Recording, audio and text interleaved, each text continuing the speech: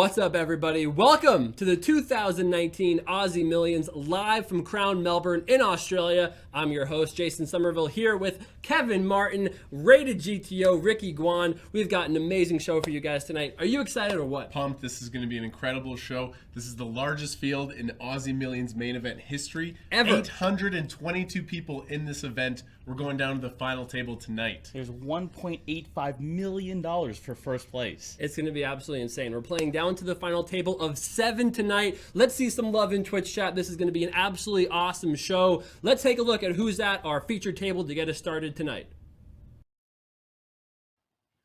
And here is a look at our featured table to get us started here at the Aussie Millions. We have Jack Salter in the 1 seat with 239,000. We got Taylor with 373,000. We have Mr. Maravar with 262,000, and the legend Bryn Kenny with 782,000. That is a heap of chips.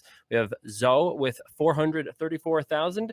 Adamo with 623,000. Michael with 122,000, and Otsby with 835,000. I'm only familiar with Bryn Kenny and Jack Salter. Either of you guys know any of these other players at our featured table? Yeah, Michael Adamo is one of the best players in the world, in my opinion. He's been crushing for a very long time, and he's won 2 bracelets in the last few months. One from the marathon in Vegas, and another one in the 25K high roller at WSOP Europe. This is going to be fun. A lot of deep stack play here. Bryn Kenny obviously jumps out at me with 800K. I love watching Bryn Kenny play. He's been around for a long time. He's basically from my generation. He's an absolute crusher. And to start with him at this feature table, there is no way to get the Aussie Millions started better than this. Let's go down to Joel, who's going to get the cards in the air. To the Crown Entertainment Complex here in Melbourne, Australia for day 4 of the Aussie Millions Poker Championship main event. The largest field in its 20-plus year history saw us achieve 822 players for this main event, and today at the start of day 4, just 38 players remain. The tournament will become a 6-max format once we reach 36 players, and day 4 today will conclude with us reaching a final table of just 7 players remaining.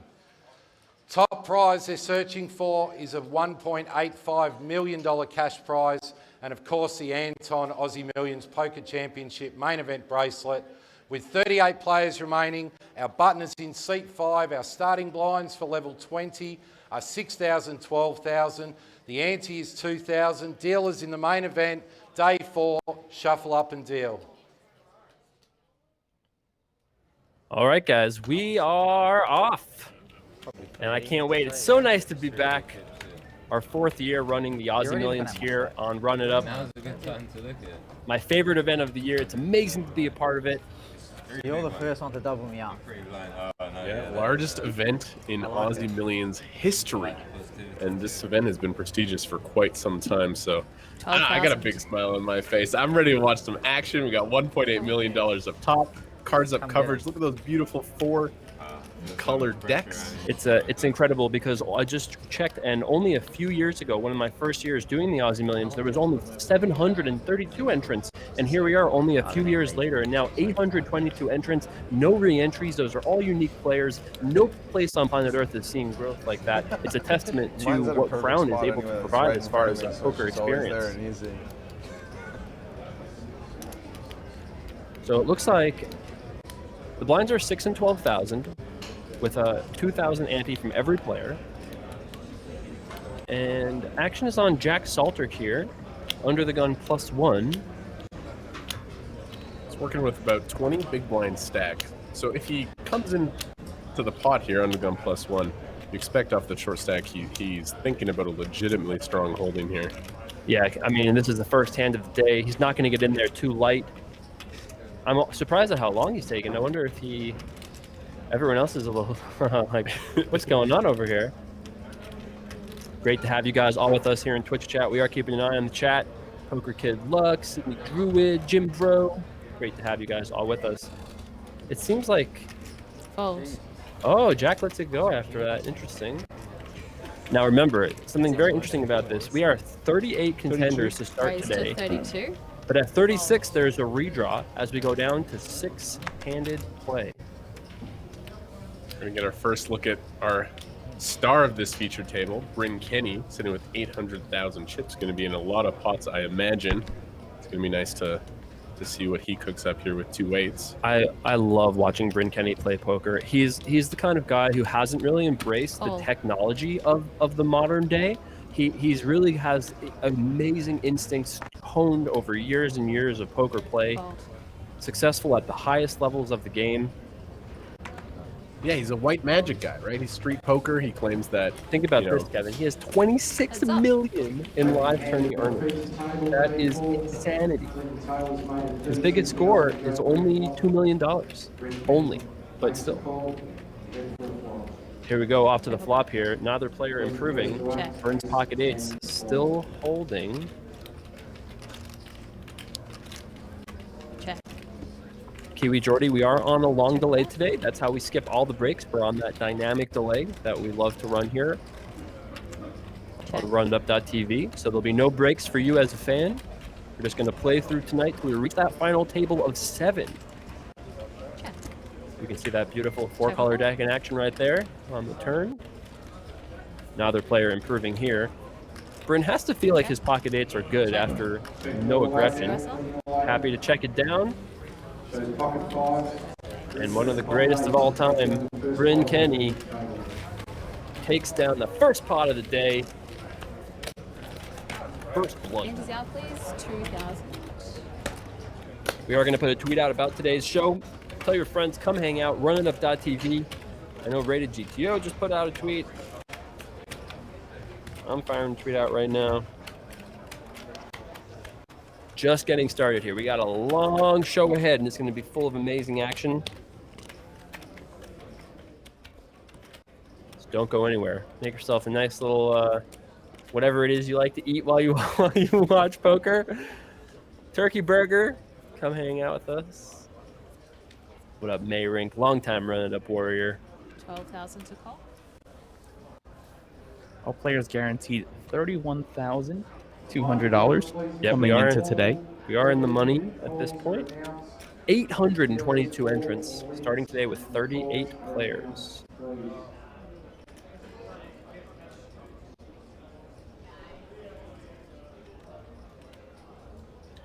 Here we see Salter under the gun. Last time he took about 35 seconds to find the open fold. Is this a strategy? I'm not sure if we're near a pay jump or anything, but we do have likes to take his time. We do have the pay jumps available to us. We'll double check that. It's obviously weird because there is that redraw at 36. Yeah, maybe he thinks he's on a bit of a tougher table. He wants to play fewer hands. This is you can see the other players. Because last hand he took so long to just muck it. Yeah, now they're suspicious. They're like, "What's going on here, buddy? We're not believing you as much." I do suspect this is likely a tactic because he's not showing his cards to the reader also. But there's the tournament director, Joel Williams, right on top of things. He's all over it. What up, Kiwi Jordy, Vader Nader? Kiwi says, always fun to watch when you guys are in my home city. No, a lot of people don't like this. Nobody likes tanking in poker, but there are a lot of situations where you can make money by tanking, and nobody likes to admit that, but that's why shot clocks are so popular now, because it's hard not to expect a player to do that if they can literally put money in their pocket. But anything that slows down the game, I think we need to get rid of, and faster play is better for everybody. Yeah, Jack Salter is a very savvy live professional poker player, and being 2 away from that redraw, he comes into day 2 in one of those earlier positions. Definitely doesn't want to hit that big blind before that possible redraw at 36 players. We got an all-in and a call here. So Andrew Michael all in with that ace-jack suited against Bryn Kenny. Feeling lucky?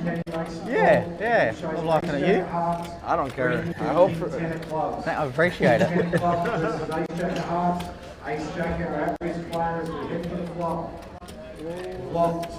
this is spicy. Any king, any 10, any club. Good flop here. 43% there. 20 big blinds in this pot.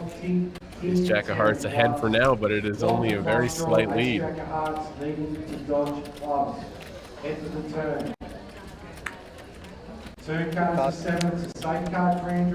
Nice favorite here now for Andrew Michael. He's got to fade his king 10 or club, and there's the king. And it's nice to beat Bryn Kenny. Good game, Andrew Michael. We barely got to know you. And just like that, we're down to 37 players, 1 spot away from our redraw. What up, Johnny Lamerton, 47-month-long resubscriber. You've been around for all the Aussie Millions. Great to have you back for more. Ed Smiley Face, hello. Too good. Too good.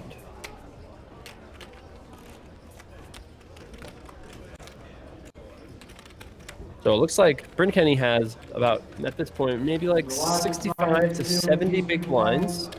And if I was the other players at this table, I would also not be thrilled to see that. Players at 36, it will become a 6-max format and redrawn to 6 tables. It's amazing to have that redraw at 36. Not too many tournaments do that, but it's so much fun as a player. Really helps move things along, creates great action. And we're going 6-max at 36, That's right? right. Yeah, for the duration of the tournament. For the duration, exactly. The final poker. table is 7-handed, which is normal. It's 1 plus the standard. Fold. No, everybody likes that, and players like that as well. You get to play more hands, you get involved. A lot of fun for the viewers as well, as they get to see a lot of action in shorthanded play. Raise to 25. Bryn Kenny right back to work. He made the king 10 of clubs work. Now he has a suited ace. Going to be a raise from any position, I imagine, with his stack. Fold. Fold. Main event dealers, hold up at the completion of this hand, please. Wow, it sounds like we might already be down to 36, given that Joel has called for a pause in the action. Our tournament director. That means there's 36 left. That's right. Someone busted. Yeah. And Jack double checking. But we are down to that 36 players. We've already lost 2 players. Have we even seen 2 hands? This is the second hand, right? Dealers, hold up at the completion of So, that hand, yes. please.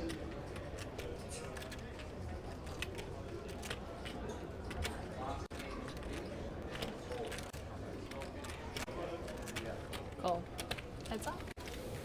Okay, so if the ace-4 offsuit decides to call for basically a min raise, Check that. 2 players see the and play both on players stage. make a pair. Jack Sullivan first to act. And by the way, I was way off. Bryn Kenny has almost 1 million chips now, so it's way more than 60 big blinds.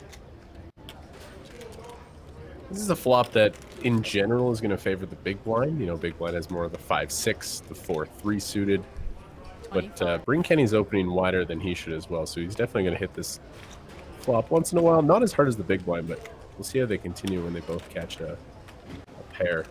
And Turn Ricky, ace would be the action card here for sure. oh, for sure. Ricky, how would you proceed here with ace-4 from the big blind? It's a spot where you definitely have to continue. At this stack depth, you can consider check raising and getting the money in. It looks like Salter does elect to call here, and we're going to see a turn card. Check that. These are 2 of the more decorated players left in our Aussie Millions main event.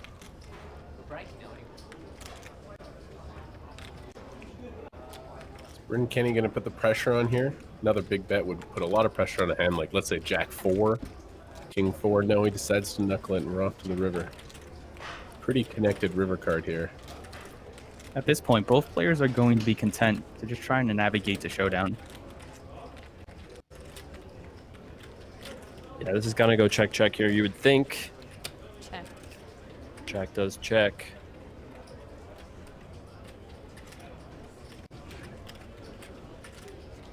And Bryn content to check back as well, though he has to feel like he probably doesn't beat very much. Jack Sullivan takes down the clock. The clock will be paused once all hands And there you go. We're gonna pause the tournament clock, Once all reshuffle the hands players, have been completed, the clock will be paused. and resume at 6-handed action. Tables to 6. Now, luckily for you guys, this usually would mean we have a break, so good. Yes. but no. Due to the magic of the day and age we live in, Did you have a good sleep last night? Oh, really? Yeah, it's good, man. It's good. Yeah, no. we'll be able to skip through this and just I've been head to tired our all week, new so table shortly. Last night was good. Yeah. What up, Gaming Store? I missed your commentary. Looking forward to some running up action this weekend. We got 3 days of Aussie Millions action. Today's just the first day. What up, Ian Sheriffs, Katie Chandler. We're waiting for all the tables to conclude their hands, and then there'll be that shuffle as promised. Yeah, we're gonna go again. Honestly, And look at that. There we go. Fast forward through time and space, and now here we are. And whoa, look at that stack from Mike Del Vecchio. Wow. Our 5th place finalist in last year's Aussie Millions, one of my longtime poker friends. He's got 2.4 million, 200 big blinds. That is a monstrous stack here. We see Chaheen with almost 1 million. The same fella as we just saw, Huji Zhou with 575K. Glasspool with 20 big blinds. Crawshaw with a decent stack, 820,000. And then Kingston with 412,000 chips. So with that, let's head down to the featured table and get ourselves some 6-max poker action. Look at that mountain of chips. We had the pleasure of commenting on lots of Mike's play last year. He got 5th place. It was a good run, but he's in a position where he's got to be one of the favorites, final 36 with 2.3 million. So he'll be looking for better than 5th place this year. He has almost double the amount of chips as the person in 2nd place. What a massive stack. Gets 5th in the Aussie Millions last year, comes back, says that's not good enough. It's going to be fun to see how he navigates. Raise. Oh, we see Zhao here getting out of the line on the button with the Jack 5 offsuit.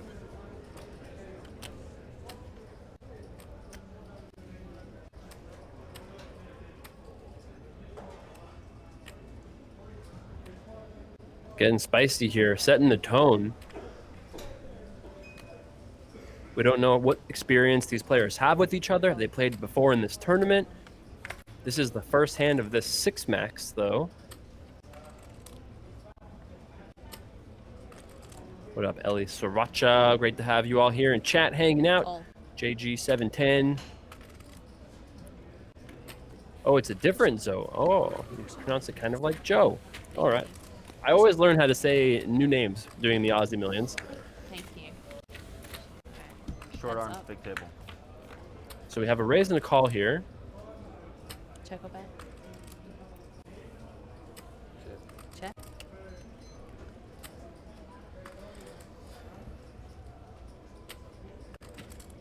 $25.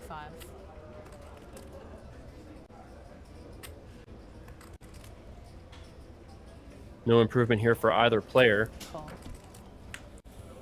Continuation bet from that Jack 5, just as the aggressor. Check. And an interesting check call here with Queen 6. Kevin, you think this is just like I think I have the best hand type play? I mean, Price is pretty good. He bet 1/3 of the pot on the flop. I was surprised to see the peel because you can have a lot of pairs in the big one. You can have a lot of better draws. Just to have the 1-over backdoors is a little bit light, but I mean, maybe he's been playing with Zoe for a while and he suspects he's like, Queen High is actually the best hand right now. Wow, if this goes check on the river, both players are going to be... I would think that Crawshaw would bluff here, though, right? He has Yeah. more threes. His hand looks, there's no real draws besides some straight draws on the flop.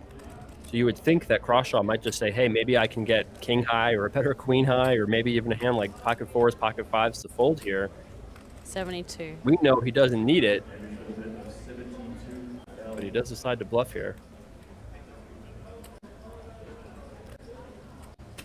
And no insta fold.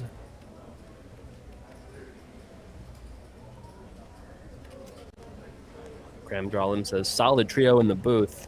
In my opinion, two of the best poker commentators, obviously also poker streamers here on Twitch, here with me. Why, thank you, Jason. Yeah. So interesting here. I mean, we haven't seen enough from Zoe here to know whether this is, I mean, you think he's considering between raising and folding, surely. I think he might be contemplating calling here. He does beat some of the straight draws that could have missed, but it would definitely be a very ambitious call with Jack High. Does let it go. What up, Matty B813? This be too, dude. Nice to be back here in the Twitch streets. Unconventional hand, the Jack 5 first of all opened that was a little bit light on the button, and then Queen 6 floated the flop. So this is some spicy play right out of the gates. This guy could be out of People are fighting. They're going to be aggressive. It's a 6-max tournament. There's no place to hide. If you want to help us tell the world about our Aussie Millions here, this is the 4th year that Crown has decided to broadcast the Aussie Millions on Twitch. It's one of the biggest honors of my career to have been a part of it. There's a tweet live at Jason Somerville. There's a tweet at Run It Up. Rated GTO put a tweet out. If you want to help us out, that would be great. Tell your friends. Join us, runitup.tv, with 2 more days, plus a long night still ahead here. 90-minute levels. Like Post-Flop Poker 12,000. Podcast says, the best part about this stream is that we've got pure action here. Fold. No breaks. Just how I like it. Up Nairno. Who are the big names left in it? Fold. Well, we have Mike Del Vecchio here, who is a World Poker Tour champion. Got 5th in this tournament last year. He's at our featured table. Bryn Kenny, I was just going to say, for a couple Yep. of hands before he was taken away for us, he's at $1 million. So 2 of the big names with a lot of chips. Saw Dominic Panka made day 4, another excellent player. Yeah, the Polish prodigy himself, Mr. Panka. Call. Still have plenty of poker stars out there. This No tournament, Toby Lewis, I might add, No. our previous champion. Toby Lewis is going to have to consult himself with his win in the $50,000 buy-in event this year. Raise. 27. No back-to-back champion for us. It always seems in this tournament, though, the cream rises to the top here. We always get the best players in the world at this final Call. table. Heads up. One of the most prestigious titles in the world in poker. It was 2 options this year. I was either going to play it or commentate. So maybe next year we'll be in the field. Who knows? It's a great event. Incredible event.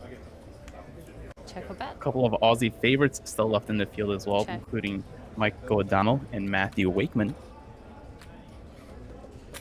Jack Flap wants to know the plans for the 100K. That's the Aussie Millions $100,000 challenge. We'll be covering that tomorrow, the day 2 of that event. Day 1 today, tomorrow day 2. And then Sunday we resume final table coverage of the main Yes, event, up, playing please. down to a winner. All starting just about this time, Grab about your ante. 20 minutes ago each night. Thank you.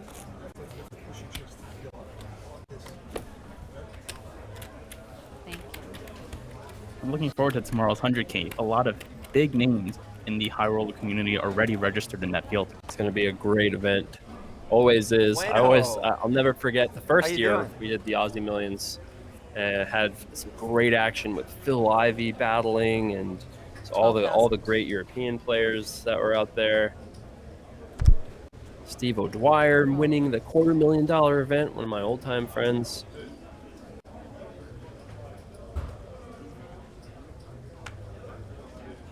Fold.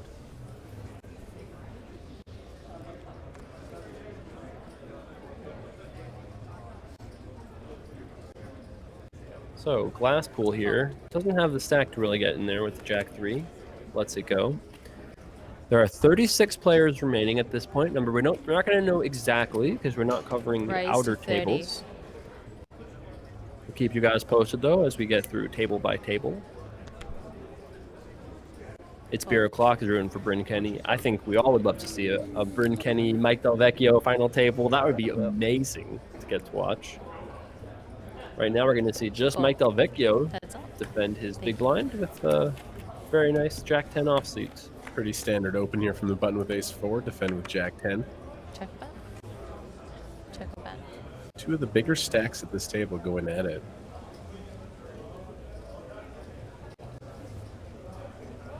$25. What are you doing here, Ricky, with the Jack 10 on the 7-7-6 versus the third pot?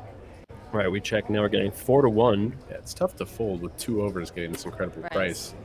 Mike goes for the check 70s. raise. Sorry. He thinks he 85. can represent more 7s than the button. I like Mike DeVecchio's play here, putting on the aggression, hard to call out of position with Jack high, and you're going to realize a lot of fold equity by check raising against the button, who's betting a lot of hands, Yeah, I Ace really down, love please. that. 2,000. putting that big stack to use.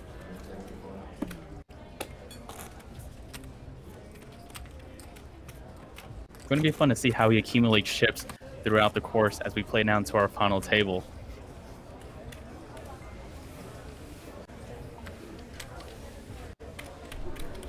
Two Aussies at our featured table, Simon Chahine and Anthony Kingston. Mike Del Vecchio from the United States, Robert Glasspool from Hong Kong, Quan Zhou from China, 12,000 to and call. Hamish Crawshaw from New Zealand. Aussie Millions always brings an international crowd. No different here this year.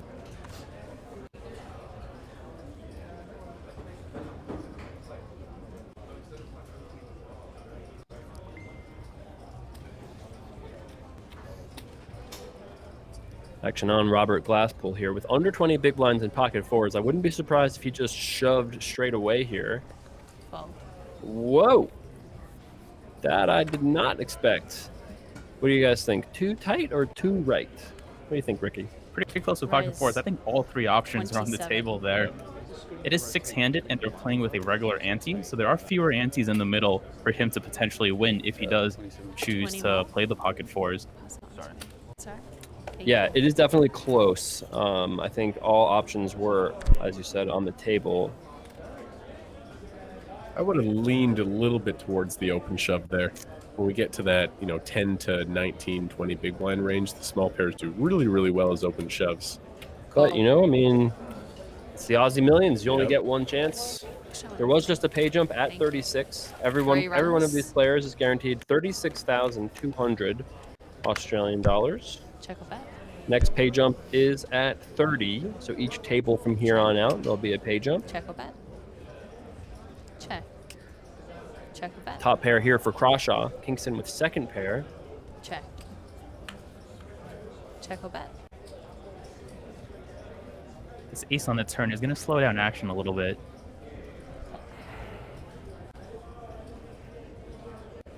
Looks like Shaheen is actually in this pot as well. And it's a good thing they are going to get slowed down because neither the king nor the queen has the best pair. All three players with a high pair. 35.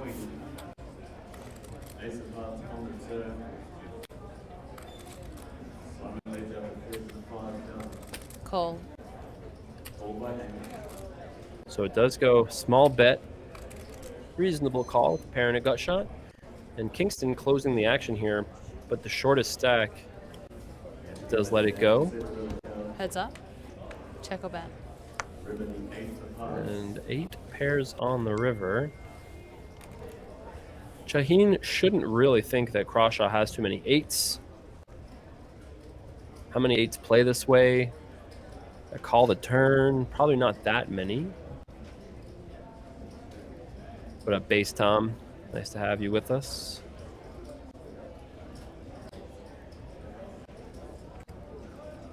So no action yet. Shaheen putting together a bet. Oh, okay. So fires out what I believe was around, a little under 100,000. Takes it down. You may have seen the chip colors when we started play today.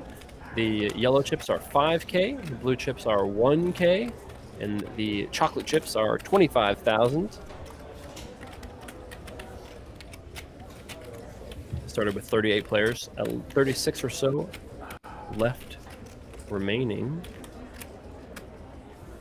1.8 million Aussie dollars for first. Do you know the conversion off the top of your head? I don't know off the top of my head, but I know it's a lot of money. No matter where you're from, 12,000 it's going to make a difference in any single person's life. The biggest first place prize that I can remember ever awarding, which makes sense, this is our biggest field that we've ever had here at the Aussie Millions main event. I hope you guys have enjoyed some of the Aussie Millions marathon we've ran in the last few days on the 24/7 channel here on Twitch. It's amazing to go back and watch some of the old, historic, classic Aussie Millions final tables Olin. with Gus Hansen and Jimmy Fricke back in the old days, Oh. and then even up to the last few years. I have forgotten how many great memories that we have with Shireen Vajayaram's amazing call with those pocket fives. I remember that broadcast. I did it by myself for 14 hours, and I still was like screaming when he made that call. It's pretty amazing. That's yours. Yeah. So pocket queens, just shove and take it down. Thank you. Nice hand there. Easy decisions.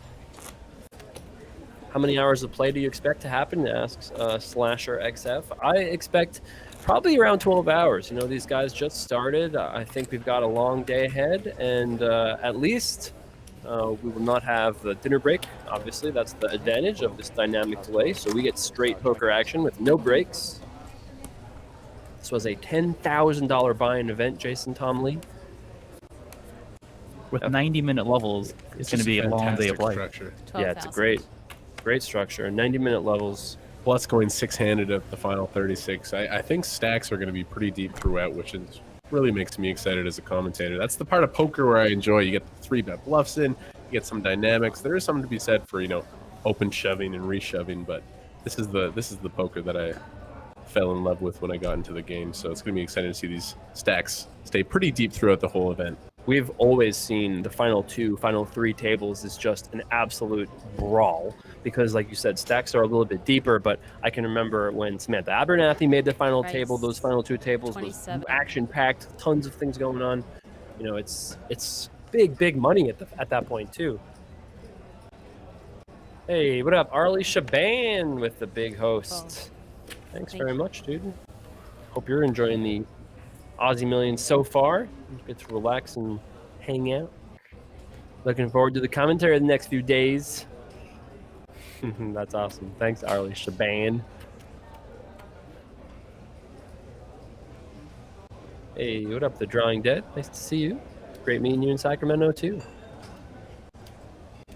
So, Shaheen is raised here on the button. 10-7 suited in the big blind. To me, this is a pretty standard call. I'm sure you guys more or less agree. Even off 20 big blinds, we have enough to peel for 15K. That's to let it go. So I think a call there is usually standard. I'm not shocked to see that because Glasspool folded the 4s earlier, so he might be looking to play a little bit tighter. But 10-7 suited is a very nice defendable hand there. But hey, he didn't feel the spot. He passes on it. I would have drawn the line at offsuit. 10-7 offsuit, okay, you want to be tight and fold, that's fine. But I think 10-7 suited is just a little too good there. What do you think, Ricky? Yeah, a lot of good things can happen post-flop. Flopping a pair, some straight draws, a flush draw, and some opportunities to get the money in and potentially double up. You don't want to go through these stages of the tournament with that short stack. There aren't too many pay jumps to worry about until the final table. So this is prime position for the players to get involved, build their stack, and hopefully go into the final table with a big one. Yeah, if we had 31 players left, I can understand maybe being a little bit tighter with an immediate pay jump ahead. But when we just made 36, we just made the pay jump, defending 10-7 suited there against what could be a very weak hand on the button raising, it's just too good, I think. But now having seen the 4s fold and the 10-7 suited fold, I mean, I can say pretty confidently that we're going to see Glasspool play relatively tight and straightforwardly for the rest of this tournament, even, I would go so far as to say. What up, James Dubair? Long time running up warrior. Good to see you back. Suited king here in the small blind is a pretty massive hand when it folds to the blinds. This is a situation where you just got to play hands against only one other person. Comes in here for a limp. I don't mind the limp here. I love it. And Mr. New York Yankees checks here in the big blind. Heads up. Check a bet. No improvement for either player. Check. Interesting to see how Crawshaw is going to take this spot. Check he just decides to check. Huge turn card for Glasspool. When your opponent checks the flop, you can almost guarantee they don't have many 8s or bigger pairs. Right. So he Plus effectively checking turns pre. the nuts here. Blind on blind to have king 5. 12,000. Feels very, very comfortable. He does stab. He's not going to get any more action, but beautiful turn card for king 5. Fold. Nice hand by Mr. Glasspool all around. Reasonably played. Move the button, please. He takes it down. Sometimes it takes winning a pot like this to loosen a player up. Maybe he'll be a little more active now that he's won his first pot at this feature table. Something to be said for that. Momentum in live poker, I try not to believe in it. I try to play every hand solely, but there's something to be said. You're having a tough day to finally get a couple pots, get a couple of those layups. See that free throw go in. Exactly. You can open up your confidence once again. Not sure if we needed the microphones. I think, yeah, they're the only ones that talk a little. Mike Del Vecchio first to speak 12,000. in that under the gun UTG position. As a seasoned professional, Mike's gotta love this. 200 big blinds, playing 6-handed for 1.8 million. This is the dream. With 90-minute levels too. Yeah, I gotta open up so many pots. And it's also, he last year made a deep run and got 5th. So you definitely feel like you're back home. Like you got another chance. You feel comfortable. You've been here before. We've seen often in the Aussie Millions players make 29. multiple-year deep runs. It seems to happen relatively regularly. put up the random mango saying hearing Jason commentate poker is the best way to de-stress after work. Glad to be helping you out. Thank Relaxing here a little bit. We got 3 full days today and 2 more days of coverage. CRZEVN says, although the Crown Poker Room is only 15 minutes away down the road, I cannot get this great commentary, so I'll stay cozy at home and enjoy the fabulous coverage. Great job, boys. Thank you very much. It's also not just the 3 of us here, but an amazing production team in Australia that has been providing you guys this great Aussie Millions broadcast for the last 4 years now. Check. A lot of people, both on Crown side, the production team, plus the Run It Up side here. A lot of effort comes together to make this broadcast what it is. Great to have you all with us. Here on the turn, another player with a diamond nor a pair. Check or bet. And ace high. It's going to be all it takes. Well, Kingston bluff here. He knows he can't win if he checks. Check. Last He does just check. And ace high is going to take it down from Quan Zhou. Exit CJ says, I was supposed to get some sleep this weekend. Cancel your sleep plans. MC out, please. 2,000. Somebody asked earlier if we'd be able to rebroadcast the Aussie Millions, and I am not sure about our plans to rebroadcast this weekend, but I do know plenty of you, especially in North America, would like to watch. You can always watch the video on demand for free. If you press the videos button here on the top of our Run It Up Twitch page. You also can find it on RIU Stats. Run It Up Stats has all of our VODs, as always. And we may just do some rebroadcasts next week at NA primetime also for you guys. So plenty of ways to enjoy if you missed any of the coverage. Playing down to 7 today, so we will be with you for a while. With Ricky, Jason, and myself. Thanks for the kindness, Slasher XF. Very nice of you. Crash Gap, good to see you too.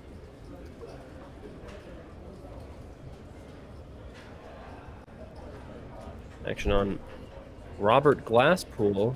This is going to be too good of a hand for him to fold. Sitting with 21 big blinds in the cutoff here. Kind of a fragile stack, but yeah, Queen 10 suited when you get to late position just looks like a monster. Raise 26. Seems good. Ooh, it's going to run into the ace queen in the small blind though. So Ricky, what's your approach here? Ace queen offsuit. You have 30 blinds facing a raise. With Glasspool opening off 20 big blinds and Kingston only having about 30 himself, I think it's a spot where we can just stay all in and try and take down all the chips that are in the middle. 26. Yeah. Oh my goodness. Mike Del Vecchio. Yeah. Started with about Good thing Kingston. So interesting. Go ahead, Ricky. This is a crazy situation. Yeah, this is a cooler in development here. Yeah, so if I was Kingston here, my money would have been in the middle, and I would have ran into the kings. Yeah. But now that Kingston just calls the small blind, he's gonna have a feeling like, oh, I under-repped my hand, right? I didn't re-raise, I just called. So now when Mike re-raises, it's gonna be very hard for Kingston to get away from this hand, just because he called pre-flop. Very interesting dynamic. 78. I think Glasspool is just going to fold. He's like, all right, I tried to steal the blinds. I got called. I got raised. He's going to fold. When we get back to Kingston, he's going to be in a very difficult situation because Mike Del Vecchio could squeeze so wide in the big blind here. You could have a ton of hands. The fact that he has 2 kings is just mind blowing. Ricky would have gone broke with the ace queen. I would have put the money in as well. Well, I would have tried to hit the ace. That's what I would have done. Well, we'll see what Kingston does, though. Glasspool is definitely folding. The thing that might be making this take a little bit longer is Mike didn't raise huge, right? It's really not that large of a re-raise. So maybe Glasspool was considering trying to call here in position and take a flop. That would not be super wise. Very delicate situation here with his 20 big blinds. When the action does get back to Kingston in the small blind, though, I think he has the option to back raise all in, especially if he thinks Mike Del Vecchio is going to be squeezing way too wide. I agree. Thank you. I mean, how do you not shove here? You have 350K. The chip leader in the tournament is squeezing out of the big blind. I would put the money in here for sure. There's already 142,000 chips in the middle, and he only has 345 behind. You don't really want to play out of position by just calling. The fact that he just called the first raise may actually maybe save him, and maybe he just calls again.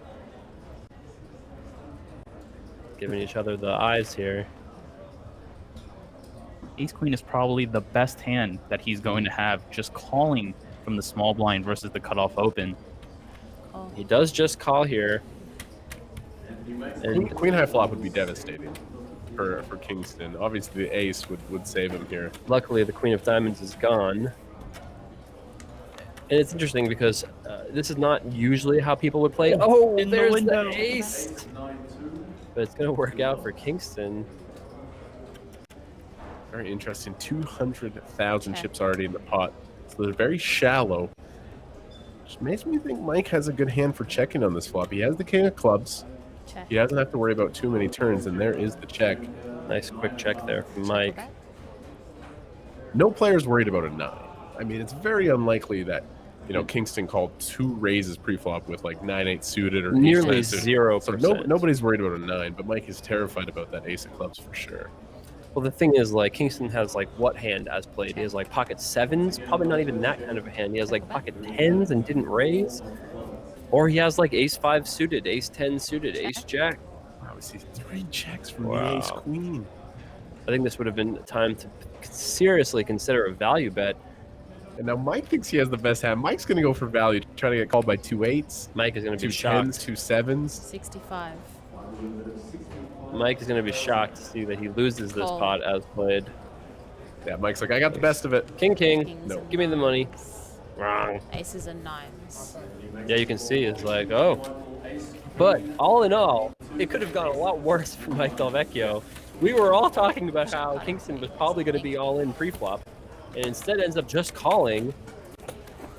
People in the chat are saying Mike value owned himself. No, they got to go for value on the river there when it checks 3 times. You can't imagine your opponent has a hand as strong as ace queen. So sometimes you do value own yourself when you go for thin value bets, but the sick pros are always looking for ways to get thin value. So I think Mike played that hand perfectly.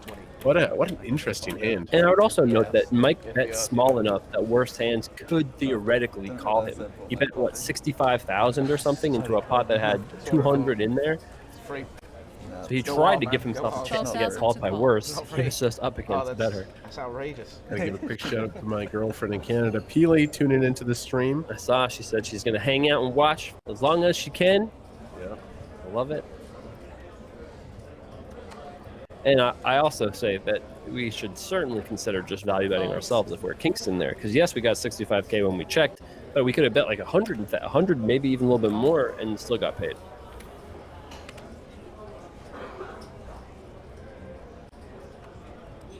Could have been like myself and just gotten the money in bad and hit the ace. And then do it doubled up. Yeah, Ricky doubles up in that spot. So Hamish Crawshaw raising it up here with the Jack 10 offsuit.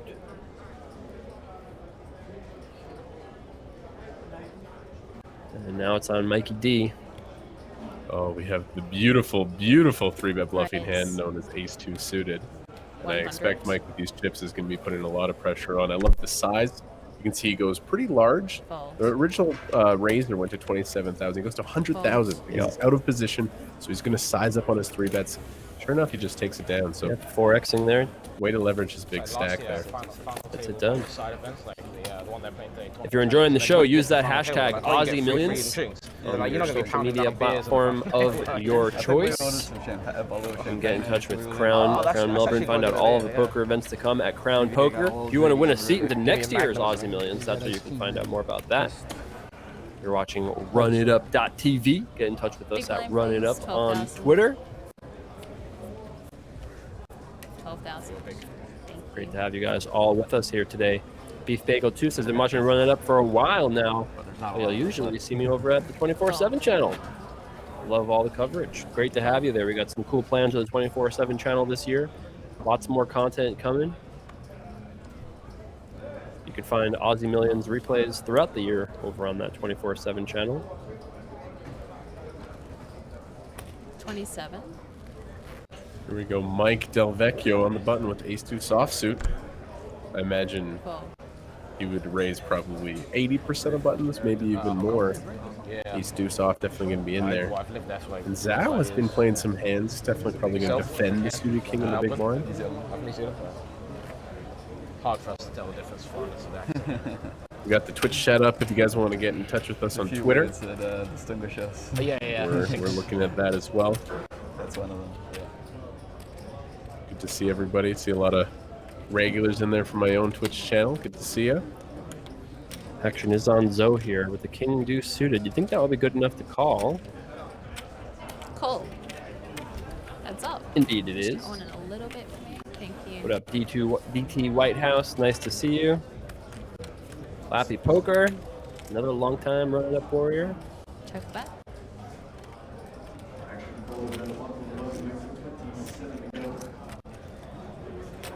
Pair of aces here for Mike Del Vecchio. Check. Yeah, Mike goes for the check here. Check a bet. Oh, when they both connect on the deuce. I love Mike's check on the flop. You have top paired, but a very weak kicker. You probably 35. can't get 3 streets of value from a jack, so often people will check the ace deuce on these kind of flops and then go for value on the turn into the river. But now Zhao is betting right out. So if I'm Mike, we have the ace of clubs. I got ace deuce. Let's just call. Let's keep his range wide and play a river card. I don't think Mike's going to raise here. Raise to 100. And Mikey Del Vecchio 100. just decides to raise. It is an interesting sort of spot, right? It was a very small bet from the big blind. Maybe Mike thinks there's a chance that Zhao could have some sort of...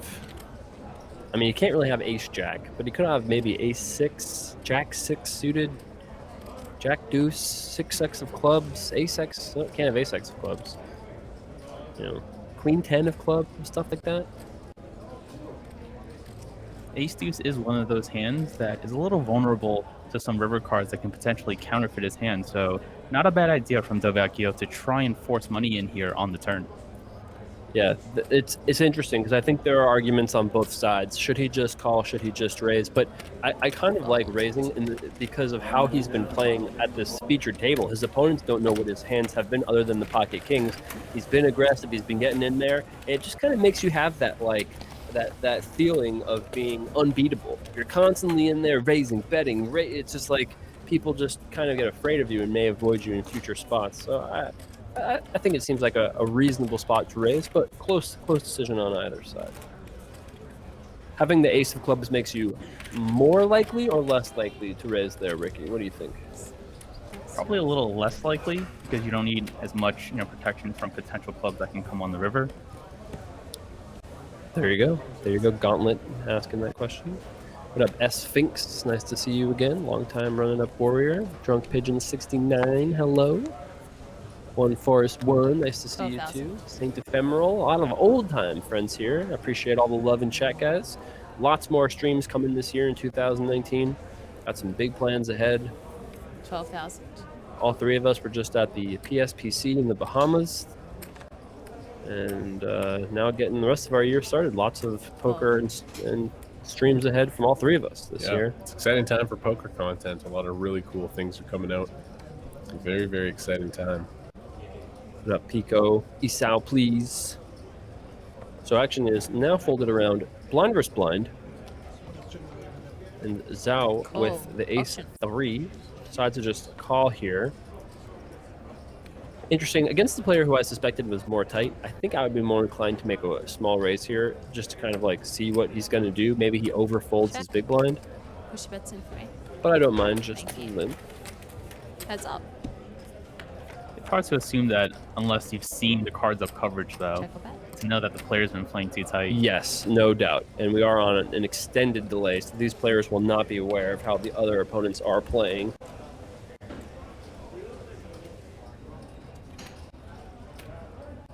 So I was going to stab here with the ace 3. And with the king 5, we don't love our hand, but I mean, blind versus blind, we catch a pair, so I think we're usually going to call and play a turn card. Yeah, Glasshouse has passed on these kind of spots where he's, not super confident in his hand. And here he goes. He just decides to fold. Wow.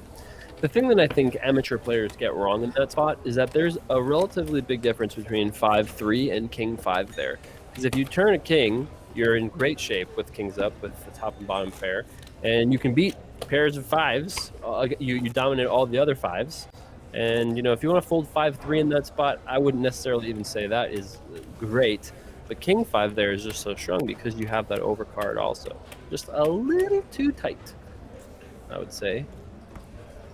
Especially if your opponent is going to be stabbing a lot of their ace highs there. Right, and also for only one big blind. 12,000. Quack to quack. Nice to see you. Steady Zombin, another long time running up warrior. Good to see you too. Fast-paced six-handed action here.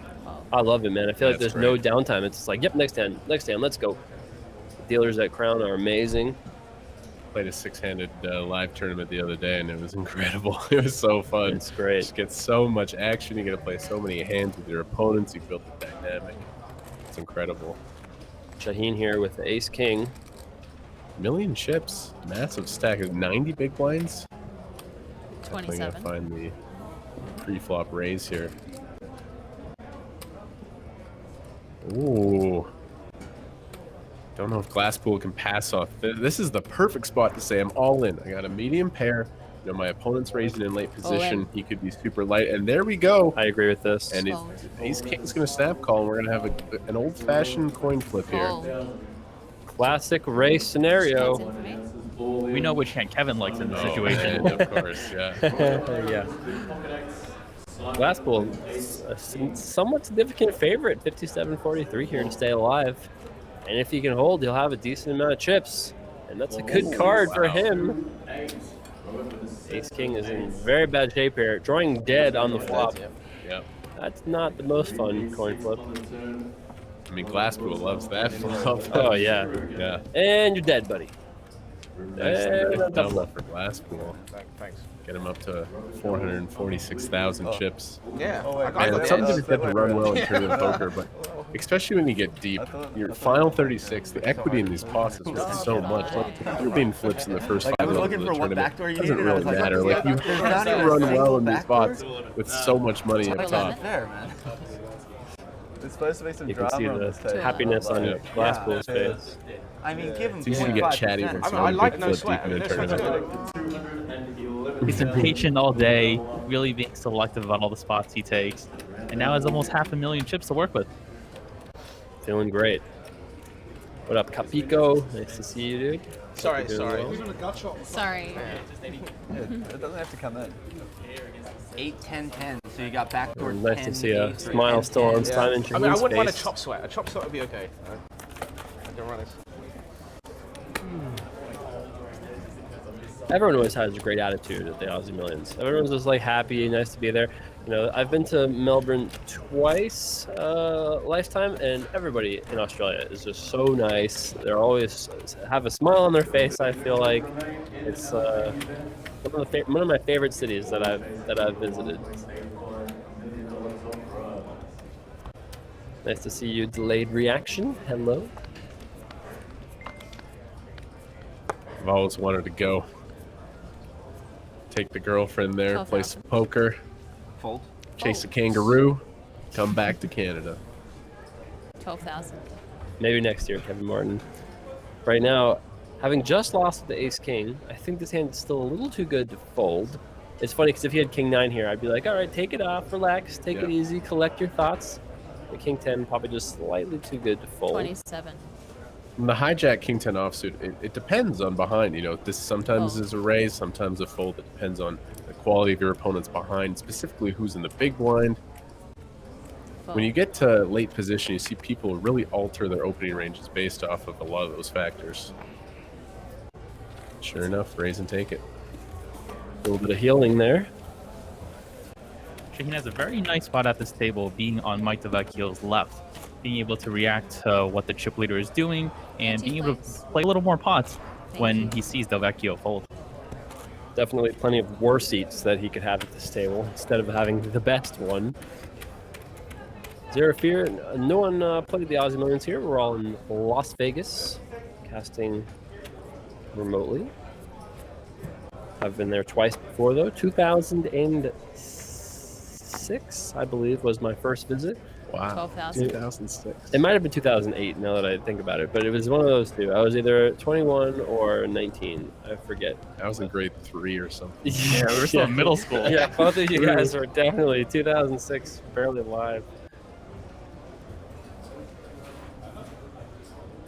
No, that's what year was the Gus Hansen, Jimmy Fricky I heads up? believe that was 2006. Yeah, I remember. Or that it was one. 2005, now that I think about it. Because it was the year, I didn't go that year, I went the year after. 28. So I believe it was 2005 or 2007. 2007. 2007. Nice.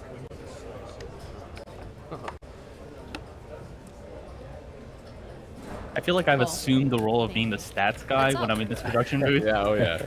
Like I have the laptop ready to go. Yeah, that's right. Queen 9 versus Queen Jack here, heading to the flop. Check. Massive flop from Mike.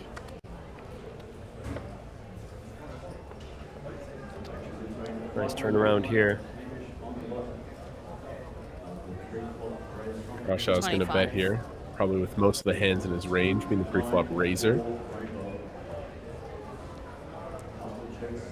We haven't seen Mike Delvecchio check raise, re-raise a lot.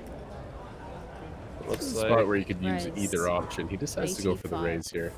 he seems to be erring on the side of aggression. And this time he also takes the pot down. Thanks again, Slasher XF. It's all going his way right now. It's all going his way. We've all experienced that. Just got to focus. Something I've noticed about my game, especially playing live poker, sometimes when you get the momentum rolling, you can go on what I call winner's tilt. Sure. It's like, oh, hey, I'm feeling good. Why don't I make a light open or maybe a bad 3-bet, and then it can fall apart. So it's important to not get into that winner's tilt mode. Yeah, everything is going great. Now I'm going to play more hands than I should be playing.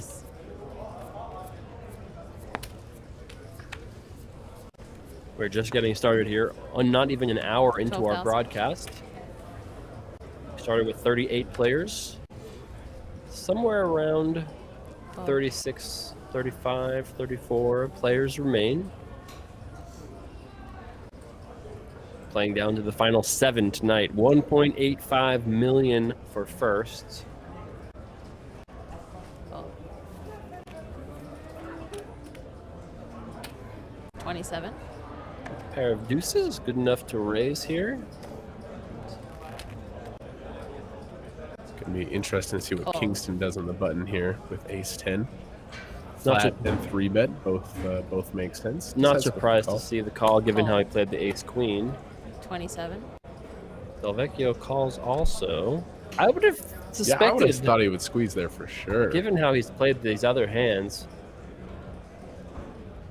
An ace-jack offsuit, out of position, Cool. being offsuit, doesn't play Full too well runners. multi-way, so definitely a chance for him to squeeze there. I'm surprised he decided to take this passive route and just call.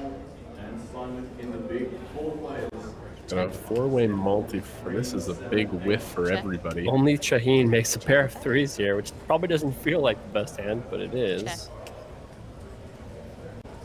You see our pre-flop razor check. It's kind of hard to see bet bluff when you got 4 people in the pot. If we're heads up, sure, fire away a 75. continuation bet bluff. But when you're bluffing into so many people, you can't get really carried away. And actually, Kingston with the ace-10 fires at a bet and takes it down. Wow. The fourth best hand. Yeah. 2 pairs and a better ace high off fault. The power of position. Just bet and win. Yeah, take it. Yep, we are live, Trash Monk. Thank you. Asking for Fraudner.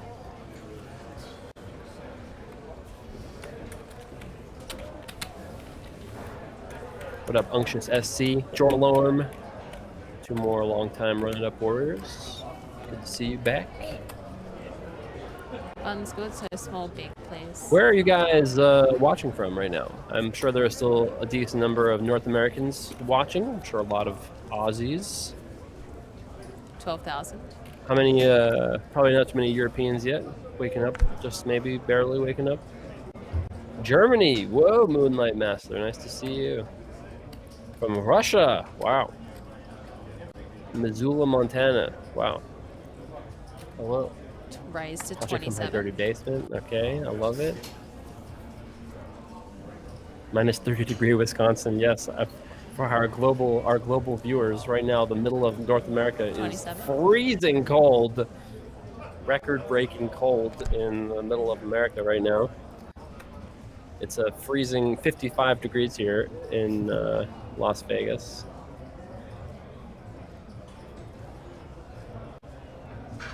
Well, Watching from Crown Casino here. Good choice, Astro 247. Ryan Lambert, what's up, brother? One of the local Calgary regulars that I battle with frequently. Robert Glasspool takes down this pot.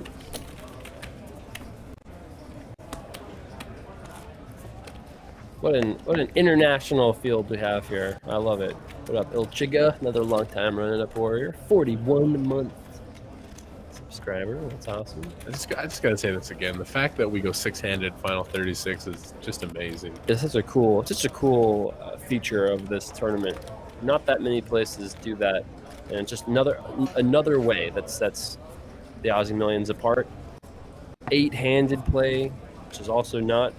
When you look at the numbers from the Aussie Millions, not many events and series have the continuous growth that they do. Like it's unbelievable how year after year their numbers keep growing. Especially at a 10K price point, not too many people, not too many places are able to run buy-ins at that price point and see growth in this day and age. It's truly incredible. And this wasn't a re-entry either. There's not people firing 6 or 7 bullets. This was a $10,000 tournament that got 822 people. That's just amazing. Amazing.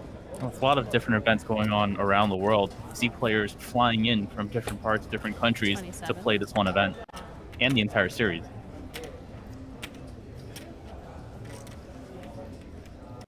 So Delvecchio with a loose raise here with the 6-3 suited.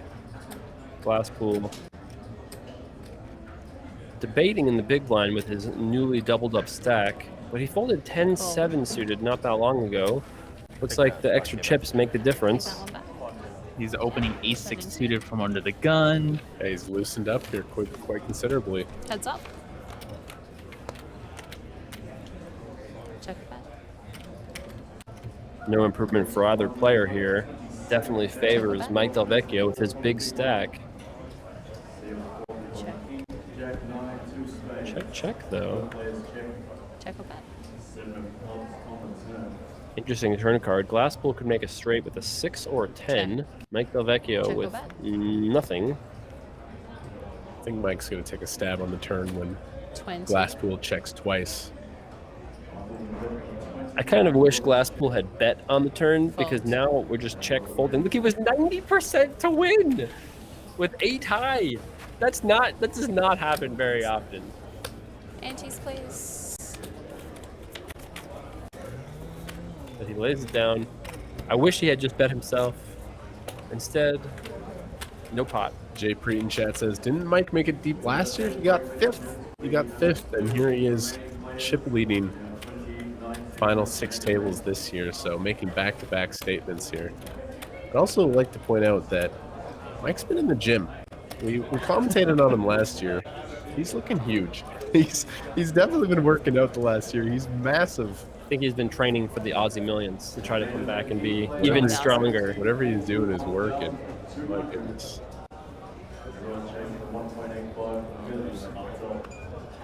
Action on Mikey G. He lets it go.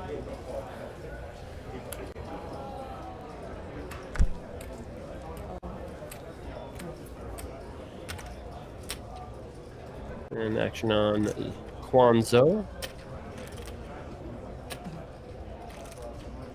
Taking a peek at his cards. We haven't even had a peek at his cards yet. He lets it go. Blind versus blind here, once again. Wouldn't be shocked to see a walk. Could limp also. Call. Option. Glasspool has been a little more active since his double up. I'll go for a walk.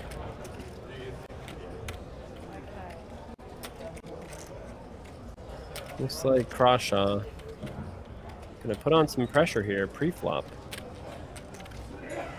And that's a 25K chip and some yellow chips, and that's gonna do it. 40K raise.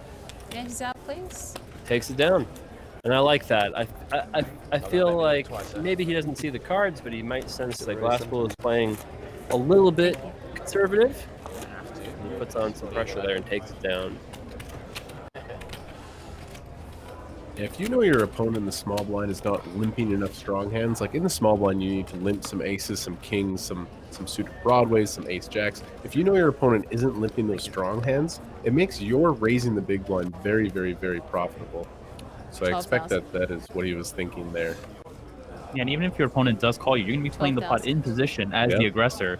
So a lot of opportunities to try and win the pot pre-flop or potentially post-flop in position. I think when you're starting to learn poker and getting your fundamentals locked down, blind versus blind is a very complicated situation that a lot of people, even myself, struggle with because you're playing, king six offsuit. It's not comfortable playing those hands, but you have to because it's blind on blind. Yeah, any situation in poker where you have very wide ranges, both players playing a lot of hands, those are the toughest spots to try and come up with a sound strategy to go forward with. Yeah.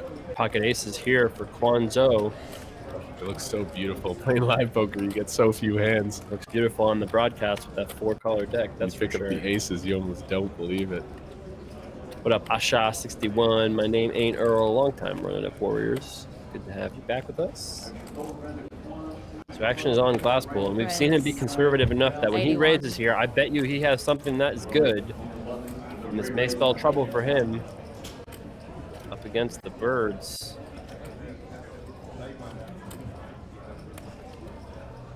Chippy says Glasspool is getting stacked. I gotta say, having not seen his hand, Kingston has the ace jack, but this is a spot where we're out of position. We see a raise and then a re-raise from maybe a conservative player. I think we can let the ace jack go. Yeah, safely fold here. It's going to be an interesting spot when it gets back to the aces about, maybe we call slow play, maybe we shove. But yeah, Kingston, I think, is going to get out of the way. Can we just say what a nice spot it is for Mr. Zoe here, who raises, gets re-raised, and big blind is tanking. Yeah. He's just like, okay, this is the dream spot. So Ricky, how I would approach this is, Glasspool hasn't been that active. When he 3-bets, he probably has something. So I'm all in. Let's say we have a player who's bluffing a lot, then maybe I start calling. But what would you do here with the aces if yours out? Yeah, I can't imagine Glasspool, from what we've seen so far at this feature table, that he's going to be 3-betting too wide here. So he might only be 3-betting hands that he's willing to call a 4-bet all-in with. I agree with that entirely. No, what will Zoe do here? Remember, the big blind's only 12,000.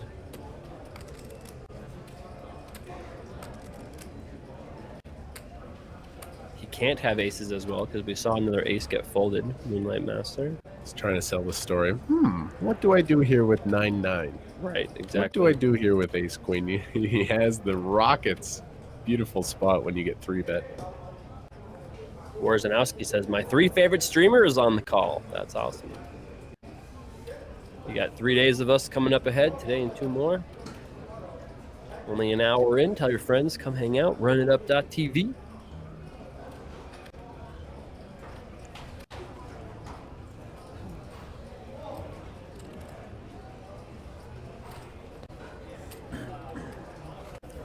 Interesting how long he's taken here.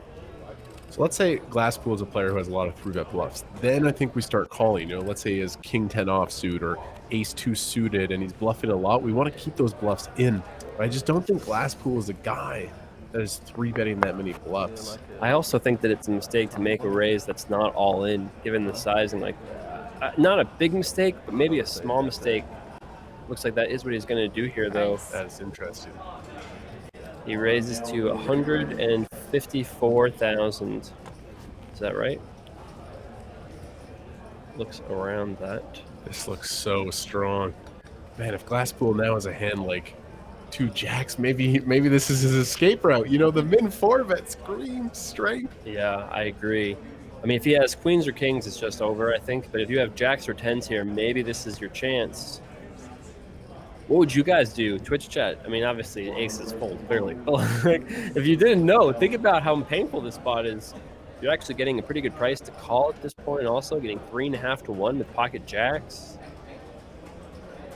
REM TV says, great commentary. Hello from Los Angeles. Hello, good to have you with us.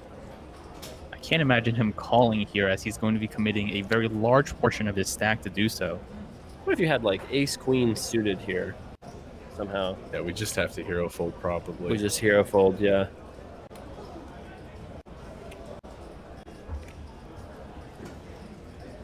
Tough spot if we have 2 jacks, even 2 queens. I mean, I wouldn't fold 2 queens, get out of here, but like it would be sick, you know, the min 4 bet here. It's not like we're playing super deep. Ooh, it's interesting. His cards are on the reader as well, so I'm not sure why we don't know his hand. Every time I do one of these broadcasts and I see these really small 4 bets versus these shorter stacks, I just wish the player was bluffing one time. Yeah. Nice hand here for Zoe. And wow, Jack 10 offsuit. Oh, wow. Glasspool's really loosening up, and wow, that is wide.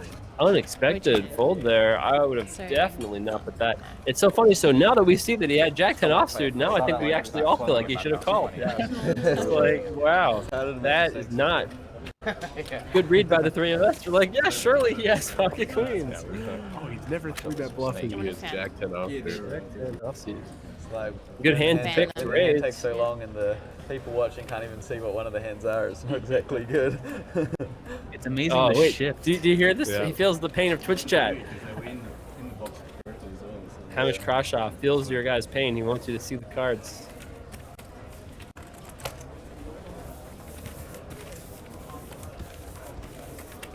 We're making some very tight folds to now 3-betting Jack 10 offsuit. Definitely a big shift in the strategy that he's had so far. It's funny because it's not. It maybe is that kind of like winner's tilt. You know, he doubles up at the pocket 8s and then just starts playing too loose. You know, I mean, maybe that's just what it is. You know, maybe that's. It's not great. You know, you're really that. No matter what, but it's from the school of Kmart. Feeling his oats there. I mean, I like the aggressiveness. I like 3-bet bluffing. I definitely wouldn't choose Jack 10 offsuit. I think we have a lot of other candidates for good 3-bet bluffs. You know, suited aces perform much better in 3-bet pots. Even a hand like King Jack performs much better than Jack 10. But I kind of like the idea. I mean, you're deep in a tournament. Let's try to accumulate chips to go for the win. Fold. Just runs into the aces that time. Fold. Arium TV players are allowed to have headphones on in this tournament. I think even through the final table, if I'm not mistaken. We don't disallow that. Last pool, right back in it. Now, sometimes you get caught bluffing and you lose a lot of your chips. You almost want to take a hand off, but 27. I hate this spot, honestly. When you just have had these like sequence of bad things happen to you, and you get like a hand that you really should be playing, but you're just like, I really want to just vanish right now. 27. Whoa! Is that Doyle Brunson on the button there? No, that's just Heads up. That's 8-7 suited that called. It's just a minor. Okay. Okay. Thank you. Whew. I was like, wow, Texas Dolly, all the way in Australia. But very interesting here. So Kingston flatted in position. Flops the middle pair, some back doors. 53.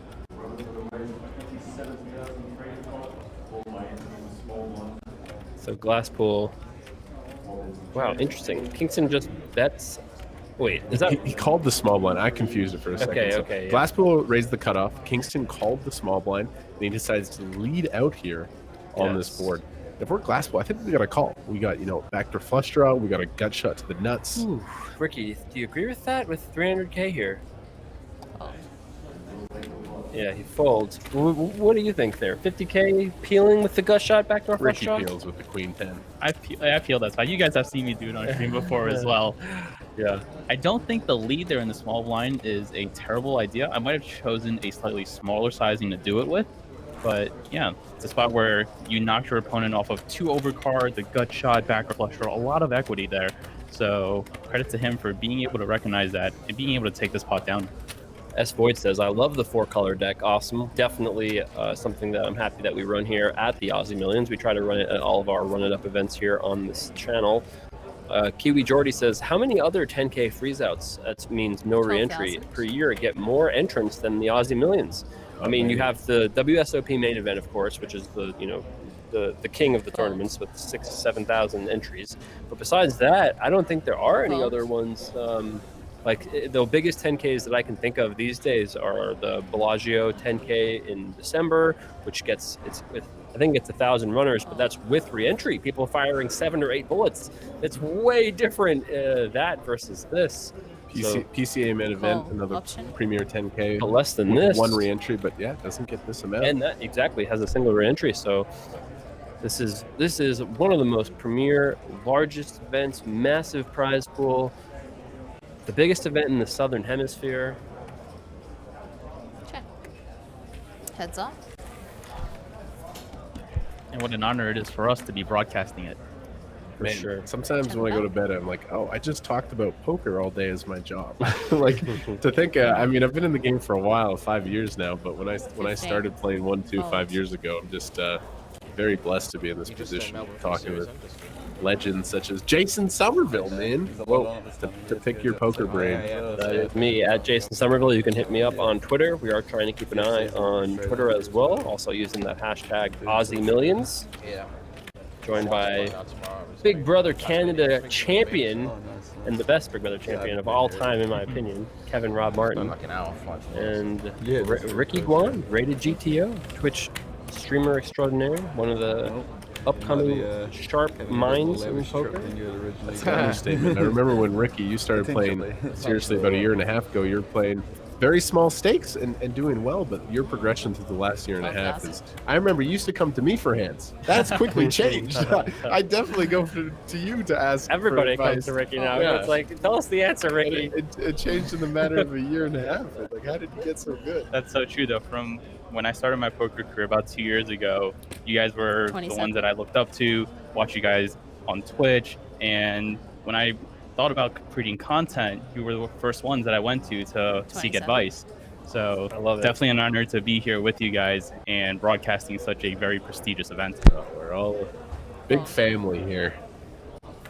Great to have you guys all with us. Right now we have Hamish Crawshaw with the ace-8 offsuit, raising it up with that from that hijack position. And very reasonable call with the king jack, and we are off to the flop. IC35, this is the Aussie Millions main event, day 4. Tomorrow we have the $100,000 challenge, day 2. And then we come back for the final table on Sunday of this Aussie Millions main event.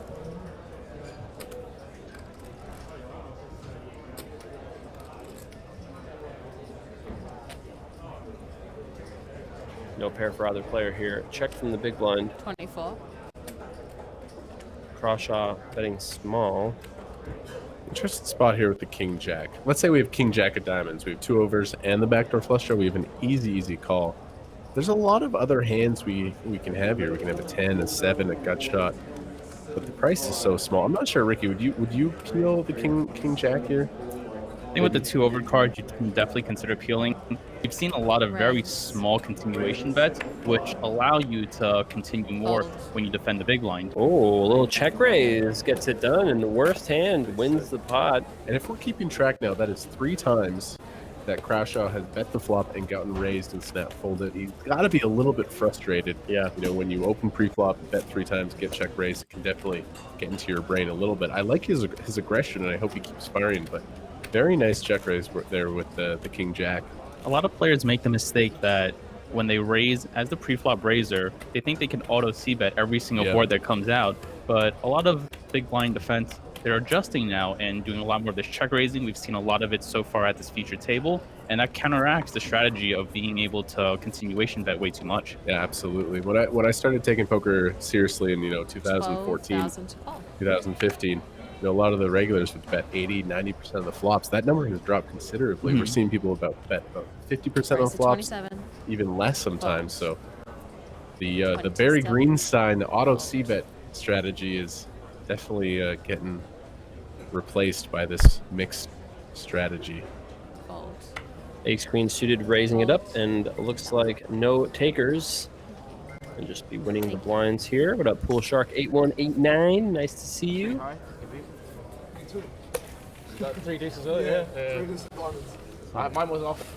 Mine was off. I remember when I first started poker, it was just easy to raise and then bet and then hope your opponent folds. And if they don't, well, you kind of just figure it out from there.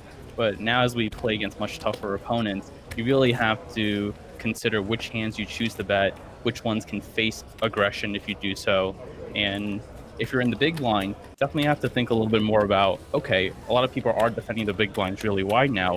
What strategies can I employ to try and take down pots without making the best hand? For sure. It's a beautiful, complex game that I don't think will ever stop growing in. 12,000 to call. So we're still at the first level of the day. 13 minutes left of this level. And then the blinds will go to 8 and 16,000. A little over 30 players left. Probably like 32, 33 players remain. Fold. Fold. I should fold around to Simon Chahim with the ace-8.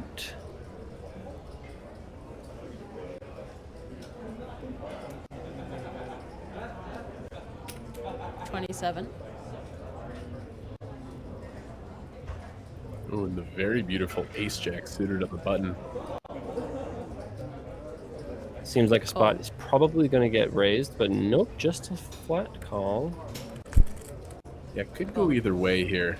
Thank you. With the ace-jack suited. If you have, let's say you have two really tough opponents in the blinds, you can lean towards 3-betting to get those good players out of the pot. But also, you don't want to get 4-bet when you raise ace-jack suited, so definitely a mixed strategy here. And Crawshaw coming along with the mighty 4-deuce suited. Hey, when you're getting 7.5 to 1, these play really, really well. We are off to the flop. Check it back. And the mighty 4-deuce makes the best hand here. 63% to win this hand if all three players were to see a river. Check. Check or bet. I see some Super Bowl questions. We'll chat more about that later on in the broadcast. Got plenty of time to talk about it with 3 full long days of coverage ahead. Right now, though, checks over to ace-jack suited. He does bet, and this is a tough spot to continue with bottom pair, if not truly impossible, with a player behind you. No backdoor flush draw. And that's the pain of playing the 4-deuce suited. It's really tough to know when your bottom pair is good. And it's 63% three-ways, but just folds. Zhao's going to take it down. I really like that. That's the ace-jack cards. You know, we have the overcard, the backdoor straight draw, the backdoor flush draw. A really good bluffing candidate there. And he's been very, very aggressive in taking down some nice pots. Yeah, it's worked out pretty well right there. Looks so perfect down there. You guys agree more or less the 4-deuce suited has to call pre-flop sure, I guess, then just check fold flop. Nothing else to do, Ricky? What do you think? Yeah, when the button decides to bet there, they're going to have a lot of pairs that dominate you. And with 4-deuce, even if you are slightly ahead right now, your opponent has most likely 2 overcards with a lot of equity versus your hand. Yeah, it's kind of like a best case scenario that they both share a card, so there's only 3 overcards against you. And but yeah, it's crazy to see 63% and just fold, but what else can you do? Mikey D out of the way with King 9 offsuit.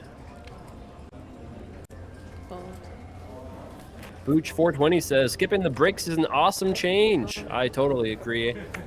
We've had so many times as a fan, we'll be watching broadcasts and they're like, hey, thanks for watching. Now it'll be a 2-hour dinner break. And everyone's just like, wow, what do you do with 2 hours? So instead, we just start the broadcast a little bit later and skip all the breaks, which seems like a way better experience for both you as an audience, but also us as casters. We don't need no stinking breaks. Just give us that sweet, sweet Aussie Millions action. You had a chance to wake up at 5 o'clock, go get breakfast before coming into the studio. That's true. I haven't slept till 4:30 p.m. in a long time, but today was the day. What up, Brick Poker? Nice to see you. Playing down to 7 tonight. You've been telling me for the past 2 weeks to adjust my sleep schedule to Aussie time. I have been trying to tell you both to do that. I've been staying up to watch some Australian Open coverage to adjust and everything. So yeah, I stayed up late and watched the Chongqing Dota Major that was on till like 8 a.m. last week. So yeah, we've been getting ready. So here we are at top pair for Crawshaw. Kingston with a 3 straight flush. Yeah, both players love this flop. With your 2 5s, you know, we don't hit our set, but this is about as good as it gets with only the 1 overcard. And this is interesting. Wow, what a card here. Top 2, and now Kingston has the open-ended straight draw. Check. Oh, There's the deuce. There it is. Blind versus blind here. It's definitely got to be possible to cross shot that Kingston can have a 5. It makes sense. He could have 4-5, 3-5, 8-5. I expect him to go to value, though. We are playing 4 to a straight, but this was a blind-to-blind situation. There's a lot of hands we can get called by that aren't necessarily a straight. And sure enough, here he does go for value. It's not going to work out because he's going to get raised, but I love this bet with top 2 pair. You expect Kingston, if he didn't have a pair with the 5, that he would have likely to bluff the turn. So fewer 5s that Kingston can potentially have here. I definitely like this value bet. Unfortunately, this time, it's not going to work out.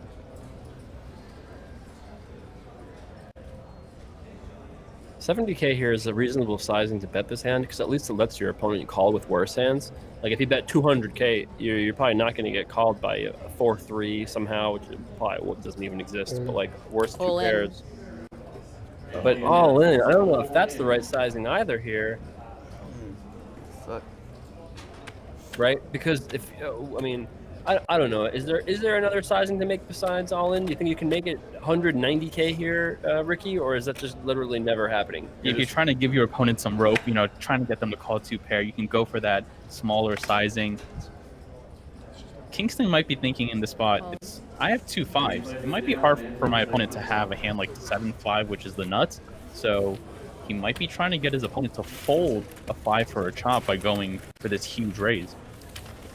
Nice hand there for Kingston. Here's a look at our chip counts. Those 1,000 chips are Prussian blue. The lovely little yellow chips are the cadmium yellow. And those happy little brown chips are 25K. The Van Dyke Brown, I believe they are. Cool story, Bob. I can't imagine. The first year we did the Aussie Millions, that was Bob Ross at his Twitch peak. And ever since, we've all just been, how do you not love Kappa Ross? Krashaw's got to be frustrated. He keeps getting check raised. He thought he had a nice value bet there, and then he has to fold. Got to be frustrated because his stack has been dwindling. I think he's made some really good moves, but just ran into it.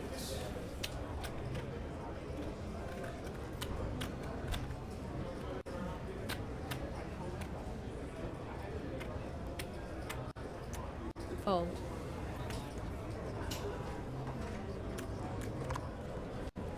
Fold. Mikey D has some 100K chips. I don't think he does yet, Kiwi Jordy. Did I miss it? I feel like we haven't seen him. See what we got here. Is that a walk with the ace-9? Nice. King 3. And he's out, please. King 3 was my old online. Still 6 and 12,000. 3 King E3. So I have an affinity for King 3. It had nothing to do with the hand originally, but then. Not sure it's the best strategy to tell Mike DeVecchio what you've been folding to him in that blind v blind spot. Yes, giving information to good players is often not the right play.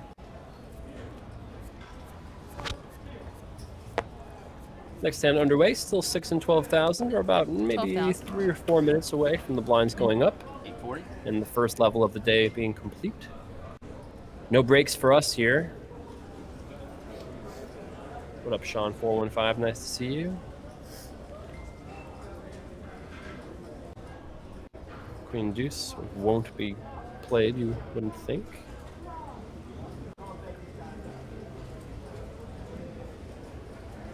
Folds. Glass pull folding as well. Folds. Obel Fontaine G says, what are we going to do on the break? We're doing nothing. There'll be no break for us. We're going to just get in our time machine and zip forward. And then when you guys are on other channels to take breaks, you're just like, Right. breaks? Dan's game. 31. Get out of here.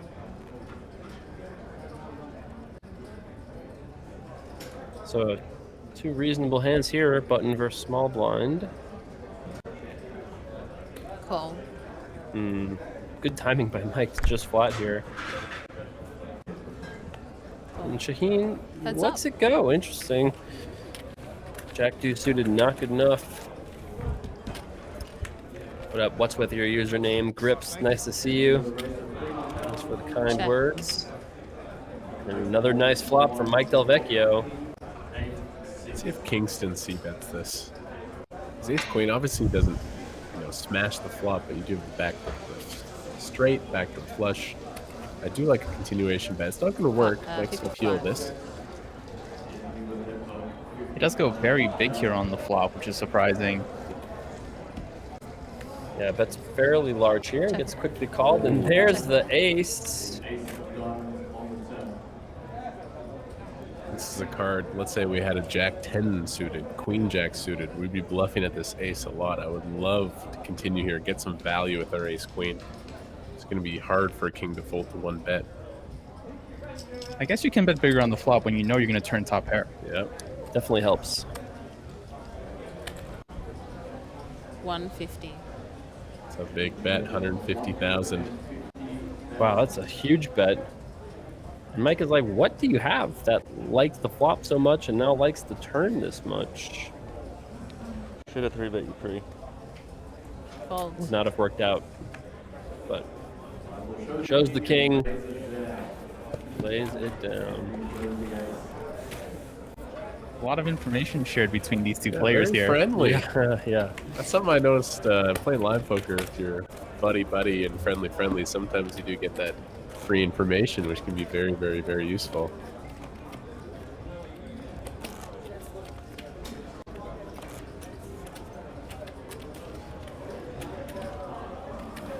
Nice hand there for Anthony Kingston.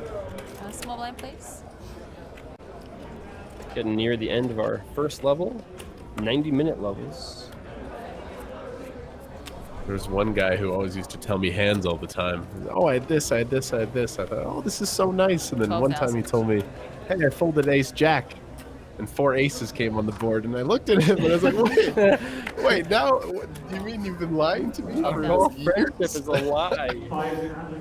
He just sheepishly admitted that a lot of the hands he told me were not true. Oh, feels bad. 27. Leave it up to a poker player to give you false information. Ugh. Unreal. So Mikey D raising it up with the Jack 7 suited.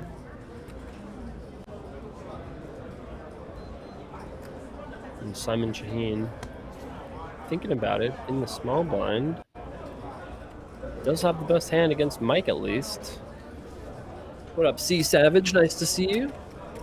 Fold. Ace 3 lets it go, and there's another real hand in the big blind. When we rotate tables to stay the seats and blinds, and the button stays where we've done. Fold. Yeah, just like You can hear the players talking about, in the Aussie Millions, we actually rotate the featured table out at each new level for the fairness of the game, to not just have one table playing on the featured table and the others not. Another very modern innovation. Not too many places do that. When you have live streams like this, 35. it is the most fair way. Guys, just letting everyone know we'll be moving your table No, I on was the just- break. I was just hoping that So we didn't you'll have to be play on another table pot. 31 when you come back, and they're going to be up here. Not sure if you guys can hear that, but they're confirming what I just said. Glad he folded quickly then. You can see some of our production crew in the back working hard to make this awesome. And there we go. 29 players remain, now we know. Just a little bit for me. Thank you. That's all right. 29 players remain, which means we have hit the next pay jump. Also of note, we lost Ravi Maravar in 34th place. We lost Farid Jatin in 31st place. Chun 12,000 Kwok, to call. our 30th place finisher. And everybody now is guaranteed $41,200. 12,000. Nice payday already, but definitely not thinking about that when Rise there's to 27. 1.8 million up top. This is going to be our last hand of the level. And then we're going to get a new slate of players. It's Deep Houseman. Okay, it's obviously working Can well. you push that in? Jack of Hearts Thank looks like it was exposed. Nice and relaxing, you know? There you go. I don't know. Is that true about what Fareed had over 2 million chips? Yeah, Fareed had a lot of chips during day 3 of this tournament, but as we know from very aggressive players, they can, as easily as they accumulate them, they can also lose them very quickly. So that's going to be the end of our coverage of this featured table. The players are going to rack their chips up, head off to a break, but we don't do breaks here at the Aussie Millions. We're going to say goodbye to Russell Westbrook and bring in a new slate of players. All right, and here they are. We're going to get Bryn Kenny back at the feature table. Looks like he's had some success since the last time we saw him. But on his direct left, we have Theakstone, who has more chips than Bryn Kenny. Remember, the big blind now is going to be 16,000, so he has about 75 blinds each. Heinrichsen with 800,000. Klinghammer. These are some awesome last names, by the way. Theakstone and Klinghammer. Heinrichsen with 900,000. Klinghammer with 665K. Goulian with 645,000. And here we go. Play is underway. We get to welcome back Bryn Kenny to our feature table. Is that Angel Goulian? I feel like I recognize that name. Maybe I'm wrong about that.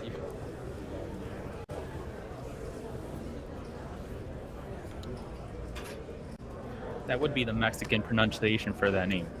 Yes, that part I did know.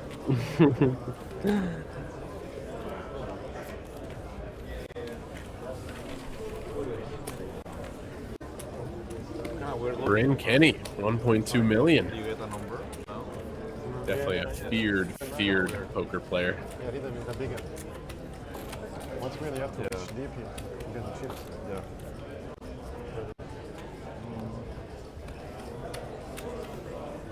Bryn is the next level player. This is a treat. I totally agree, HX Streets. I love watching Bryn Kenny play, except when I'm at the same table as him. This is going to be an awesome featured table to get to watch here. Yep.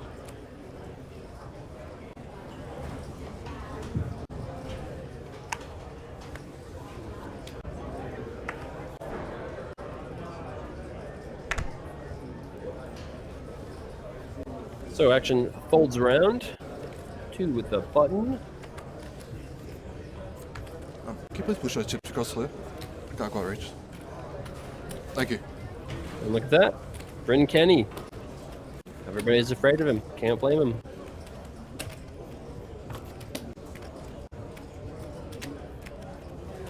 First hand. Over to Bryn. Yeah, he had a raise and take it there, and then he gets walked right away, so... Okay, nice. Put up AD Music. Hello from the UK. Up bright and early. Getting my morning fix of poker. Nice to have you with us.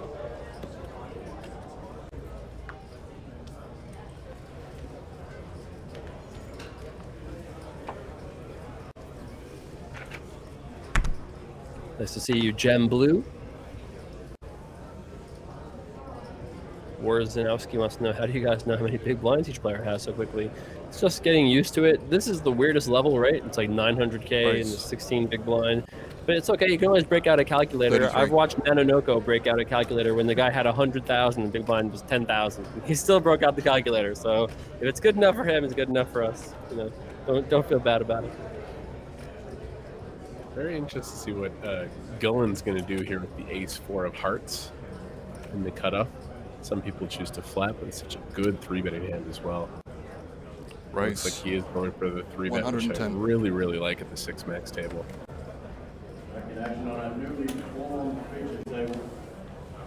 And it's a nice juicy size. He's sizing up because of how deep they are. And yeah, it's going to get through the king-jack.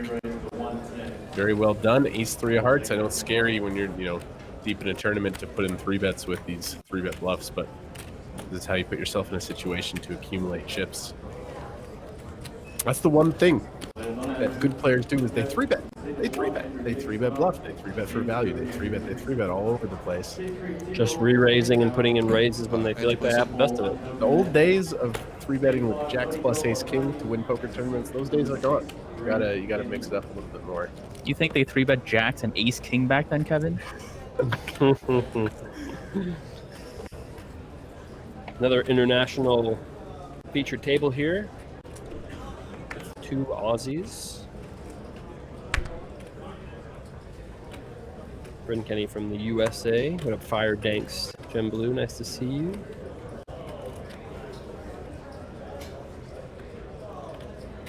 Stegi says, can you lend me a buy into the main event, please? Well, good news, there are qualifiers all year round at Crown if you want to try to win your way into next year's Aussie Millions. This year was the biggest year ever. Next year, I like their chances of being the biggest ever also. Total. You can find more about that at Crown Poker on Twitter. Great mustache from Henriksen here. Really impressive stuff. Check. And great hair by Otani as well. The flop that's going to do pretty well with the big blind range, but flopping 9-8 here, you want to bet for value. With the top pair, also get a little bit of protection. Henriksen could do a lot of things here with some hands, but with Jack 5, no suit, just lets it go. That is a killer stash. Twitch chat is in love with the Henriksen stash.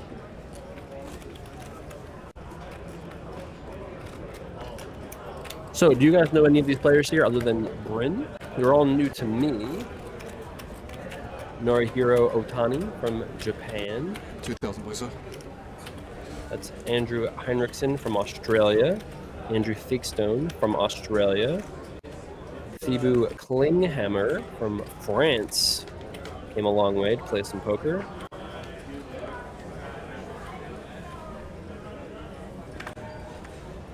No, I'm only familiar with Bryn, but there's a lot of chips at this table. I like the stack play. Yeah, there should be a fun level to watch here.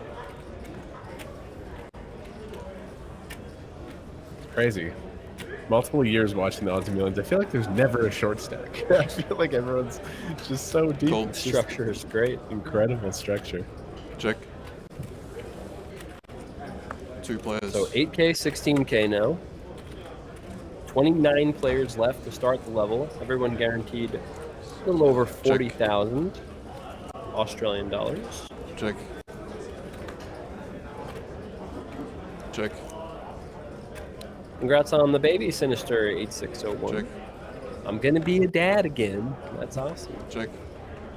Oh, some passive play here. Klinghammer loves this river. Yeah, Heinrichsen could have won this pot likely with a bet on the flop or the turn.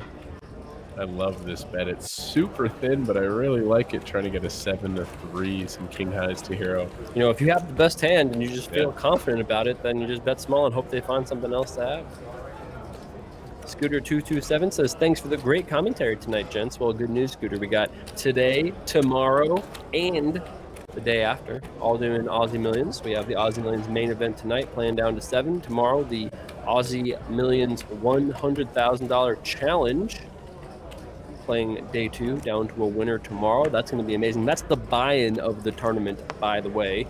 And then we come back for the Aussie Millions main event conclusion.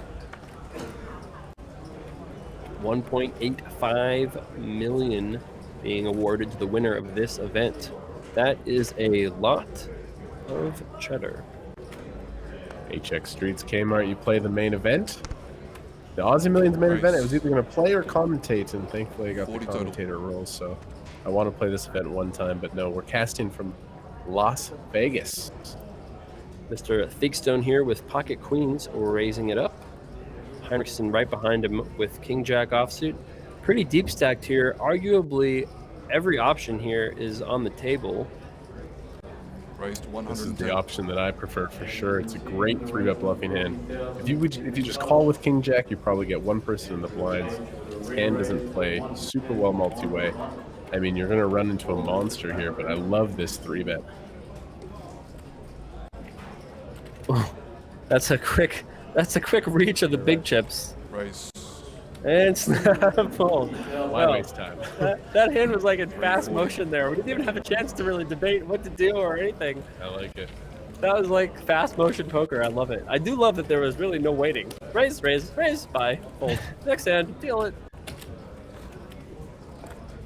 Yeah, okay. I mean, is there any part of that that you're shocked at, Ricky? Anything looks all standard, I suppose? Yeah, could have gone a little smaller with the 4-bet size. Could have called pre-flop with the king jack instead of 3-betting as well. But both players played it okay. Yeah. I do love the pace of play there. That's definitely nice. Yeah, that was fun.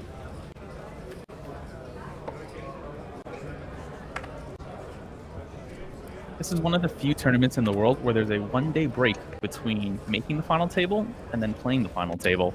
It's interesting. It's been something that they've done for many years, and I kind of like it as a player.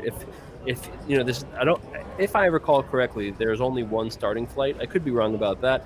More or less, you run the tournament out straight. You get a day off to rest. Oh, there are 3 starting flights. My bad about that. So still, if you play 1C, you're playing every single day up until up until tonight. You get a day off. You can tell your friends and family, hey, come fly in. You're guaranteed a lot of money if you're made the final 7. I kind of like it. I don't mind a 1-day break. I think it'd be weird if it was like a 2-week break, but a 1-day break seems cool to me.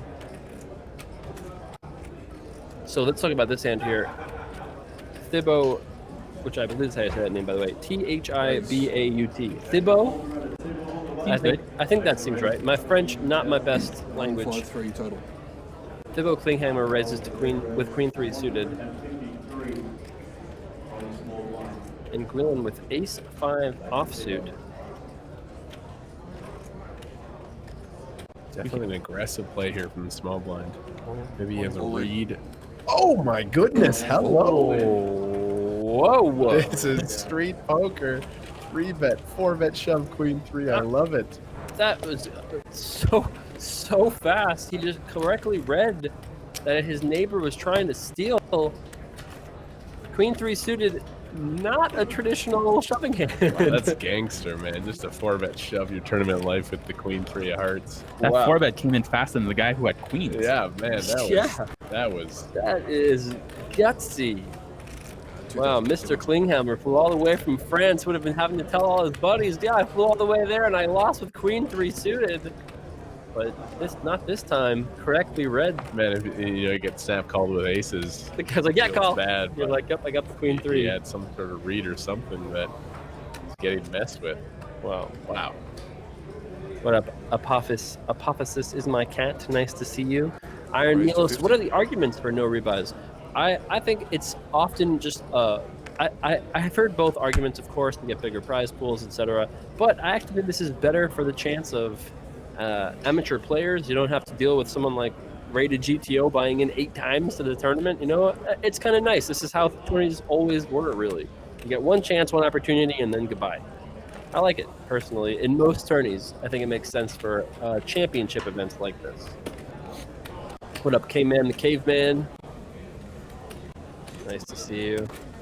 And with the structure being so good, having it being a freeze out allows the recreationals that much better of an opportunity to make that final table as well. Well, imagine if you had the structure and you had, unlimited re-entry. This would have to be like a 2-week-long tournament unless you wanted to make the structure worse. And so to offer a premier structure, but also to allow rebuys, it just creates a very weird, I don't think it's necessarily better for the players who are playing. So yeah, but no one ever asked me what should it be. It's just it makes sense. That's how that's how it always has been. What up, the Senator 123? What up, Jotun? Hi to all the handsome gentlemen in the booth. Long time Running Up Warrior. Hope to see you this year back at Running Up Reno. Media Robot 33. I wish I had the money to buy in 8 times to a 10K. Oh, you do. Come on, Ricky. Cool. So I have to shake up those couch cushions. It'll be fine. So we have a limp here from Bryn Kenny with the Queen 3. Everybody wants to play Queen 3 right now. And Theekstone with the Jack 3. Checks it back. Check. Great flop here for Bryn. Theekstone dead to runner. That's not going to do it. What up, Translucent? Nice to see you. 16. Bryn's going to win this small one, I imagine. Unless Theekstone's creative juices are running here. Nope. Minbet gets it done. I love Bryn checking the flop. It's a hand that, if you bet and get called, you're likely not ahead. You can check the flop and then get some value on the turn or the river. So Bryn Kenny doing his thing. We can all learn from him.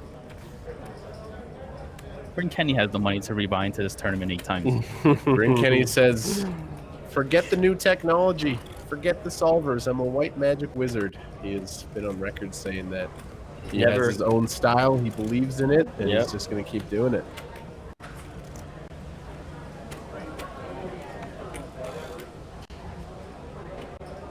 $29 players to start this level. Started with 38 players today. Lost 9 in the first level. Hebrew Hammer Live. We are playing down to the final 7.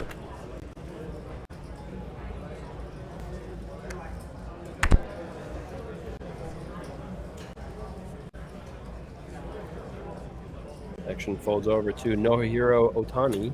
Raised to 35. He can't like his seat with Bryn on his left. No, Bryn's definitely going to play the Jack-8 suited. Is he going to leverage 3-bet here or flat?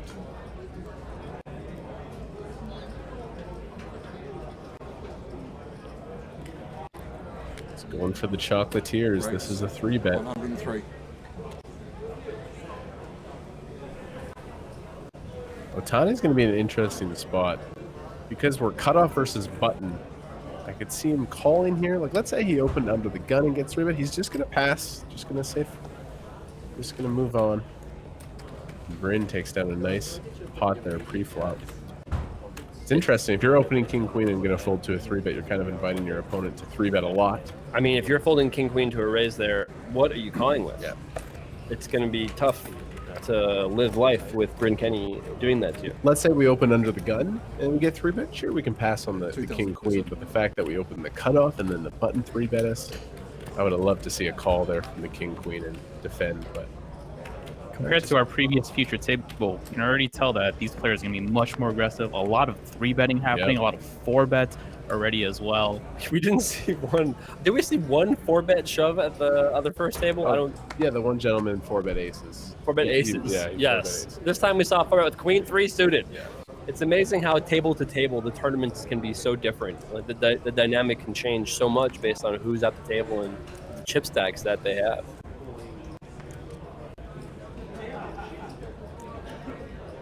Today is the first day of coverage. That's true. Check. Did see some reports about questioning if we could improve some of the lighting, and good news, that will be fixed. It just takes another couple hours. It's fixed. Check. You'll see it eventually. Check. Here on the turn, another player with a pair. However, Klinghammer with a mighty queen high and flush draw.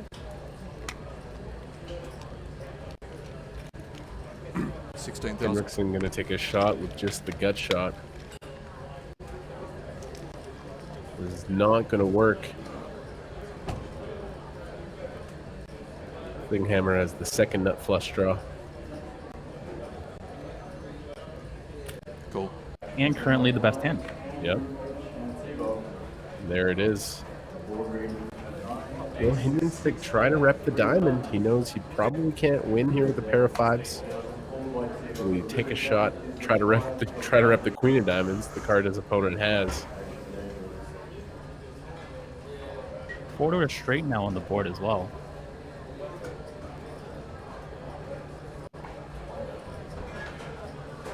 I think he's going to. His body language. I get the sense he's going to fire here as a bluff. Check. No. Thinks against it. It definitely would not have worked.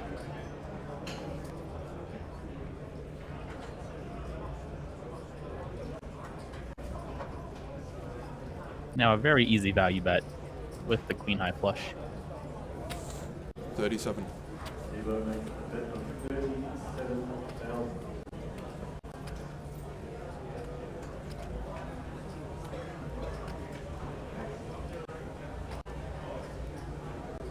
Interesting that Henriksen is debating getting out of line here.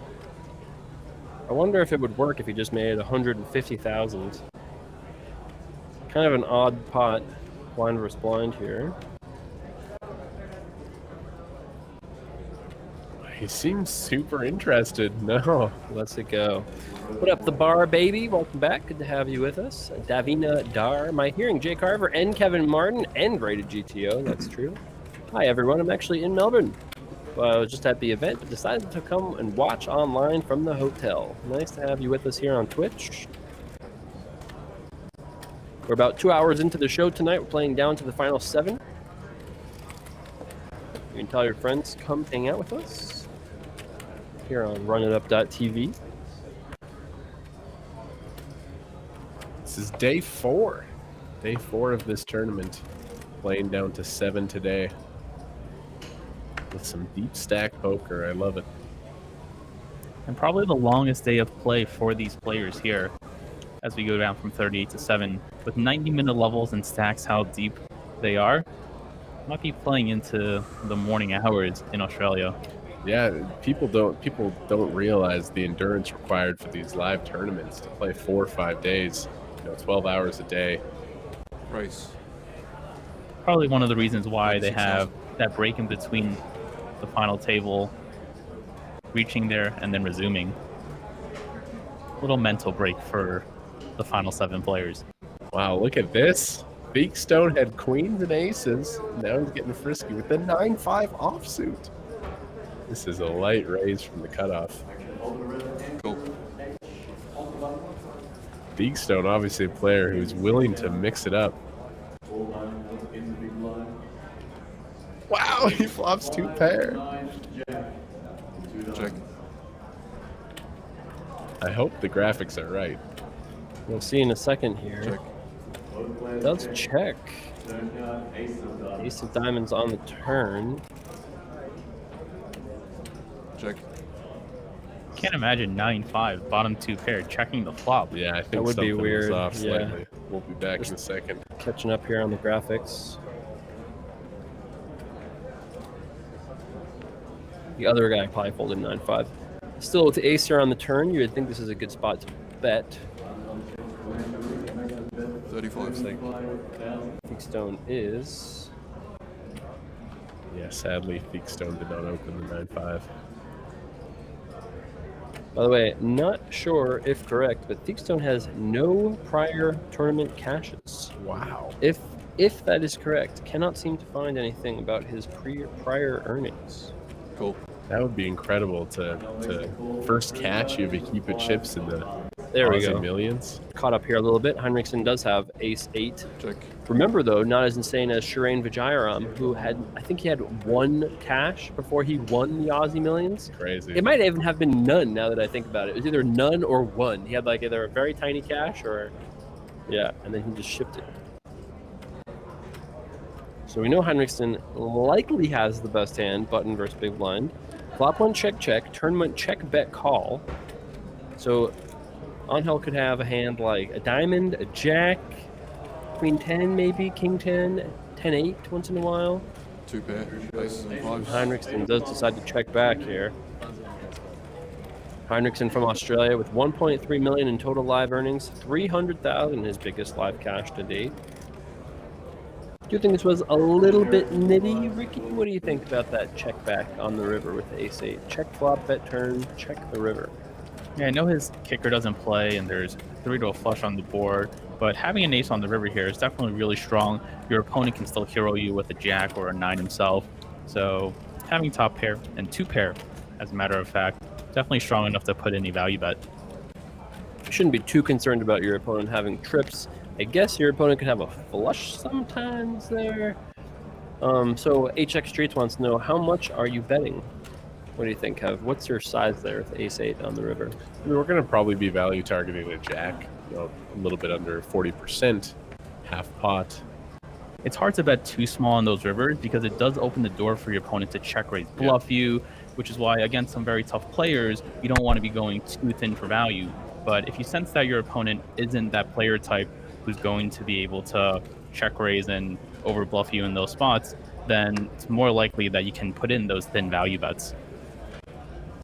And it looks like it's going to be just a walk here for Norihiro Otani. That's a really good point, Ricky, and that's something I know, but I struggle to adjust. Is if you're against a passive player, you can bet super thin for value. But let's say we bet thin for value against a wizard, they're just going to punish us and check raise us a lot. So whether we bet the river for value or not has to depend on a lot of factors, including our hand strength and, the skill of our opponent. Yeah, you bet 30% pot there with your, ace, no diamond, and you're against Bryn Kenny. He may take the 10 of diamonds with a 9 and say, all right, I'm going to check raise you, and what are you going to do about it with just an ace?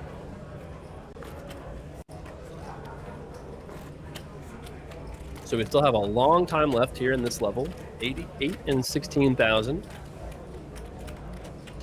Next level, 10 and 20,000. Pay jumps every 6 eliminations. We started with 29 players at the beginning of this level.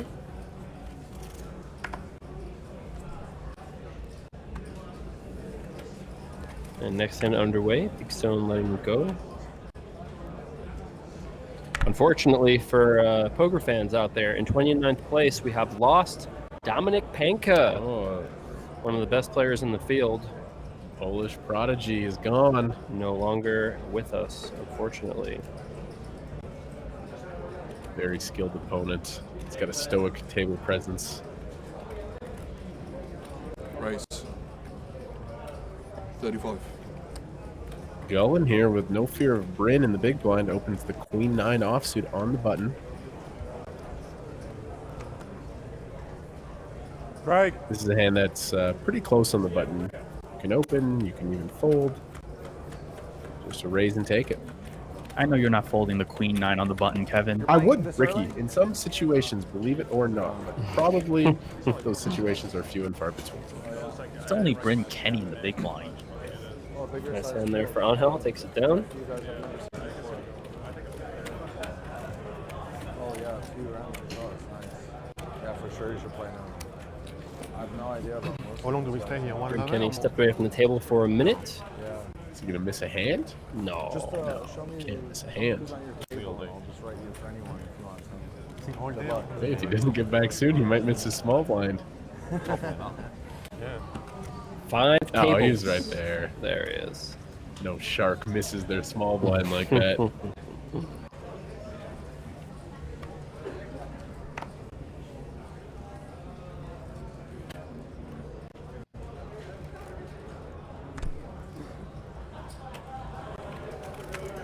Klinghammer with a huge stack as well. Very deep table.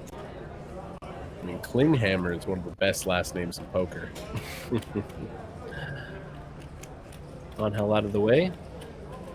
Third on the all-time Right. money list from Mexico. 35. Now here, Norihiro Otani from Japan. Not sure if related to pitching sensation and batting sensation Shohei Otani on the Los Angeles Angels. Otani has $40,000 in total live cashes over only 3 cashes, all of which are in Korea. This is his first cash outside of Korea. And already picking up 40,000 Australian dollars. It's about going to double his lifetime earnings. And I like his sweatshirt. Yeah, very good style. Styling. Do you have any hoodies like that, Ricky? I have my Run It Up hoodie. That's stylish. That is stylish, yes. What up, Jackie Zach? Nice to see you. AI Collector, hello. That's right, Twitch chat. No big blind ante here. We're going old school. Every player puts in an ante before the cards are dealt. I believe I saw somebody say that other tournaments in the Aussie Millions had been big blind antes. So it's just like everywhere else in the world, just slowly spreading as people try it, get used to it. But it just generally makes the game 35. faster for everybody. And I think it'll be the exception, not the rule, by a year from now. But it's fine either way. I don't have a major objection to it if people are going quickly. It just makes things even a little bit faster. And with it going down to 6 max with 36 players, not going to slow the game down too much. Third raise and take it in a row. People are playing tight. Sometimes you just don't have the right hands to 3-bet or defend. That is the third hand in a row where there was a raise and take it. It's actually a poker hoodie, as Davina Dar points out. It says "Bad Beat" on it. That fancy hoodie over there. That is styling. Nice to see you, 6 ounce. Under the gun here is Angel Guillen. Not supposed to say the L's, I'm pretty sure. It's been a little while for me, but Guillen, I think, is right. Apologies if I'm wrong. I'm only wrong at about 87% of the name pronunciation at Aussie Millions, so I try my best. You've taught me that if you're not sure, just say it confidently and embrace it. And then it is what it is. Yes, that is true. Eventually, you get it right. That's how I've got Shireen Vijayaram burned into my brain for the rest of time. I'll never forget. Check. Check.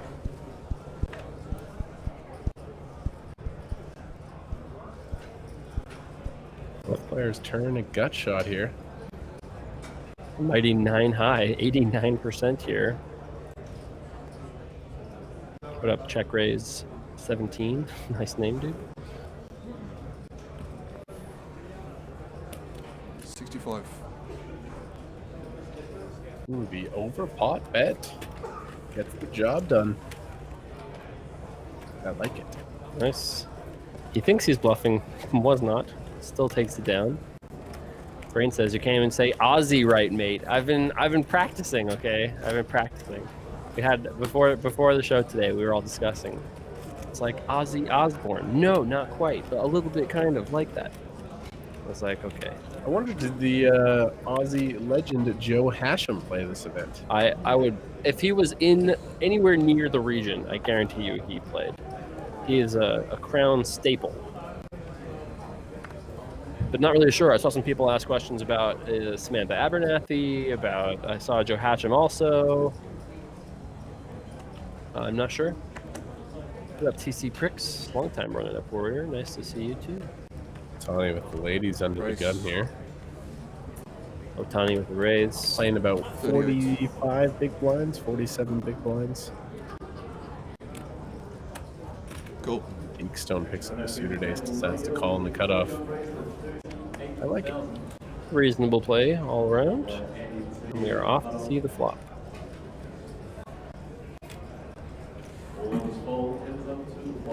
Heads up here.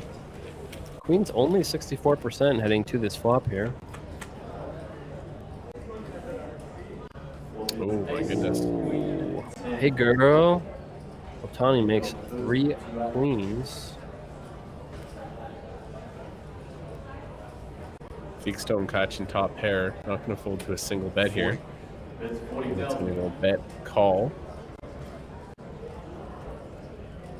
No reason to raise here. Just peel a card off with your top pair medium kicker. I think we agree. We'll just call, see a turn card, go from there. We catch top pair, but we're not in love with the situation. Oh, that's a lot of chocolates. Raise 125 total. Ooh. Otani is loving this.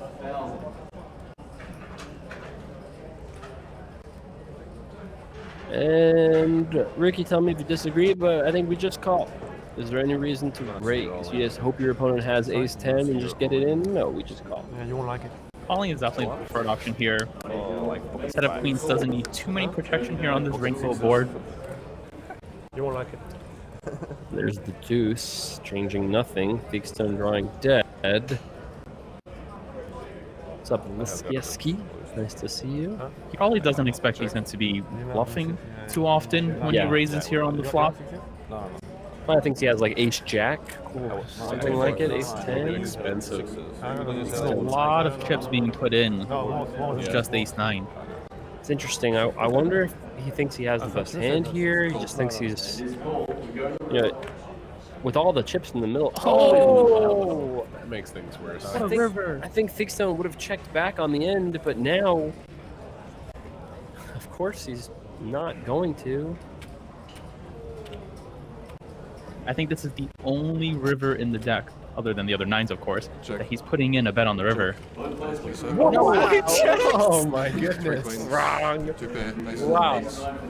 That is wild. That is what a hand.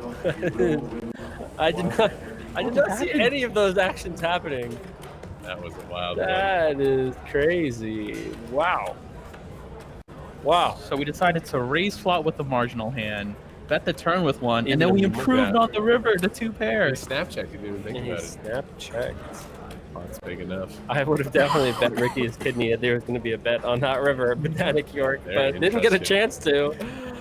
Wow. Huge That is hand. crazy. Nice hand for Otani. It's funny because on the river, if he hadn't rivered the 9, you go, okay, maybe he should like lead or something, but telling what story, I don't really know. I don't mind Otani's line. Does anybody disagree with that? No, it's great. Do you agree, Ricky? Otani played his hand fine. Okay, yeah. So, yeah. Whoa. And Thick Stone, I like the pre-flop call. The flop raise is spicy, but I think once you get called, you have to shut down on the turn. No reason to bet again. Like, you're betting again to hope he calls with what? King, queen? Like, how does your opponent have a worse hand than your ace 9 on the turn? I think you should definitely be checking. And then if you somehow bet and the river is a 9, now you actually do beat some hands. You beat ace king, ace jack, queen 10. Somehow check. Okay. Slag Terens, how long will the stream last? We are playing down until we hit a final table of 7. Andy's plays, gentlemen. I had the chance to play with Nanonoko earlier this month. He is still short a kidney. Yeah, it's hard to get those back. Hard to get unstuck from kidney bets. AI Collector, we are going to make some adjustments to the white balance in maybe like 90 minutes from now. Remember, we are on a 3-hour delay, so once the broadcast starts, it takes a little while for us to catch up. A little less than 3 hours now because we've already skipped 2 breaks, which is nice. And then tomorrow we come back for the Aussie Millions 100K Challenge. That's day 2 of that tournament, playing down to a winner in that 100K buy-in. 35 total.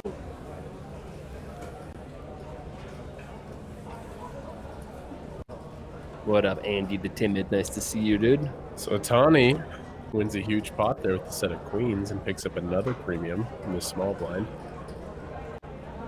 Race. That's 100,000 if it's a 20 stack. 100 total. It's actually a bit of a small size considering we're out of position. That's only a 3x raise. Let's just point out the snap fold by Bryn there with the ace jack offsuit. Didn't even think about it. Yeah, I love it. This is a small size, so I wouldn't be surprised if Henriksen finds a call here because we are deep. We're getting a good price, but he decides no. I'm probably dominated by that 3-bet. He decides to let it go. Nice hand. Otani, a nice little roll here.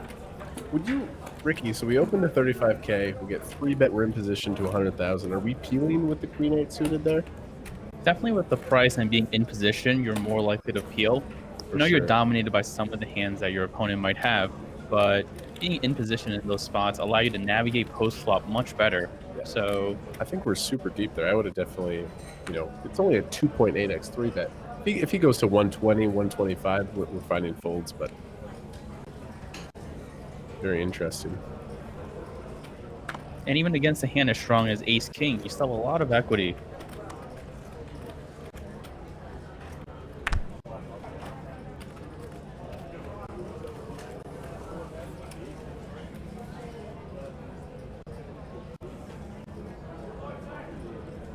Tanny with some momentum to 1.1 million. Checking the blinds, still 16,000. Makes it, looks like 40, 42. He's rolling here. And takes it down again. Another pot for Otani.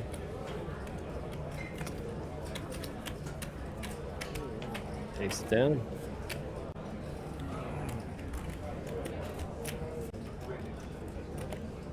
Bryn hasn't been too active. You know, he did 3-bet the Jack-8 suited against Otani, but besides that, has been more or less in line. Quack to Quack, thanks for hanging out. Heading to bed, nice to see you. See you in the morning. You'll wake up, we'll probably still be here casting. If not, you can always go back and watch the video on demand for any of these broadcasts this weekend.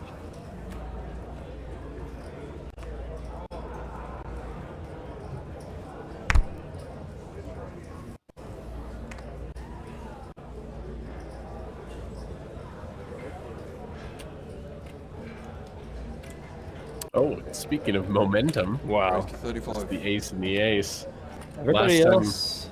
Yeah, go ahead, Kev. I was going to say, last time he opened the cutoff, he got 3-bet. He's hoping for it now. Peakstone with the suited Broadway. Coming back for more. Wow, he had queens, flopped a set, ace king suited, and now the aces. Nice spot for Otani in position with the birds. What up, Eric Goldstein? Nice to see you. Oh. And nice to see you, top set. Check. This is a spot where, we have top set, but the board is kind of wet. And remember, our opponent flatted the small blind, so they're going to have a couple aces themselves. They're going to have a lot of jacks.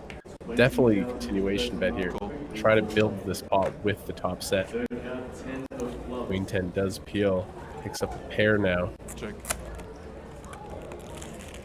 Slightly worried about king queen, but I think we're still betting, trying to build this pot. It's very scary now. We got 2 flush draws out there, a bunch of straight draws. Super connected board. Gotta think Otani will fire out. 105K. Yeah, 100,000. Yeah. And Ricky, this has got to be the end for Thigstone. Flats pre, check calls flop. Gets a second bet here. Surely too weak to continue against 80, 90, 100,000. I think so, but I feel like a lot of times when players improve on a street, they're less likely to fold their hand. Sure. It's like I called and now I have a pair to go along with my gut shot. And it is 80,000. You do beat some bluffs from your opponent though, and you do have that gut shot to the nuts. He lets it go. Yeah, even if you're slightly ahead or somewhat ahead of flush draws and hands like 8-9 suited, stuff like that, it's just so hard because when you are behind, you're so far behind. Otani did bid fairly small on the turn in my opinion, so it did give him a better price to try and see the river, but could lay down there against his opponent who had top set. Otani just racking up the chips here. 1.2 million. What up, Hakuna Frittata? Nice to see you. I like his strategy of flopping sets. The winning strategy. It's an excellent, excellent plan.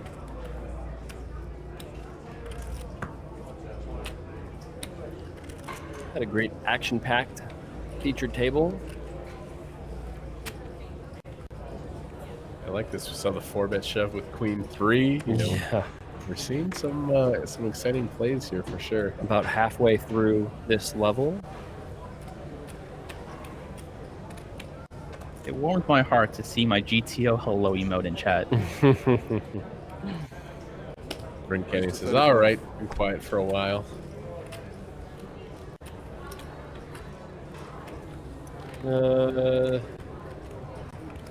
Yes, Bryn is the razor here with the ace-4 suited. Easy raise and take it. Takes it down. King 7 suited folding the hijack. What do you think about that? Rated GTO. Start with you. King 7 suited folds to a raise. A little too tight? Or, yeah, did he open fold or fold to the raise? Open fold. Fold to the hijack. He open folded. Okay, yeah. Suited king very strong in the hijack. Yep. Yes. Yep. Kind of tough. Otani under the gun here, first to act. Otani with all the momentum.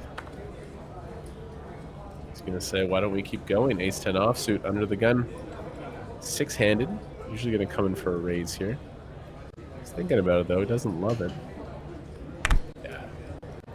Yeah. He's like, ace-10's too good. He's feeling good. Let's go. He's like, well, I just had aces and queens and ace-king.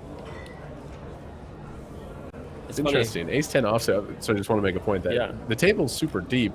Ace-10 offsuit with so many deep stacks doesn't play great because you can't make super nutted hands, right? It's much better when you're sitting at like 25 to 30 big blinds effective. But yeah, in the 6-handed game, we're going to open here and look at this. Otani can't be stopped. It's gone so well for him. I'm not surprised that he is raised again and takes it down.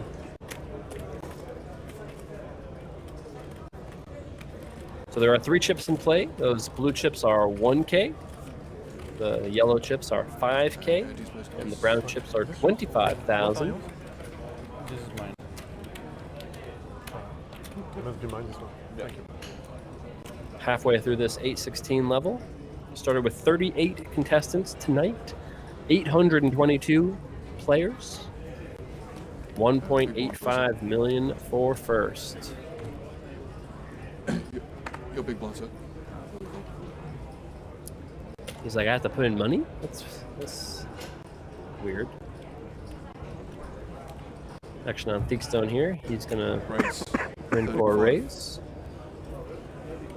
Andrew Thickstone, who according to the internet has no previous tournament cashes. This will be his first one. Battle the King Jacks here. Cool. Henriksen decides to call in position, and ooh, Klinghammer with the beautiful squeeze opportunity here. Just Wow, folds the just ace-10. folds. Raising a call, just folds it.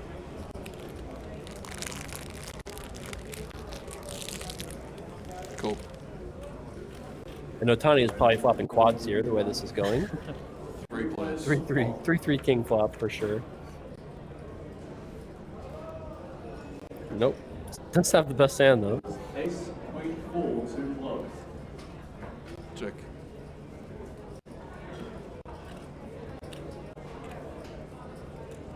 Love this Thickstone.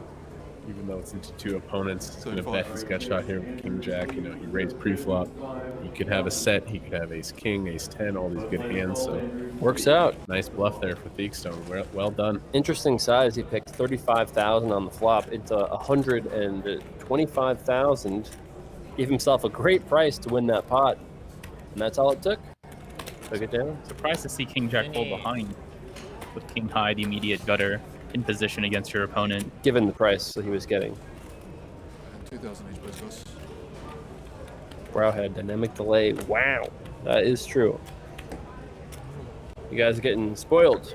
Don't even need to take breaks. Just run it. Thickstone. Revolutionize poker broadcasting. It's so nice.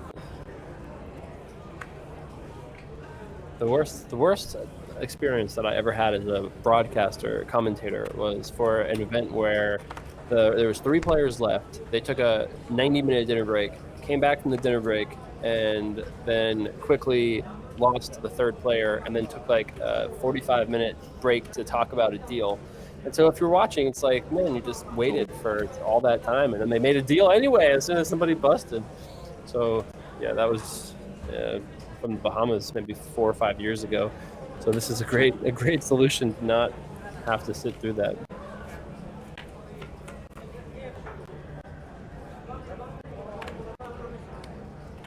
Not Heinrichsen. Heinrichsen we know has live earnings. Said Andrew Thickstone has no live earnings. Check. Check. No pair for either player here. Otani with the best of it. Check. Check. And Otani makes a pair on the river. Nice to see you, Plappa Slappa. So what will Otani do here? Blind versus blind. You think he would just check. Seems like a little bit too thin to bet. Yeah, hard to really get called by worse when you bet the 6 here. Going for the thin value, though. Wow, min bets and that's it. Joe Hatcham did play. He busted on day. Oh, he busted day 1. Oh, no.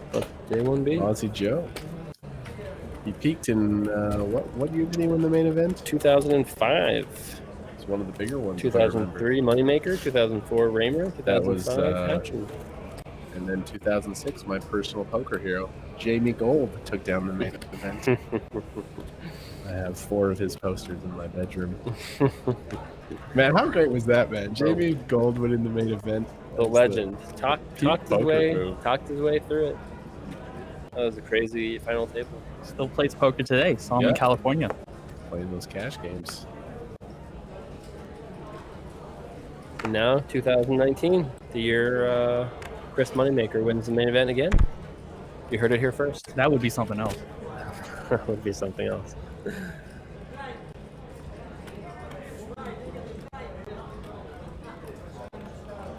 Here to Race. action is getting opened up by Angel Guillen.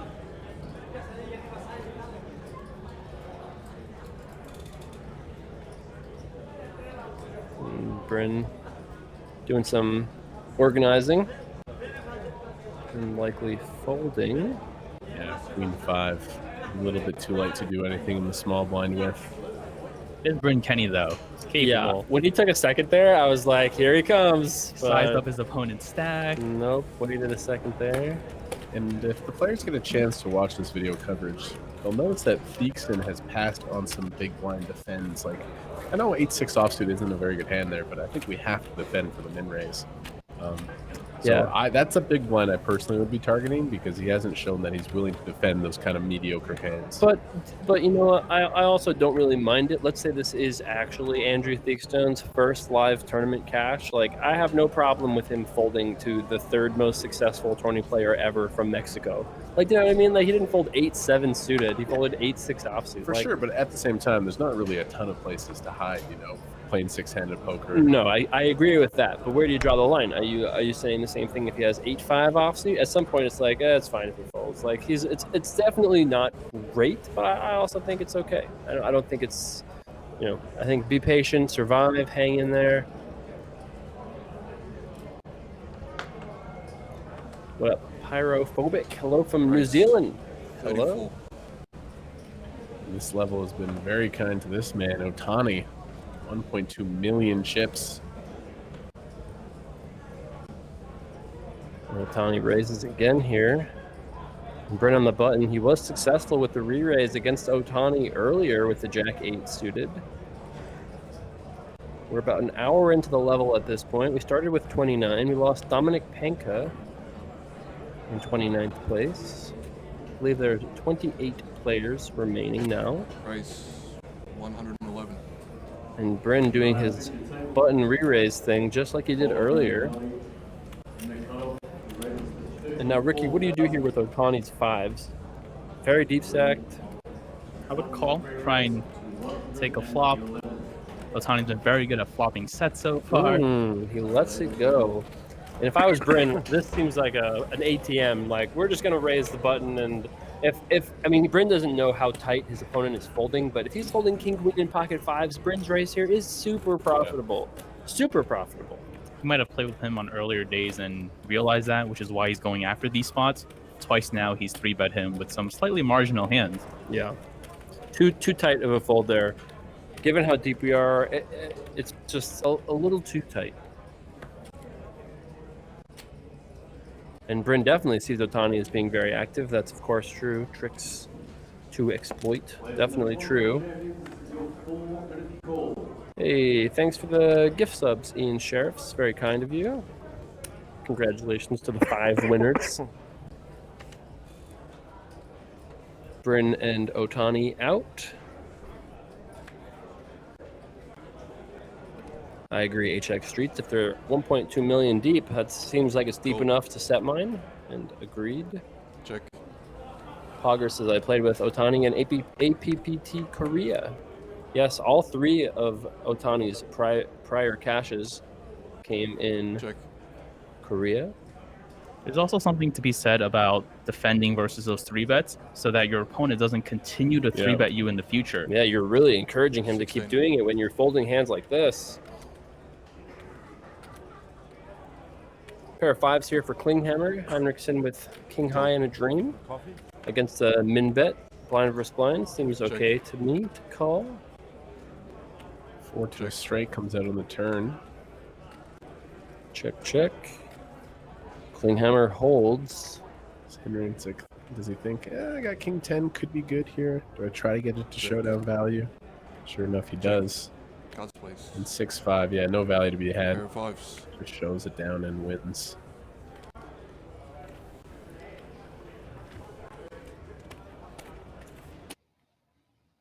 And here's a look at our main event payouts. So we're down to the 25 to 30 bracket. Every player guaranteed $41,200. And there is a huge payout jump ahead. 25 to 24 is almost a $20,000 pay jump, over a $20,000 pay jump. And every pay jump from here on out is about 20,000. And then it goes up to 40,000 jump from 13 to 12. We're playing down to that final table of 7 tonight. All 7 of our finalists will be guaranteed $242,000. And there is a ton of money to play for. $700,000 pay jump between first and second, a $500,000 pay jump between third and second. That is a ton of money. First place, $1.85 million. Every person who cashed was guaranteed $15,600, and that is a lot of money to play for. 2 potential millionaires if they aren't already won. Going to be fun. Going to be a fun final table 2 days from now. Tonight, play down to the final 7. Tomorrow, the 100K challenge. And then back to that final table 2 days from now. If you haven't pressed that follow button yet, I do encourage you to join us. Tons of poker content coming this year here on runitup.tv. If you want to join the Aussie Millions next year, you can learn more about that at Crown Poker on Twitter.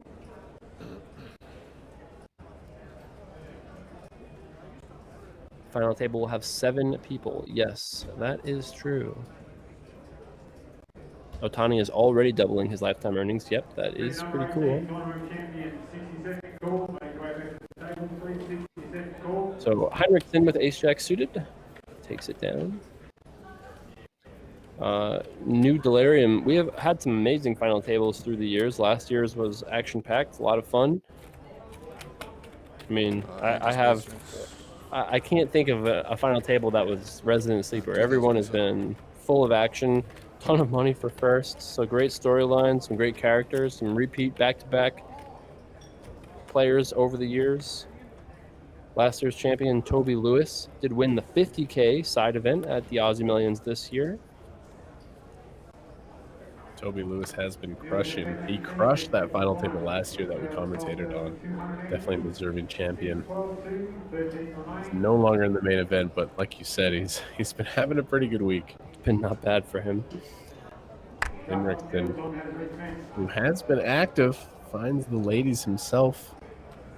Playing a 40 big blind stack, which is actually, I think, one of the shorter stacks currently at the table.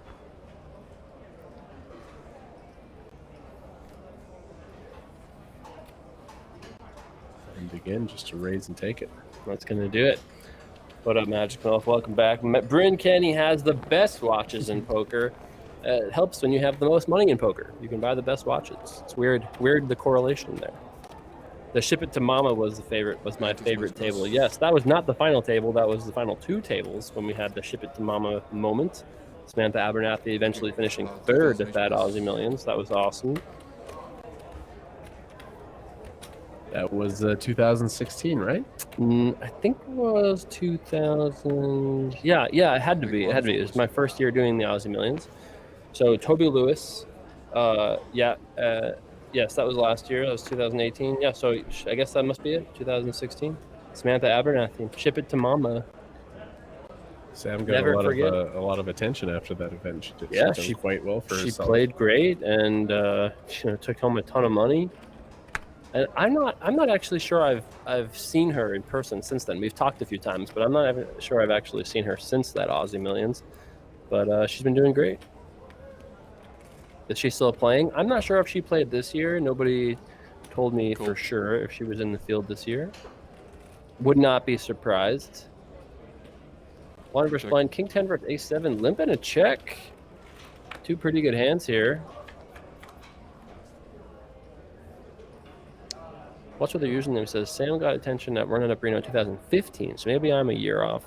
It's a great spot for Bryn because when the small blind limps and you check, your opponent isn't going to put you on an ace very often. Check. Yeah, definitely very deceptive spot here. Very sneaky by Bryn. And the sneakiness continues. I like that check, though. He's just telling a story of a guy who just doesn't have much. Check and check. And if I was Otani, I would feel pretty confident that I had the best hand here with King High. Check. We're betting the turn, right? Or we check pre, check top pair. It's time to get some money in the middle. I expect a couple of big bets here from Bryn. It just looks like your opponent has that 44. King high, maybe a 5. And when you have a hand as strong as an ace here, definitely can go for a lot of value. And Bryn does decide to go with a pot-sized bet here on the turn. Otani in a tough spot here. He's shown that he definitely doesn't want to mess with Bryn Kenny. There's been a couple spots where he's played a little bit of tight versus Bryn. Now he has King 10 here. It's kind of an icky spot. Might be folding the best hand if you let it go. Yeah, you can see he's just not really happy. He thinks he's getting bluffed, but little does he know he's drawing dead. There's no river that Otani can win on. He does let it go. Bryn's going to be sad to find out that his opponent folded a hand as strong as king high here. I personally love the choice of his bet sizing on the turn, but when your opponent is folding a hand like that, it's hard to see them call too many hands when you bet pot.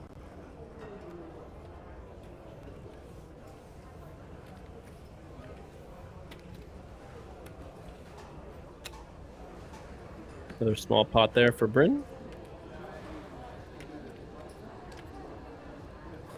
Otani is very intimidating. He does have a good table presence for a guy who has only 3 live tourney cashes before.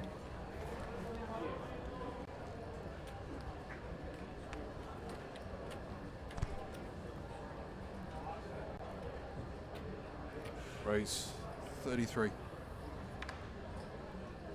Got an open here from Andrew Heinrichsen from Australia. 1.3 million in total live earnings. 300K his best live cash. Solid. Ooh, and hello aces. Angel Guillen with ace. Thinking about what to do here.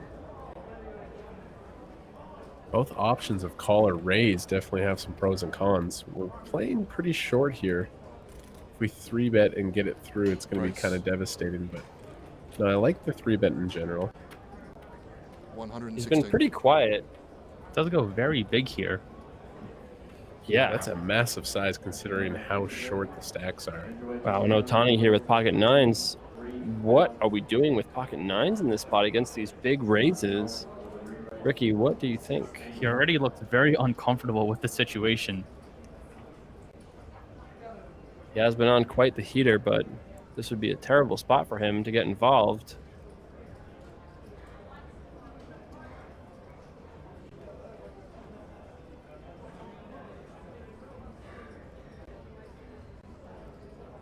Pocket 9's a very strong hand, but facing an early position raise, a very big 3-bet from someone who's fairly short.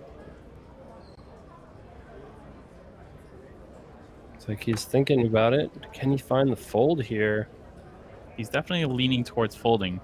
Yeah, his body language is just not that interested. Let's say the 3-bet was more like 90,000, 95,000.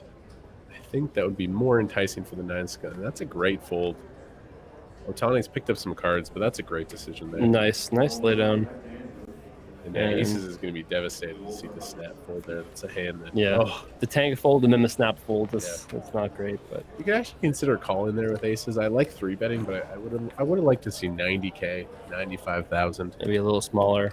In general, when the shallower of the stacks, the smaller we get a 3-bet. That seemed like a big size there. Kmart's been putting some time into the lab, wanting to flat the aces there off of 30 bigs. You got so much better than me so fast. I'm trying to catch up, brother. Just trying to stay relevant. Now, of course, time in the lab is every day, man.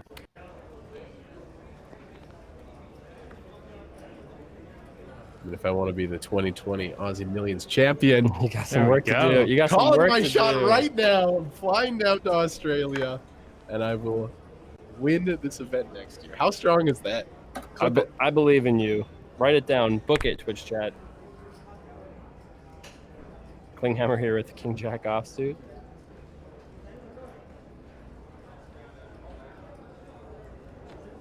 Raise 35. He opens it up for a race. I'm guessing 20 minutes approximately left in this level.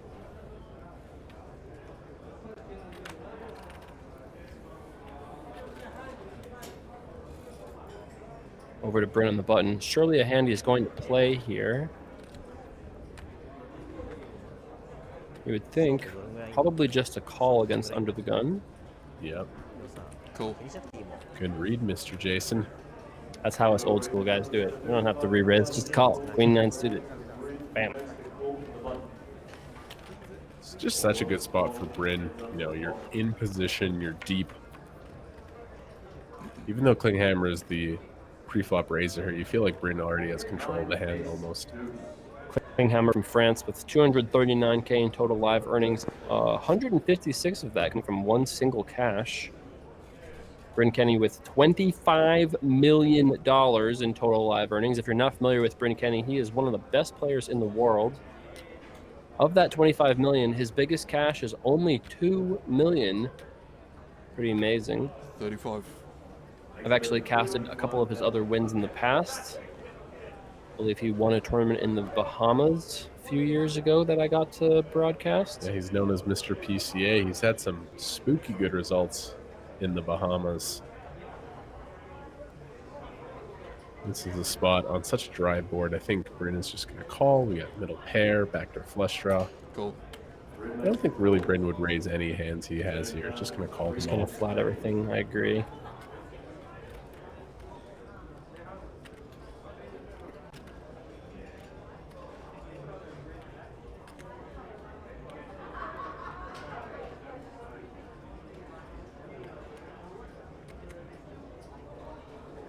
Hammer's in an annoying spot now.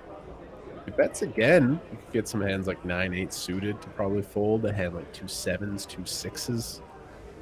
So he's really trying to represent, the hand like Ace-9 suited. He's trying to rep that he has a hand like Ace-King, Ace-Queen. Ace-Jack, Ace-King makes perfect sense. And this is a very tough spot for Bryn because he really only beats bluffs at this point. That bet twice. It is a very small size that he used here on the turn, though, so Bryn might take one more off. Getting a good price here. Basically getting three and change to 1.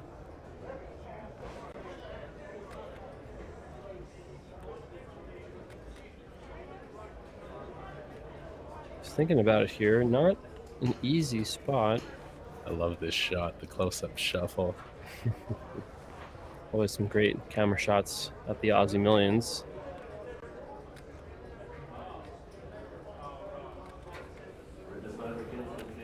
Bryn lets it go. Well done, Klinghammer, man. To bet Nice. flop and have the heart to fire a turn barrel, that's not easy. Yeah, well done. Got to give props for him for going for that there. I thought when that flop came down, we had Bryn in position. I thought for sure he was going to win that hand, so well done to Klinghammer for making some moves. It's always tough to navigate those ace-high boards when you're not the pre-flop aggressor. Nice hand by Klinghammer. Our Frenchman at this featured table. We have Otani from Japan, Bryn Kenny from America, Angel Guillen from Mexico, Thibaut Klinghammer from France, and then the two Aussies, Andrew Theakstone and Andrew Heinrichsen.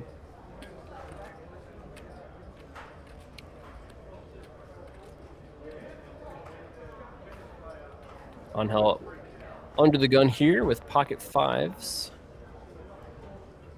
Raise. And he's going to raise it up. 25.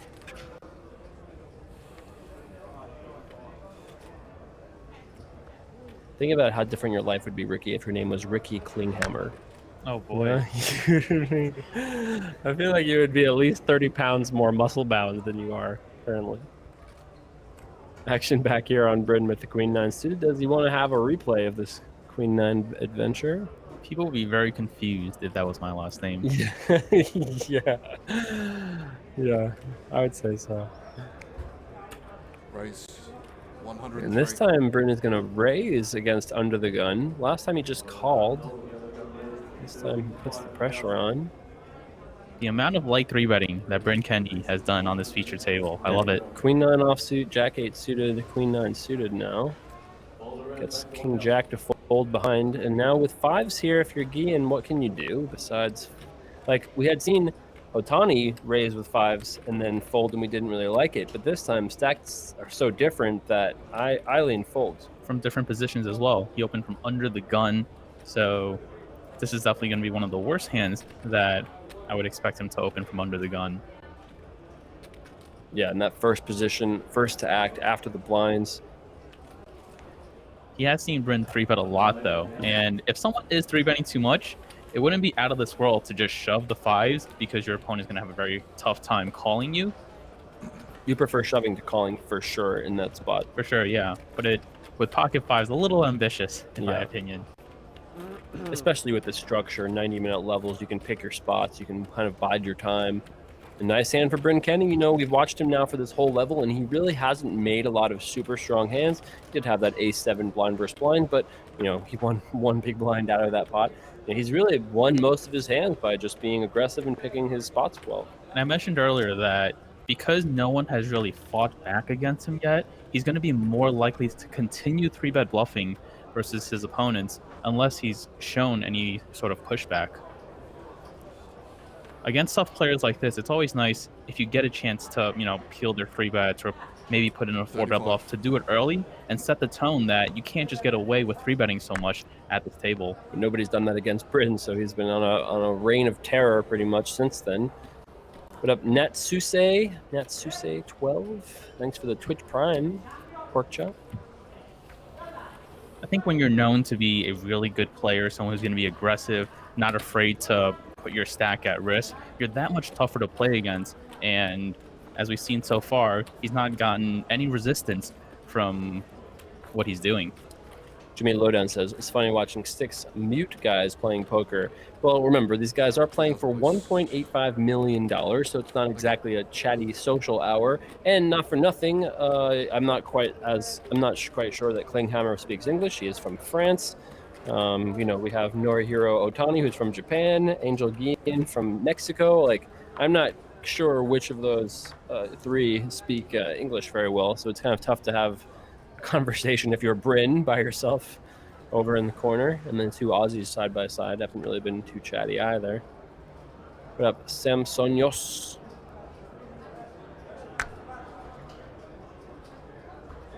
Heinrichsen now with the Jack-7 suited from the cutoff position.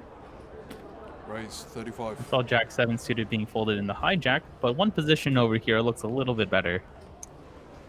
Klinghammer with pocket ace. Wonder how he's going to approach this. This was the player we saw jam with Queen 3 suited against the re-raise. Against the single raise here, I think pocket eights are strong enough that I would lean to raising instead of calling. But calling's fine. It's certainly okay. You agree with that? You lean to raising, but calling... Yeah, both options on the table. Really depends on who's opening, who's in the blinds. Can't really go wrong with either option, in my opinion. And that, oh, okay, there is a 7 in there. A tough flop here for Heinrichsen. Probably thinks he has the best hand, having not heard from Klinghammer pre-flop. But we can see he's 9% to win because 2 7s have been folded and the Jack of Spades. So only 2 outs for Heinrichsen.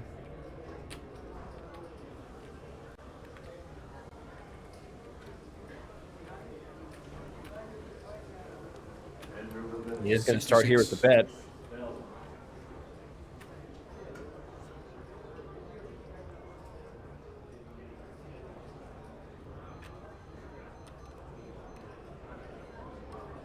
$66,000, so about half pot.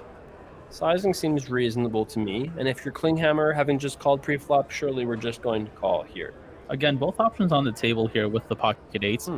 You do have the best hand a lot of the time, and eights is the pair that kind of needs the most protection from a lot of the hands that you might be flatting in this spot. Makes sense, because if turn card is literally any card 10 or higher, or 9 or higher, I guess, you're not really thrilled about it. I think Heinrichsen put himself in a very tough situation in this hand by betting the flop, as if your opponent calls, it's going to be very hard for you to potentially navigate the showdown by playing a small pot. So you think he should have considered checking here on the flop and just check calling, and then kind of progressing a little bit more defensively. Right. It's really hard to get 3 streets with Jack-7, and on a board like 7-5 deuce, the player in position is going to have a lot of pairs, a lot of Broadway cards that will potentially float when you bet the flop. Yeah, they'll call anyway, even if you do have the best hand, and it puts you in some tough spots. Check. And now on this diamond without a diamond in his hand, despite flopping top pair, not feeling too great about his situation. And now if you're Klinghammer with the diamond, as this hand is played out, are we happy to check, see a river card, we have the diamond defensively?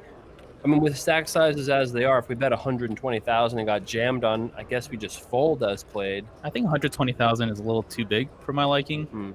you're going to be doing a lot of protection betting here on this turn.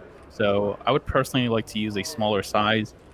And I do think 8's warrant a bet. You have the best hand very often. And like I said on the flop, your hand does need a little bit of protection. Yeah, you hate to see the ace of spades roll off here on the end. So it looks like Klinghammer is going to bet. About 35% of the pot here. And you like that sizing, a little smaller than half pot like we had said? I do. And now for Henriksen, you're calling still. It's not a great spot that you're not thrilled about because, like you said, like what hands does Klinghammer have? You could have a float, like you said, a queen jack, a king 10, something like that. But a lot of those floats do have diamonds in them. Yeah. So it's going to be a lot of pairs, a lot of hands that are either 2 diamonds or have at least 1 diamond in them. And this is kind of the situation that he put himself in by betting the flop. Right, he's bloated this pot a little bit. And now to the river, and that's almost but not quite a straight flush for Klinghammer. And good news for Henriksen, at least, he probably won't lose more money in this pot. Check. Yeah, this is a river card that saves him from putting more money in. Check. Check. And Klinghammer content to check back. And he's going to take a nice pot here, 410,000 pot. Huge. Nice win there for Klinghammer.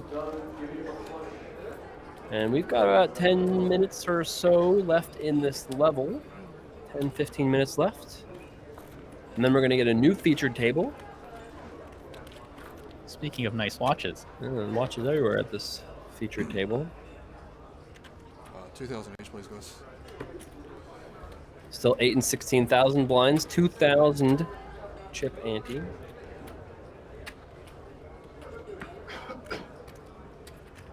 Shout outs to your Curry 92, Kevin Martin's full-time power mod. Yeah, she does good work. Jen, crushing piano teacher as always.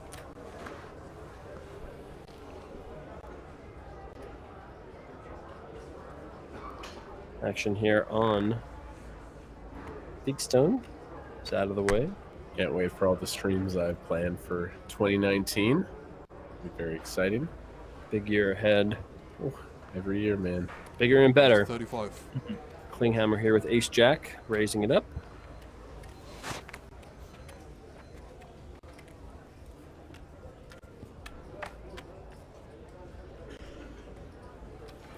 And Otani folds the small blind. Nice discipline there with 8-6 suited.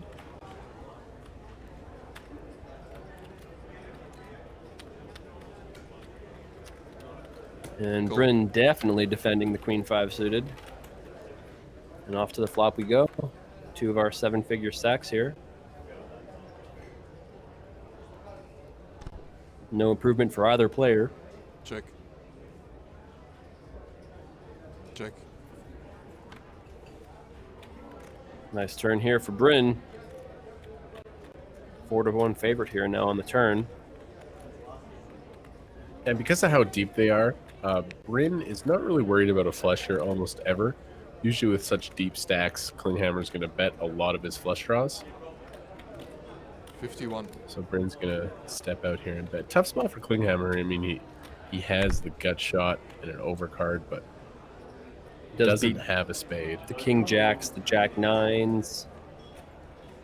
Getting almost but not quite 3-1 here on the turn. Does lay it down. And nice little pot there for Bryn. Started this featured table with about 1.2 million when we started covering this featured table, I should say. Up about 200,000. Peacefully grinding. Bit by bit. 5 tables remain here in the Aussie Millions. Playing down to 1 table tonight. A final table of 7. 28 players remain. Not a lot of eliminations this level. It's been relatively quiet, but that happens often in tournaments like this that are so deep stacked because there's just a lot of chips and there's not a lot of short stacks to potentially go broke.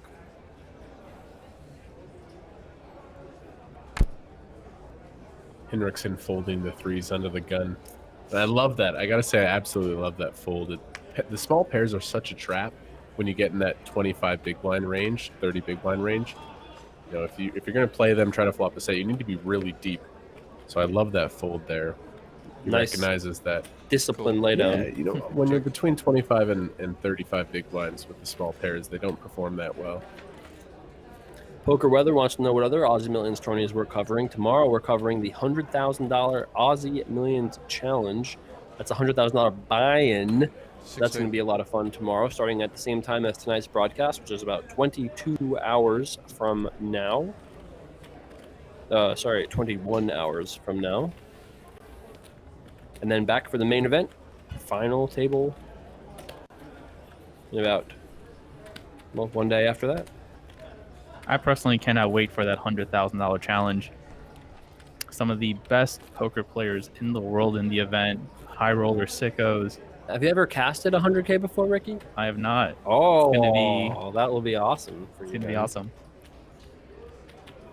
I've watched my fair share of coverage of high rollers hard over the last them. 2 years. If you're a poker fan and there's a $100,000 buy-in with hole cards on, how do you not watch? It's like, oh, do you want to watch the best players in the world play for an insane amount of money? Yeah, actually. Funny enough, I do. We started with 38 players today. We're playing down to 7. That's right. The Jersey Driver. Long day for the players. Kmart, one of these days, we'll be in one of those $100,000 buy-in fields. I'd like to say so. That would be fun. Maybe. I mean, we're already playing 25Ks and 10Ks this year. That's true. What's the difference? We did all fire the 25K. We're like a year away. So Bryn with the Jack 8 of diamonds. Going to take the blinds and ends.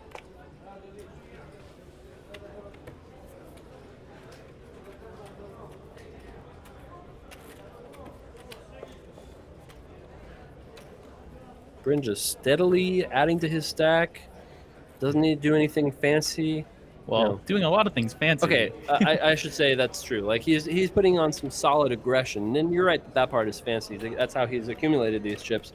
Well, like I suspect that Bryn realizes he is the best player at this table, and just doesn't feel like he has to, put a ton of his chips at risk in silly ways. He doesn't have to force anything. He's just picking good spots as they come. And even if he does, his opponents have shown zero resistance so far. Yeah. Nice spot here for Bryn. It's been a fun table to watch. It feels very comfortable. Nice to see you, Mars 408. Not sure yet about who exactly is attending Run It Up Reno, but we, of course, are going to have our next event, April 12th to the 22nd. Schedule coming out soon.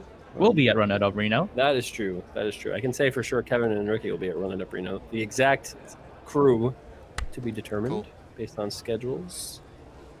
Bryn electing to call here with the 2 10s versus Otani to open. It's like Beakstone's going to get involved with the ace-4 offsuit. He does call from the button here. Not a spot that I love.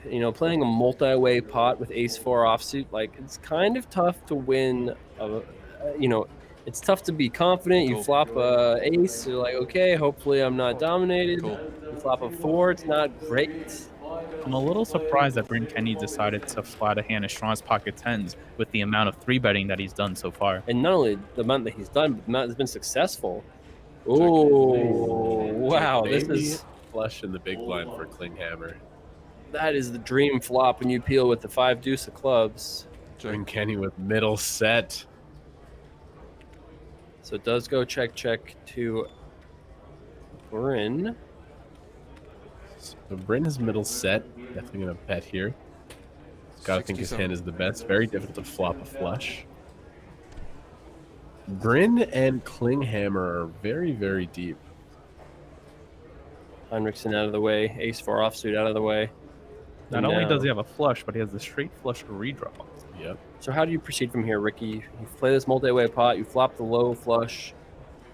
You have an opponent who's showing he has something pretty good. Are you just making it $250,000 right here and now? Could definitely raise, but I think against an opponent as aggressive as Bryn Kenny, I do want to go into bluff catching mode here. He can have some stronger flushes, peeling the open from the cutoff, and he is capable of having a hand like King Queen offsuit that will potentially bluff its way down. Wow, club both here. players hate this card. It might save Bryn some money with the 4th club coming out. Yeah, club here on the turn is going to save Bryn a little bit. Check. Yeah, both players hate that turn card. And river goes check as well, I think. turn is that queen of clubs. It's bricked out on the He's going to realize that the club actually, he hated. He's like, oh, thank goodness the queen of clubs came. Yeah. I didn't cost me another bet. Sickened to happy that he didn't lose more. Although I think when you look back on this hand, the thing that's most surprising is that Bryn just flatted preflop. Yeah, that was definitely. I don't think he's had an unsuccessful re-raise preflop, and surprising that he decided to just call that one. And Andy's plays, guys. Could Bryn have gotten the 5 of clubs to fold? Steph for life asked in the chat. Probably, but you know, why bluff with your sets? You got a perfect hand just to check back. You beat a lot of other hands that aren't flushes. You definitely don't want to be over bluffing in that spot. Yeah.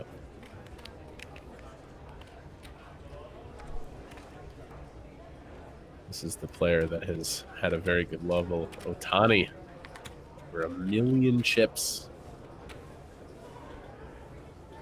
Day 4 coverage of the Aussie Millions. I'm happy to be here. My name is Kevin Martin. We got Ricky here and the legend Jason Somerville in the booth. Great to have you guys all with us. Tell your friends, come hang out. RunningItUp.tv. Got a long ways left to go here tonight. And action over to Klinghammer with the 4 deuce suited. He's out of the way. And Angel going to come along for the ride here with Jack 8 of diamonds. Our friend Bowie Effect in chat with some interesting strategy talk. Yeah. Sharp player, Bowie Effect, very skilled.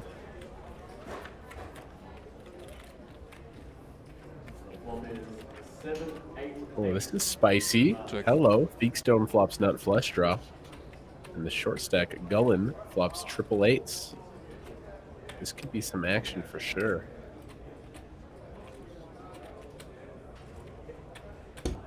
Already 125,000 in the middle. And the guy without a hand. Bryn Kenny, this is a fine bet. 2 overs. He has the jack of hearts, but he's going to realize very quickly he has ran into something. Theekstone has been aggressive on flops. He raised the ace-9 earlier. This one looks like he's just going to call. And that sets up a raise here from Jack 8, right? You don't want to call, go 3 ways to the turn. Yeah, this stacked up after flopping trips. Pretty easy to check raise and very comfortably getting the money in the middle. Absolutely. There's time to slow play, but the board is so wet. So wet that we're definitely going to want to put the money in. Are we just shoving? No. No, it's going to be a little too much to shove. I can definitely fit in a check raise here. I mean, if we're going to raise to like 150, yeah, the raise is already almost 40% of our stack. I think you can get away with something closer to 100,000, 120,000 here. All in. Finds the shove. You are going to want hands that you check raise and potentially fold. So I do like that smaller option. Let your opponent make a mistake. Theekstone's going to find the call, right? Because, you know, Gullen could have like king, queen of hearts, and you're in great shape. And it's very rarely he's going to have a full house here. Obviously, the jack 8, you know, he still has 30%. He's definitely going to get the right price to call here. Yeah, if your opponent does have a full house, you don't expect them to be check raising all in. So with the nut flush draw here, you do dominate some other draws that your opponent might have. Let's call here. We got the biggest pot so far. Huge pot here, guys. Almost 1 million chips, and Angel is at risk. Nice favorite, though. 70% to win this 1 million chip pot. What up, Raffles? What are you guys rooting for here? Heart or Angel's Jack 8 to hold? Right now, on the turn. Gian is a nice favorite here. 81%, 4-1 favorite here, going to the river. But there's the heart. Wow. That's it. And that's going to be it for Angel. He is out of here in 27th place, taking home about 41,200 Aussie dollars. What a huge pot. Theekstone has a mountain of chips. 90 big blinds. Wow. No applause from the rail, just silence of Tough defeat. way to exit. Yeah. Pain. That's poker, folks. Yeah. And yep, that is Andrew Gian busting out in 27th place for 41,200. So 0 recorded live cashes, 100 big blind stacks in the Aussie Millions with 1.85 million for first. Nice spot here for Andrew Theekstone, giving himself the best opportunity possible. almost all tournaments do at least like 2 levels. Just a big blind here, please. Yeah. Plus, Plus, questions like, about also the then rotation. the like 1600. recreational guys who are 16,000, on, they also get featured too. Instead of having like table of pros shown, you want everyone to be able to watch whoever's still in the tournament. 16. No small blind this angles. Yeah. You're the big blind here, sir. Yeah. The biggest pot we've seen so far. That was a huge one. Yeah, you can hear Bryn saying that he likes the rotation that we have here. We do rotate every level to a new feature table. We have a new one coming up we haven't seen yet. What up, Raffles? Nice to see you. Long time running up warrior.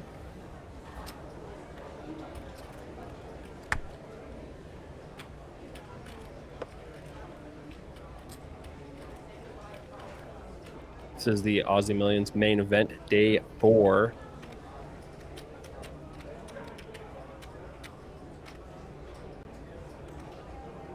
Action on Klinghammer here with the Ace-3 Is it the same offsuit. as yesterday, where dinner breaks at like 7:15?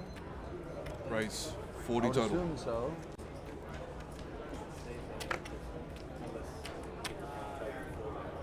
Impossible. And it looks like that may be the end of this featured table. Maybe not quite yet.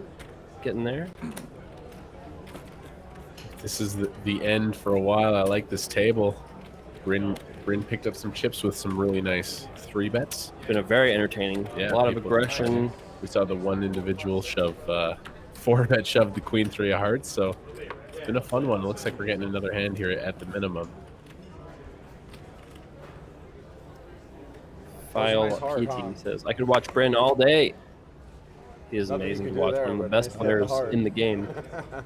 25 million in live tourney earnings. 2 million his biggest live cash. One of the best players in the game today. Has been for ages. All right, this is going to be the last hand of this level. Bryn Kenny gets a walk.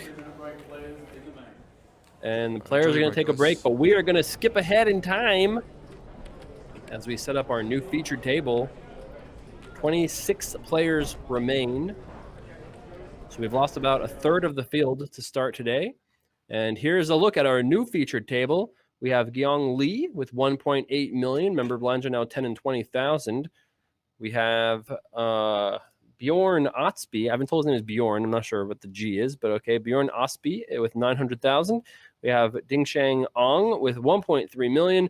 Greg Heaver with 700K. And Jack Salter, who we saw had about 200,000 to start the day, now has 450K. So he's done reasonably well. We have a couple shorter stacks here, but everybody more or less pretty deep stacked. Let's go down to Joel to get the cards in the air.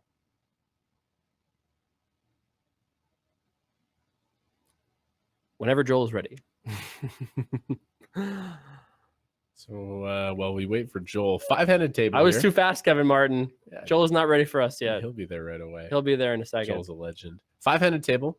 As we can see, we have a couple shorter stacks here, not quite as deep as the last one, but Ong and Lee with the majority of the chips. So it can be interesting to see whether they battle. Are you familiar with? I mean, we know Mr. Salter, but I'm unfamiliar with the other 4 players. No, I'm not familiar with any of the other players. We'll have to look up a little bit here once the play is underway. Again, we went as soon as we had 36 players. The whole tournament went 6-handed, and so this one's gonna be 5-handed. I love it. I love it. Love it. Love it. 9-handed poker. 10. Some of the events I've played recently went 10-handed, and 10-handed poker is I brutality. love poker, Day but 4 10-handed of the poker. Aussie Millions Poker Championship main event. We began with a field of 822 players, the biggest field in the event's history, and we started day 4 with 38 players remaining. Now just 26 remain in the hunt of securing its seat at the 7-handed final table. That is where play will end tonight. As we begin level 21, our blinds are 10,000, 20,000. Our ante is 3,000. Dealers in the main event, shuffle up and deal. Joel the legend. Here we go. 5-handed. Look at all the space. It's so roomy. Here we go. Ong, 1.2 million is going to kick us off. It's crazy. He's under the gun, but that's the hijack. Yeah. So this is a street fight of a poker game here, 5-handed. Interested to see how these guys play. Like you said, I'm not really familiar with anybody except for Jack Salter. I kind of like that. I like having, the recognizables in there, but sometimes just having, a random, maybe they're a super sicko and they're just not that well known and they're coming up. So I always like having a random table selection. And we were playing, blinds just went up, new level, 10,000 small blind, 20,000 big blind. So Ong raises up ace-5 here to just more than a min-raise. And raise and take it. QB4 Troll says, I suspect that Aussie is Norwegian, so the name is O with a line through it. It's to be pronounced Oistby. OSB? Tell me, my Norwegian friends. Correct me. No big blind ante. No big blind ante. I think a lot of the other events at the Crown have been big blind ante, but the main event, old school regular ante. Classic ante here. It's been pretty fast though. Players have been on top of it. Plus, we're playing 5 or 6 handed, so it's slightly easier. Going fast here. Yep.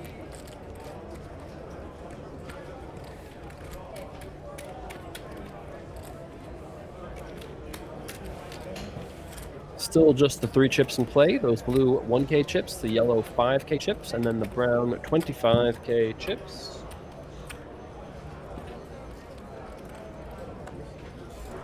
So we're looking straight ahead at, I believe that's Gyeongbyong Lee.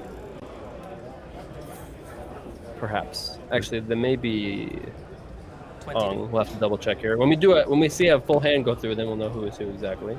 Actually, yes, I am wrong. That is Ding Shang Ong. 20,000. It's tough when you don't know who the players are. Then you haven't seen until you see the name next to the thumbnail. Salter is playing a 22 big blind stack. Basically means you're going to be doing less raising, a little bit more reshoving. It's the stack that he started the day with, so nice to see him navigate along, find good pre-flop shove spots. Heads up. Yeah, that was a big pot to me. Actually, like he floated on the Let's see a button versus small blind battle. Lee on the button. Raise the ace-6. Ace jack and small blind just calls. Yeah. Neither player hitting this flop massively. See that flop? That flop when I continued and he had queen 9 floated on. I don't know what he's doing. Oh yeah, queen 10 or something like that. He does continuation bet and Watsby quickly calls, playing very quickly here. I do love that pace of play here at the Aussie Millions. So Lee, he took a shot on the flop. He's improved to an open-ender. Does he want to fire another barrel here? And he does. It's going to take the job done. Nice double barrel by Lee there. Really good stuff. Yeah, they will do it. It's just not on for 3 hours. They said there was some kind Where's of delay. Vajiram? You're talking about our main event champion from a couple of years ago. That was his first ever cash. He won that Aussie Millions. How boss would it be if he just won cash, won the Aussie Millions? Thanks, See you poker. later. Thanks, poker. See you, poker. Thanks been fun. Thanks for the money. Just a snap retirement. What a boss move that would be. Yeah, not really sure what he's been up to since then. I would love to know. Let's see. Scott Vajiram. He had that crazy hero call against Ben Heath to win the whole thing. Ben Heath, another player that has been dominating the live poker scene. So Jack Salter just 6 days ago got 7th in the Aussie Millions 25K for 117,000 Aussie dollars. He's from London with 7.5 million in total live earnings, 1.5 million his largest cash. Third in the all-time money list from the UK. 20,000.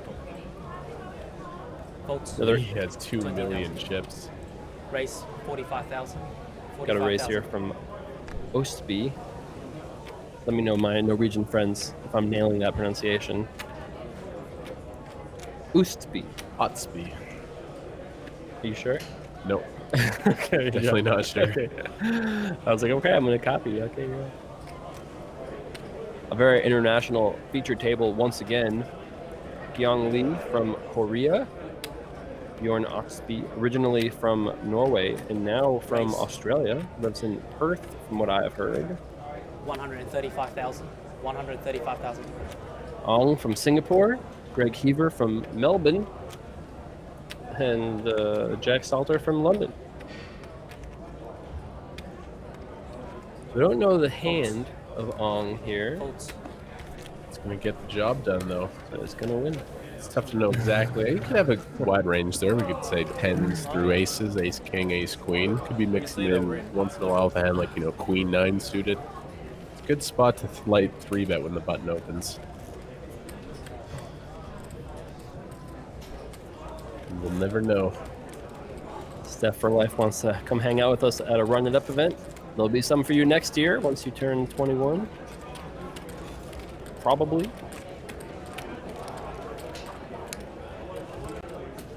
26 players remain here in our $10,000 buy-in main event. 19 more eliminations to go before we make that final table. Looking at my Twitter feed here, David Tuckman says, I'll be watching the Aussie Millions. 20,000. Nice. David Tuckman, One also of the best in the biz. Kevin Mathers gave us a shout out as well. Awesome. Kev Math, another one of the best. Quick shout out to very famous poker writer Lance Bradley as well, tuning in. So we got some people watching. Lance just wrote a great poker book last year. I think he interviewed 50 poker players and asked them what made them successful. How did they succeed in the game? I was one of the 50. And yeah, I haven't had a chance to read the other people's stories yet, but it's a pretty cool thing, right? A pretty cool idea. What are the most important poker follows on Twitter? I agree. Stubbis says the O is pronounced similarly to the U in burn or the EA in learn. All right, Kevin, now you know. Thanks. Nail it from here. Okay, it's Oostby. Mr. Heaver here with the ace-10 offsuit. So Ong raises the button. Raised to 125,000. Small blind in a spot where they 125,000. only have 32 big blinds, but they are going to leverage a 3-bet here to 125,000. And I really love this. This is a good play against Ong, who's going to be raising the button very, very wide. This looks incredibly strong. Good morning, Scott Goodall from all the way from Isle of Man. 700. Good morning. Oh, Mr. Scott.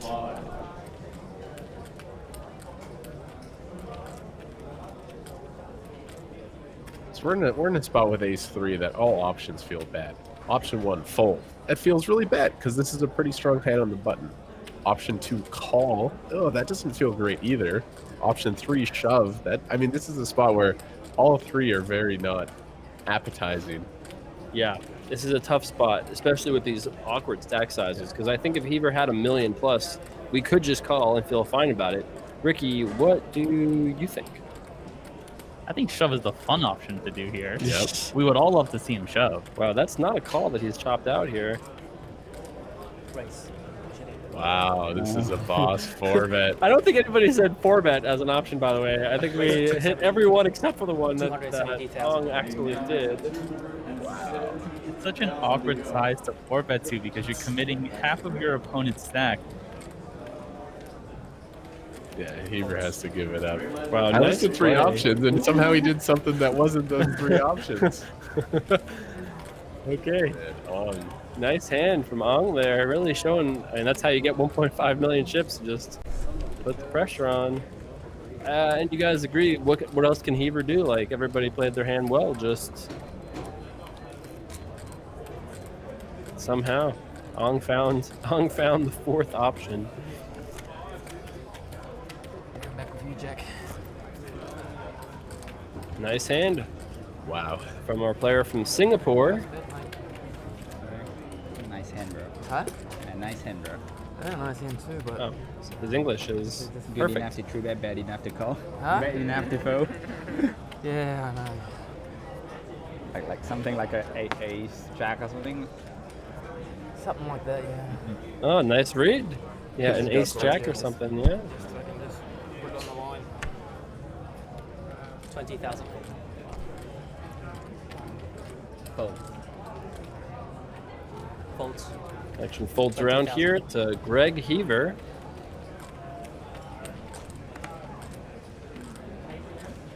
26 big blinds on the button. We can just start with the min raise here. I agree. I think that's a reasonable starting point. Do you know what? The new fancy kids these days are working on, they do a lot of limps at the stack depth on the button. A lot of limps. I don't think that's what we're doing here with ace-7 offsuit, though. Ricky, as the young kid of the group here, you're not limping ace-7 offsuit on the button, are you? This is one of the candidates that I would still choose to min raise with. Nice. Just, throwing it out in the universe there. Limping definitely an option that a lot of players are employing now. Like, if we had 7-8 suited, sure, I'm okay. Call if you really want. But, Fold. 50,000. Action now on to Kyung Lee. Nice defendable hand here. He does call it. There are a lot of spots in poker where any option you choose is going to be fairly close in the amount of chips that you're going to win. So it really depends on how you construct your overall strategy around it. Right, you are, Ricky, and we're going to see some action here. We're going to see a bet and likely a shove. I mean, we flop top pair, top kicker with ace-7, and Lee smashed at this flop as well with an open-ended straight draw and 2 overs. 80,000. So I could see the money going in here because stacks are not that deep.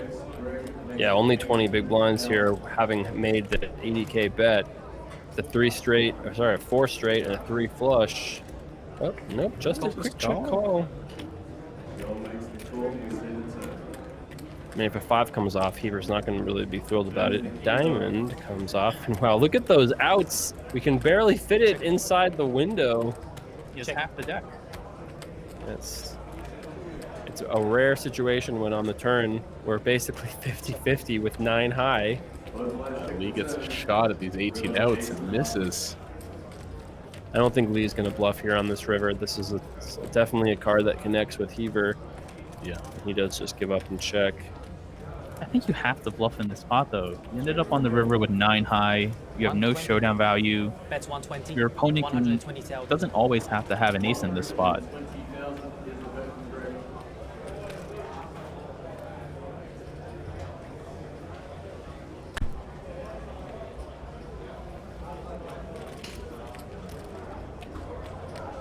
Not folding just yet. Seems like, I mean, this would be a 6 pot to check shove the river, but yeah, it would be pretty well there. Yeah, just let it go. I would like it more if the river was, I don't know, a 4, something like that, or maybe somehow you check and bluff. But interesting. Nice hand there. I thought the money was going to go on the flop. I thought it was going to be a bet, a shove, a call, let's run it, but 9-8 just decided to take the chill route, save himself some chips. Yeah, his opponent did bet pretty big there on the flop, so I don't hate check calling. But if you do check call, I think once you get to the river with 9 high, it's a spot where you have to bluff. I'll tell you. Even that river, though? Yeah, ace on the river, just going to bluff it, even though he has so many aces as played. Bets flop, checks turn, and makes an ace. Let's say you bet 2x pot on the river. Is your opponent going to be in a happy spot if he just has like ace-10? No, sure, but you're basically shoving at that point, right? Because he only had about a little more than 2x pot. Yeah, it's a spot where you're going to have some small bets, and you can really put your opponent in a tough spot if you show the money for 2x pot. No doubt. If he has ace-jack there, it's a tough spot to call. I don't expect my opponent to have too many flushes that check back. No, so the best hand he can really have on the river, if I assume that he doesn't check back too many flushes, is going to be, potentially river 2 pair.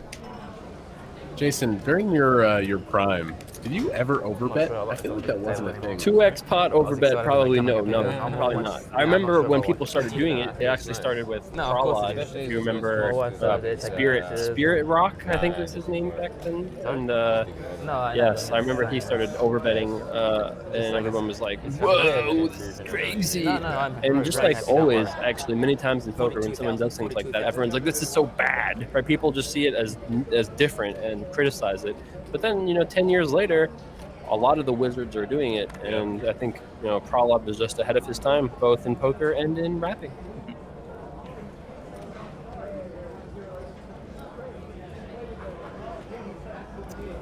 Folds. Long. 42,000. Hijack under the gun. It says under the gun, but remember we're playing 5-handed. This is aggressive, though. It's definitely setting the tone. 6-4 suited. Good night, one Mark Maker. Nice to have you with us here tonight. Hope to see you back tomorrow for our 100K. Otsby, this is one of the best hands he'll find to defend here. Could also be a candidate to 3-bet, but I like the call. I don't mind the call out of the big blind. Yep. Ooh, this is very interesting. Ong flops a gut shot. You would think he would bet here more often than check. Yeah. As pre-flop raiser. Continue to put aggression on. And Otsby, with 2 overs and the backdoor flush draw, is going to peel. Ace high still well in the lead here. Check.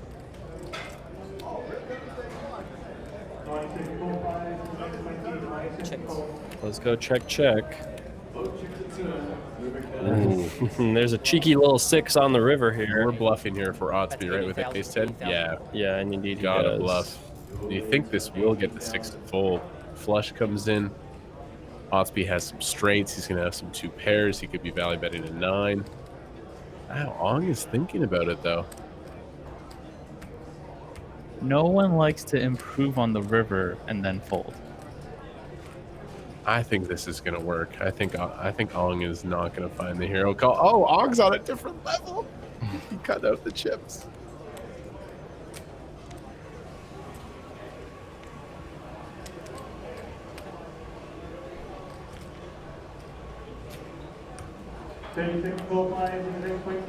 Wow, he did it. Nice call here. And you're not thrilled about that. Oh, look at that face. A look of disgust on his face. That's a savage hero call. My goodness. Nice hand there by Ong. It all started with him opening 6-4 suited. Yep. Nice hand there. Yeah, and if the table's paying attention, they see that he opened 6-4 suited, and they should adjust their strategy based off of it. I don't understand how he hero calls that river. Like that no is one so likes to fold when they that's improve. such a sick call though. When big blind defends calls the flop, like I can't believe he found a bluff that the 6 was ahead of. Correctly found it though. I guess ace 10 of spades, but my goodness. Otsby is just like, what is going on here, man? How did that not work? Big blinds on you.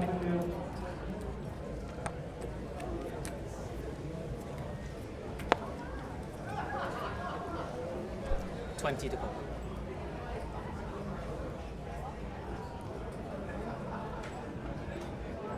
Next hand underway. Greg Heaver now. 3 deuce. Folds. Gonna let it go. 20,000. Can I endorse Ong as the champion here? I think he's got a heap of chips. He obviously has confidence. I want to see Mike Delvecchio versus Bryn Kenny versus Ong final 3. That would be a battle. Action on Lee now with the 6-4 diamonds. And Lee has 90 big blinds as well. Raise to 70,000.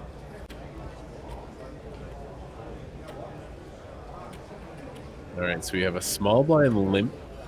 Ong aggressively raises the 7-6 offsuit. Offspeed calls. Pretty decent sized pot going to this flop, blind on blind. Already 150,000 in the pot. Remember, starting stack was only 30K. Check. Sherman 1, we just rotated out Bryn Kenny's featured table. Just watched 90 minutes of him. That's 55,000. We changed the featured table every level. Offspeed just checks folds. Interesting. I would have peeled one with 2 overs, backdoor flush draw against the very aggressive Ong, but he decides to give it up. What up, Lala 8671? Let's send some love to the casters.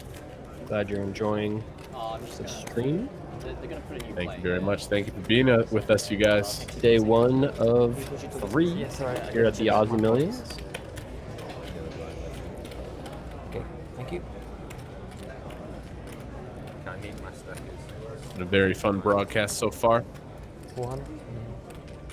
Just about 3.5 hours in. Gone pretty fast. 2 levels down. Playing down to the final 7 tonight. Still a long ways left to go. 20 to go. 10 and 20,000 other blinds. About an hour and 10 minutes left here of this level. Haven't heard from Salter yet. Again, he's only on 20 big blinds, so can't be opening as wide as someone like Ong. He has the deuces here. Very tough spot.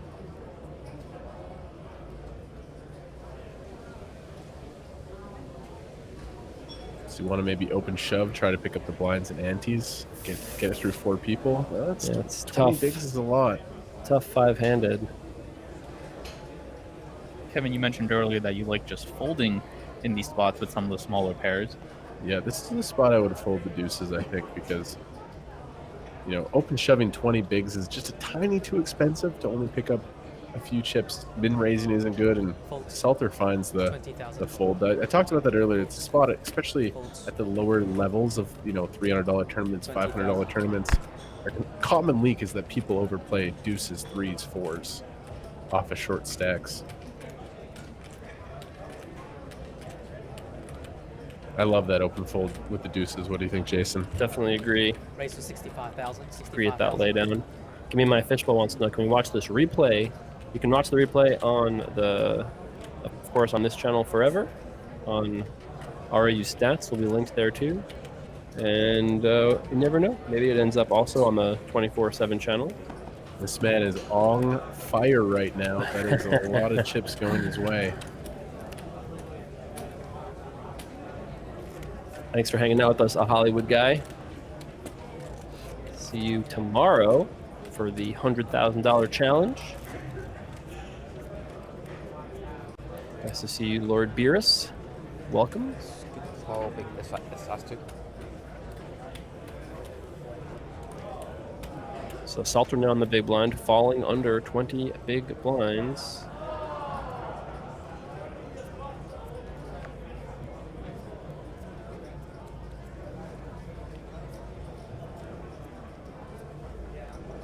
$20,000. Stozy Pokes is what an all-star commentary cast. Keep up the good stuff, boys. Folds. We'll keep casting if you keep watching. Seems like a good deal to me. Yeah. I don't think Ong is going to fold this on the button from what we've seen. Going to make it 42,000, I bet. Race What up, to two-pair Billy? 42,000. Hope you're doing well. Enjoying his last few days before the Patriots lose the Super Bowl. Oh. And we got ace-ace here in the small blind. Nice little hand here for 32 blinds. A raise.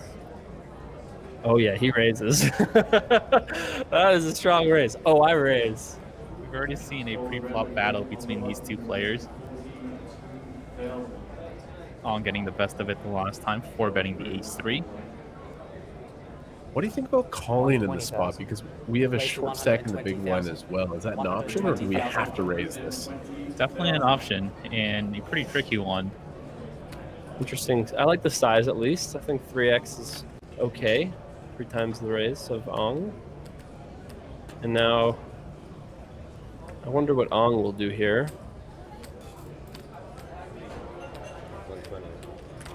120.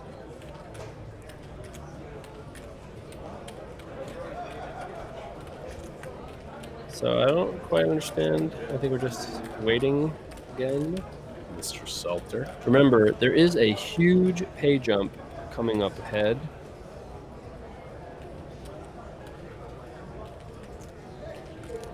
$26 to, or 25 to 24 is a huge jump.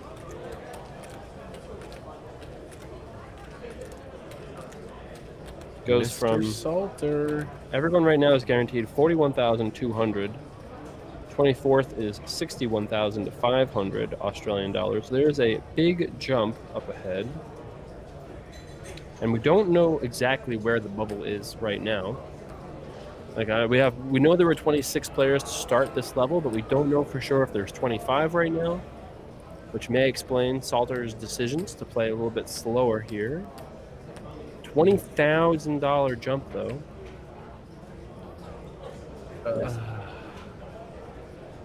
Yeah, a little.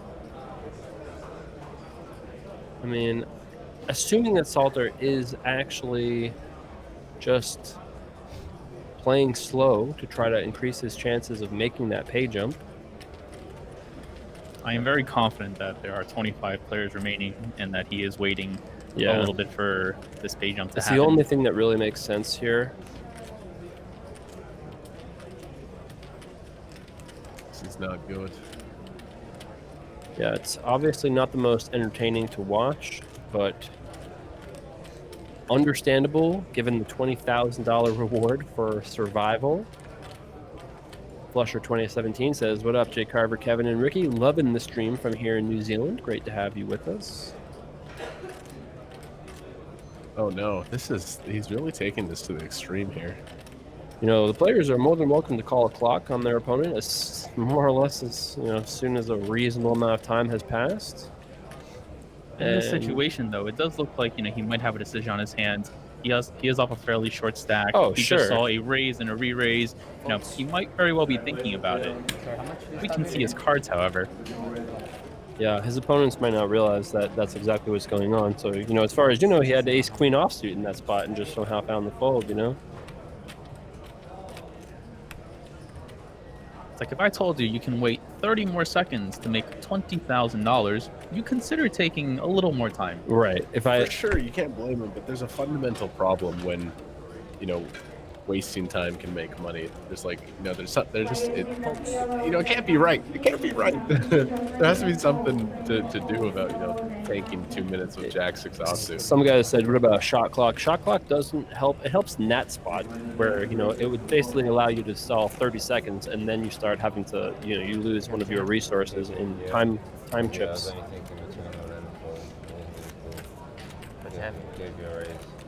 He wants to know what he had. Yeah, what did you have thinking that long? Just see you later. Jack high. Oh, I had the Jack 6 offsuit, I wanted to call. 3,000. Alex MDSN says the stream is awesome. Only after Glad you're enjoying it. Huh? Only after I tanked so long ago. Didn't care. If you're enjoying the show, let us know at Crown Poker. Use the hashtag Aussie Millions. Oh, hello. I hit a 120K score. Watched Kmart play a lot and heard him talk about spots. 20,000. Congratulations, dude. That's awesome. Thanks for the good prime pork chop too. Lifted research. Very cool. 20,000. That is awesome. Vote. Votes. I skipped the Borgata main event for the very first time in my career to be here. We appreciate it. Yeah. 20,000. Back on Salter. So we are on a pay jump, which is definitely inducing the slower play. 90-second call for the players in the PRO at bench 19. 90-second call. Please start heading back to your tables. Call option. At the battle of the week, 10x hands. Could be a good spot for Lee to put some pressure on. I mean, it's kind of obvious Salter wants to make the pay jump. It's a good spot to maybe raise some of your trashy hands, and sure enough, he does step out here. Really like this. Not every time. You don't want to raise it every time, but sprinkle it in. You might be able to do it every time, Kevin. You might be able to do it every time. I mean, sprinkle it in like a nice seasoning salt. Just to... It puts Salter in such a tough spot here. And if he's going to be limping hands as weak as 10-5 from this stacked up. 16. 16 top. 40 on top. I imagine Salter's just going to take some time and fold pre-flop. He's definitely within his right as a player to take as much time as he wants. And he lays it down.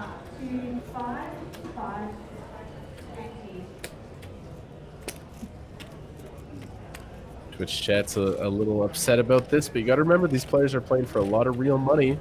They're not necessarily playing for your entertainment. They do have their own reasons for doing things. I don't like it either. I wish there was a way where, play could pick up during these pay jumps, but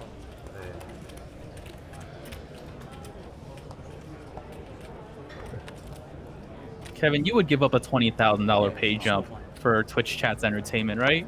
No, I also would take my time. I don't think I'd push it to the extent that Salter has, but I would, I would definitely wait a few more seconds than normal for sure.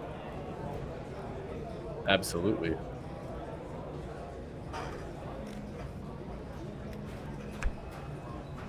Raise to 42,000. 42,000 to go. Ong here, the most aggressive one at this table currently. It's been his normal raise size, 42,000. So every hand he's played, 6-4, aces, whatever, he's opened to the same size. I really like that. I think that's very important.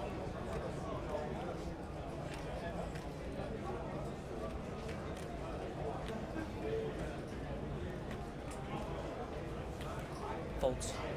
42,000 folds. And on the other side of the spectrum, Aussie just snap acts. He just makes very quick decisions. Gotta like that for sure. We got the battle of the king queens here. Actually, we're at the next jump, yeah. I had to pick someone to win this hand. Definitely Ong though. Oh, they both smashed this flop. They're both in love with it. I mean, Otsby has the backdoor diamond draw, so you can see a 52% chance. I think the money's gonna go in here very, very often though. Otsby starting the hand with under 25 big blinds. Wouldn't be surprised to see him check raise here. Really, I was gonna say I would check call. This is one of the stronger hands that you are going to have after defending the big blind, so can definitely check raise for value if you are in Otsby's spot. Turn goes check check. The backdoor flush does come in, so both players probably think they have the best hand. Otsby's gonna value bet. Ong is gonna call. Chop it up. You play that hand too? Chop it all up.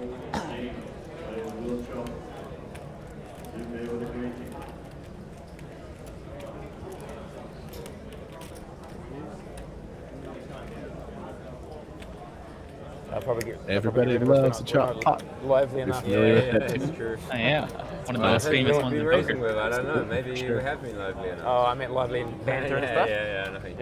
If Brim was here. Ong here. Maybe another I'm guy. not going to endorse anyone, but we can see this gentleman for a few days. He's got the chips, he's got the swagger, he's making some moves. He played. I like what I see. Yeah, he played, but he's probably playing the high roller. I'd like to ham it up, but I'm a bit nervous.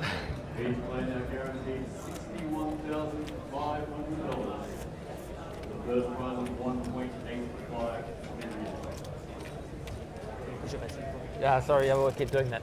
My apologies again. We are in a significant 20K ladder. It's 2 times the buy-in. The buy-in was 10,000 Aussie dollars. You must have cannot. You look a bit the same. 7,500 US dollars. I wouldn't see that. Oh wait.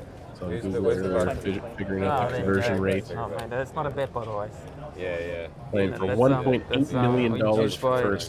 Yeah.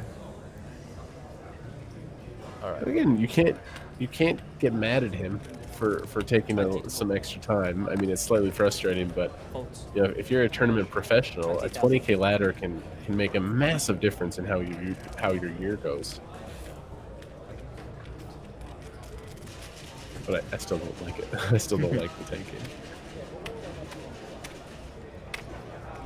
Yeah, we got the 4 deuce offsuit. Quick fold, I like that. 20,000. Raise to 50. Cool. 50,000. So Lee has been going with this bigger sizing pre-flop, raising to 2.5x the big blind. Is UK home for you? I think you told me that said the other day. But yeah, I kind of like it because he's super deep with the big blind, so I do like the bigger raise size. Got a customer with the king jack and the small blind. Yeah. And it looks like we're gonna get a new player at the table. Yeah, my dad's English. So it looks like Salter did get that pay jump. Yep. Oh wow. I think Lee's gonna bet this board a lot because when the small blind flats, they're not gonna have a 3 very often. Like let's say the big blind defends, the big blind could have a lot of 3s. The small blind, 3's unlikely, but we do see the call here with king jack, just 2 overcards. King Jack could very well have just shoved pre-flop as well, but electing to navigate this way instead. Very quick lead here as well. He's trying to represent, you know, a hand like Ace 10, Jack 10, Queen 10 that's leading. This is a little surprising, though. After check calling the flop and now leading on the deuce. You play at the table. It's so hard for him to have a super strong hand with this line. And I don't know whether Lee has a good hand or maybe he's just seizing the opportunity, but he's looking to raise. 200,000. Gotta like this from Lee, and that's going to get the job done. And Otsby is left with one of the shorter stacks. Loses a huge portion of his stack there in that pot. Yeah, okay. Sorry. You're watching the hand, sorry. Yeah. Your tree. Otsby is going to be our short stack with 16 big blinds. He's in reshove mode now. No. And we're going to go to six-handed here, as it looks like we do have that pay jump ladder. We are in the money. Yes, 88 people playing. We're at 25 right now. How about yourself? We got a redraw at 36. We went six-handed at 36. We're going to be six-handed the rest of the way, which I love as a player, as a commentator. Kazakhstan, that's my wife up there. And we have one of my favorite players left in this tournament joining our feature table, Michael Adamo. Oh, yes, Michael. She's not Kazakh, but she's born there, so I think a bit of Russian. Comes in with a decent-sized stack there. That's 3,000. Yeah, and she likes to play as well. So. Fair to say he is one of the best players left in this tournament. On the rest day between days, we went and played at the What a mountain of chips Ong has. Those black chips are 25,000. He has 2 full stacks and I don't more. exactly know what pub poker Blue is, chips but 1,000. It's a league, Yellow yeah. It's like a poker 5,000. league. Okay. And the Amateur expensive poker? chocolate For real money, ones, though. 25,000 Yeah, each. for real money. Oh yeah. It's good, huh? See you so So the much pay of jump a is over. pub Let's guy, see you if know? that loosens up He was Salter banned. here a He little was bit. banned from there. It was too good. So we're back to play here. Fault. 20,000. All players now guaranteed $61,500, and the next pay jump will be at 18 players Fault. to 82,000. You got any pub poker trophies? 20,000. Race. 50,000. Nice little 4 days work. A little 60K ball guaranteed. Everybody with their eye on that 1.85 million. First time I played, I got through the 800 field player, won it. This is our short stack. He's raising the button. You can see 50,000 is already a lot of his stack. How much is He's it? playing only 16 big blinds. I think Heaver would find a defend here with the Jack 7 suited.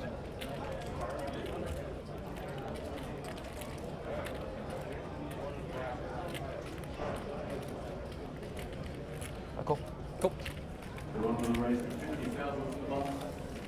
Greg Heaver peeling the big blind.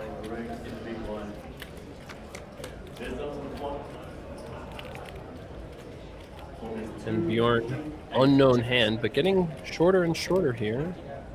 That's 50, 50 to call.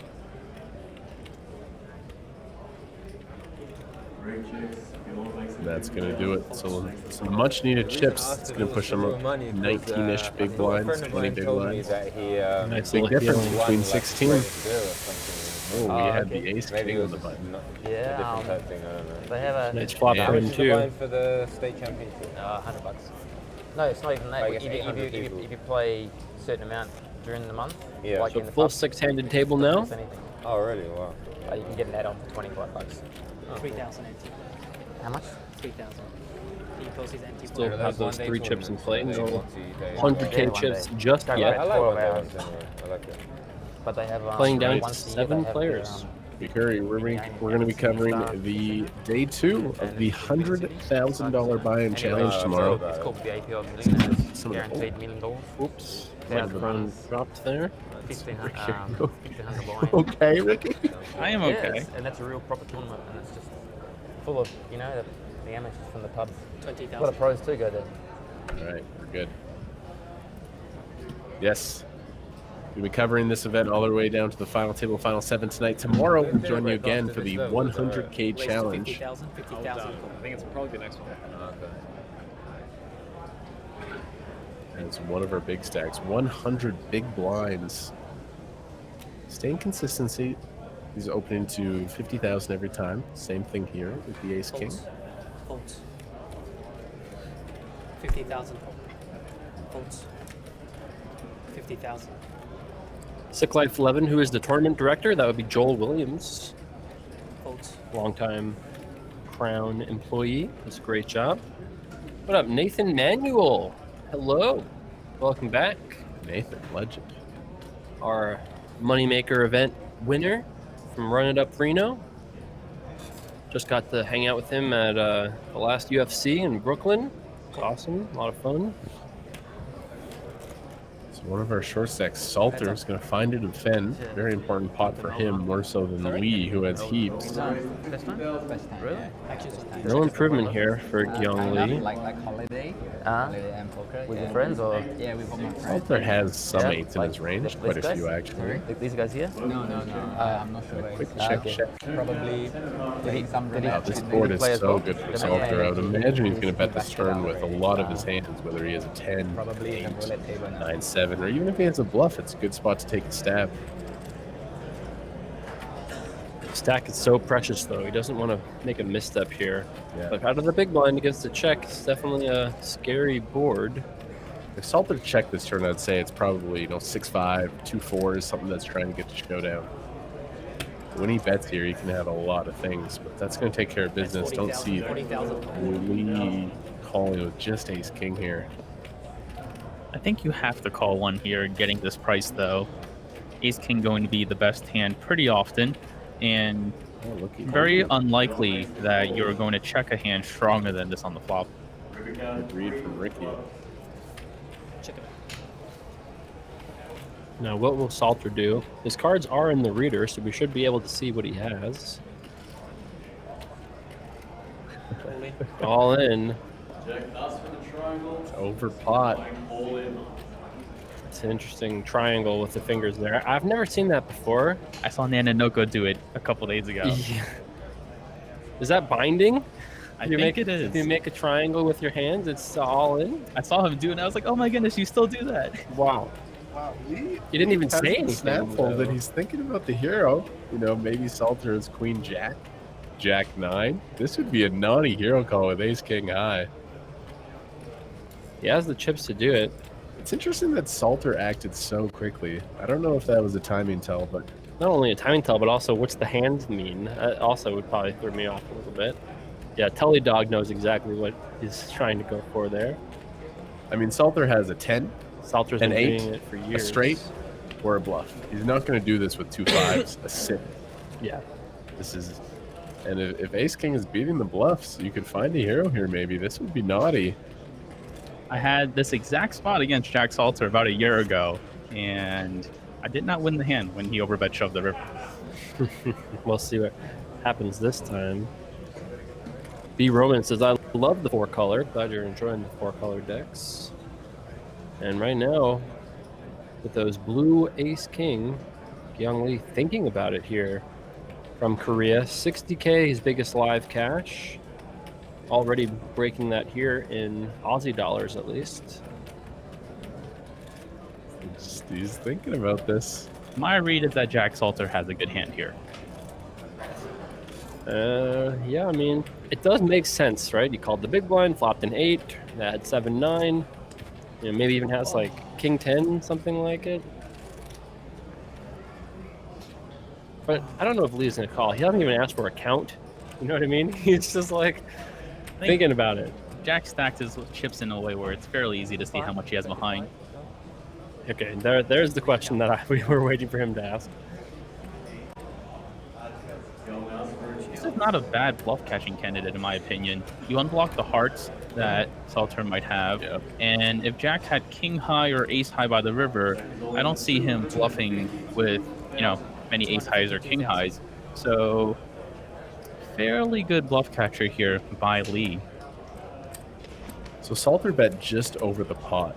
So for Lee to call this river, does he have the best hand 35% of the time, or 40% of the time?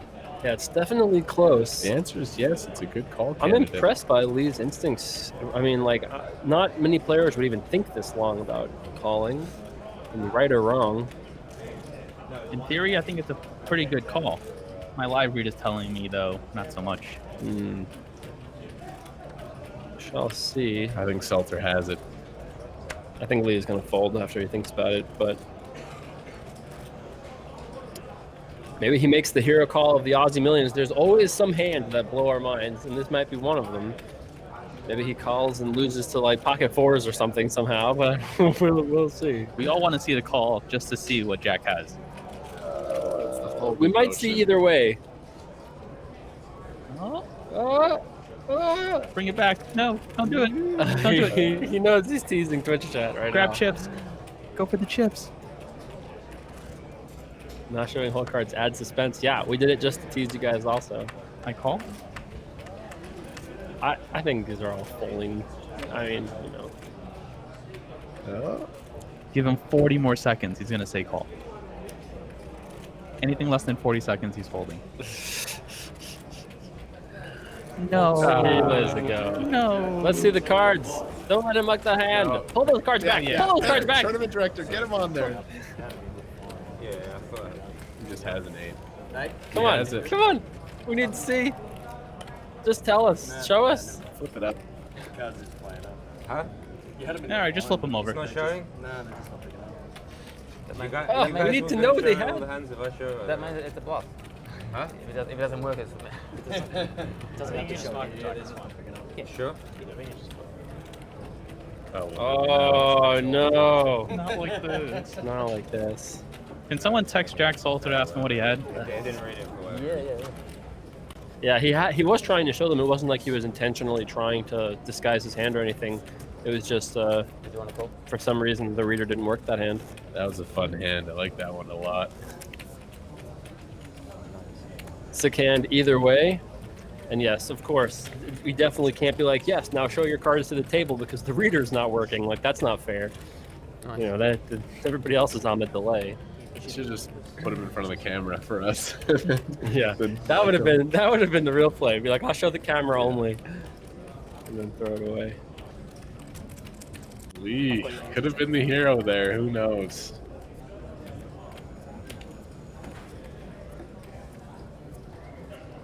This is a player who just moved to the table. Michael, Ricky speaks very highly of him. Doesn't have a ton of chips. 31 big blinds.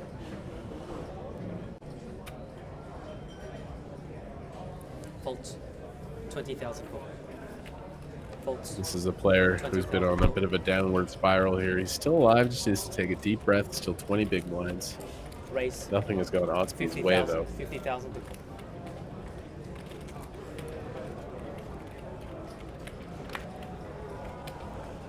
Folds. 50,000.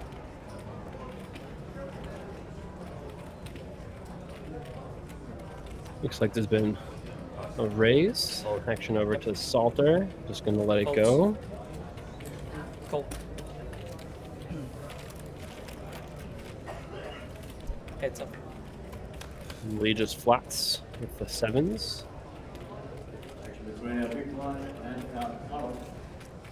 Actions on you, check it back. Seven still lead. Check.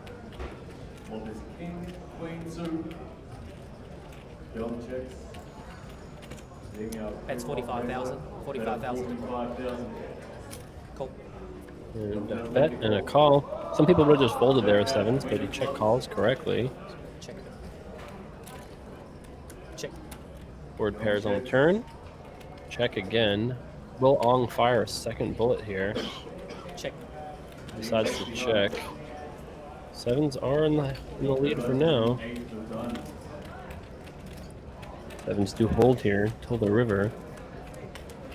Now will Ong fire a bluff here on the end as played. Nope, goes check check. He does beat Jack 10. I guess that's the hand he eats. Yeah, I think both players play their hand very well. And the sevens do hold up. Very reasonable.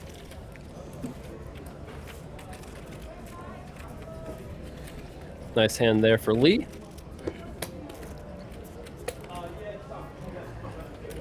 So 24 players remain. Started with 822 contestants. Started today with 38 players. What's that? Oh, there you go. It's a sign. Sign. What do I Now got? down to 24. Playing down to 7 tonight. You believe in that shit, do you? We got 650. 6-5 suited. I'll join you in the middle. Oh, yeah. Michael Okay, Adamo, flip. 3.9 million in total live earnings. I'm guessing it's you. Almost $1 million, his biggest live yeah, cash yeah. from Australia. 20,000. One thing I remember from Adamo is that his very first tournament cash is a $20 tournament buy-in. Wow. From a $20 buy-in to now playing some of the highest stakes in the world. The Yep. Run It Up dream. At Crown also, it was a 15 plus 5 with $1,000 guaranteed for first place back in 2012, and he got 8th for 99 smackaroos. And now here we are. That is actually pretty amazing. His first 2 live cashes are both in $20 buy-in tournaments. One of those guys that has proved that the poker dream, the Run It Up dream is still alive. For sure. From playing $20 live tournaments to winning a $25,000 WSOP Europe High Roller. Pretty insane. All in. Yep, that was back in October of 2018. Chipped that for almost $1 million. Right now, Jack Salter all in with the deuces. I love this play from Salter. The open shove, 22 big blinds. I mean, sometimes you run into a big pair and it feels bad, but the old poker math checks out there. That is going to be a profitable shove every time. Another chip up here for Salter.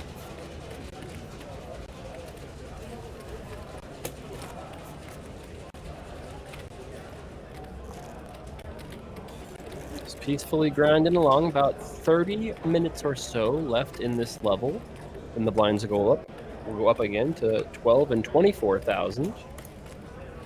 Exceptionally confident says he remembers grinding 1-2 cash at Crown with Adamo back in the day. Wow. They got some great cash games over at Crown. I'm not sure if they still run it, but the last time I was there, they had I think it was a 1-2 game, and I think it was a shot clock. I think there was a shot clock on every table, and if you paid $1 into the pot, you got an extended 30 seconds. Like that was how you bought more time. Interesting. Yeah, I'd never seen that before. They also had, I'm sure they're not that there anymore, but that was the first time I also ever played on one of those digital poker tables, like a digital live poker table, you know? Hadn't ever seen one of those in person before. That was pretty cool too. They do a lot of cool things at Crown. Some great poker action there. 43. Raised to 43,000. 43,000 to go.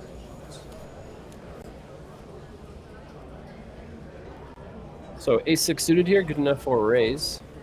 No takers so far. Over to the big blind.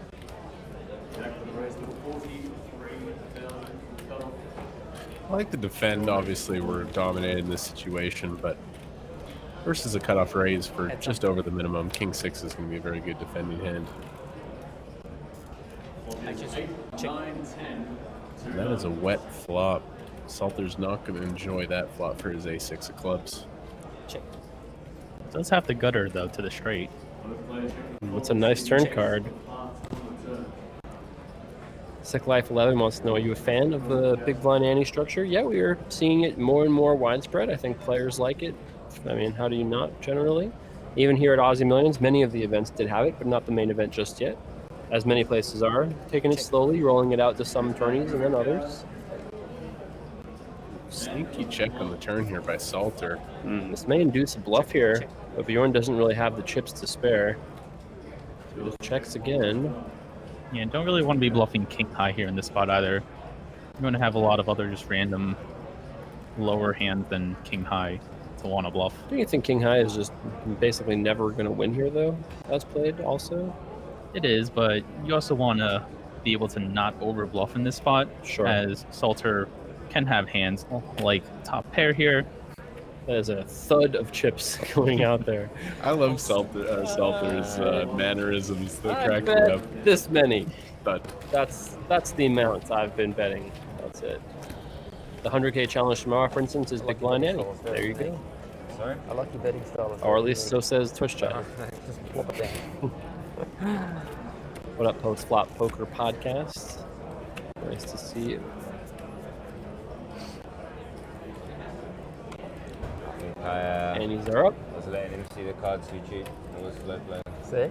Letting him see the cards too cheap there was slow play. Dangerous game. Yeah. Jack Salter, 7.5 million in total live earnings from London, third from the all-time money list from the UK. Trivia question: who's number one Sometimes you gotta do from it, the don't you? UK? That would be Yeah. Sam Trickett. I think that's false. This is not true. It just changed last week. Chidwick. Stephen Chidwick. Chidwick did it. Chidwick passed Sam Wow. Trickett. Trickett's number 2 now. Wow. Old news. Not surprised. Stevie has been a crusher for ages, and now even more so than ever. When you play every 100K, that Race for 60,000, that's gonna 60,000. help. Yeah, wow. Yeah, I guess that makes sense. Obviously, Sam had been very successful in was it the $1 million one drop that he got second in? Yeah, Ricky says yes. Our statistician and poker historian. Yes. I see. Post-flop poker podcast says the 100K is on the table right next to me, so I can say 100% big blind Annie. Confirmed. Nice. We got fans on the ground keeping an eye on things over there. Tough spot for Mike here with the Queen 9 suited. Yeah, your opponent raised 3 times the big blind. 60,000. So I like the tighter fold there. I think that's a good play. Agreed.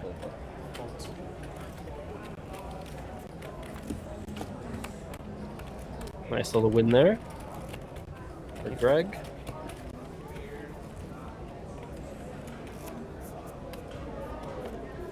These players at this point are about 5 hours into their day.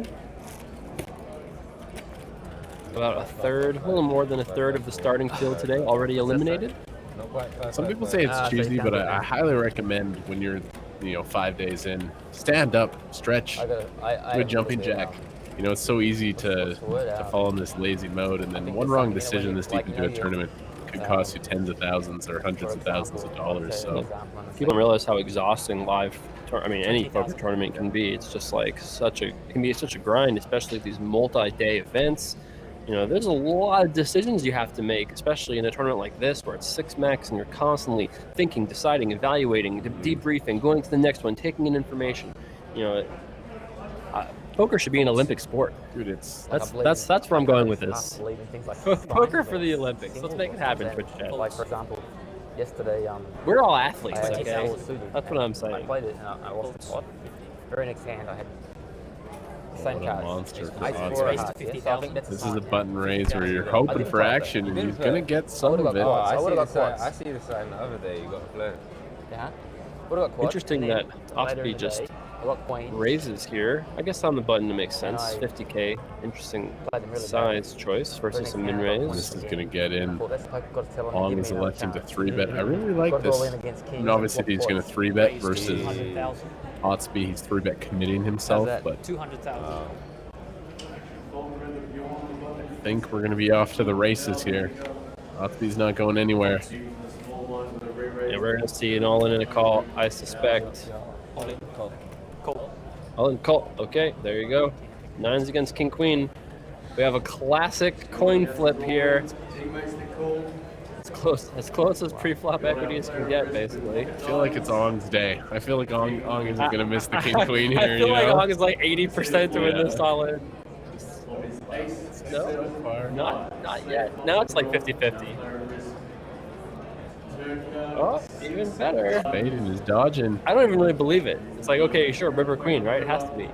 No, River 9. Wow. And for Otsby, much needed double up. You can feel things slipping away, but he's at the 700K now, 35 big blinds. Yeah, nice double up there for him. Yeah, first before the poker gods were going to punish him. Reasonable play by both. Yeah. Get it against King, but then he must have thought. That is a slight dent. Ong wins there. He's over 2 million chips. Just positive thinking. I've seen quite a variety of facial expressions from Otsby, mainly in hand against Ong. If you're enjoying the show, use the hashtag Aussie Millions on your social media platform of choice. I'm all about at Crown Poker. If you want to join our next Aussie Millions next year, you can qualify all year round. There are a ton of great poker events. And there's also a ton of great poker events here at Run It Up. RunItUp.com, RunItUp.tv, Run It Up on Twitter. We've got Run It Up everywhere. lots more poker events Wow, that's a to nice come flip. here on our channel. Got where am Vernon I? Abrino coming up in a this couple one? months. Lots of other cool things in the meantime. Great to have you guys with us all tonight. 3,000. About 5 hours into our broadcast. Not quite, getting there.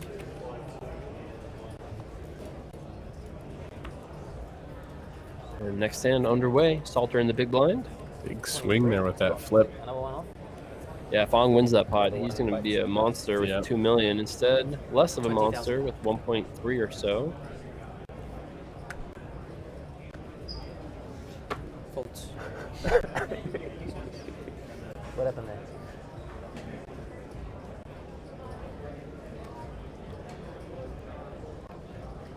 Adamo here with a very playable 8-7 suited. Raise to 40,000. Folds. He's going to 40,000. raise it up. Ong here with King Jack on the button. Certainly a hand he has some options with. Ricky, what do you think about against the Stone Minraise here? Both options on the table here. Definitely playing though. Yes, for sure. Cool. 40,000 to call. He does call. Folds. Interesting, Queen 10 doesn't even really think about it. Mucks pretty fast. Folds. Kind of a smart fold, I think, actually, with Queen 10 offsuit there. Like in position, yeah. in the small blind, worst position, player behind you that could still squeeze. Heads up. And that's a pretty good flop for Adamo. Straight flush draw. 64% here with no pair. Check. Gotta think he's gonna start here with a bet, but no, actually checks. I was gonna say there's a lot of reasons to check here. Give yourselves a lot of options to check raise. Ace on the turn. King Jack's got to feel decent about that. And now that it's gone check on the flop, I wonder how Damo approaches this turn card. I think the time to bet our 8 high is now. Yeah. 75,000, 80,000. You know, we have some aces in our range. Like we could check ace 2, ace 3, ace 4 on the flop. So we could rep that. Plus 10s, jacks, queens, kings we check on the flop. A hand like king 9. Sure. So I think it's time to fire.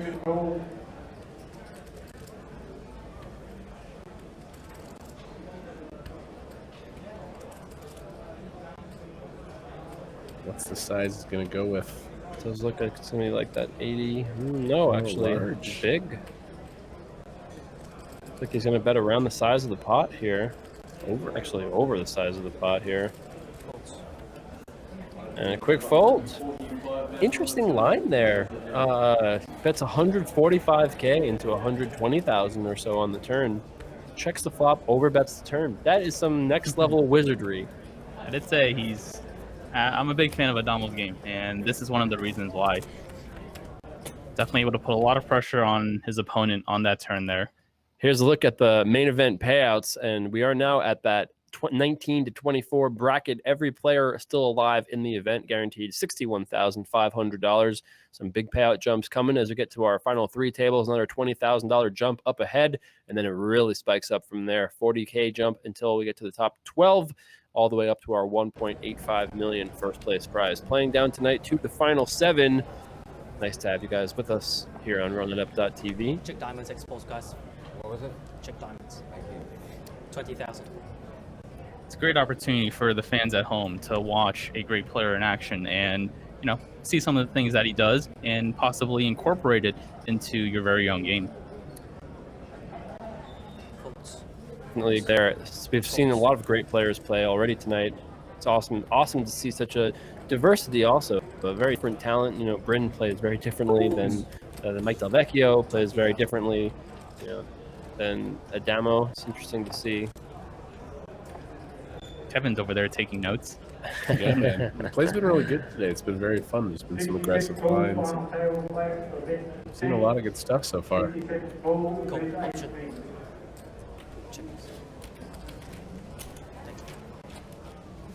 Heads up. Check diamonds first one. Actually, you check it. It's a massive flop for Salter. Elise has some aces once in a while, but they're kind of few and far between. 20,000. This is a limped pot. King 9 is almost always the best hand here. You know, Lee doesn't have 10s, jacks, queens, because those would raise pre-flop. Once in a while, Lee will have like ace 2 offsuit, ace 3 offsuit, but it's just a massive hand here for Salter.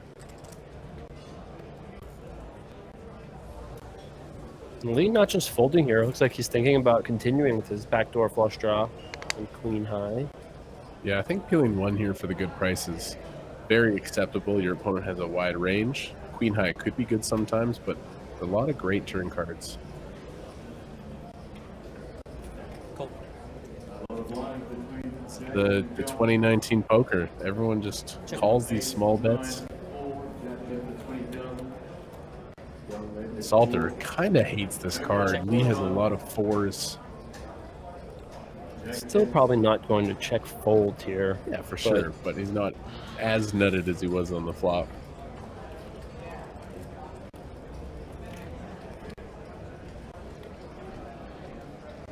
Expect this to go check. Queen high, a little too strong to start bluffing the turn. Interesting. I guess that makes sense here. And it does indeed go check. Money. Oh, hello. Hey, girl. And this is why you float the queen high on the flop. Yeah. I don't know either. You can look on like the checks. Yeah. And Salter's going to check. And you got to think Lee is going to value bet. And indeed, he goes quickly to it. 40,000. 40,000. Kind of a gross spot for Salter. He pays it off. He's going to be frustrated. Sees his opponent hit 3 outs. The only card that would have done it. Queen on the river. That hand goes over to Lee. 20 minutes or so left in this level, and we're going to get ourselves a new lineup as we go deeper and deeper into the tournament.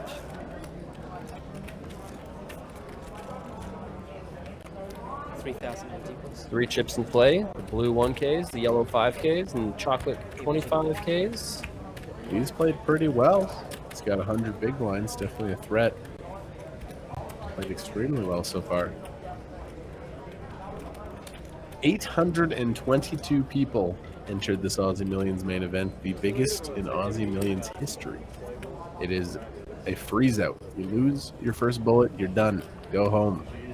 Can't unload the clip in this one, which makes that many entrants even crazier that they got 822. Raise to 50,000. 50,000.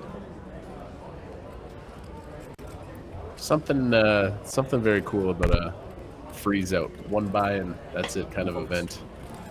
For sure. And here we go with Aussie with a nice hand with the ace queen offsuit. Raising it up. Folds 50,000. Heaver just folds the suited ace in position. 50. Folds. Not like shocked given how relatively conservative he has been, but certainly another conservative play on the conservative side. But ace queen chips it up. 700,000 now. Still have a bunch of eliminations left to get through. Long amount of poker still to be played. At what point do you like what for you personally? Like I don't know, maybe you can say do you Salter and Heaver chatting a little bit. What's your haven't seen a lot of table talk today. What is the impact of it? I can't tell you my. Oh, okay, sure. All right, sure. But I'll tell you the. Well, what's I say in the book?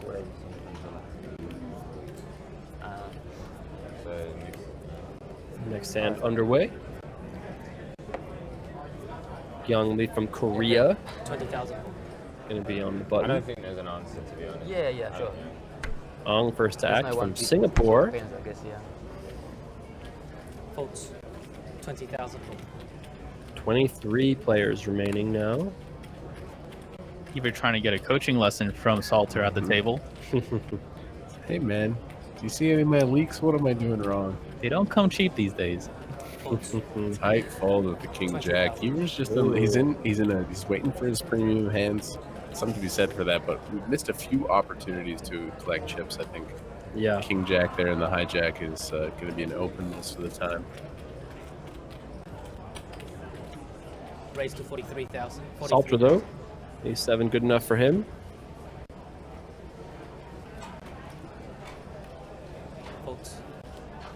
Action over now to the big blind. He's going to defend his king 9 off, and off to the flop we go. Heads up.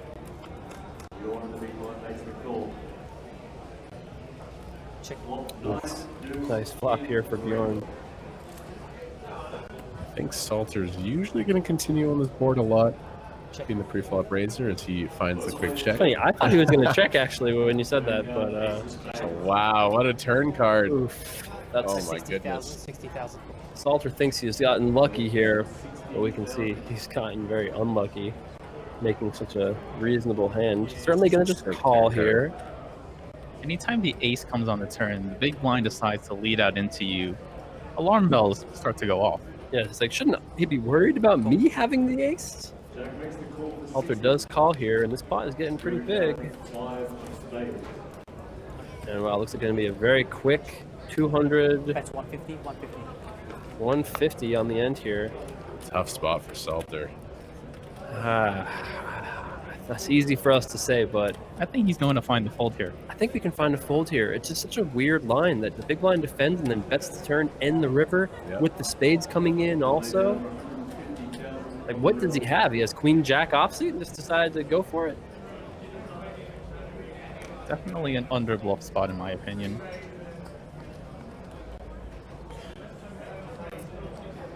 Be a very impressive laydown though, just to hold the A7 once you turn it. Definitely a tough spot.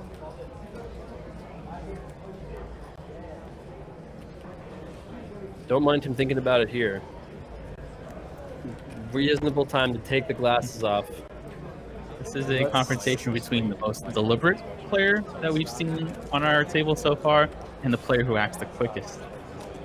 Yeah, like let's go through the value hands that Aussie could have that, you know, Jack is beating. Very few, like ace 3, ace 6. Even ace 3. Unlikely that those would quickly bet twice. Whoa, that is a size. deep zoom. Yeah, ace 3. I'm not even sure ace 3 would lead here on the turn. Ace 3 might still just check. It's not gonna bet king queen twice like this. So we really are kind of only beating bluffs. And like Ricky said, this is a very underbluff spot. This would be a great fold here. One that a lot of players are not capable of making, but I'd be very impressed. You think he's going to find the fold, Ricky? I think he is. He's going to have... He's already sensing that this is a spot that it's fairly underbluffed and definitely experienced enough to know that. Only a player with 7.5 million in total lifetime earnings would really be able to, I mean, this is a tough spot to fold. I think most people would just pay, but Bjorn's line here. You bluff me? Right. In Asia? No, Euro. I got a spade, so hard to believe the flush.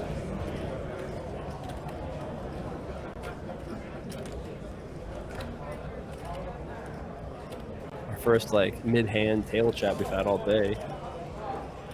Saying because he has a spade, he thinks it's obviously less likely that his opponent has a flush. But he still could have ace deuce, ace 9, king 9, king deuce, 9 deuce suited maybe.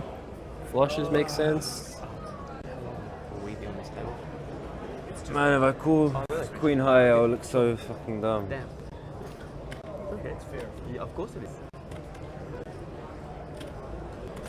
Bjorn pretty stoic, not really giving away a ton. How stupid was that gonna look? Just pay you queen jack.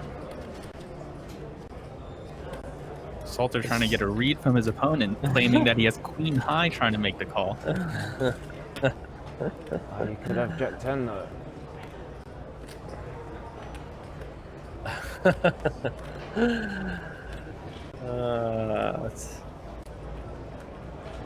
Not having a queen jack or a 10 in Salter's hand is fairly good for him. I do think he's planning on folding, but it's pained.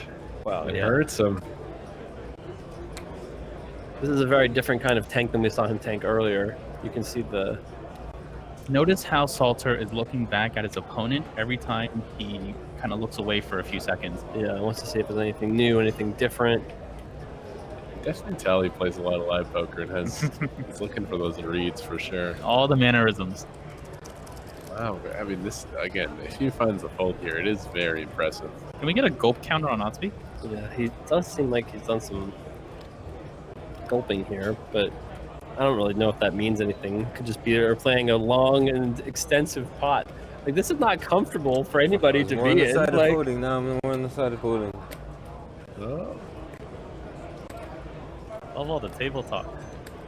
Let's recount the action again for those that missed it. So pre-flop went raise by Jack, call by Bjorn, flop went check check, turn went quick bet by Bjorn, and a call by Salter, and then the river quick 150. And Salter only has 340, so if he calls and he loses, he'll have under 10 big blinds.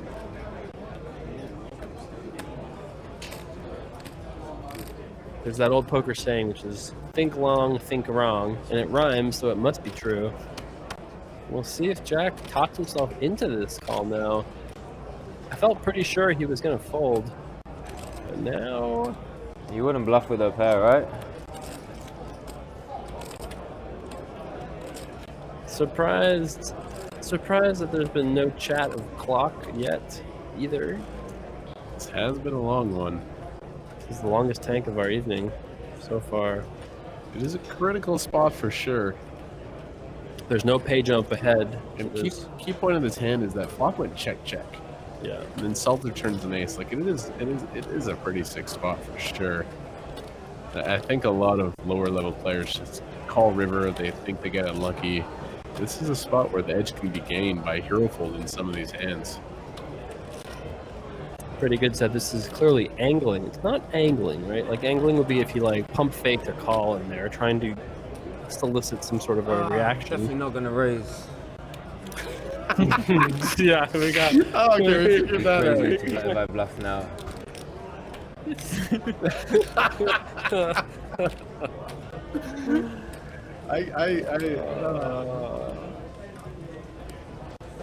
As a player, this would have driven me crazy already. I don't know if I would not have had the patience to sit here through all this as a player. We can see the true pain.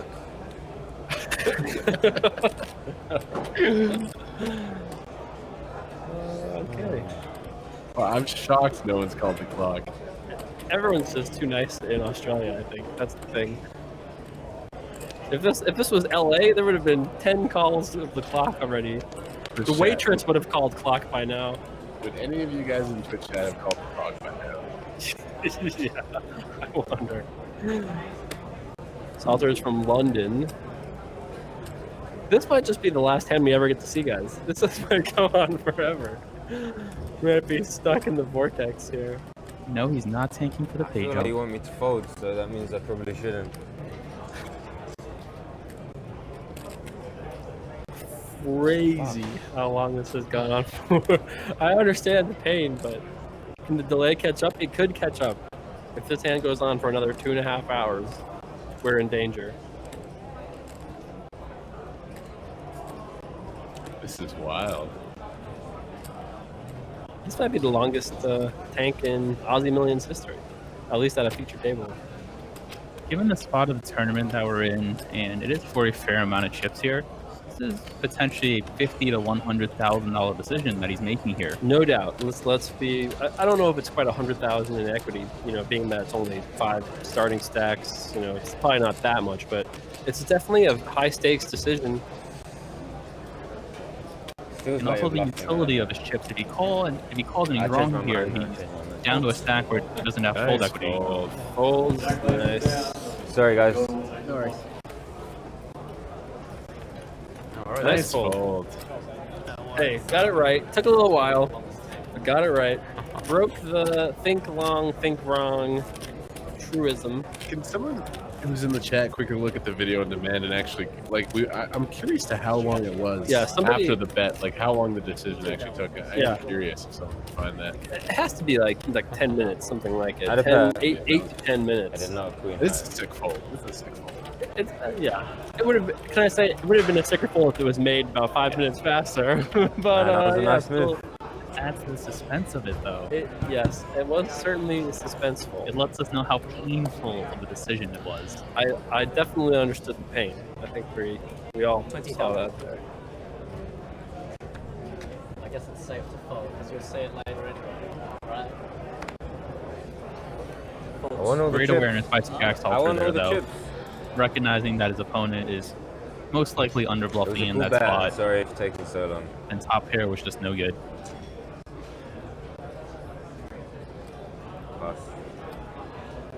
Folds. 20,000. Folds. 20,000. All right, back to the action. John Will says, I've crunched the numbers, and that fold took 4 years.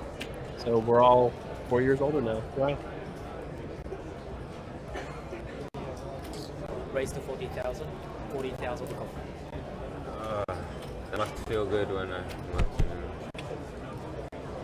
So looks like I feel like there was a raise and fold around, and Adam wins it with 10-3 suited.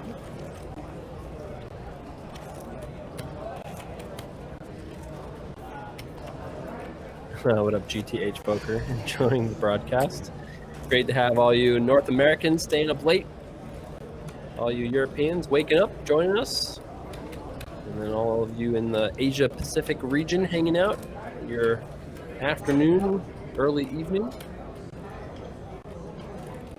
This is a global event, as always. Great to have you guys with us. Getting word that the river decision took 9 minutes. Just under 9 minutes. Thanks, Ghost of M. 20,000. So, in fact, in theory, he did have a pretty good bluff catcher there, having a spade, no reverse blockers, but you kind of throw all that out the window when your opponent leads the turn for less than half pot in that spot. Not a turn that you expect them to lead very often.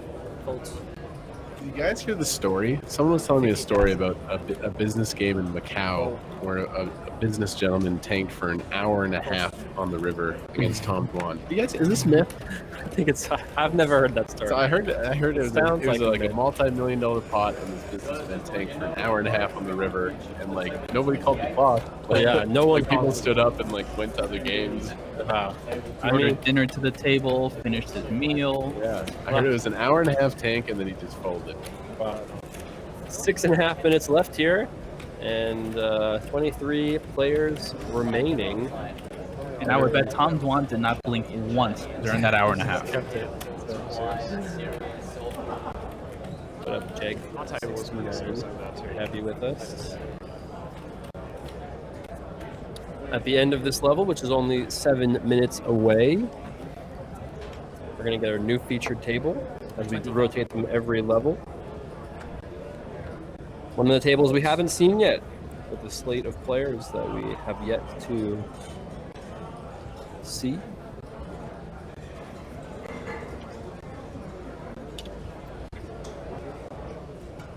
Michael definitely sees the opportunity. King 9 suited in the hijack.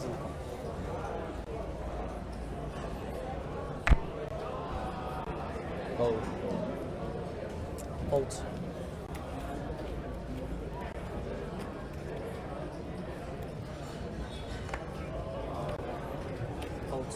Here is our short stack. Salter.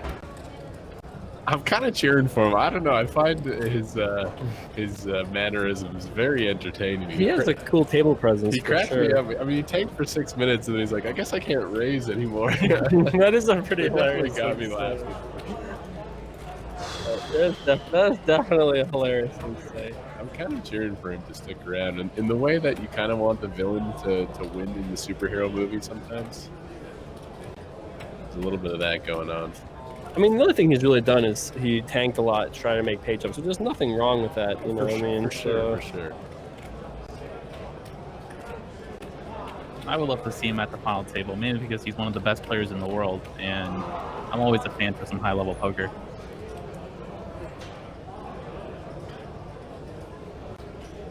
Salter's playing 15 big blinds. Could be thinking about defending or maybe as a hand to reshove. This is a spot I would definitely shove small pairs versus the hijack open. Even a hand like ace-10, sometimes you can shove it in.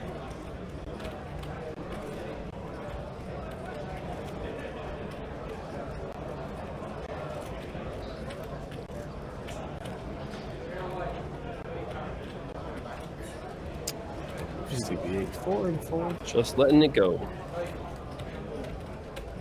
Nice hand there for Adamo. Adamo? Or Adamo. Adamo. Okay.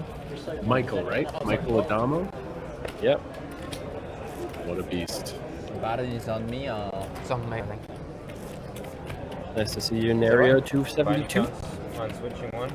Yeah, sure. Okay. Yeah. The yellow one. 100, yeah. Cool, man. Thank you very much. Just check him or just stick. Yeah. Yeah. Is that right? Good. Yep. Yeah. 3,000.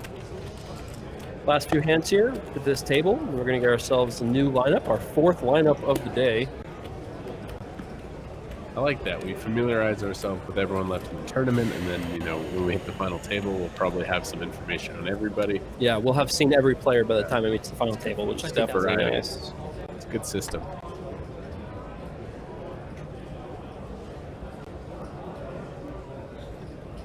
Everyone that we'll see at that final table, there'll be a little bit of a backstory. You know, we saw him do this in earlier coverage.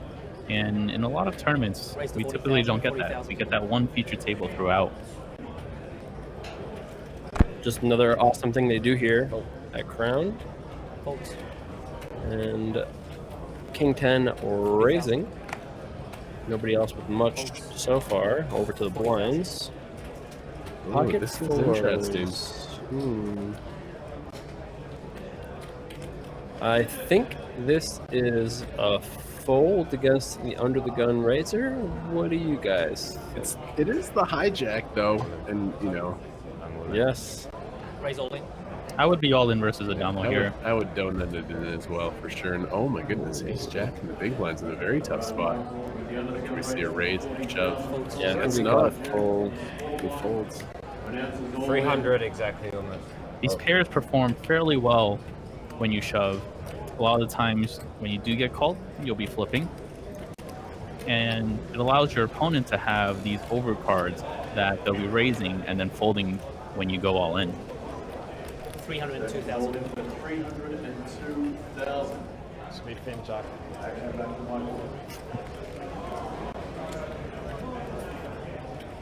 15 big blinds here. We're not considering the King 10 offsuit, are we? I think this is too much. I mean, even if you expect your opponent to be shoving a lot of hands here. Yeah, he even said it would be thin in this spot.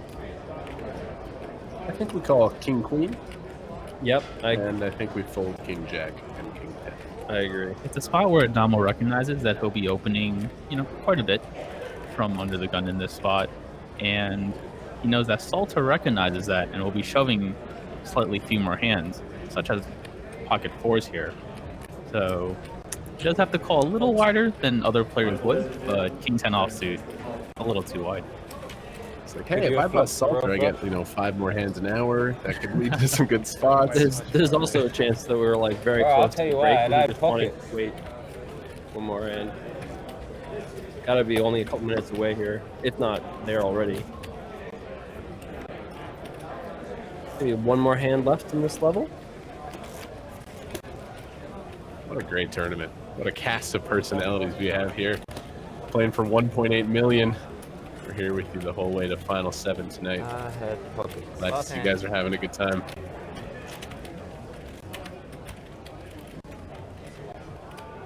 Pretty amazing. All these players guaranteed 61,500 Aussie dollars, playing for 1.85 million. Tonight we're just going down to 7. 23 remain. I would guess in the next level we get down near to the final 3 tables. And then it's a battle from there. This will be our last hand. Yep, this will be our last hand with this lineup. before we switch to our new featured table. Folks, 20,000. How many hours left? There's no limit on the hours. We're going to play until we have a final 7. Last 3 clicks I today. have a hunch we might see Mr. Matthew Wakeman here on this next lineup. Sorry? So Lee limps here with the 9-8 offsuit. And Adama with the very powerful ace-queen suited, going to be good enough to raise.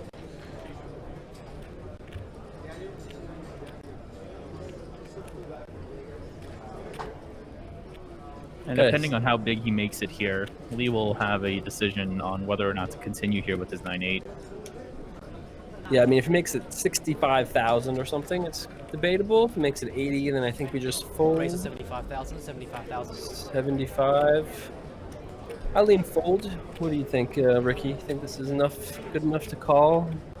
Getting 2-1? Technically, the price is still good enough to call with 9-8 offsuit, but you are against a very tough opponent out of position. So, okay to pass on some of these marginal spots if you're Lee. And indeed, he does pass. And just like that, we have concluded another level here in the main event.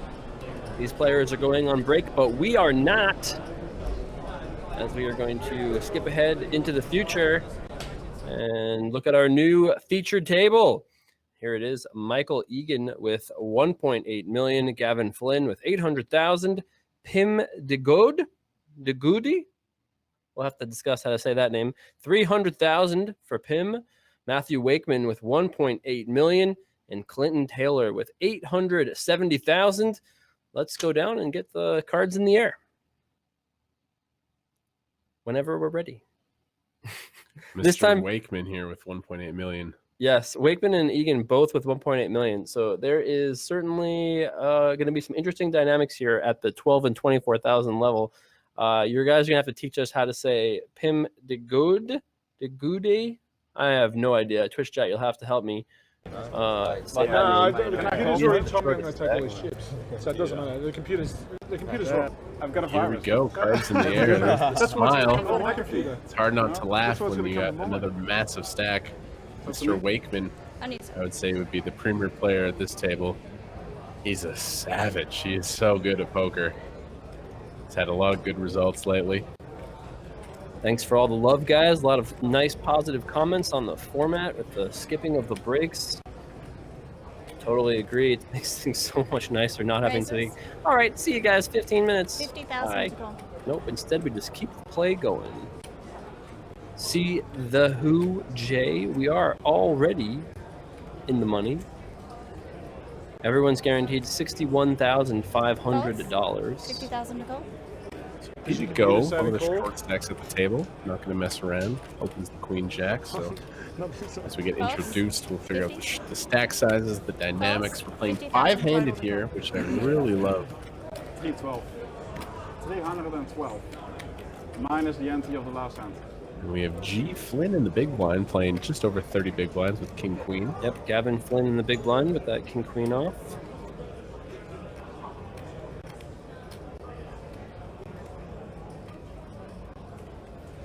And Pim was our raiser. Gavin Flynn, whoa. Like that. I would have been a little afraid of the short stack min raising under the gun, but Mr. Flynn not worried. He gets it in there. Wow, nice play. Yeah, sometimes when the short stack opens, it's either like the nuts or it's a hand he's going to raise full. Nice shove. I thought he was going to defend, but he thought otherwise.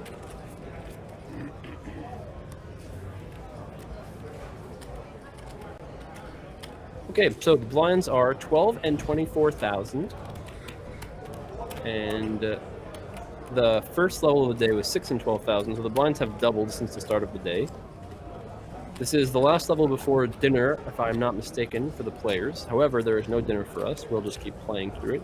Skipping that 75-minute dinner break feels amazing, man. 24 to go. First, 24. Loving the camera angles here. Big shout out to the production crew. Doing an incredible job. First, 24. One of the premier poker events in the entire world. People talk about the Aussie Millions all over the place. Even in a lot of my local tournaments in Calgary, people are talking about the Aussie Millions and how they want to get down there and experience it. I hear it all around the year. People who talk about how great the event is, how much they look forward to watching on Twitch. Yep. And all in a I fold. want those hands. I want those hands. Flynn getting some nice momentum here. 2-0. Peter Goat is our tournament short stack. Going to be playing exactly 10 big blinds. That always creates an interesting dynamic with what hands you can raise, because you always kind of have to anticipate getting shoved on. I bet you, based off that Queen Jack open, he's going to be very, very aggressive. Yeah, if he's opening Queen Jack with 12 blinds, gotta think he's planning to open a lot of hands generally. Blinds 12.24. Yeah, 750 now. You know how long the delay is? One of my friends from Aussie said it's like 2 hours. Oh, 2 hours, so we won't get to see each other. Well, not Yes, as these players are discovering, it's not a 30-minute delay. I'm not sure. As we do have that extra delay break. 24 to go. As in like, not sure. Action on Clinton Taylor here with the Jack 8 offsuit. Codes, 24. Let's it go.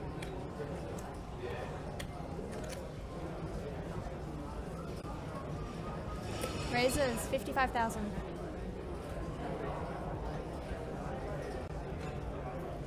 Michael Egan here sitting on a very healthy stack as well. Opening the cutoff. What do you think, Ricky, in this spot here with 3s? Steep enough to call? Depends on the stacks behind us. We do have that 10 big blind stack behind us. Not too worried about that, though, because if he does shove, you have a fairly easy call if he gets back around to you with the 3s. 55. On the button here, in position, also about 40 big blinds deep, you can definitely consider peeling one off and seeing a flop with those pocket pairs. Codes, 55. I don't mind the fold either, though. I think that's reasonable. We're not that deep. We got a short stack in the small blind, plus we got a really good player in the big blind, but could go either way there for sure. I think if it was versus an earlier position open, you're more likely to fold those pocket 3s. But versus a cutoff open, who's going to be opening quite a few more hands than someone from earlier position, you definitely want to be seeing some flops with those pocket pairs.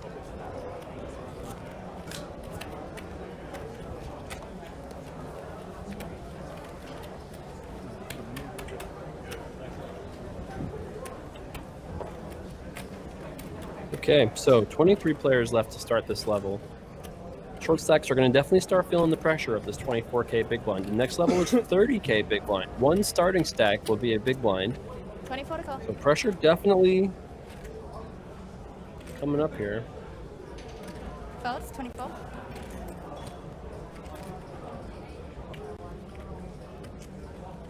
Action on Michael Egan.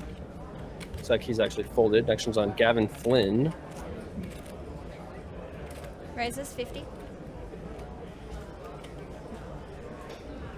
Codes, 50. Petey Goad there. People are informing us that he recently had a $2.3 million score. Codes, That's pretty, 50. pretty amazing. Here he finds himself deep in the Aussie Millions as well. So A lot of talent here.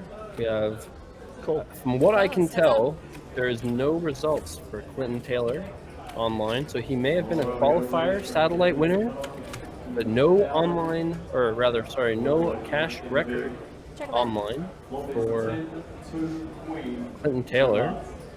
Matthew Wakeman from Australia, Michael Egan from Australia, Gavin Flynn from Ireland, and Pim all the way from the Netherlands. This is spicy. Leading into the pre-flop raiser. Definitely something you can do in some situations. I don't think I would choose this situation to lead my gut shot. And he leads for almost pot here with just a jack high. Gavin's not going anywhere. He flopped middle pair. Having the king of hearts here is really valuable.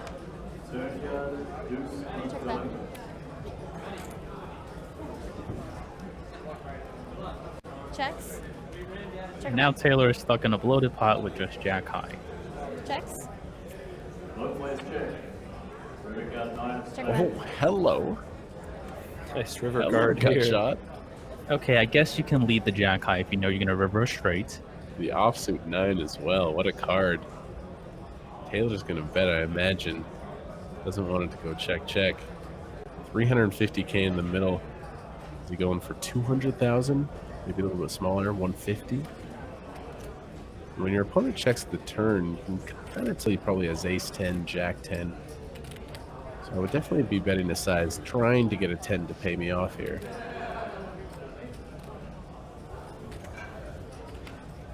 $215,000 to go.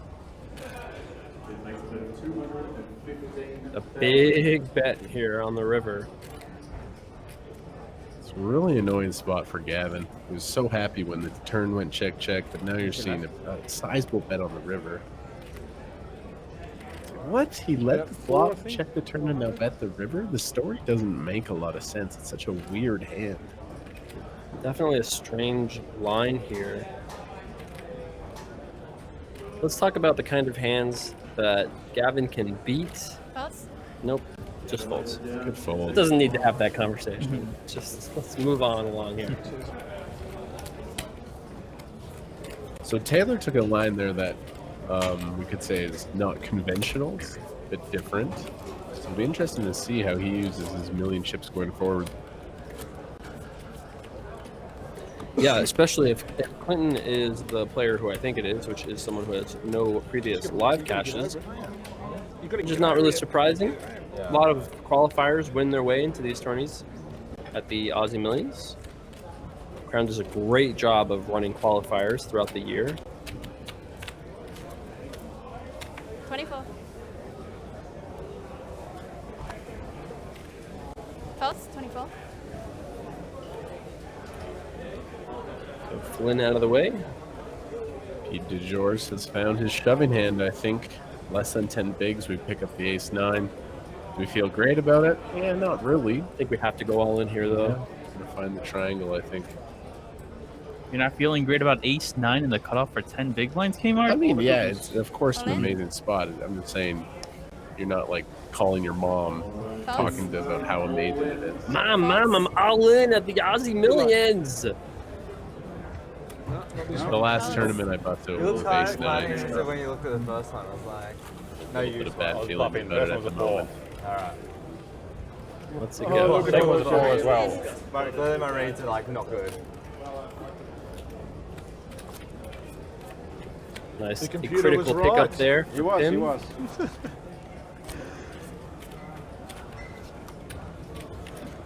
I mean, I just finished Phil Hellmuth's book. He said only go all in with the big pair or maybe ace king. The top 10 hands, you know? Ace 9's not a top 10 hand, Ricky. Is that really in his book? It's something in there. Like somewhere, yeah. True story. Twitch chat. Can I tell you a story that I haven't told anybody on Twitch yet? But when I was leaving the Bahamas recently, I was detained, not for anything I did or anything, but a lot of poker players were detained. I was detained with Phil Hellmuth. And I kid you not, he did the Phil Hellmuth routine to customs, and they did not think it was funny. He was like, I have 5 million Twitter followers. I'm going to take a picture of you. I'm going to tweet it. This is discrimination against poker players. I kid you not, that's what he said. And literally, all the officers are like, sir, we will detain you, sir. And yeah, he only had to wait 10 minutes before they dealt with him also. And he was already being a huge brat. I thought it was going to be my job in life. That was like the culmination of my existence to watch Phil Hellmuth get taken down by Bahamian security. However, they let him go, unfortunately. But I was really excited about that. And before he left, last thing he said to me was like, "You should tweet about this." I'm like, "Yes, I'm going to tweet about how they're treating Phil Hellmuth poorly here at Bahamas Customs." Yes. How are you detained longer than he was? They just they went on lunch break, of course, right after they pulled us. And yeah, I was hanging out. Me and Andrew Nimi actually were held right after Hellmuth. And yeah, hilarious. It was hilarious to watch. No one knew who he was. I tried to explain after. I was like, do you guys know that was the greatest poker player to ever touch a deck of cards? And they're like, no, we have no idea who that was. We don't care. Yes. He was one comment away from being arrested. And I was like, that would have been so funny to watch. But unfortunately, they let him go. And Phil Hellmuth is still at large. He's a big guy. He's like 6'4". He's got some weight to him. Yeah, he's They tried huge. to take down Philly Hellmuth. That would have been quite the sight. Huge. 24 to call. I swear he told them he had 5 million Twitter Close, followers. I 24. checked after. He has like 300,000. Just trying to run the bluff that he's, you Close, know, 24. Beyonce. I've been waiting to tell that story so excitedly for like 3 weeks. 3 weeks now. But yes. Raises Great 55,000 times. calls.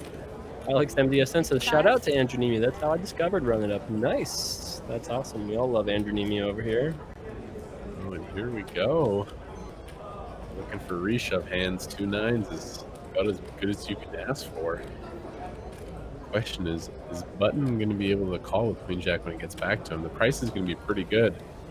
I think Egan's going to call fairly quickly here for 10 big blinds. Yeah, That's what. He's all in. It's 230 plus the big blind, so 240. 254. What up, Be Cool? Yeah, you can't really fold Queen Jack here because you know the P did Joe can have all the small pairs and Ace 5. We're not really doing that bad against.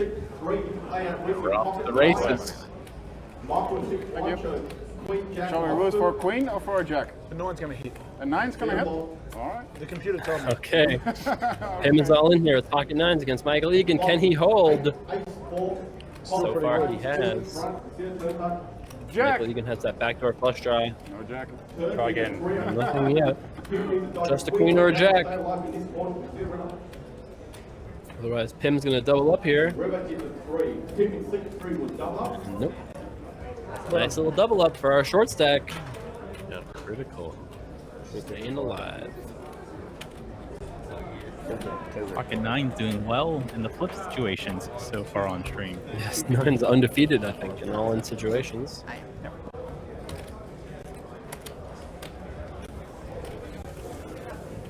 Nice double. Deep in the Aussie millions. Staying alive. Look at all those pretty chips. I'm coming for you, mate. It's alright. I'm just waiting. Your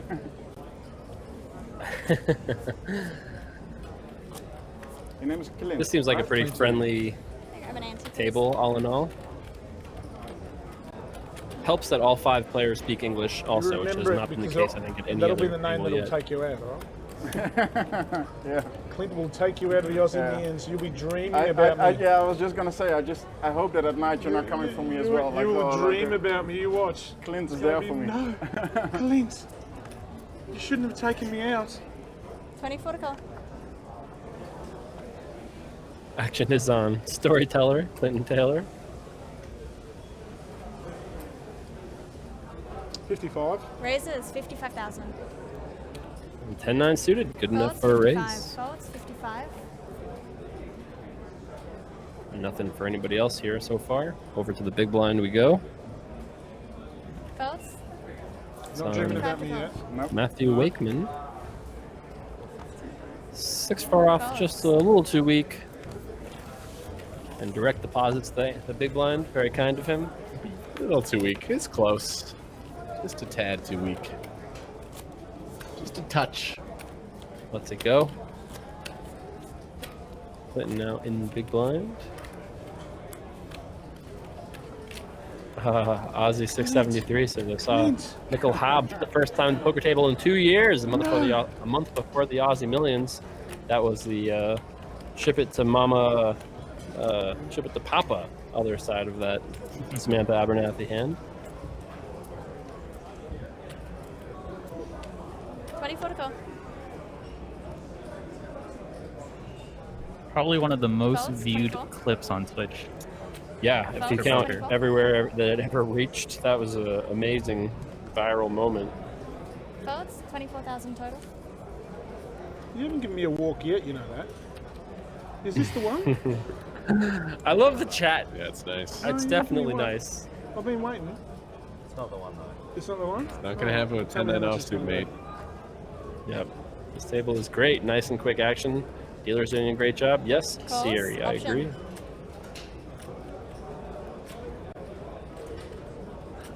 Let's dance. So a limp from Wakeman. Taylor checks. Very strong queen nine suited here in the big blind. Check a bet. And both players do connect here. Pair for both of them. Checks. I think Matt does check. My guess is Clint is going to bet here, as played. Don't go too big. 54,000 a call. Market Anarchy. This is live on a 2-hour delay or so. Matthew has the perfect hand just to check and call here. Bet is pretty large on the flop. He's got to like his hand here with the 10-9. Decent middle pair. We have seen Taylor use some pretty big sizings on flops. The last time with Jack high, this time though with top pair. Wakeman improves to a gut shot now as well. Checks. Taylor's got to feel pretty great about his hand as well here, and that's a fast bet. 104,000 a call. I like it. I Hefty like bet. the size. I think he's going to get paid here on the turn as well. Pairing a gut shot, probably good enough to call as Wakeman.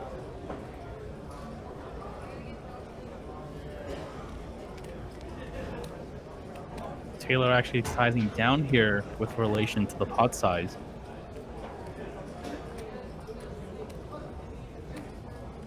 Seems just like our hand is just too good. All right, if we had 10-5, I think we'd probably fold. But with the gut shot also, you can see it says he has 5 outs on the top. The 3 of those outs are a tie. Very confident.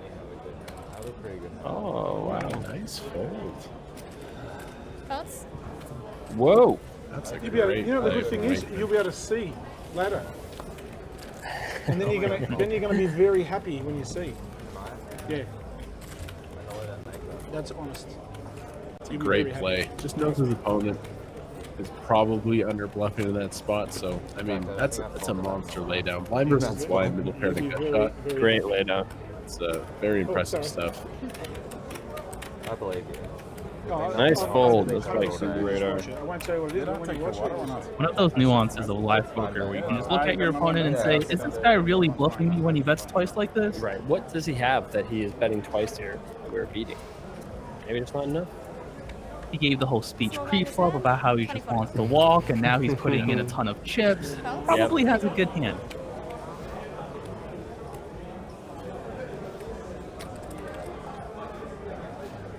Raises 50. Folds 50. Cool. Calls 50.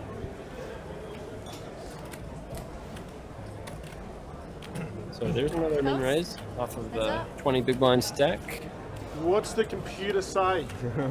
Tell me. I need to know if I'm going to bet or not. What does it say now? Oh, and the computer likes your chances. Computer says you got triple aces. The 99%. The Mr. Destructoid likes your chances here. You gotta love this guy. He's here to have a good time. We do see the reports of the audio desync. Our team is working on it. Check a bet. 104. 104,000 a call.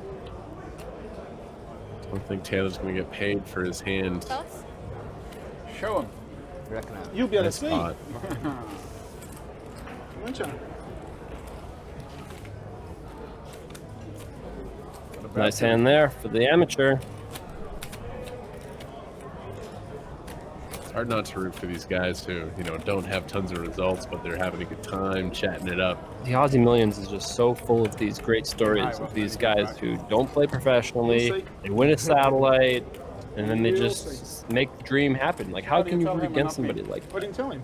You told me I'd be happy. King High was not good for that hand. Shireen Vijayram won the Aussie Millions 2 years ago off of like an $100 buy-in qualifier. No cashes or one cash before that, something like that. Pretty amazing. Thoughts? 24. See some questions about my plans for 2019. You're going to have to stay tuned for that. Most of my plans this January so far were traveling around, and now Aussie Millions, and then the next few months you'll see. But I've got some. This is going to be an amazing year. Lots of cool things ahead. Thoughts? 55. Running up, doing some awesome things. Ricky and Thoughts? Kevin doing 55. some awesome things. Running at Brino in April. That schedule coming out soon.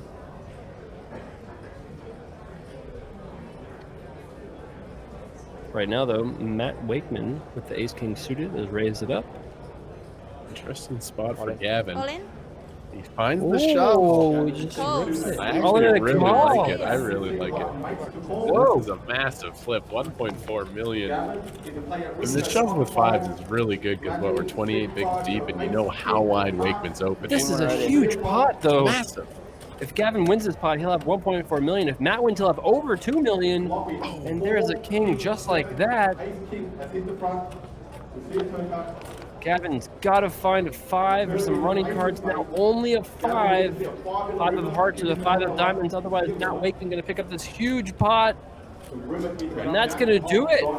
They're going to lose Gavin Flynn in 20th place. Yeah. Sorry. So we've lost 3 players at the outer table. Field, take notice. Matthew Wakeman has 2.5 million chips. 900,000 in total live earnings. Matt Wakeman. Win the flips. You know. We are down to the final 19 players, one elimination away. You had to win some flips, didn't you? From our next pay jump. About a $20,000 pay jump coming up ahead. What do you think about that shove, Rick? I think it's a very profitable shove with the pocket 5s there for under 30 big blinds. And sometimes you just have to win those flips for your tournament life. Yeah, that's his too. Oh, wow. Nice spot for Matt Wakeman now. A lot of viewers are going to think, wow, it's a lot of big blinds. Do you really want to put your tournament life in that spot, potentially flipping or dominated by your opponent? But versus a guy who's opening pretty aggressively on the button, your opponent is just going to fold a lot, and you get to take down a lot of chips pre-flop. And even when you do get called, not too bad of a spot to be flipping for potentially a very big stack in this tournament. I like it versus someone who's opening as wide as Matthew Wakeman at 20. I think it's a really good shove. Obviously, he's out of the tournament, but look at that mountain of yellow chips. That is insane. That's like a huge chunk of butter right there. Sweet, sweet equity butter. It's amazing. Look at that. All those chips, 5,000 a piece. It's like It's like probably 2 million in yellow chips that he has. Matthew Wakeman, our new chip leader here in the Aussie Millions main event. Wow. Man, it's just been on such a heater. It's crushing. Super sick spot for Matt Wakeman. And now we're going to see how he can put pressure on with his 100 big blinds. Isn't it cheddar? You could say cheddar, but it looks more butter than cheddar to me. As my, I'm a food expert, so I can identify these things very well. Do you think middle pairs are folding to your shove there with pocket 5s? About that. Ricky says no. I do not. You do not think so? 7s, 8s, 9s not folding to that shove there. Maybe 6s can lay it down. Yeah, 6s are maybe hard pressed to call there, but I agree. 8s are not.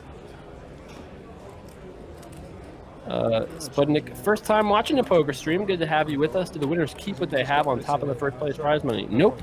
They just get paid whatever place they finish. All these players right now are guaranteed $61,500. Next one eliminated gets that same prize, and then every place from there gets $82,000 and change. All the way up to first place, $1.85 million. Loosey-goosey raise here with the 9-6 offsuit. Yeah, Michael Egan just trying to steal from the button here.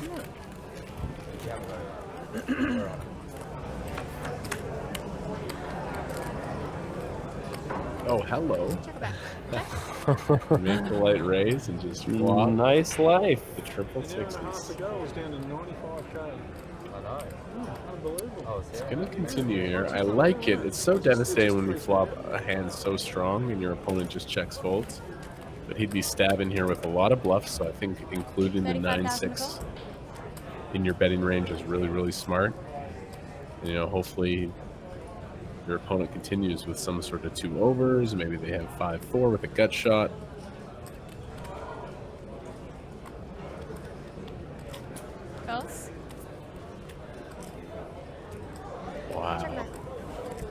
King is Checks. probably a pretty good card from Egan. Definitely see him somehow calling with a King 10, maybe. Probably not like King Jack and just flatting, possibly. I think Michael's going to bet 85,000 and set up a river shove. 80,000 to go. Pretty close. Yep. Nice read, Kmart.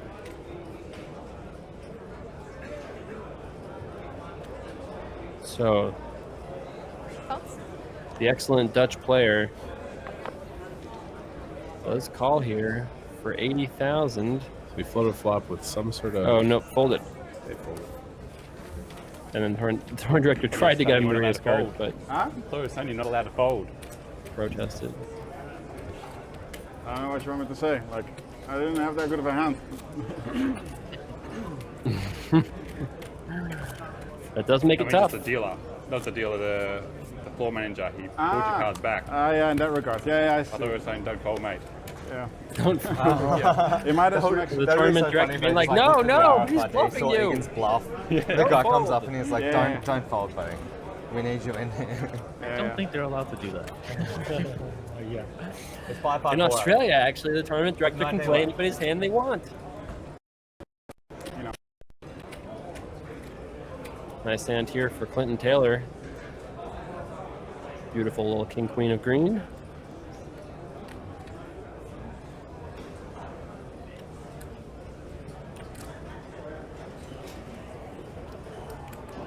Raises 63,000 total to call.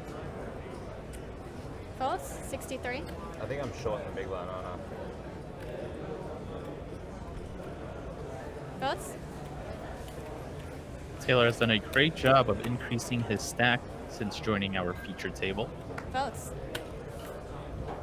You wait and see that hand. Does take it down. That beautiful king queen suited. So 19 players remain. We've lost half the field that started today. A little faster than expected. Come on, mate. What are you talking about? Yeah, I would say when it goes down to 6 max, pace of play does pick up a little bit. Sure. Players are a little more active, a few more confrontations. I mean, I like but still a long ways to go before we get down to our final 7. It's not like a, you know. It's not a monster. Don't worry, you'll see. It's a monster. You'll see. King Queen Suited is a good hand. 24 to go. I probably won't see because I'm probably not going to watch it. Oh, yeah? No. Calls. Michael Egan out of the way. Short stack, 6-5 suited from the button, 14 big blinds. Is this a profitable shove? It's going to be fairly close. This is an ante level where the ante is slightly bigger, so Raises, it makes it a 50,000 little more total. enticing to shove here. Oh, with the min raise, I don't know. I think I prefer shoving or folding. 50,000 total. But maybe against a player in the big blind who's more of a recreational player than... Did your computer decide do a dealer button raise? This would be one of those light opens from the button, Yes. especially off of his stack. Jay Robred, this was a $10,000 buy-in. 822 contestants. 88 spots got paid. We're down now to the final 19 players. It's yours.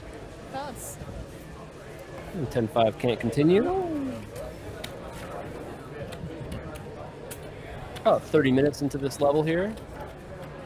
I believe the players will go on a dinner break at the end of this hour, but we will not.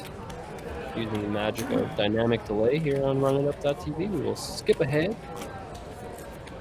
Had sort of a hand. But it wasn't like, good.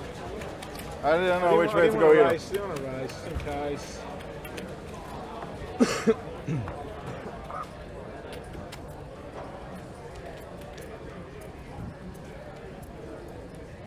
24 to go.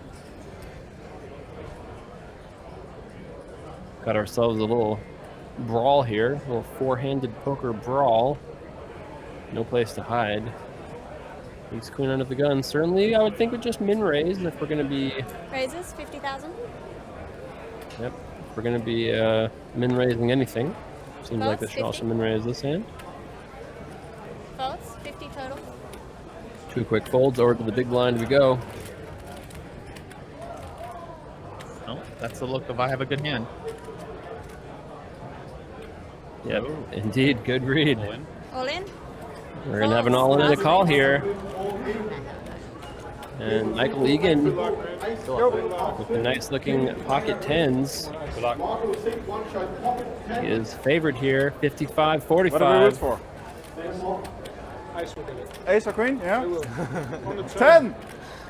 For the ace and the queen. No help there so far. Michael Egan, 3-1 favorite here. The showers are coming. The showers are coming from Still no improvement. Only 6 outs in the deck. Or Michael Egan is going to knock out Pim to good. Yeah, looks like that is what happened. Pimp is eliminated in 19th place. All the other players now receive that pay jump. And walks away with 61,500 Aussie dollars.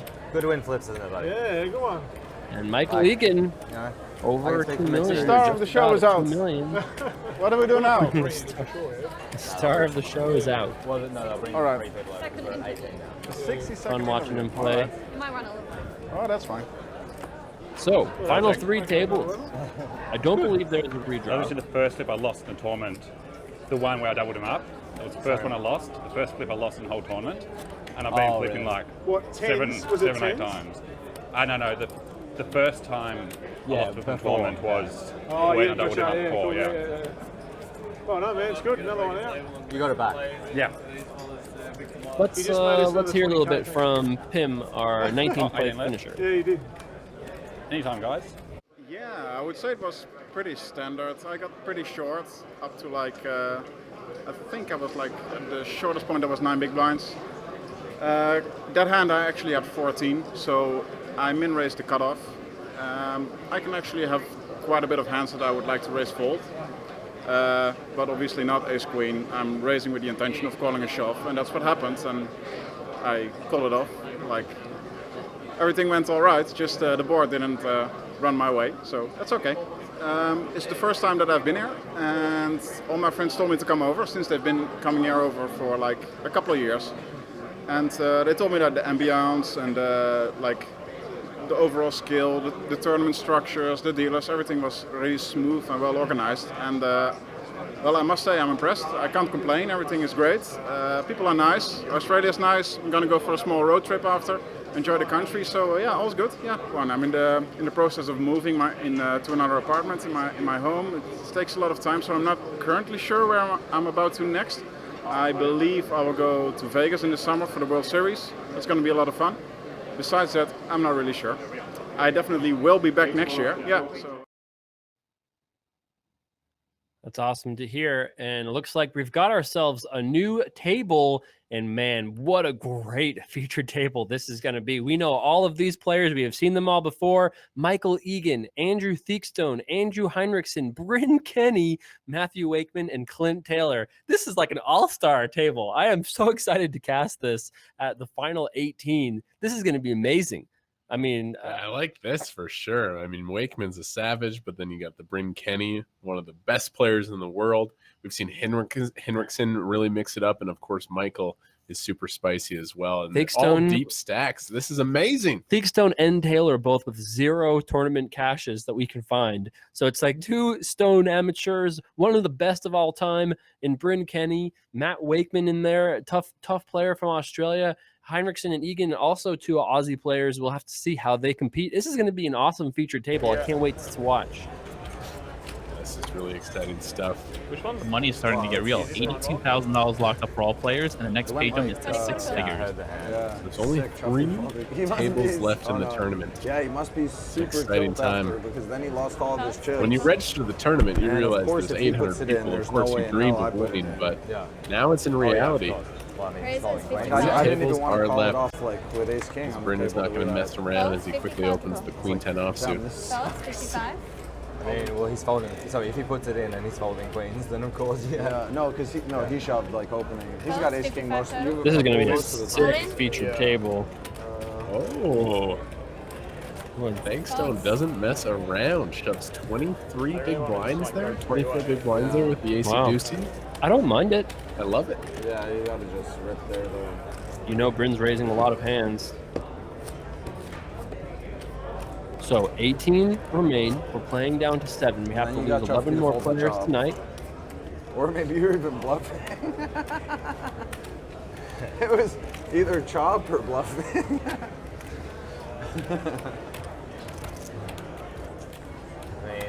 Like Definitely good awareness there with the ace deuce, knowing that it's a profitable shove spot to take.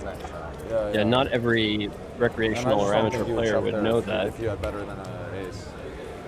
Good sign for his chances in this tournament. It was only like 2/3 spot. Yeah, but still.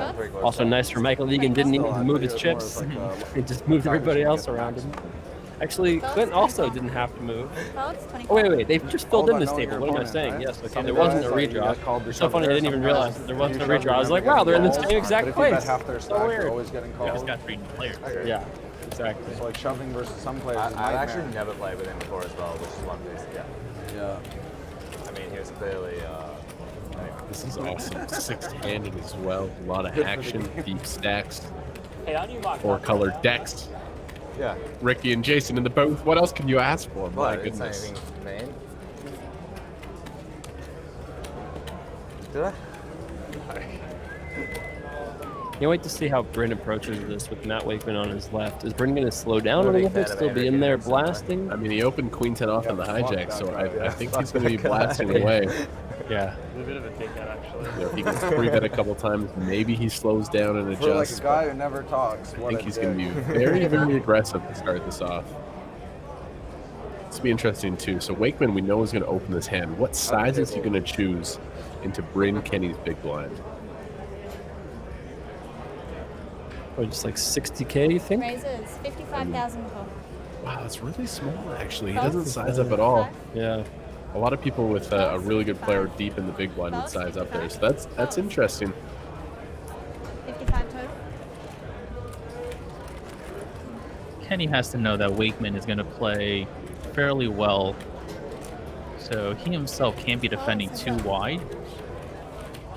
So while you do have to give your opponent a bit of respect that he is a good player, you don't want to be changing your raise sizes too much to try and accommodate for that. Check a bet.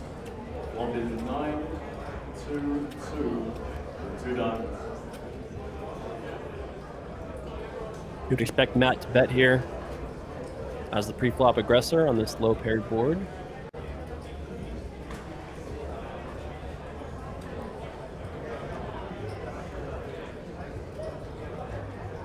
And indeed he does. Put up, raise your clothing. Adrian, hello, good morning.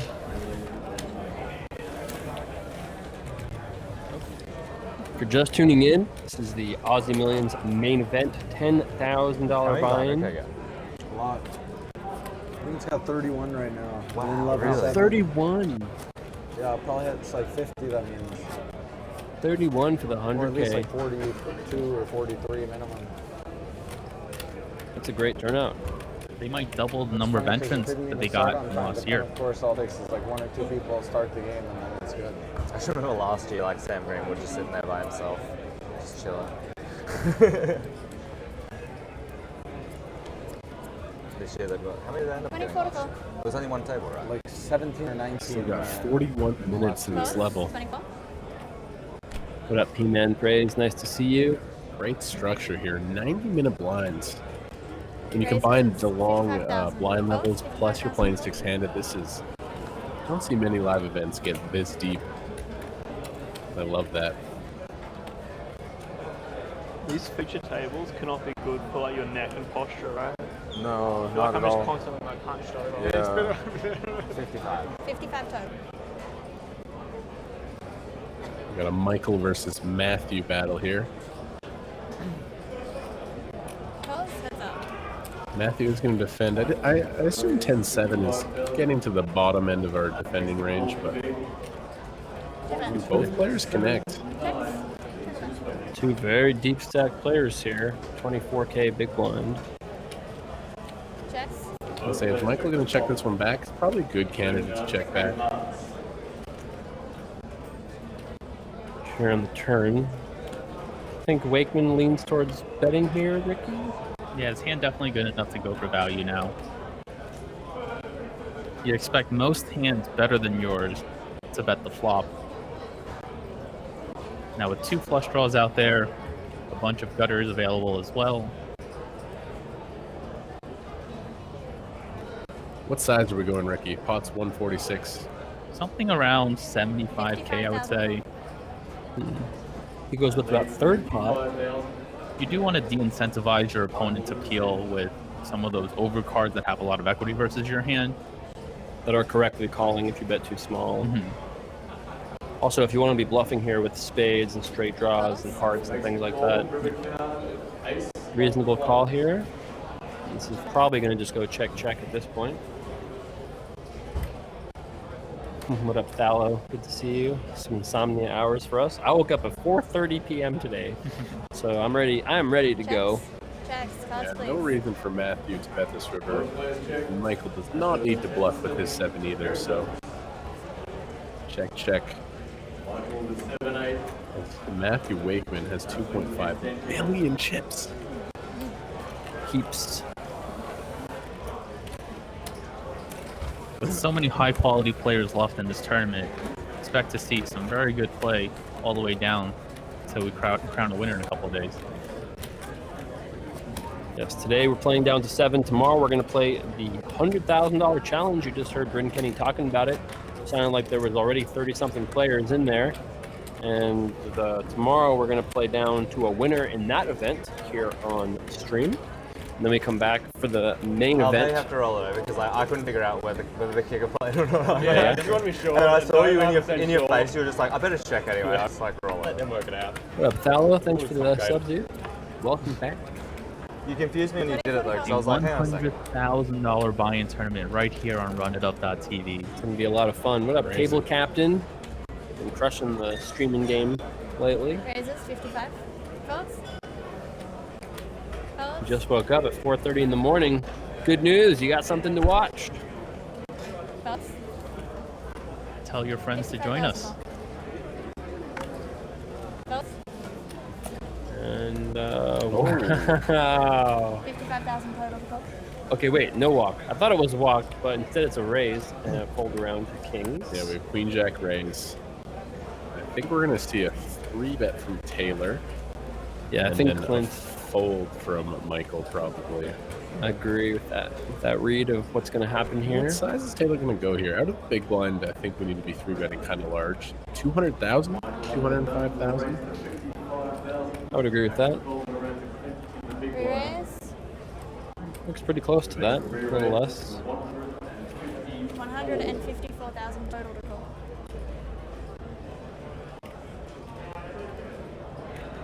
And Michael, I know we're in position, the price is kind of good, but when an amateur player 3-bets out of the big blind, it usually means business. We're not mixing in too many 3-bet bluffs from the big blind. That's a good fold. A spot where we can definitely overfold.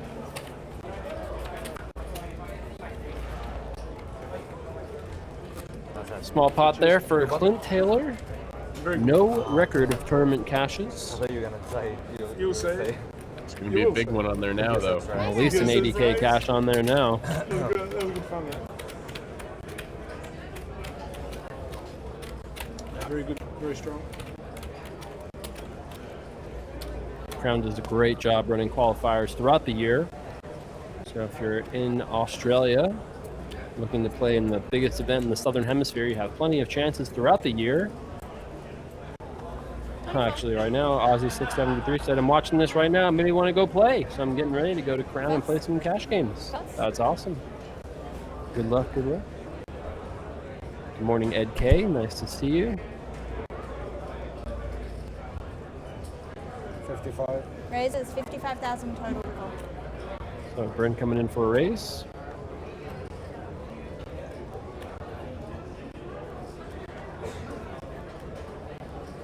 And Matt Wakeman doesn't let go the suited king here on the button. Certainly would be okay to call or raise. Thoughts? Folding standard, and he does indeed. Could I sell like Karaka yellows? Thoughts? Bryn Kenny says, I have too many chips. Color me up. Yeah, exactly. What up the Wookiee way? Should I stay up and watch or go to bed? I think you should watch until the end of the broadcast. Cancel your plans tomorrow. Hang out the whole show.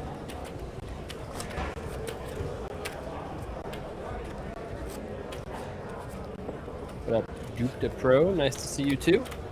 First streams of the year for me. That's also true. Barely got in there in January.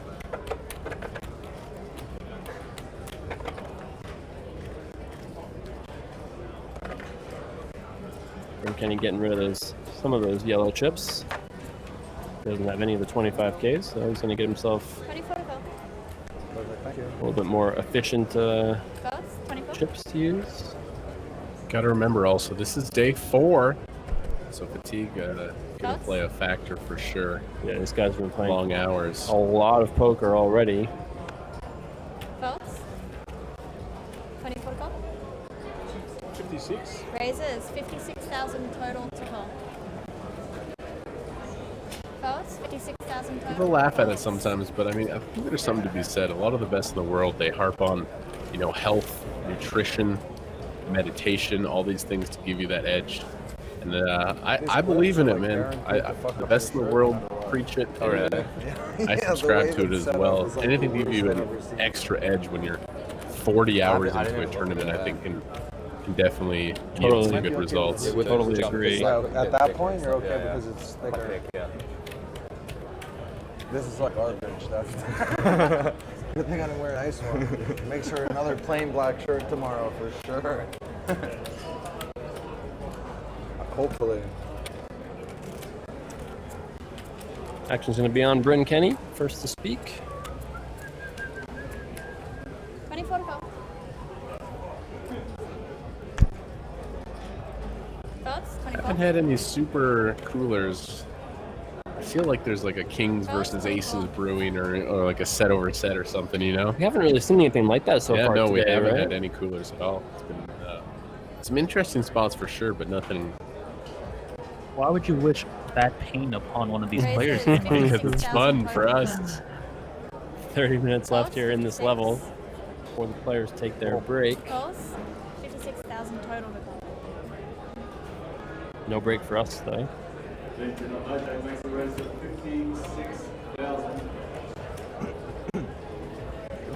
Multi-way pot here, I think. We did have that Mike Del Vecchio Kings against Ace Queen hand, but that was a very polite pre-flop action. Nothing crazy there. No diamond for anybody. Clint Taylor makes the best hand. I like this quick going to chips here, Ricky. Looks like he's firing it. And it's going to work here as he takes this pot down. Both of his opponents have too weak of hands to continue. No fear. Just gets it done.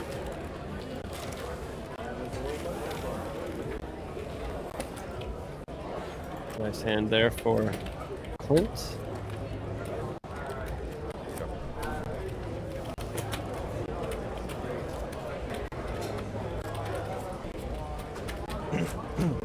The amateur hanging in there with the big boys. Yeah, man, absolutely.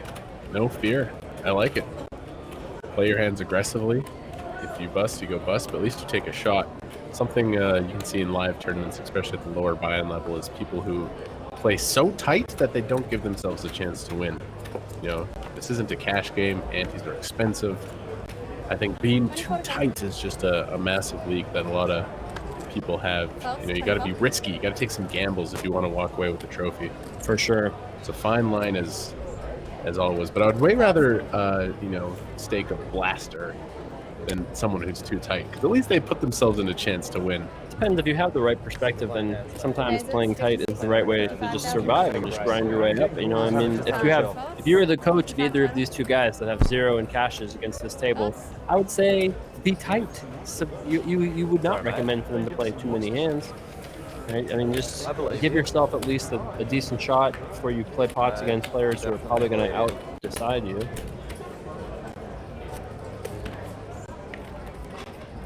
still a lot of money left at that final table. Making that final table, you're still getting about $250,000 or even 7th.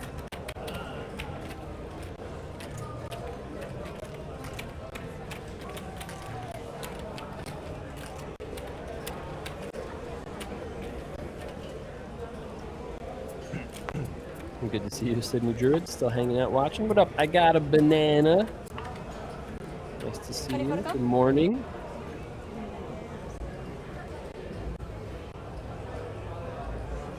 Action on Clint Taylor here with the pocket threes. Intimidating sight. You got Bryn Kenny in your small blind and Matthew Wakeman in your big blind. It's definitely not the... Re-raise. Ooh. 150,000 Beekman total. finds... Beakstone just throws it in there. Raise it. Church here. Insta clicks the raise. I wonder if Clint is going to call here for under 100,000 more.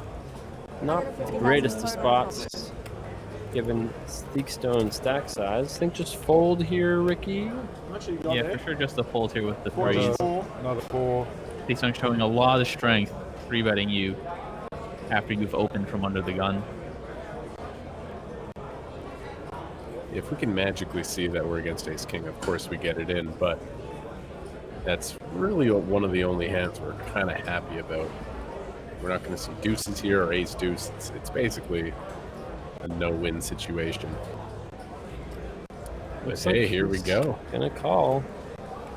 Do you like that he said, I'm gonna call here because I'm playing against the other amateur player? I think this is an okay spot to gamble. It's just too fragile of a spot to be in. Once you call here, you're going to have approximately pot behind, and... Yeah, what do you do on a 5, 8, 9 board? He shoves and we fold? Yeah. You're risking 100,000 chips to basically try to hit a 3. It just doesn't happen often enough to make that pre-flop investment, and then it makes a good decision. Nice fold. Good decision. Some questions about players still remaining.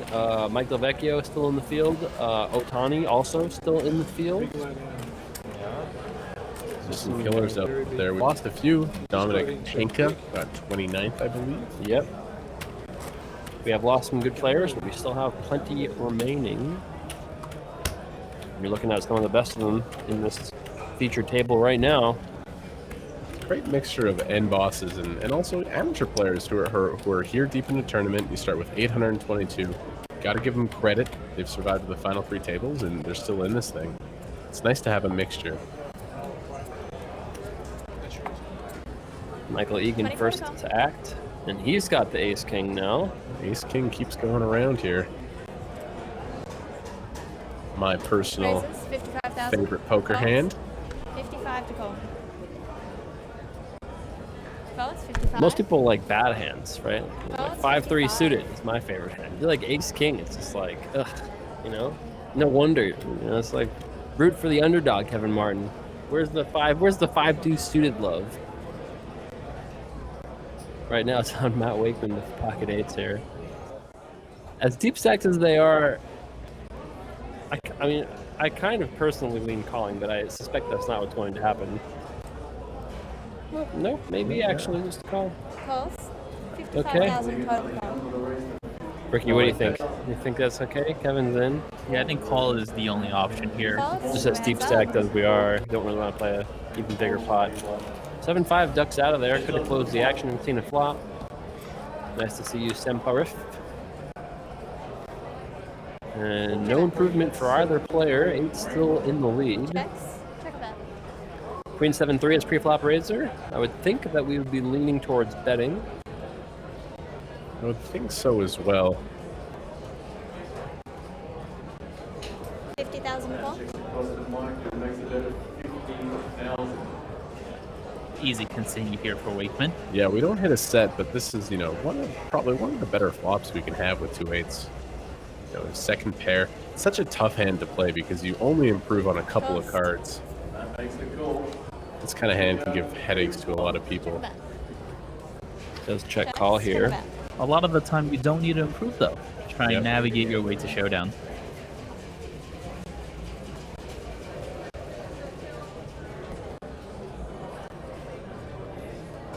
Checks.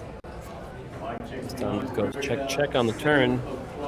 And Egan's got to find an ace or a king on the end here. At least I think I want to check. Yes, indeed. 7 of clubs now. Wakeman can go for a little bit of thin value here with the 8s. Really? That would be thin. Yes, you might run into some, jacks through 9s that your opponent might check back. But for the most part, you are going to have the best hand here. 30,000 to call. Very, very small. I like it. Wow, giving Egan almost 10 to 1 to call here. The thing is, like, if you're Egan, like, what do you beat? Like, how does Wakeman have 6-5 here? How does he have Jack 10 here? He can have those hands. He can't have 6-5. Calling on small blind against under the gun? 6-5 suited. It's in there. Maybe. I love this. This is fun. 30K. This might have been the only time, the only bet that has like a decent chance of getting called.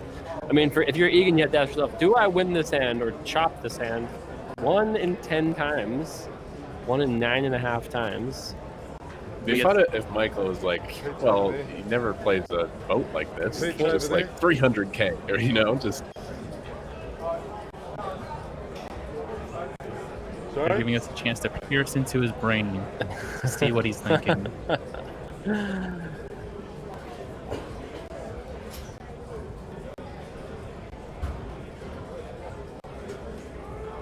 Gosh, this bet is so disrespectful. It is a little bit. Yeah, like this. It gives a little smile. Cheeky little bet. I love your animation. It's so good. That was beautiful. It was Happy beautiful. to see that one. It was beautiful. Old. Nice lay down. It's so easy to say, well, we're getting 10 to 1 to call on the double paired board, but yeah, I mean, just getting good odds is not a good enough reason to do anything. I mean, if I gave you 10 to 1, then Kevin Martin will turn into a unicorn and fly to Mars. Like 10 to 1 is not a good enough price. That's like at least 20 to 1. I'm glad it was captured on. Can I grab an ante, please? I'm glad your cards are captured. Nice. I mean, this isn't going to be a highlight. This hand isn't going to go anywhere probably, but like, take note. The guy, he saved 1 big blind there, and those little spots here, these tiny steps, that's where the super sickos really, push away from the average regulars, is making those crisp little decisions where a lot of us would say, oh, it's 10 to 1, I have ace high, I call, I lose, okay, move on, but, I think if Wakeman bet a little bigger there, he might have gotten a call from his opponent. You think? Going bigger makes you it have look to a give little the fluffier. impression that you can sometimes be bluffing for that size. Sure. Although if Wakeman was bluffing for 1/10 of the pocket on the river, super efficient if he ever gets it through. Which is why in that spot, if you do have ace high, you can't really fold, right? So yes, you can, but if your opponent is ever bluffing you there, don't fold against Ricky. But he's probably not ever bluffing you there. That's the thing. Yeah. Raises 60,000. That's the joy of poker right there. The beauty of the game. God, this is such a good game. It really is.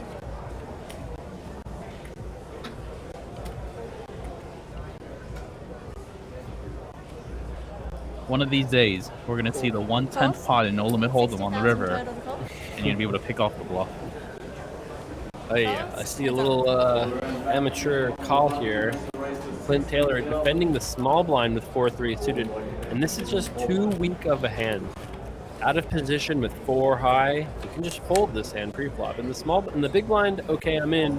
In the big blind, this is just not going to be profitable, and this flop is definitely not. Oh, hello. We've seen this before. 85,000 a call. Yeah.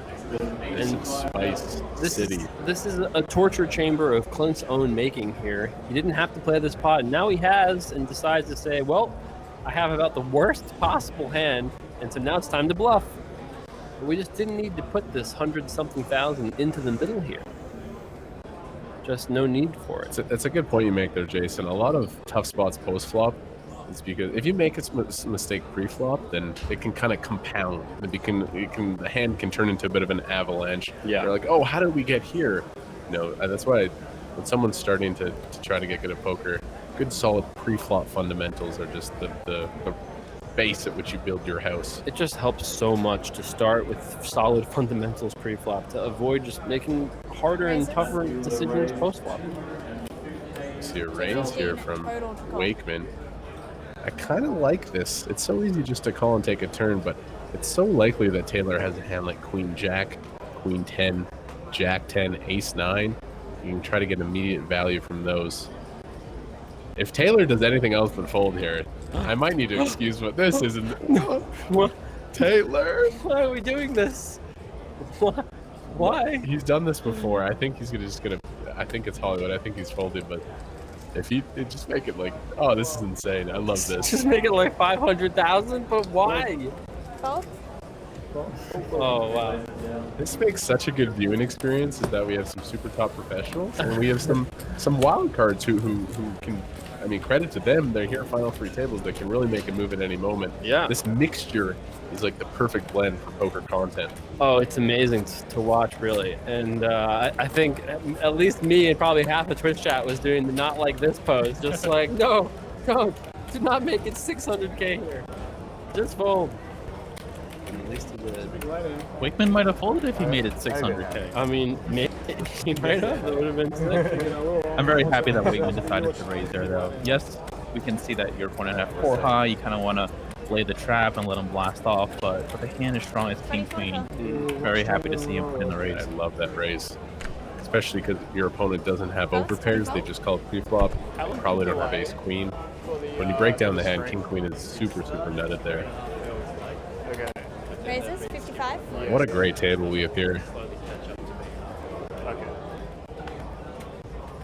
Votes, 55.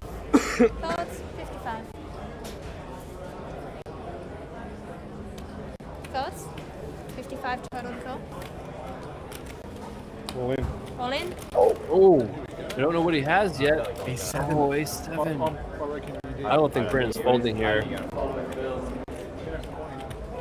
And that's remember, this also happened earlier. We saw him shove Ace 3 suited, was it? Ace 2 suited? Yep. It's unfortunate for him here that he run into a very strong holding from Bryn Kenny. If Bryn calls and wins this, he's going to have almost 2 million. If Bryn calls and loses, he's going to have about 600,000, about 25 big blinds. This is a critical pot. Yeah, Bryn's going to find the call here once he counts it out, realizes it's 25, 26 big blinds. He's taking quite a while to make this decision. Does he ever fold here? He's thinking about it. No. He's not folding. He just realizes that it is a lot of his chips, and you know, against a player who has 0 cashes and is now final 3 tables of the Aussie Millions, playing for $1.85 million. Do you expect him to have hands like this, Ace-7 offsuit, that show up from the big blind? We've seen him do this before, but if you put yourself in Bryn Kenny's shoes, it's fairly tough. You expect him to just have, you know, possibly some Ace Kings, Ace Queens, and some pairs. Oh! I am shocked. Wow. I'm shocked also. You know, he might just not know anything about Big Stone and just... Wow. Is that like 600 something? Or? I did not think that was going to be a fold.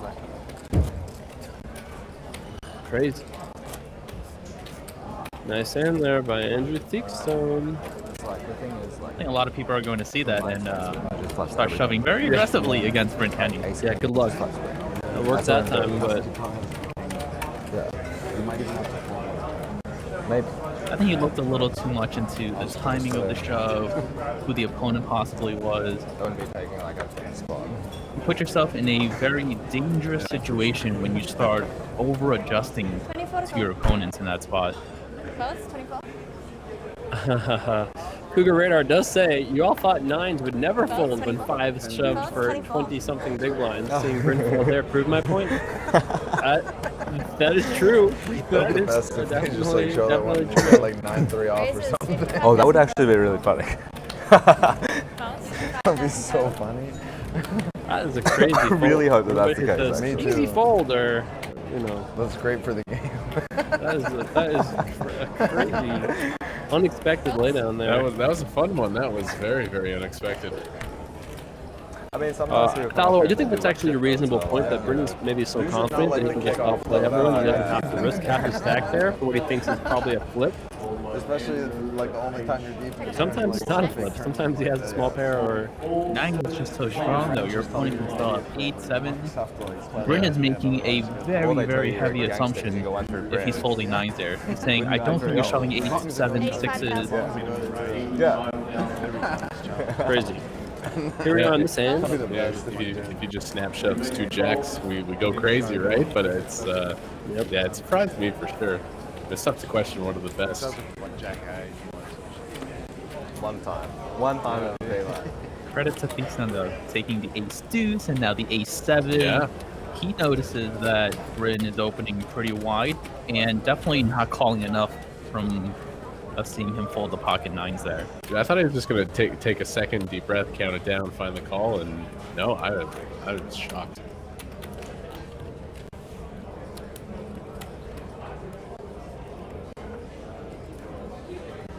We have spoke about how Bryn Kenny has his own style of poker, doesn't always follow what the math says, and that right there is one of the examples. 24 to call. Folds, 24. Folds, 24.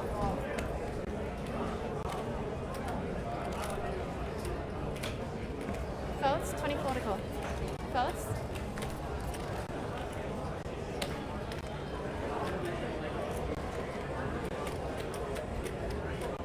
Folds. Option. Haven't heard much from Heinrichsen yet at this featured table. Let's check. There's limp here. Heads up.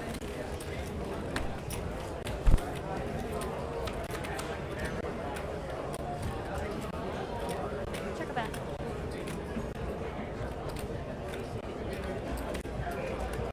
Top pair here for Heinrichsen. 24. Gut shot backdoor flush draw for Bryn. 24,000 folds. There's 18 players last we heard. People asking, is this the final table? This is final 18 when we had Bryn and the 2 Andrews join this table. Check it back. Bryn does call here. Queen, 8, 6, 2 hearts, and 11, 24, Bryn made it forward. Turned out of the king of diamonds. Heinrichsen looks like he's going to bet here.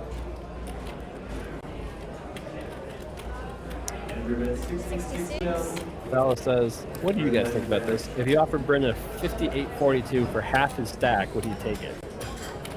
I think you would, but I don't know. Ricky, what are your thoughts on that proposition?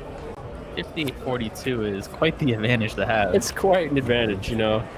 Hard to say, nah, that, you know. Not many spots in poker where you're 58% versus your opponent. Yeah, tough to say. 18 players remaining still. 12 minutes left here. See the prizes there, 1.8 million for first. You can see the large jumps. It's very top heavy between the top 3. First place is 3 times the prize money that third place gets. Thank you guys for joining us. We're here to the final 7 today. Back tomorrow for the 100K challenge, and then back again to see the conclusion of the main event. So in the next couple days, we're going to be crowning a champion in the 100K challenge and the Aussie Millions main event. There'll be a lot of content coming out on this channel. If you haven't yet, please hit the follow button. Great to have you guys all with us. Calls. Option. Bryn Kenny limps here with the 9-8 offsuit. A nice hand for Wakeman. Not too often are you 89% pre-flop, but here we are. I don't know what size is going to raise here. 36K would be 3x. I think you could go a little bit larger, because again, it's Bryn Kenny, you're deep. Maybe 40K.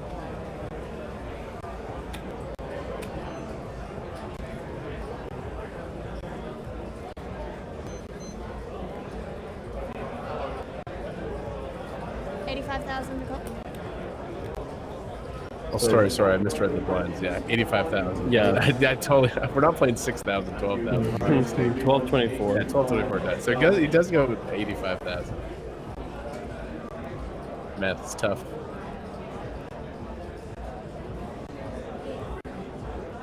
Bryn does come in for the limp call. Fellas, heads up. Little does he know he's actually very dominating the situation by the 2 9s. How do you feel about that, Kev? Limp call it there. I mean, getting decent price, but yeah, it's a hand that played pretty well.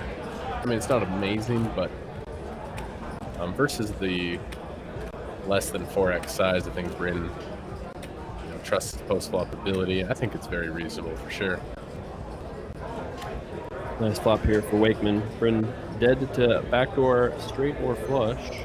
50,000 call. Fellas. That's gonna do it.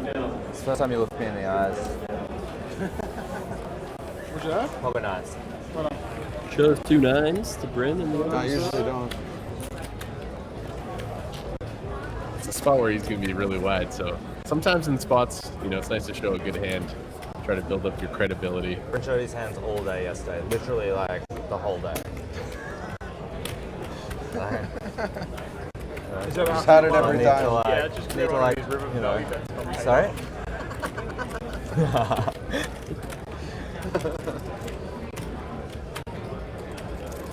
It's been a great feature table so far. Got a little bit left here, and then we'll... That was a weird spot, that 8. Probably be reshuffling to one of the outer tables. I would love to see Michael Vecchio's Oh, yeah, table. yeah. I just couldn't really think of too many Shame to sizes lose like these the guys. exact the ace. Very interesting table. Odds are by the time we reshuffle back in, maybe we'll be back down to the final 2 tables by then. Bryn's lost a few hands. He's still fine, though. He's got 45 big blinds, 44 big blinds. Still lots to work with. Fellas, 55. Oh, cool. Fellas, we're heads up. Quick call by the ace-8 suited. And off to the flop we go.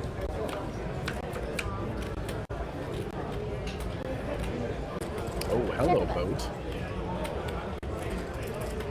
Checks. Check a bet. Checks. Just flops a boat. Checks back, he's trying to let his opponent catch up, and this might do it. Taylor now is open-ended straight draw. Little does he know if he hits it, it'd be devastating. 100,000. Bryn's not going to check twice. Oh, snap call, and he hits a straight. It is the bottom end. Wow. What a bad card for Taylor, though. Flush gets there too, though.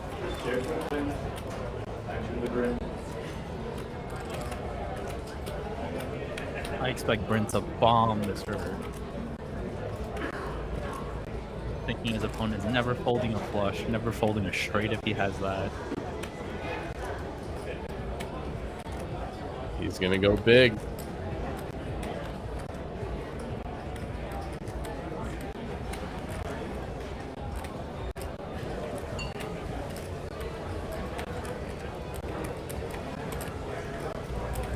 And like I mentioned earlier, no one likes to fold when they improve on the river. Wow, 25,000 to go.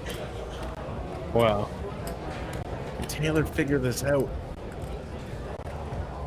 Flush on board, paired board. Only the bottom end of the straight. Huge bet here.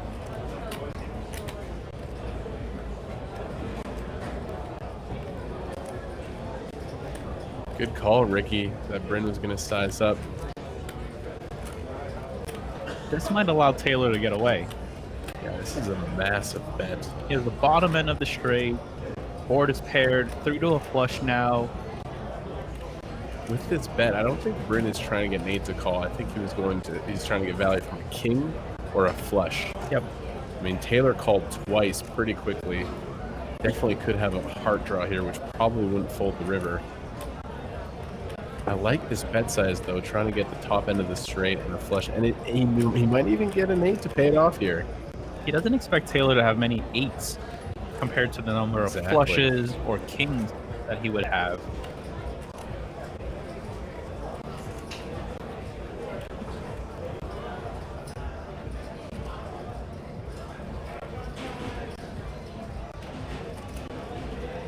I'm happy to see Taylor not begrudgingly call, saying, I finally made my hand and I'm going to pay it off. There's just so many things we lose to, and Bryn is clearly saying he has one of these super strong hands or nothing.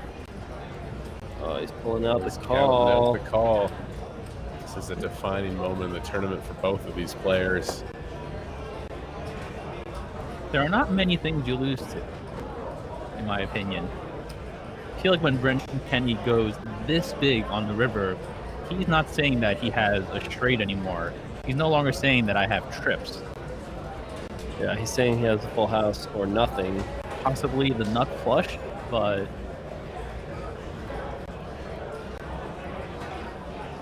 this is what we call a polarizing bet on the river. Esau Blue says, any merit to sizing down and allowing eights to call too. The thing is, I think in this spot, Taylor either has a straight or a flush. Or he probably can't call any bet. Dallas says, I want to point out that this is why Bren may pass that 58% for half a stack, because he can just get it at 100. Maybe. Bren is going to use his reputation here a little bit as well. Players know that he's very capable of overbet bluffing in this spot, so he might get paid off a little more lightly than most other opponents.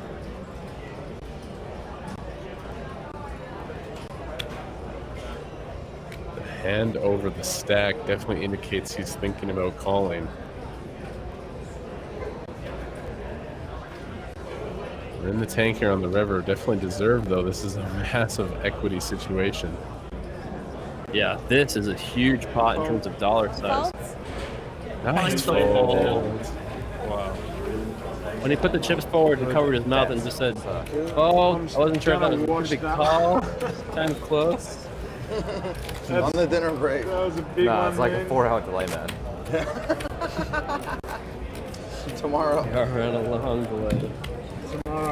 Happy to see someone make the right decision there. Yeah, absolutely. It's Well so done. easy in your mind. You can, oh, this professional pushing me around. He's bullying me. He's bullying Yeah, me. that one. Nice disciplined river fold there. You'll love to see it. People are saying too that much if on Bryn that bets board. smaller, he probably gets paid. You're right from an 8, but he wasn't Yeah, very watch hard that. to That be was- made. that's I a think big he was lie going there. after the flushes That was a big lie. and the king high straights. Oh, I really loved his bet size there. 24 to call. Calls, 24. Calls, 24. Nice hand for Bryn, though. You can see he's back up to 1.2 million.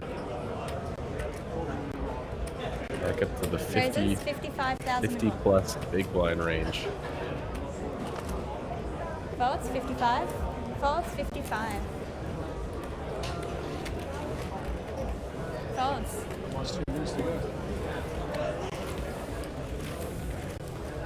Bryn wins that pot. Good stuff here. We are going to get a new feature table in just a couple of minutes. This one has been thoroughly entertaining, though. Haven't seen Michael Vecchio's table in a while. I would be surprised if there's any table left in the field that we haven't seen, like half. I wonder if there's a table we've seen nobody at yet. You know, I think, I'm not quite sure. There might be one table left that we haven't seen every player at yet. We'll find out shortly.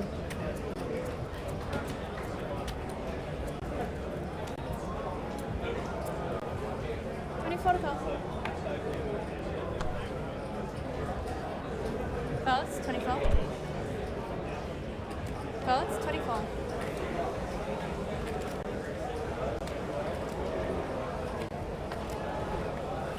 Bryn Kenny showing some discipline, holding the ace-3 from the hijack. Folds, 24. Good morning, Deb Swift. Nice to have you with us.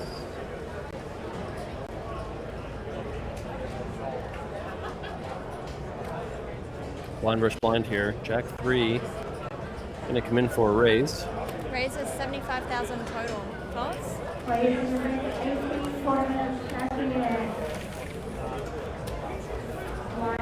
it down.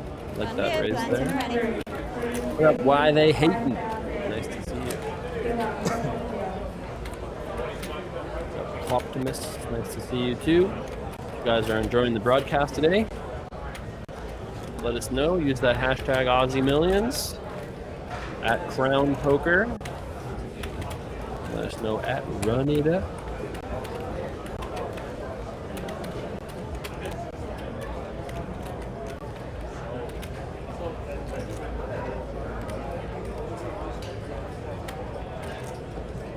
Next hand underway. Bryn Kenny first to speak. 24 to call. Alright, dealers in the main event, finish the end draw, players. It's not fair when you give Bryn Kenny good hands. Raises, 55,000 to call. It does raise here. Yeah, this will be the last hand of the level. Folds, 55,000 to call. Folds, 55. Folds, 55. Folds around here after Bryn's raise. Guys, you'll be on table 31 when you come back to dinner.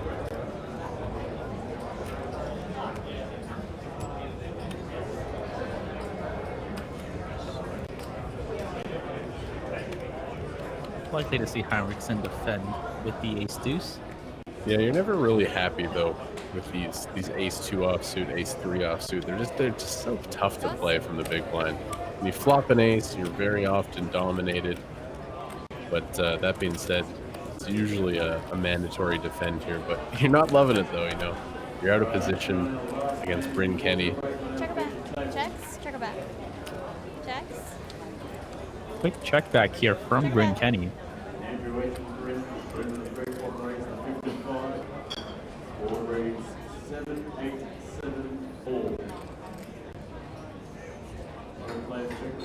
I'm a little surprised to see Bryn Kenny check back so quickly on flop. 45? Oh, 45,000 this though. You got Henriksen to bite with the ace-deuce.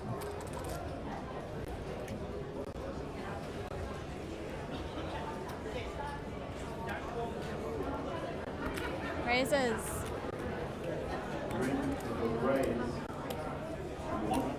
And that's going to do it. One last little pot for Bryn. That's the Bryn white magic right there. And a lot of people just bet the flop. Checks it back, gets an extra 45K out of his opponent. Heals up a bit. And we're off. Just like that, the players are going to go take a 75-minute dinner break, but we are going to skip 75 minutes into the future, PogChamp. And here's a look at our main event featured table. You recognize these players in this table. We have seen this table long ago, several rotations before. Simon Shaheen, Norihiro Otani, Robert Glasspool, Hamish Crawshaw, Anthony Kingston, and former WPT champion, fifth place finisher last year's Aussie Millions main event, Mike Del Vecchio, with a massive 2.7 million. This is going to be a pretty interesting featured table as well. Mike Del Vecchio reigning supreme with about 90 big blinds. Remember, it's going to be 15,000 and 30,000. Simon Shaheen, Anthony Kingston, both pretty short stacked. Otani and Glasspool. Looks like Glasspool has chipped up a little bit since last time we had seen him.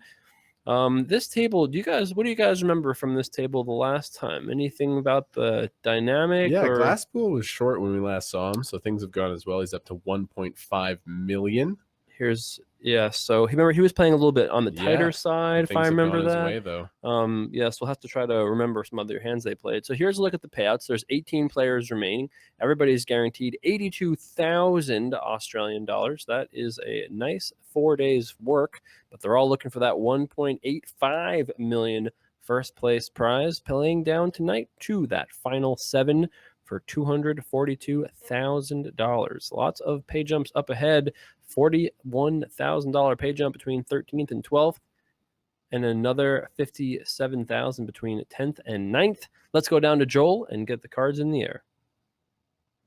In Australia, the Crown Entertainment Complex. From a record-breaking field of 822 entries in the 2019 Aussie Millions main event, now just 17 remain.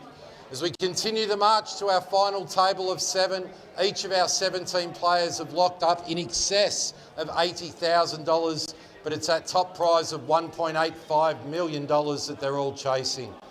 We begin level 24 with a 15-30 blinds and a 5K ante. Dealers in the main event, shuffle up and deal. I love this little recap post-dinner break. Joe's one of the best. Here we go. 15,000 small blind, 30,000 big blind. Starting stack in this tournament, you buy in for $10,000, you get 30,000 chips. We're at the stage. It's always a good part of the tournament where starting stack is one big blind. You know you're deep. Mike Delvecchio came into day 4 as the overwhelming chip leader. Done a pretty good job of continuing to accumulate chips. We've been familiar with Otani. He hit a couple sets last time we saw him. Very aggressive player. Doing well with 1.7 million. And this was the short stack. Our glass pool, last time we saw him, was very, very short. Things have gone his way. He's up to 1.5 million, which is 50 big blinds. What up, 132 says, I love these no breaks live streams. I gotta tell you, I love them as both a caster and as an audience member. So glad all around to be providing you guys break free. Now, there's not a guarantee that it's always going to be break free, right? If this were to play 12 more hours, we would have to eventually start taking breaks, but we can at least get through things like that 75-minute dinner break with no break in the action. Check. Right now, Otani flopping trips. Kingston drawing to the 5. Blinds are 15 and 30,000. Now the 1K chips are gone, and those dark blue, you can see a few of those chips floating around. Those are 100,000. No, Hero takes down the first pot after the dinner break. He's electing just to fold the pocket 5s there. Candies in, please. Thank you. Thank you. Thank you. Thanks.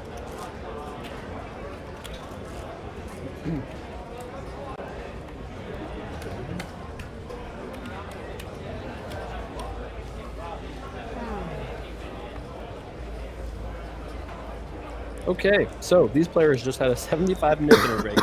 Does change the dynamic a little bit. They got to talk about hands, they got to eat, they got to collect their thoughts, and these guys have been playing for 7, 8, including the dinner break, 8.5 hours or so.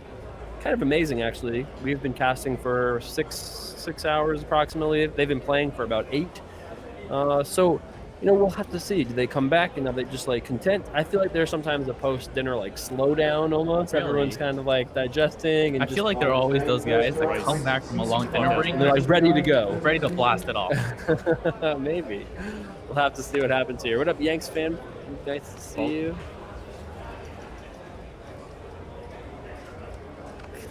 Thanks for all the love, guys. Glad you're enjoying the show tonight.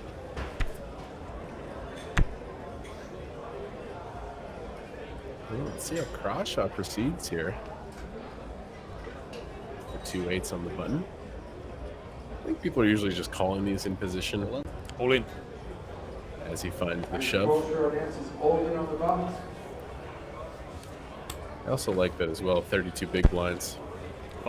He's only about 20 big blinds deep with under the gun, with the small blind. Only has to worry about Mike Delvecchio and the big blind covering him. So 8's going to be a profitable shove in that spot. Takes the aggressive option of the 2. Are you a big one? Just 17 remain.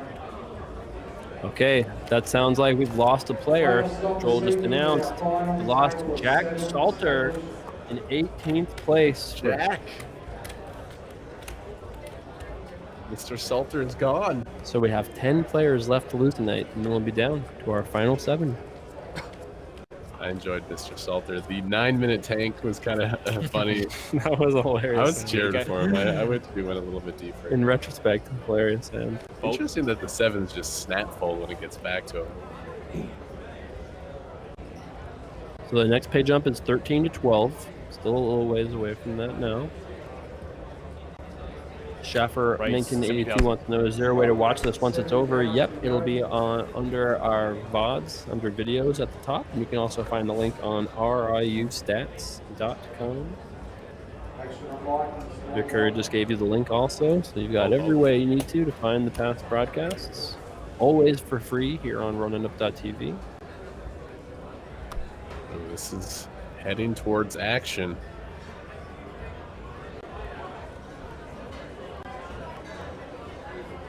So Simon Shaheen here. facing the raise. With 500K, could very easily just shove. Remember, it's 1530. So he only has 16 or so blinds. See one moves all in. Indeed he does. And Glasspool, it was playing kind of tight earlier, but this would be a little too tight of a fold.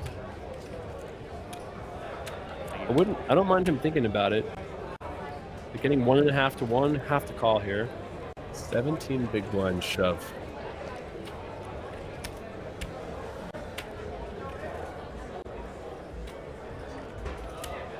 $505,000. Cool. He does call, gets the count, presses the call button. We got a million chip pot here. Simon Jimmy, rolling player with pocket eights. Robert has made the call, ace Reverse. Yeah. Reverse. All right, all in a call. This is exactly 50-50. Robert has made the call, Simon ace Shaheen at risk.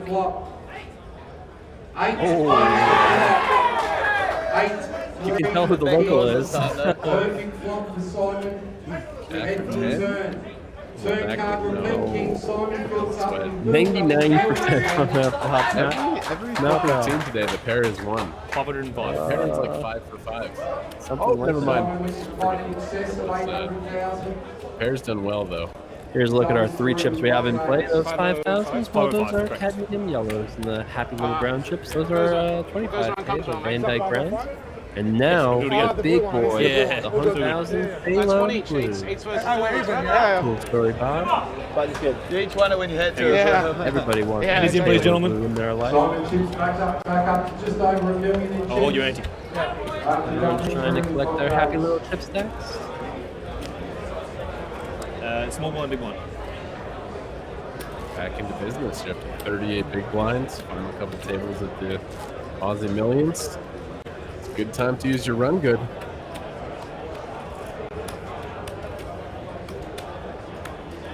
There's a shot at former World Poker Tour champion and a person who I played 25 cent, 50 cent at his parents' house at back in 2004, Mike Del Vecchio. Maybe it was like 2005. He doesn't go. Mike Del Vecchio and I went to the same high school. True story. He's 1 year younger than me. Fold.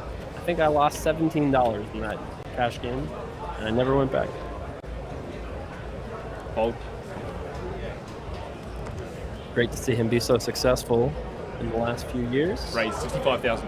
Successful is an understatement. Just been crushing Been smashing. Mike Del Vecchio final tabled this last year. He got 5th. Trying to do a little bit better than that this year.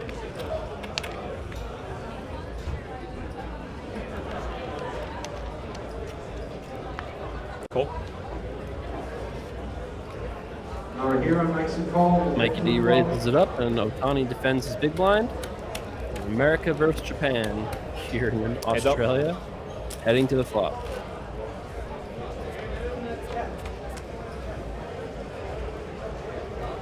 Dealer opens up with a flop of ace. Nice flop here for Otani. Nut flush draw. Check. Check. Both players check. What do you got now? 950. Now he makes a pair. Del Vecchio has to find the not black 7 to make the best hand. Check. Oh, interesting that Otani checks here. He's going to get a bet out of Del Vecchio for his patience. 85,000. 85. 6 high. Does decide to bet. And as played, Otani should just call, you think, Ricky? Is his hand strong enough to raise? I think with the pair, you're going to be ahead of your opponent a lot of the time that you can just check call here. However, if Otani doesn't hit a king, 8, or a spade on the river, I think Mike Del Vecchio is going to find a way to win this hand. Oh, okay. Well, we'll see, because we have gotten exactly that. So if Otani checks, Del Vecchio knows he can't win unless he bluffs. This is the worst hand that Del Vecchio is going to arrive here on the river with.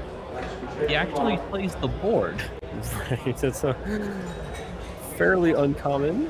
He's going to find the bluff here. Oh, look, and a fairly quick one.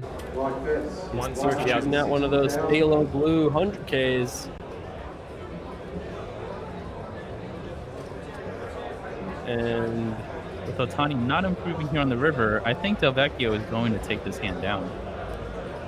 Ricky, the Oracle Guan here, might have just nailed this hand.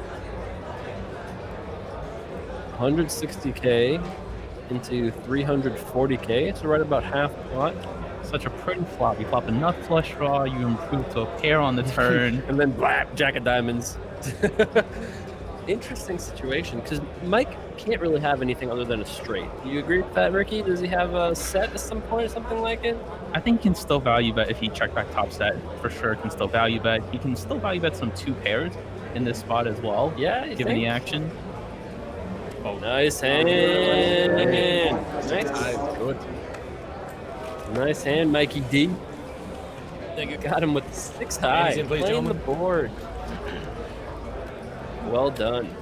Feel good about that for sure. Almost 3 million chips. Definitely one of the favorites right now. He's going to be tough to beat, man. Feeling confident. They're putting a lot of time into this game. Been smashing lately. The last few years the have been coolest great. level of the poker tournament. It's when the big blind is 1 starting stack. Yeah. That's true. Sounds like he's been here before.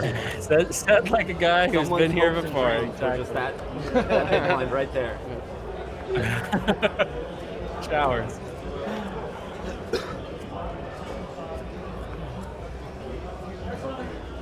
$2,000 to call. Fold.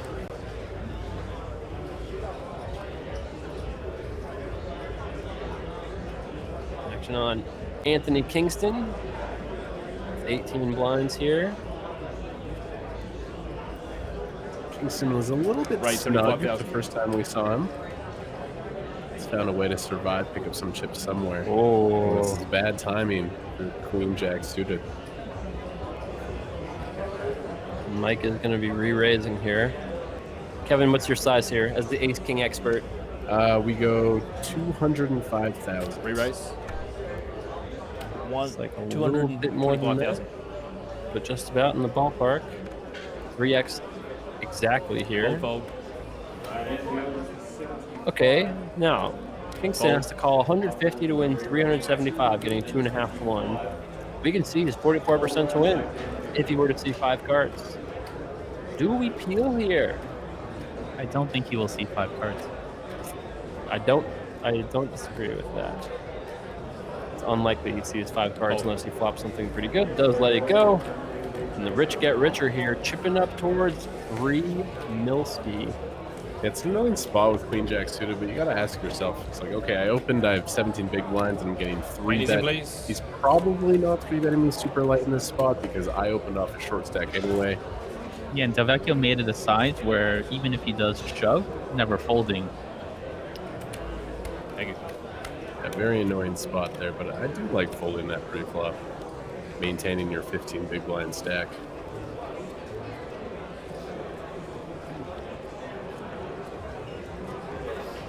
Interesting spots.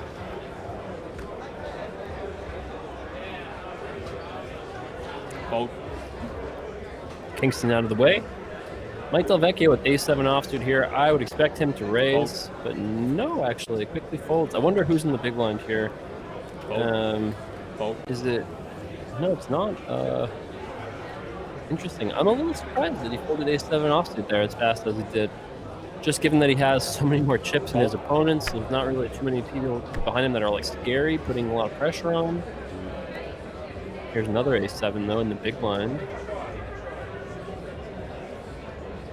Raise. 100,000. Glasspool should be able to check a limp call here. Call. Yep.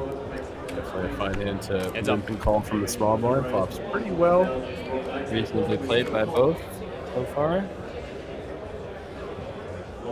Nice flop for Crawshaw. He would have a straight flush draw if this was short deck. Instead, just the nut flush draw. Check.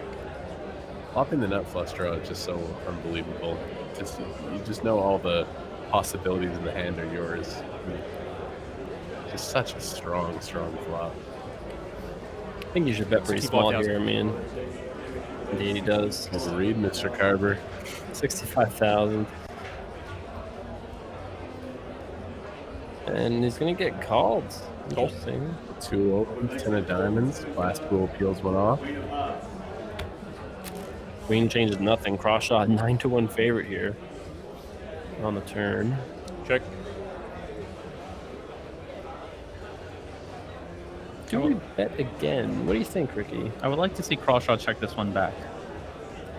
You don't want to be put in the situation where if you bet, your opponent check raises all in. You're sickened. Oh, the offsuit 10. Oof.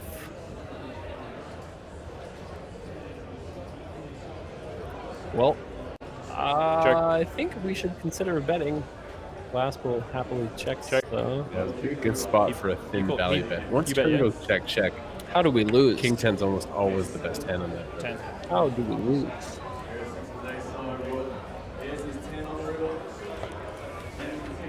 Disappointing, but well played by Crawshaw. Yeah, nice, absolutely. Nice turn check, nice river check.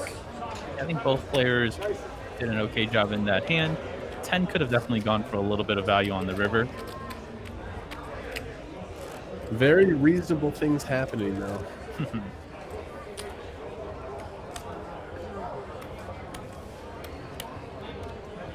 Sorry, I was a non-believer. I can think of some good runouts. Yeah. Not that one. yeah.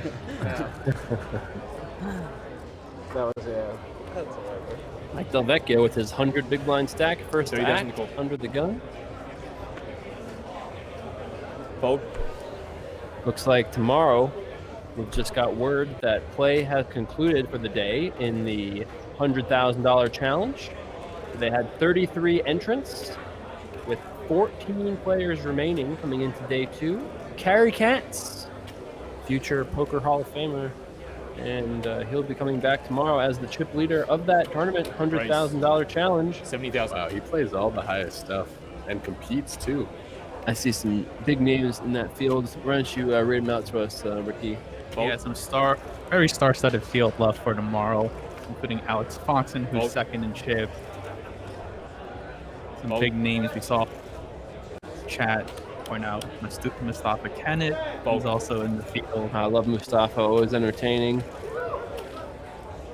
Alex Foxen, there's no player on the planet with more momentum than him right now. No. He is crushing. He is on It's this. unbelievable the run this guy's on. He's on a Fedor-esque, a Bonomo-esque type run, and it's going to be fun to watch tomorrow.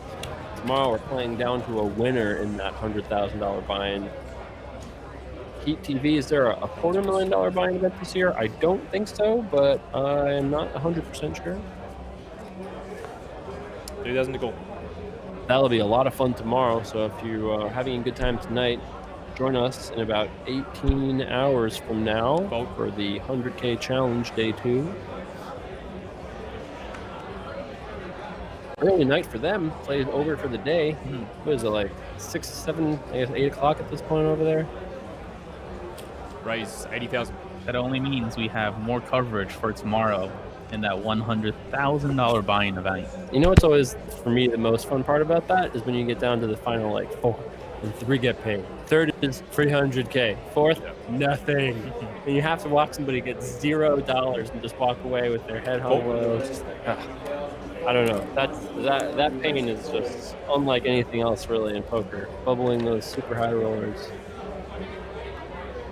Sounds like you might speak from experience, Jason. Have I ever truly bubbled 100K? I've gotten close, but I can't quite remember actually like busting within 2 or 3 spots. I've busted within like 5 or 10 spots, but never quite that close. The 100K I've cashed. I remember sweating the bubble heavily. We got 5 in. Should be an exciting night tomorrow. Can't wait for that. That'll be awesome. Then we're back the next night for the conclusion of this event. Playing down to a winner. 100K from Final 14 on stream. Yep, that's right, on Steel. Playing tomorrow to a winner. Mike gonna go for some value here. When turn goes check, check, you can almost guarantee he has the best hand. Once in a while, Otani might have like a jack 9 or a jack 10. It's pretty rare. Very rare. So it's an easy value bet spot. And Mike is on cruise control. 3.2 million. Grinding. Your eddies or no? All right.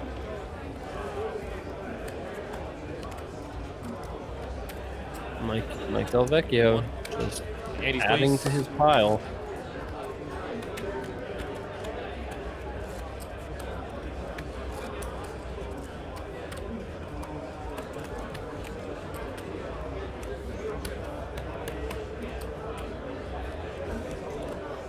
Originally from Long Island, New York. Travels the world, played a bunch of high stakes tourneys the last few years with a lot of success. 3,000 cool. A lot of good players from Long Island. Lucky Chewy, Scott Seager, Cliff Josephine, just to name a few. All very good. Me.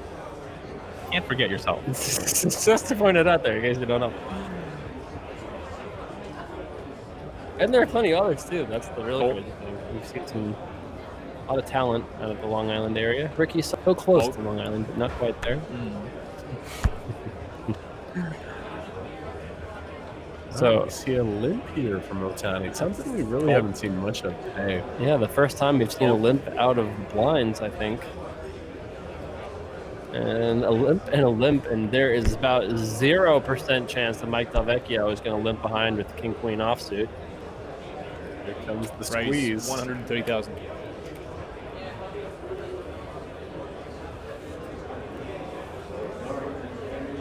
More. Interesting spot for Otani.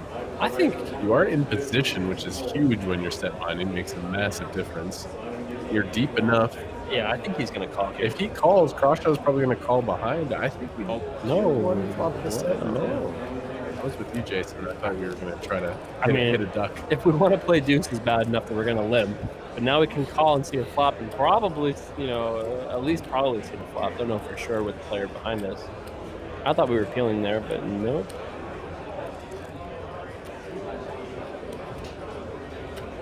Oh. Squeeze from Mike. Easy. It does work. Is that the pot? Yeah. And he's in, please. The rich get richer. 110 big blinds now from Mike Del Vecchio. Big one. Over 100 starting stacks.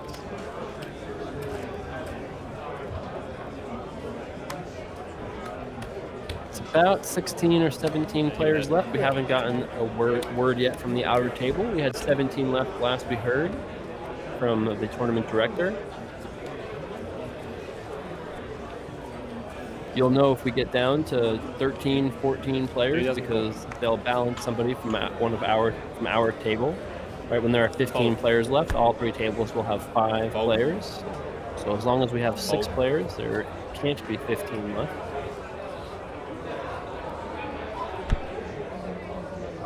It's great when it pulls you on the button when you're already 65,000. playing out. It raise about 80% of your hands. And, hello, 10. Oh, nice hand. Easy raise and take it. Mike feels very comfortable on this table. Oh, yeah.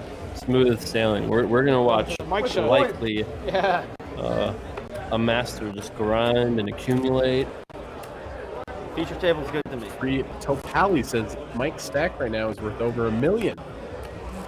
I mean, don't when think it that comes on, much. you'll see. I mean, second place is 1.1 million. Yeah, it's definitely worth a lot. What? But that could easily be worth 300,000. You know, if you went up to Mike right now and said, "I'll give you $1 million to walk away from the tournament," I think he would yeah, I would say so. It's definitely not worth that much. I wonder if he would take 300K though, giving him like 6th place money. That's what just way too small. He would say he doesn't 300K for that. So.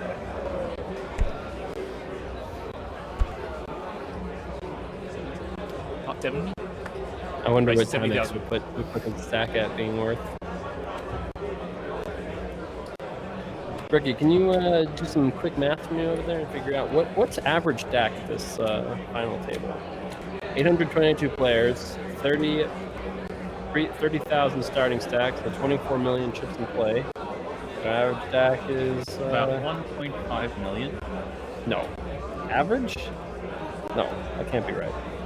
How can it be right? 25 million chips in play. There's 7 final table of 7. What do you want with the final table average? Yeah, what's final table? I think it's what I said, but either way, what's final table average? Final table average was about 3.5 million. So Mike Del Vecchio only has an average stack at the final table. As much as he has, which is amazing.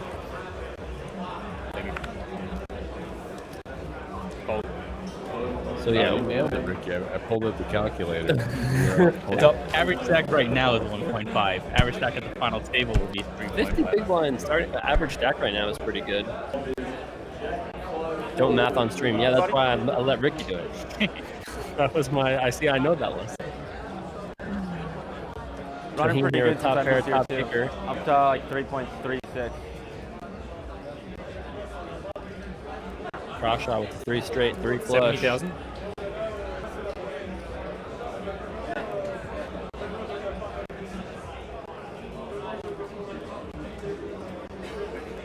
Deciding to bet here.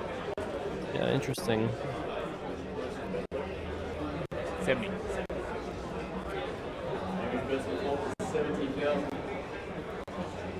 So cross shot to 70,000. Shaheen.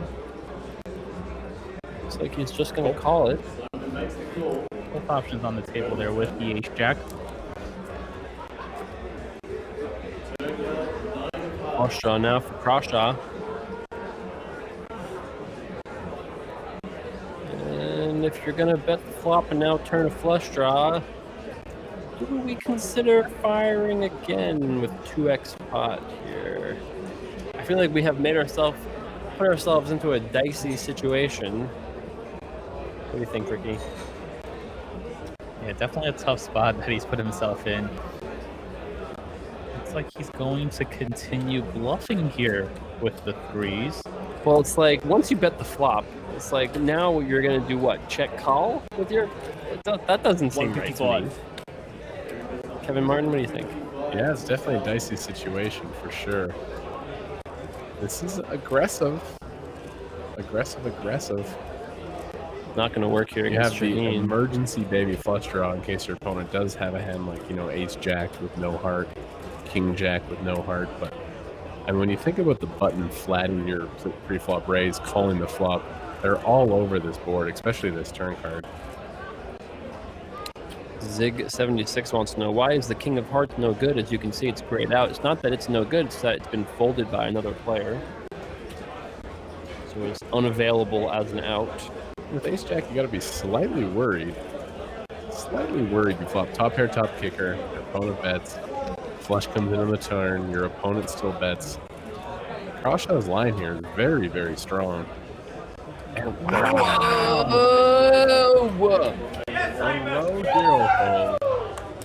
Oh, wow. I did not see that coming. Wow. Andy's in, please, gentlemen. That's crazy. Okay, I'm surprised. Yeah, I don't know. Ricky, tell me that it's gonna be okay. What? I mean, get top pair, top kicker. Yeah. You'll be one. I mean, I was pretty sure of that also. Wow. Yeah, I would be smiling too if I was Crashaw there. And got it done. Crashaw was flirting with the danger zone there with 2 threes, but yeah, he gets called and he just doesn't even know what he wants. It's like heart, I guess, maybe. Wow. I thought we were going to have a debate between shoving and calling, and I would have leaned calling for sure. I would have loved to see the call and then the triple off with threes on the river. Yeah. Right, 65 hand. Wow, nice play there by Crashaw. I suppose the results have vindicated him on that one.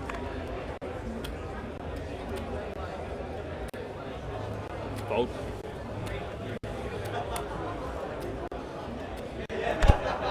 Oh, Mike Del Vecchio raising it up here at the ace-10 offsuit. And Crashaw in the big blind. Call. Gonna call it. We find the defend, playing about 33 big blinds. Definitely reasonable. Heads up. Pair of sevens here for Crashaw. Takes the lead. Check. 50,000. Mike does bet here. Would be surprised to see Crashaw fold. 3 straight, 3 flush, pair of sevens. Call. Perfect hand to check call and see the turn. And when you're thinking about cards that improve Mike's range, yeah, this is good for Mike's range. He picks up equity. I think Mike's betting here. Here comes the bluff. Yeah, if you're going to fire a turn card, this is it. queen and the jack are the best barreling cards in the deck, and Mike recognizes this, and I think he's going to size up decently large. Yeah. There it is, 200K. 225. That's going to shake a lot of the 6s and 7s out of here. And Gotta look at love that play from Mike. Insta fold. Bam. Streams up. Play. Very well played. So it's only a half an hour delay, so just starting. What up, That's on Floyd Daniel. 7? I think that's it. Yeah. Great play. A card that improves your range, weakens your opponent's range, and gives you equity. It's just like the God-given bluff card, and Mike executes, gets it done. Very well done. Good sizing on the turn as well. See a lot of players making a mistake of going too small there. If if you're feeling like fired all on the river, that's depends on the river. Decision depends on the river. Queen on the river, I'm all in. Like ace queen there with a heart. Like 3.5 million. Cruising. So now he has average at the final table. We are still 10 away from the final table. Your childhood friend Mike give you a piece of his action, Jason? Or? Nope, I have 0 action, unfortunately. Fold. It's a shame. Fold.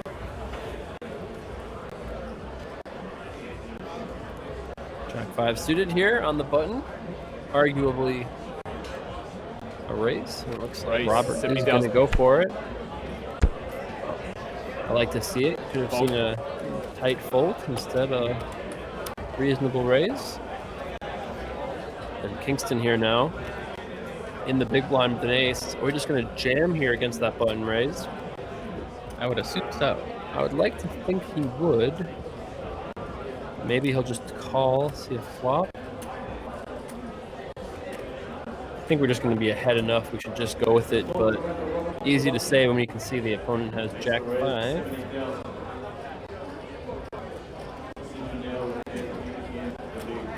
Nice to see you too. TBRM forever. Lots more streams to come this year. Last year, spent a lot of time and effort building this run-it-up studio that we're casting from. This year, we do a lot with it. Right now, though, Anthony at Kingston debating what to do. And I would like to think that folding has been eliminated as an option, that we're either going to call and see a flop or shove. How long he's taking, though, he might consider folding. There's 145,000 chips in the middle that he can just win. Oh, there it is. Nice jams on it, yeah? I want to see what he has. Raise safely chips, I think. I think Is the half for a double? Sometimes you get snapped off by ace king, you get in a really bad field Easy, smash, please. but when you consider all the hands the button is raising there, and all that beautiful fold equity that Would you you have, shove? Would you shove him with the head when I opened under the gun? Let's have a look. It's scary, Let's have a look. but definitely the best What did option. you open? Sevens. Oh, yeah. We'll find out soon. Delay is just coming through now, so the players are chatting about previous hands. Getting some information, maybe. Oh. Yeah, we are now That's on well, only a man. 30-minute delay, having used it all now for all the other breaks. Vertical. So there will be breaks from the rest of this night on.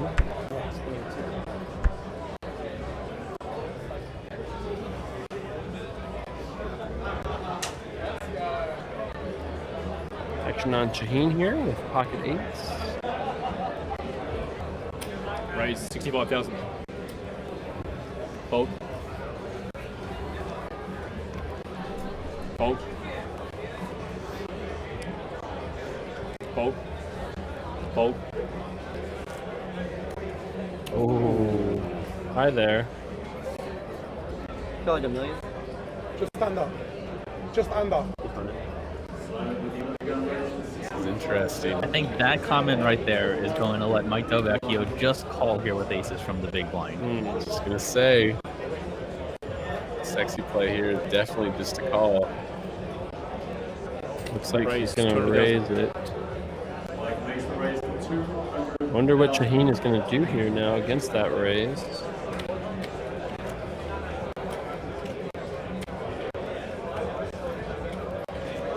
Can he get away from the pocket eights?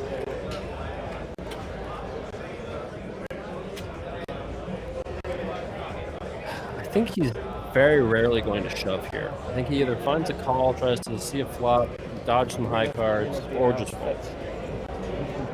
We are six-handed. Person That's is fair very enough. We did one on each. show. Shoving is the worst option.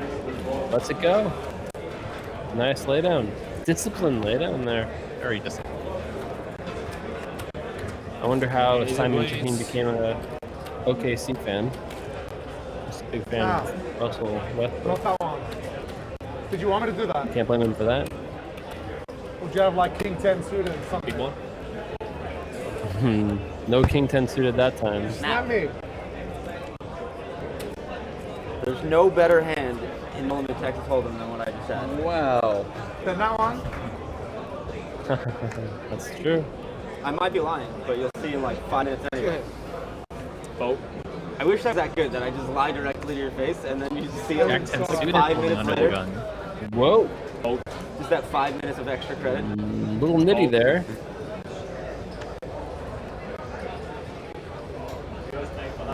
How does one look down at 2 to a royal flush? And then we can see each other's "Nah." cards. That's quite a good idea, yeah. I don't know. Not something that I say too often. Facing on like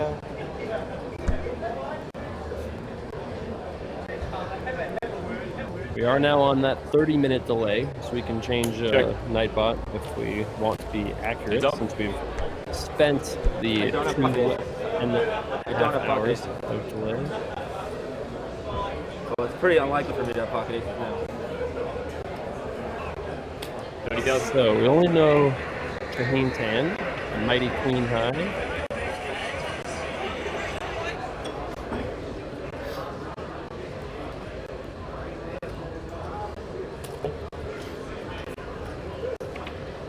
Mike bets small.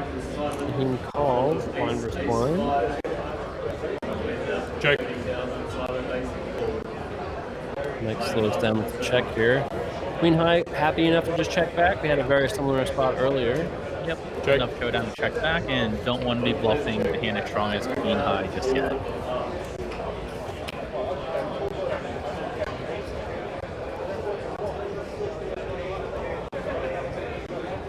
Mike is going to bet here. I think I have a lot of hands here for value. You could have a hand like 2 7s, 2 6s. You can be getting a thin bet with the hand like King 5, Queen 5. That's the job done. Don't think we'll see, but Mike Del Vecchio is cruising. I don't think the floor person pullback has worked yet to get the cards. Shows. What did he show? Do we know? 9-4 spades, I think. So you bet the flop. Instant turn to information 9 check. this time. Always river. Makes sense. For the fans. For the fans. Every time. What's up, Jason? I think I saw the 9-4 spade. Jason. I don't know why I'm looking up. I should probably like, look at the camera. Yeah, you gotta look at the camera. I do hear some of the audio chop, guys. It's not just you. What up, Hack Taco? Good to see you. Jason Somerville played in a home game at my house on Long Island when I was 17, he was 18 years old. Really? Yeah, That's we went true. to the same high You're school. friends with him? Yeah, for a long time now. Jason Never like confirmed not lying. or anything, Wow. but yeah. I learned how to play.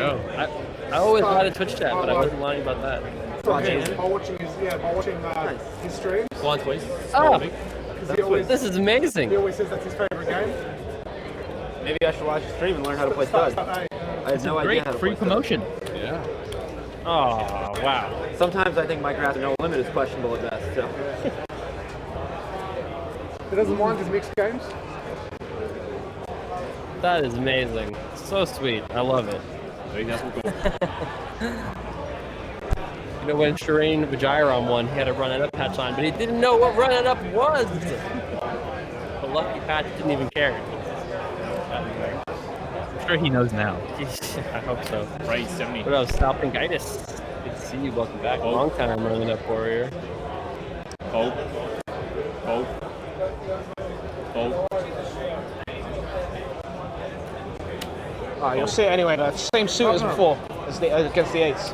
Exactly the same two cards. 17, yeah. 17, I was like 33 years ago or something. So it was like... What was it this time? Daddy's in base. What was it bluff? Was it 6-5? Everyone, please wish Jason a happy 50th birthday. Almost. Almost. Yeah. Oh wait, no, it might have been. Oh no, bluffed him off an 8. When you bluff Last with one, the last 5, hit one. king 8 of spades. Yeah, this is nice. Nice little spot. The players are I thought obviously for a while about within that 8. Did I thought sight I of don't television. I think they're getting information about previous hands. Yeah, they run the stream near the broadcast. Just chatting about hands that happened recently. Oh, you bluffed me. Nice bluff. Oh, good value bet. Good bet. Yes. I think that was 1-1. It might have been 1-1. Probably. Here's our short stack. Kingston working with 10 big blinds. He finds something. 10's good enough.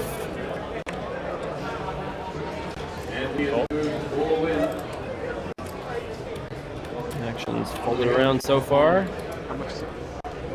Looks like the big blind is asking for a count. 435,000. And that's going to be too much for the ace deuce. Pocket 10. Take it down. Oh, Probably a bit too much. I think there's a 7 big blind shove, 8 big blind shove, ace deuce starts calling. 15. Sorry, brother. 13 Go, bigs. guys. Tiny bit too much there. You're moving? Someone was getting moved off our table. Nice It playing with looks you. like You too. last Hope to one. see you soon. At the table. So we are Shuffled. balancing tables to 15. Is that what we're down to, it looks like?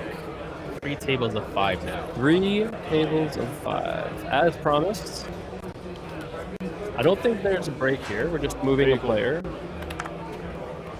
TDR and Forever, we are based in North America, but we do run it up here around the world. If you're in Europe, I may recommend waiting a little bit, as we are doing.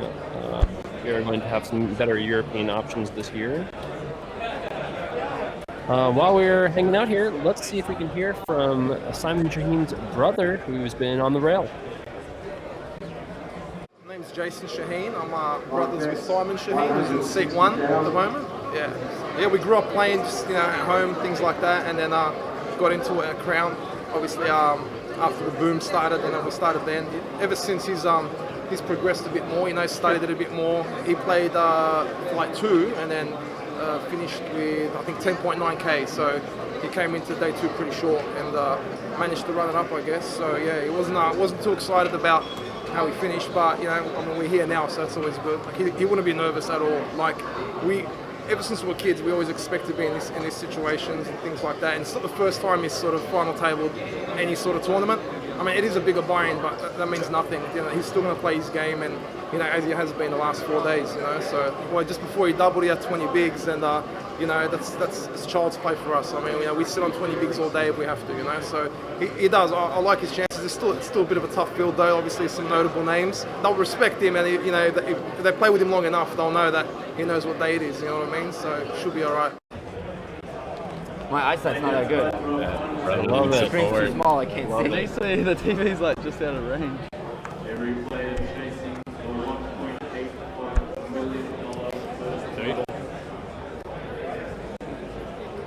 Just had to announce that Michael Adamo got eliminated in 17th place. Who got 16th? You opened and I We also lost Andrew Deepstone in 16th place. Oh, the amateur player. Nice one, though. 16th place, good for 82,000 Aussie dollars. And now here we are, 15 players remaining, playing down to 7 players tonight. We have a battle of 2 of our shorter stacks. Yeah. Kingston not defend the king queen 9 I had a offsuit. queen as well. Queen 9. Mayor missed the names. Just found the channel again from the YouTube days. Yes, I have been doing poker content for a long time now. Maybe like 10 years of poker content. It was one of my first ways to give back to my original poker community, which was on Something Awful's poker forum called Poker in the Rear. Yes, that's true. And I made videos as a way to give back to that community who taught me so much. Also from that community was Steve O'Dwyer, who won the $250,000 buy-in event a few years ago here at the Aussie Millions. And now here we are. Went from there to Poker VT with Daniel Negreanu. Went from there to YouTube, doing my own thing on YouTube, and then eventually Raise 65,000. here on Twitch. Fold. And that's where I'll live the rest of my life. Fold. In Twitch chat. Fold. Twitch chat loves to hear that. Yeah, that's it. That was where I was always meant to be. Just destined to be spamming Kappa Kipo in Twitch chat my whole life. Does anybody have to drink it all? Go. Oh yeah, this is. That's it.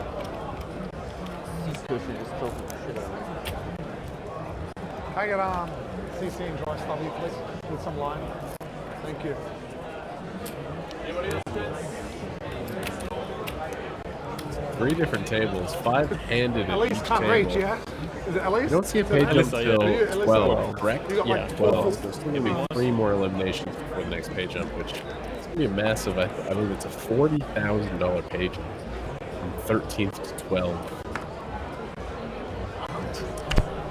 8-5 of clubs exposed. What was that? 9 what? 8-5 of clubs. 8-5 of clubs. 65,000.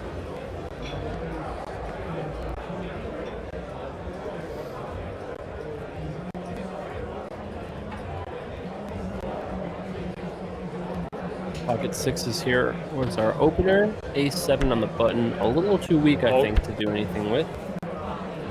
Anthony just lets it go.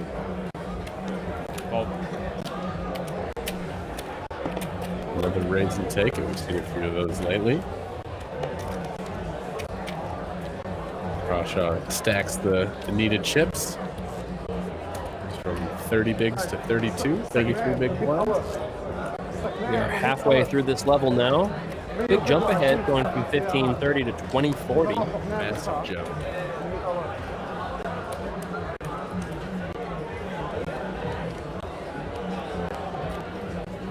Are left. We're playing down to 7 tonight. Sorry, that's his. Yeah.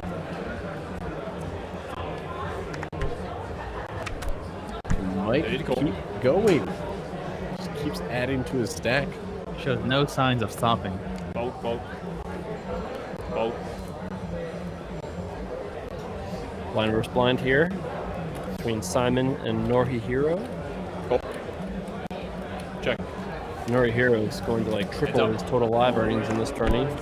At 40k to start this tourney, going to add 80k. They both connect here. Both pretty strong on this flop.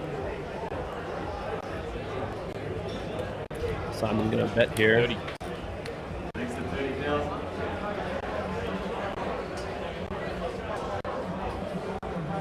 We have a pretty easy call in position. If we raise, we just help bluffs a fold. We don't want that. That is a spicy turn as well. Nice turn for Otani here. 99%. Only 8. The 1-8. Check. Chop. Check. Check on the turn. Wow. Weird run out here. And neither player will be thrilled.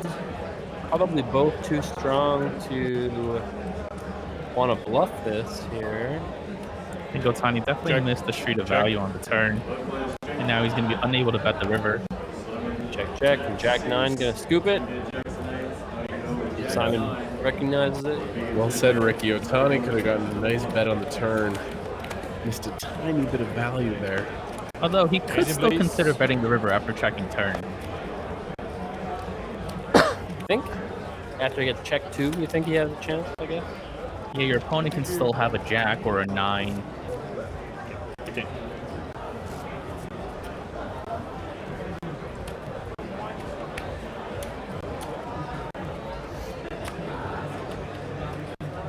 Let's look at Norihiro Otani. His 3 prior tourney cashes were all in Korea, even though he is Japanese. He had about 40k in total live cashes. 80k being added here at least. Hold. Hold.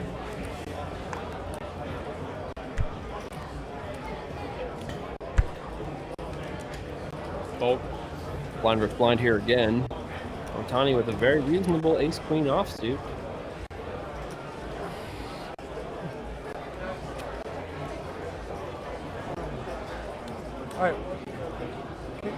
just going to raise this hand. But let's say we have a super aggressive big blind. We can actually limp, try to give a limp raise in.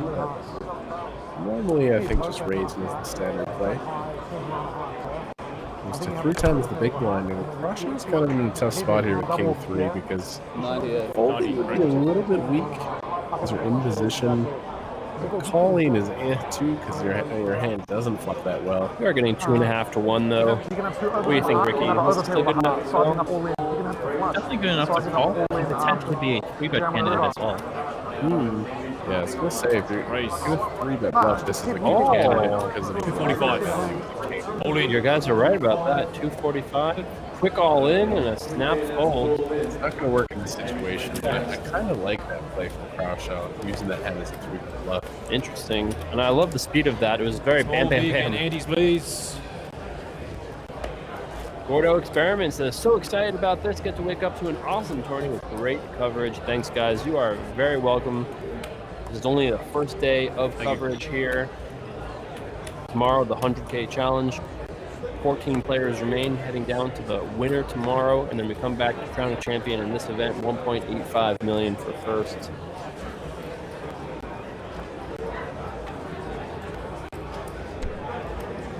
Even though it didn't work at that time, I like his willingness to try and go after it pre-flop there with the King 3. Yeah, I agree.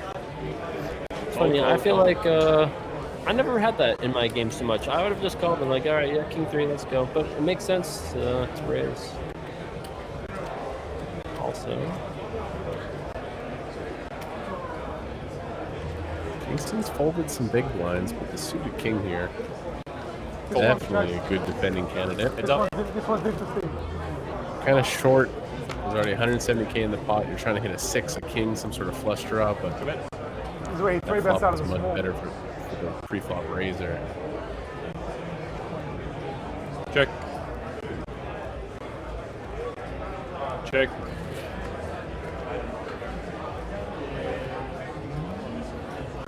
straight draw now for Kingston. Check. Got to think that Mike is going to be betting. Looks like he's already on it. 80.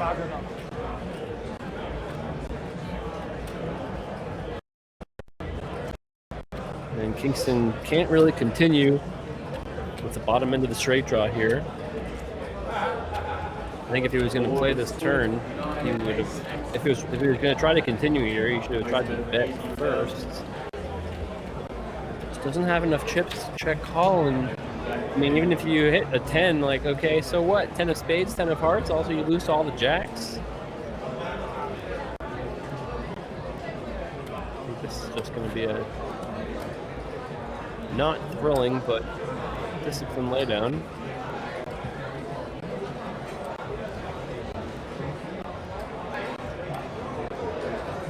Ball spots are always tough when you start the hand so short. Yeah. Does lay it down. Nice hand from Mike. We have not seen him lose many pots. No. He has a very high win rate in these situations. Jordan knows we are aware that there are some minor sound issues. We are working on it. It's hard to run a live stream from Australia, commentary from Las Vegas. It's hard. It's a hard thing to brew correctly. A lot of working parts behind the scenes for sure. And the team at Crown does a great job. The production team over there also does a great job. We have the easy job. We just get to watch the poker and shriek "wow" every once in a while. Wow, aces! Wow, aces! Exactly. It's so easy. So Simon Shaheen here with those aces. Gonna make it 70,000 is my guess. That's what he's been raising to. Raise 65.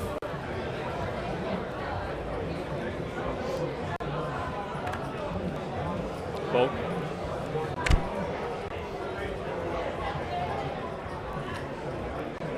Queen Jack offsuit here for Crawshaw. Call. Good enough for him to call. And Kingston with King 10 of club. Might be tempted to squeeze here, but you think at least calling. Gotta hate calling him the spot as Kingston, right? It's just like start the hand with 12 big blinds. Yeah. I mean, you don't think he can really fold here, right? You think this hand is good enough to peel? Yeah, call and see what happens post flop. If you flop a king or a 10, you're likely to be ahead. We can tell he's actually 16% here. I don't really love shoving either because it's never getting through both players. Also, the first players, I mean, all of these players are short. Wow. I don't hate the fold. Wow. It still takes discipline to fold. Hand that good. Two-door royal flush. Again, two-door royal flush. And clubs also. Just keep folding. And that is a nice flop for Simon. Crawshaw does have the gutter and the backdoor flush draw.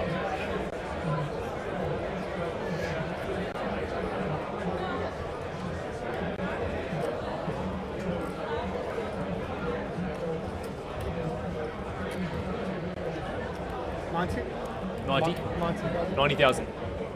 I like that size, generally. It seems okay. Doesn't look like he's going to get any action out of this, though. Probably just going to go bet, fold, fold. Although Crawshaw could be tempted. Gut shot. Does call here. Looking for that miracle 10. Yeah, a little dicey to be calling off of this short of a stack. 3 big blinds when you only have 20 is like, eh. Ooh, and that's the flush draw now also. 415,000 in the middle. Crawshaw has 525,000 behind. It's about 0% chance that Shaheen is going to check here with the top set on a 3 flush board. I would think he would bet here often. Although it is okay, nice 0% read by me there. I just thought I didn't think he would want to potentially risk that heart coming off just because there's already so much in the middle. He does check here, and now this is a little... It's dicey though because you don't expect Crawshaw to be peeling too many offsuit hands on the button off of his short stack. So the heart on the turn here usually means that your opponent either has the flush already or you don't have to worry too much about another heart coming off on the river. So he does bet here, and so now if your Shaheen has played with 600k behind, do you think he just jams out of position? I mean, it's tough to get called by worse because we have all the aces. Like, he's not going to call you with king queen unless he has maybe like king queen with queen of hearts, something like that. He's unlikely to bet if he has king queen with queen of hearts, though. Yes, yeah. So you like calling. God, to me, the part that I hate about this is that this pot is so big. Like, we need the 600k in the pot, and now we risk potentially like a heart comes off and scary things happen. I don't know. Maybe it's just my old school mentality, but when you have less chips in your stack than you do in the pot, and a card could come that's relatively common, a card could come that would ruin your chances of winning the pot. Like I mentioned earlier, it's fairly hard for your opponent to have a single heart here. Yeah. Check. Weird line. And now Crawshaw on the river. Queen high. This is probably the worst hand that you arrive on the river with. You do have the jack of hearts in your hand. Oh, there it is. Oh, no, he's all in. Oh, man. I love this bluff. It's probably not going to work. It's probably not going to work, right? Oh, man. That's a lot of heart. Can we just admire Crawshaw's courage? It's a lot of heart. Win or lose. Well, it's not that many hearts. He has 4. Yeah. Oh. And if Shaheen folds this, there would be 2 hands that Crawshaw had gotten away with. This is huge for his life. All in with queen high.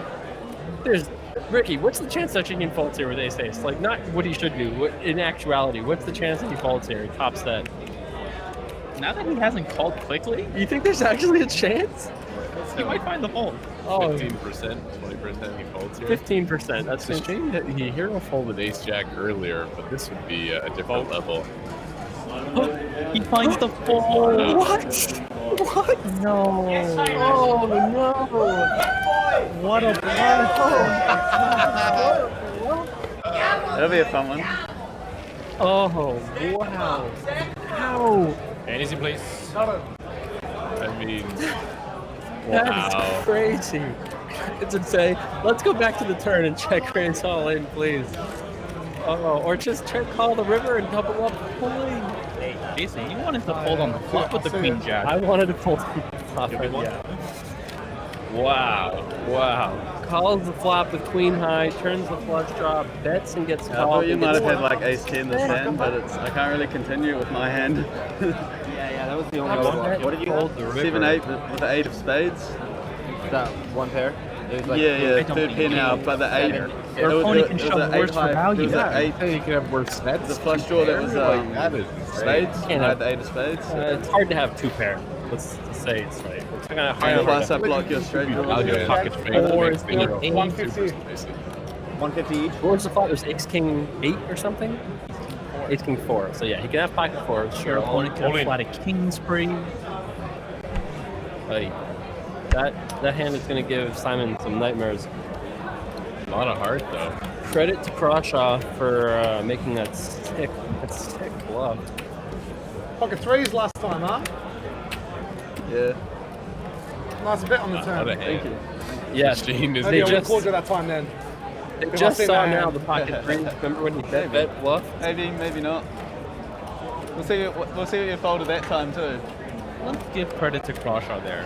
You ready, please? For playing the queen jack the way he Come did. on, queen jack suited, Recognizing queen that he jack needed suited. the bluff there on the river and having the heart to that pull one. it off.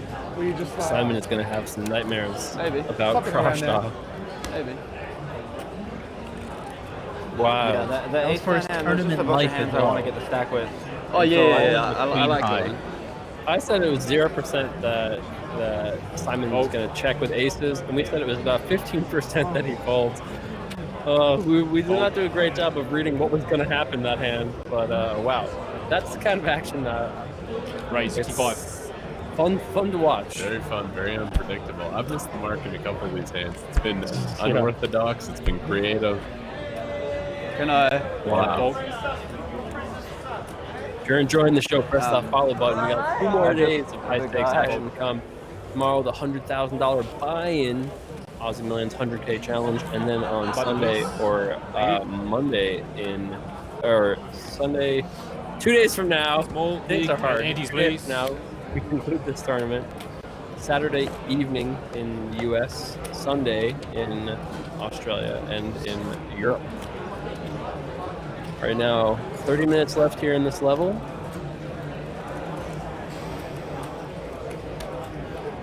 Yes, trays or lull. It's easy to say when we can see the cards, of course. When you're sitting there playing for $2 million, pressure is on. You go, okay, my opponent called the flop, could have had a flush draw, turned the flush, that makes sense, river shoves. Okay, he doesn't have ace jack, he doesn't have ace 10. So yes, Crawshaw finds out he made his opponent fold his set. He's going to feel pretty good about his bluff. oh my god, he's not I'm gonna the man. he's gonna feel like a poker king. Sheen is left with 13 big blinds. On the button here with ace 3. Gotta move all in here. I'm all in. It's a scary proposition when you get called, you're usually crushed. All in. Too good. He does find the shove. Well done. Good shove here.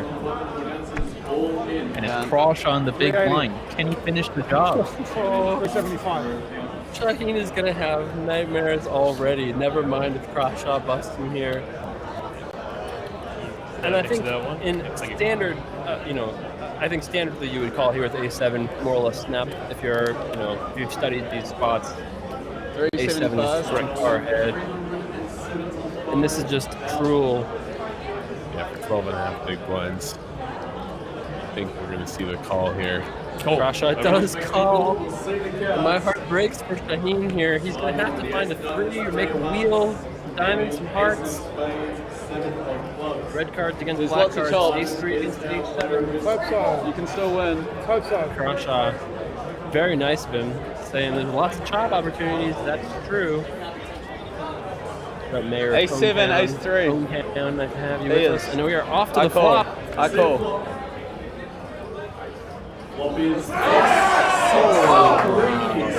There's the 3. Rasha needs to find a 6 or a 7. 2 6s are dead though.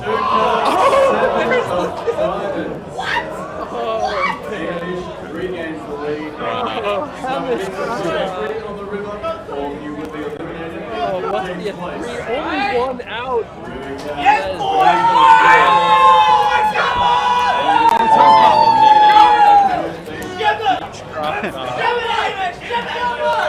The only upside of this for Simon is that he won't be at the feature table to watch himself get bluffed there. Who got that hand with the flush? No, Queen Jack was the Jack of Hearts. Oh, the Jack of Hearts. Cheers, man. Anyway, he got bluffed. Hey, GG, man. Yeah, I bluffed you. Oh, yeah. Hey, remember you could have called and busted me? Well, actually, yeah, you folded and now I busted you. So, poker is so cruel. Poker is a cruel game. Oh, that's gonna be a tough exit. I mean, great run, $82,000. Great run. It's gonna hurt for 1 day, probably. Great run, Simon. Awesome job. Has to be proud. 82,000. Small one, big one, and antes, please. Is that a fun way to win? We're down 14. I mean, the rail enjoyed it. 3.7. How much you play now, man? Such a brutal run out too. He flops the 3 and then just takes 7. There you go. See you later. Yeah, obviously if he finds the call with the set, he's not even in that situation. It just all compounded and fell apart. If he finds the call with the aces, he shakes his hand, says, "Hey, see you later. Thanks for playing, buddy. I have 1,000,000 chips." Instead, folds. Also, you go back to the ace-jack hand that he folded to. If he plays that hand differently against Krashaw, all of those hands were all against Krashaw. And it just all did not break Simon Shaheen's way. Everything going Krashaw's way gets his opponent to fold King-10 in a blind versus blind situation. You gotta admire Krashaw's courage, right? Like, you have to. It's, he's gonna be someone we're gonna be rooting for at this final table. Like, you'll be one. He made it happen. Wow. Definitely not afraid to put his chips at risk. So we're down to the final 14 players. So half of our remaining field is going to make the final table of 7. 14 remain. 22 players. Oh, sorry, 20 players. 22 minutes left in this level. Getting 2 players away from a very substantial 40K pay jump. Yeah. That's nuts, right? Because you're guaranteed 80K. If you survive 2 more eliminations, you get 120K guaranteed. That is a huge jump. Like, that's more than first place in many tournaments. 75. Crazy action here, some crazy hands, a lot of heart. Krashaw. Fun setup as we play down to 7 tonight.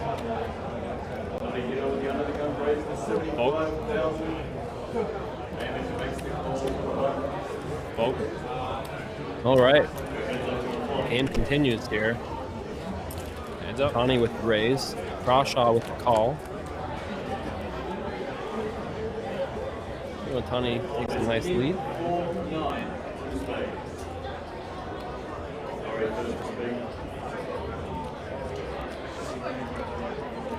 I love the Aussie Millions. I love casting the Aussie Millions. I feel like there's always so many cool things that happen. It's just like 40. Crazy. Tell your friends, come hang out. RunItUp.tv. This is just day 1. 2 more days to come.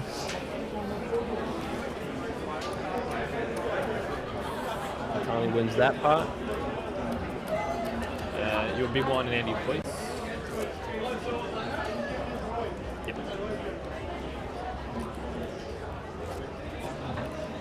Okay. Whew. I feel like we all need like a collective okay. I can't even get over that hero fold. I've never got by. I think we're all still thinking about that ace hand. The fact that it compounded into the all-in between the 2 players. It's just so cruel.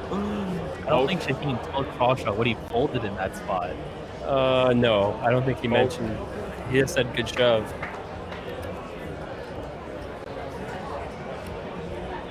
14 contestants remain. Fold. We started today with 38. Started this tournament with 822. Check. Now here we are. Heads up.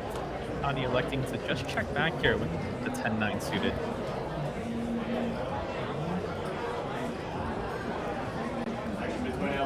$35. No pair for either player. Mikey D continues to grind. Yeah, we just keep seeing these small pots go make these ways. It's such a comfortable feeling when you have a massive chip stack and you get to slowly add and inch up. It's just a great feeling. Chipping up. I feel like you're out there doing work, you know? Your big one, Hamish. Mikey D, final table of this exact event last year, got 5th place. If you told him he would get 5th this year, I think he'd be a bit disappointed in this spot.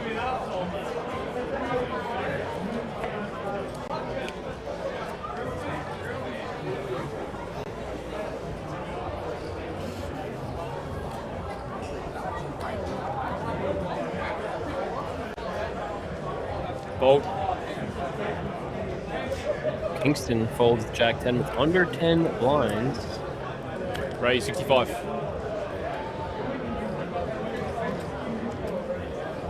Fold.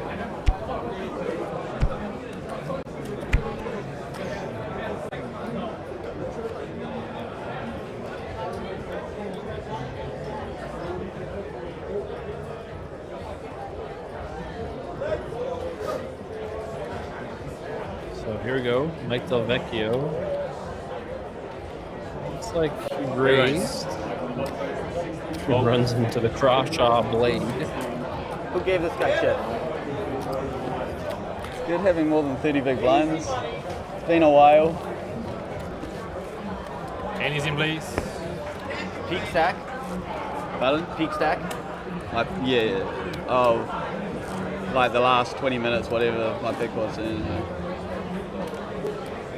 Yeah. Crawshaw peaking in the tournament.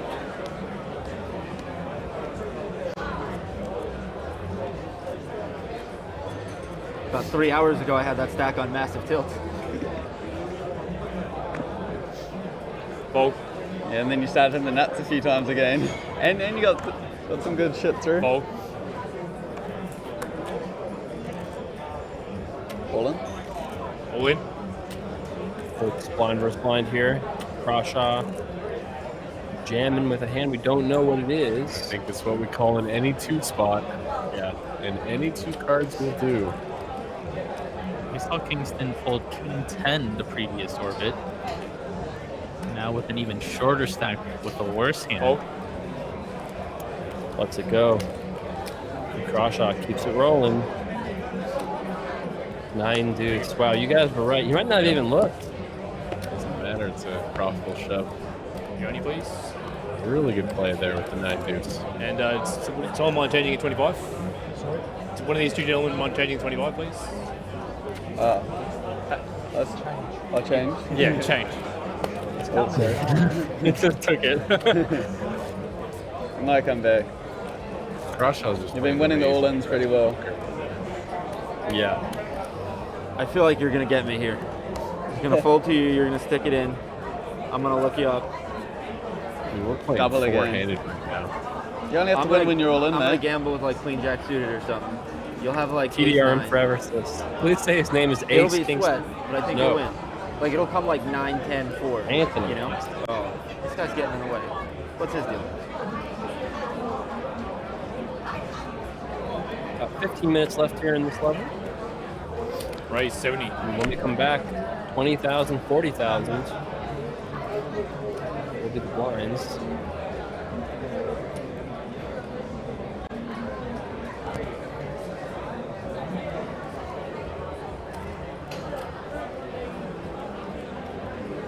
Re-raise. 205 raised.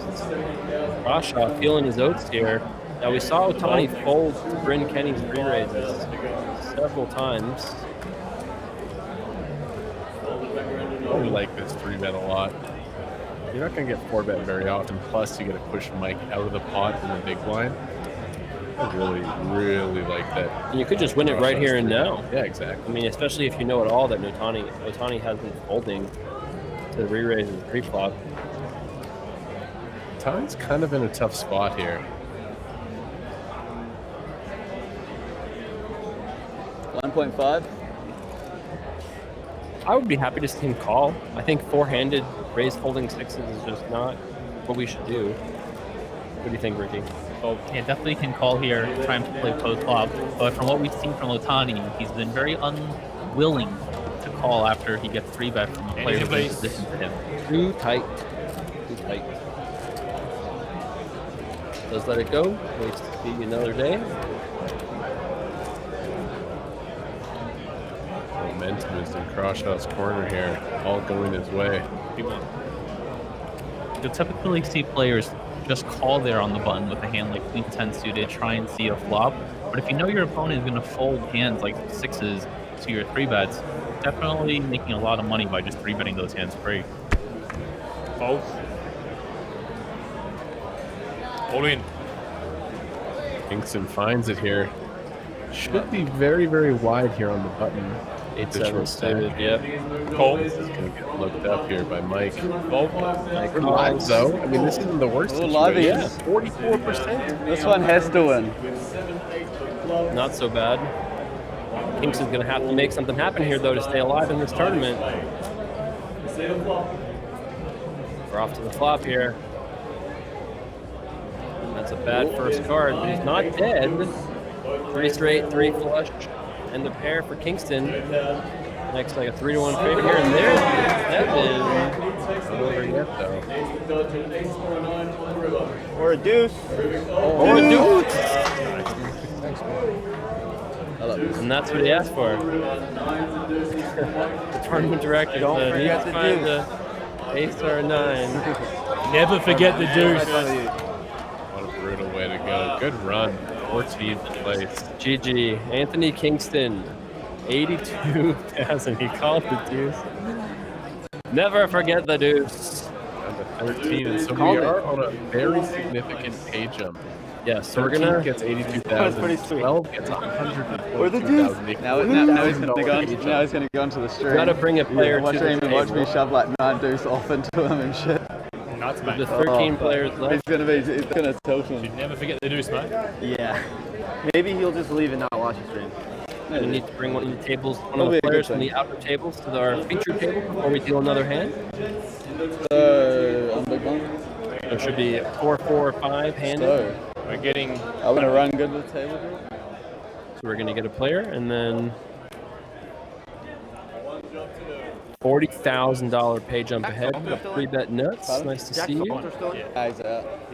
We're getting a new player. 17, 18. Okay. 18. I was just worried about stalling. Apparently he was stalling like really bad earlier. Oh, like, on this table. Yeah, he's like a good friend. I got of it. mine, Yeah, too. I got a message saying, yeah. you know, as well about.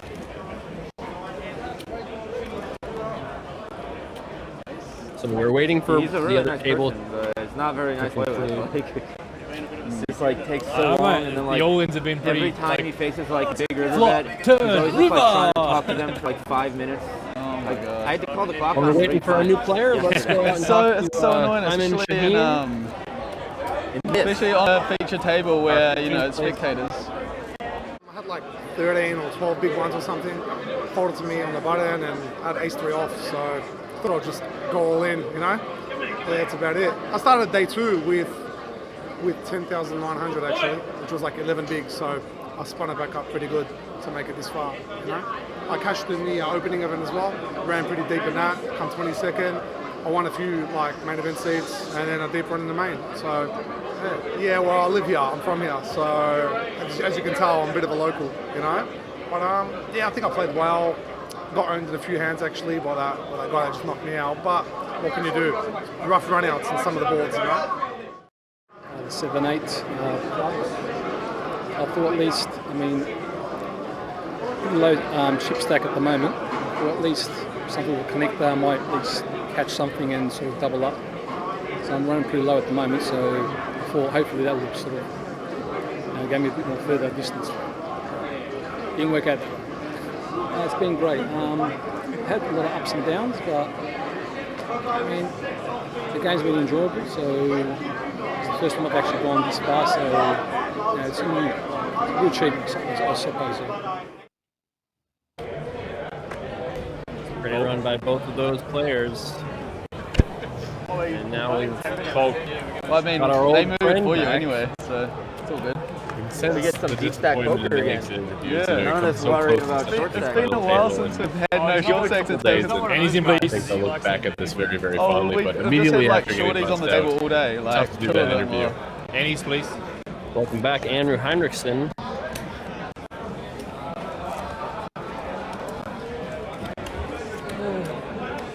What was your other table like? Hit and miss. Like, I had Brennan Wakeman on my direct left, but Yeah, sounds better. I guess you still have Mikey D now on your left, but still. Forehand, it doesn't really matter. Pardon? It doesn't really matter much who's on your left forehand. yeah, wheel 5 ended the. So 4, 4, and 5-handed. This is the biggest pay jump we've seen so far. $40,000 pay jump. Heads up.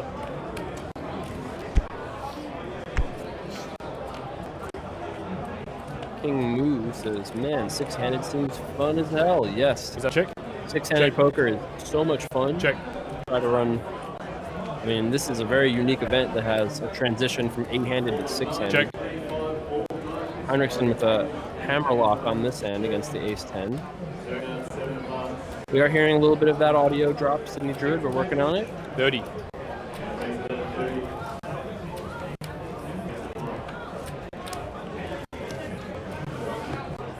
Looks like Heinrichsen's been doing Pretty well since dramatic we run last saw him. at this Yeah, table. last time we saw him, he's just over $1 million. He's I almost got an doubled that. ace 7, ace 3, Gotta 3 feel on the good flop, about its stack. 7 on the and 10. then 7 on the 10. And then I got in ace 9 versus 8-7 suited. Yeah. Flop 9-8 deuce, turn 7. And the guy's like, he doubles up as long as it's not an ace or a 9. And I said, don't forget the deuce. And as I say, the dealer just rips off the deuce. Oh, Deuce. It's a made for TV moment right there. What's that? It's a made for TV moment. Oh yeah. For like if 7 poker blinds. wasn't already made for TV. Well, Tony's our shortest stack, still with 50 big blinds. Yeah, I imagine this is one of the deeper tables remaining. Yeah, I would be surprised if our 13th place elimination comes from our featured table. Race 70. Tony playing a little snug. Holding Queen 7 suited from the cutoff. Some good hands here behind him, though. King Queen raising. Ace 10, very likely going to make it 250, 240. This feels like a dream 3-bet spot. 280. Nice call, Jason, on the size there. Felt like it was going to be a big one. Kroshka has a hand where we're probably going to go post flop here. This is a good hand to call in position when you're considering your button range. This is definitely a pretty good candidate to call and go post flop. Big 3-bet pot here, 600,000 in the middle. Big pot. Good to have you with us, iSick Bro, as we head to this flop here. Heinrichsen first to act. Another player with a heart. Ricky, how would you progress here with the gut shot as the pre-flop aggressor? Definitely a tough situation. Monotone board, all hearts, no hearts in your hand. I mean, this exact spot, a small bet is going to take it down, but definitely very dicey here. It does work. You're so relieved when you put in continuation bet.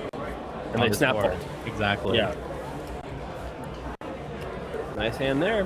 Healthy pot.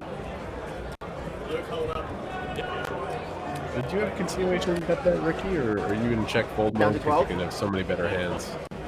It's close because if you do check your you hand might- right now, it's going to be so hard for you to win the hand. Especially if a heart comes off and you don't have a heart in your hand.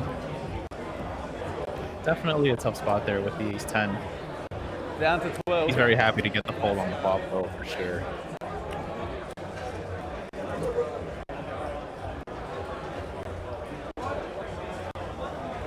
So, given that we're waiting, I would assume that means... Oh, yeah. 12 players remain. So they're breaking one of the outer tables. And we are down to the final 2 tables. Yeah, this is... So only 5 more eliminations on tonight. the feature table of like 20 minutes or less. Oh, yeah. Oh, and they can see the ace's hand. Right now it's being replayed. You can see it off to the right side of the screen. Bringing it over here. So the next jump is at 9th place. I have seen that. Oh, I have seen that get up to a full Yeah, stack. so you'll be done in 5 minutes. I guess. That's what I mean. Yeah. See what do we got here? Yeah, so we are going to get the Brent Kenny table in 5 minutes at the change off here. So right now we're just waiting for the... On a nice little run. You were at like 1 million on dinner break or something like that? Yeah. They final table tomorrow Just or like the last couple of days? Sunday? Yes, like day off. Swinging, getting down like 25, 30 bigs, and then just spinning it. Yeah, nice. What time does it start Sunday? I had like a really weird tournament. It's like day what time one, does it start on Sunday? the Sorry. first 6 What time levels, does it start on all Sunday? tilting as fuck. Yeah. Like, Same time as we started today. And then like have a Sunday great last final level. table broadcast. And then day 2 I did the exact Saturday same in thing. the US, Sunday in Have a great last Australia. level. Both days I go like happy, but then yesterday I just ran like fire all What day. up, Steady Zombin? I had a great last level and a great every level before that yesterday. For me, it was like just I played a hand where I started the hand with 120k after the bubble. I'm a little surprised we got down to 12 so For quickly. like an hour or whatever. And Yeah, I suspect it's going to get slower now because as far as we can tell, not a ton of short stacks. But we're gonna have a good feeling because we're gonna get to see 5 minutes of this table and then switch out to the other table, so we'll have seen every stack in play. We'll definitely have a good overview of the story and how things are shaping up as we get closer to that final table. Average stack right now is over 2 million chips. So 65 big blind average stack. A lot of deep stack poker to be played here. Yeah, it'll definitely get moved along a little bit at 2040, but 2040 to 2550 is not a big jump. You know, I think if I remember correctly, in past years, we started the final table at 40-80 or even 50. It's funny too, because like, so I suspect we still have a few levels button with Queen Jack or off. so left to So I was play like, tonight. I thought you just had to have it because I was like, yeah, I mean, you're gonna tell yourself like, okay, I'm gonna bluff with like Queen Jack with a heart. Yeah. No sign. It's a value bid. Yeah.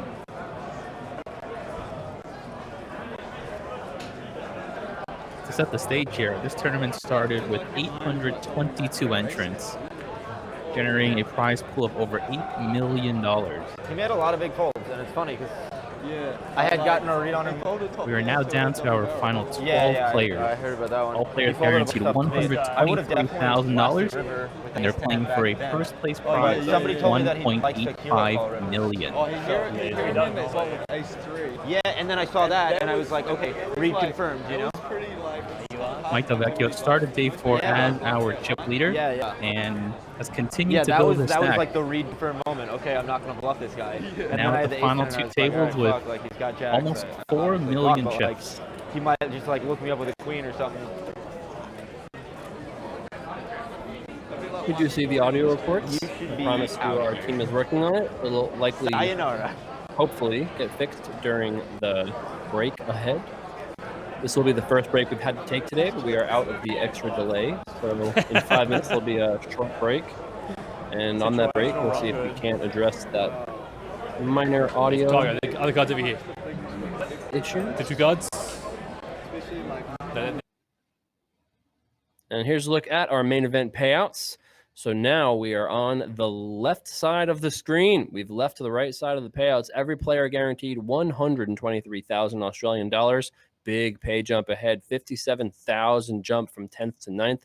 So let's keep an eye out for that as we near that pay jump. And then tonight, all we're doing is getting down to the final 7 before we take a day off to run the Aussie Millions $100,000 buy-in challenge event. That's tomorrow. 14 left there, playing down to a winner. And then we come back to conclude this event, playing down to that $1.85 million first place prize. That's in about a day and a half from now. So tomorrow, the 100K challenge, and then we come back for the main event conclusion. For now, though, we still have to conclude this level. Like, what the fuck? And play is underway.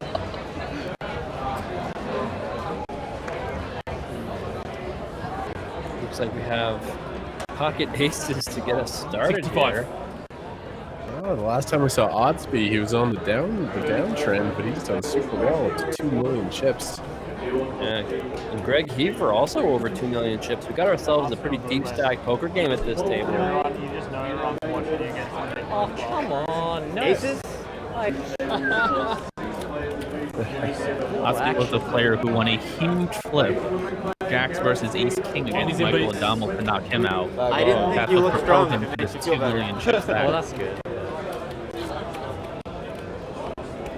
I was like, man, this guy's coming in, joined just firing glad real to quick. have you. Like just All of us here flick it for in having real a great casual. time. Yes, thanks for all the nice comments, guys. I always act pretty quick anyway. Glad you're enjoying it. First impression, You've you know? seen the Huh? clock My on first the top right impression. corner. My We're going to first have impression. 4 more minutes in this level. I don't And really I think waste we're any time. switching That's like a big tables decision. before we get the other crew in here. Oh, we're staying here. Yeah. We're staying here for next So break? we're going to say bye Oh, to wait. Mike Del Vecchio. They are saying that they might leave this table. We'll have to see. Maybe. Yeah. There's a chance that they just set this table. Maybe they don't want to change it out immediately. They'll give it some.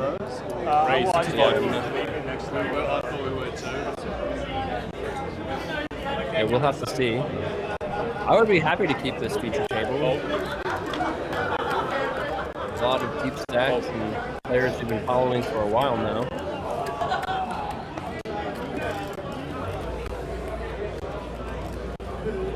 Vecchio now over 4 million chips. Laser111 says, all the best to you. Thanks for the efforts and for streaming the Aussie Millions. That's awesome. Much love in chat. Thank you very much. It's probably the coolest thing I've done in my poker broadcasting career. Actually, by probably, I mean certainly. So definitely great to be a part one more time. 4th year of Aussie Millions coverage. I hope for his sake he doesn't find out about that. Oh no, I told him I had Queen Jack. Oh really? He asked me and I told him I had Queen Jack with the Jack of Hearts. And he didn't even react that much. I didn't realize, he didn't tell me he folded. I thought it might be a bit sting to ask him what he had after he got knocked out. What did you have? He's gonna regret that one for a long time. Yep.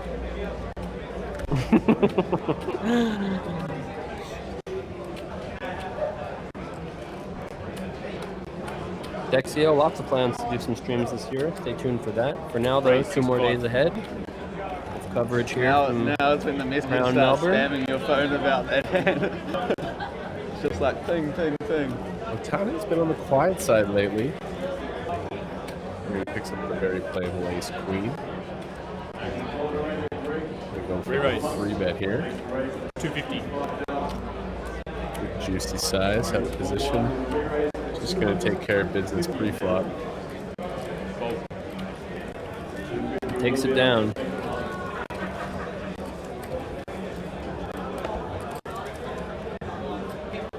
Couple more hands here. Like I'm glad if you make the FT, I'm glad that you don't have to play tomorrow. It'll be pretty fucking draining.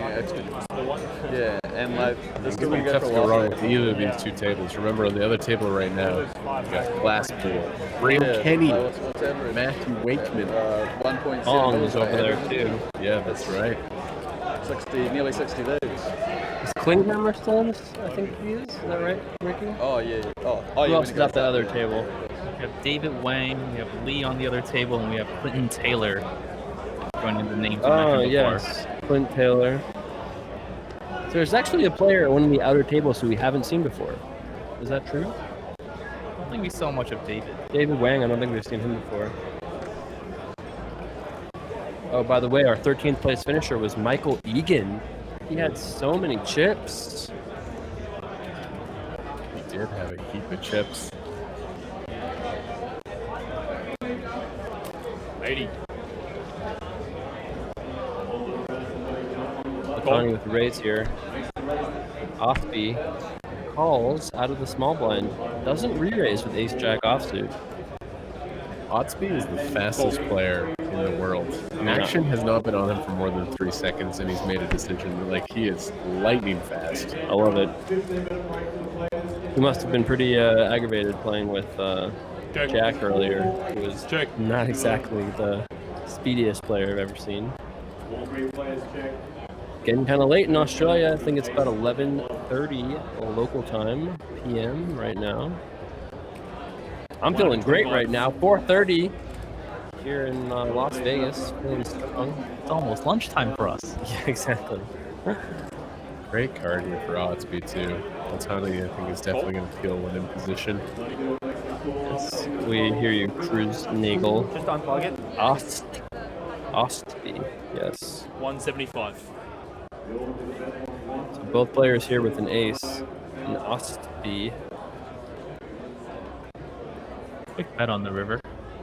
I like it. Your opponent's not going to check too many flush draws on the flop, so you can kind of discount the flush. Sure, you could have ace queen, ace king, but you can get a value from a lot of things. Love this value bet from Otsby. And Otani's kind of in a tough spot. What would you do here, Jason, with the ace-9 of hearts? I think it's tough, but I mean, I guess I got lean call given the price we're getting, even though we lose. We're getting like 5-1, you know? It's tough, but now Otani is going to be our short stack, 30 big blinds when we come back from break. I think even though we see we lose the hand, I think call is the right decision there. I agree. Okay, so these players are going to be on break. Not sure if we're going to have the other table when we come back, but at the conclusion of this break, we're going to be at 20,000, 40,000 blinds, playing down to that final table of 7 tonight. See you guys in just a few minutes.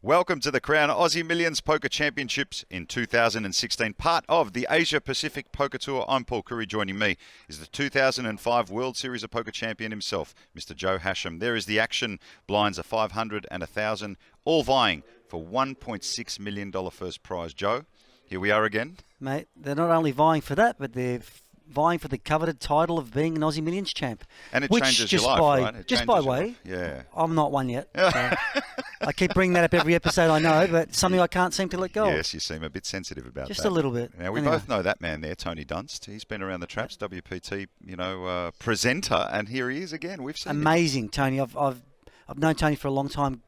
Good friends with Tony. Catch up with him whenever we're on tour together, and he has done so well for himself on the felt, off the felt. In the booth, he's done very well for himself.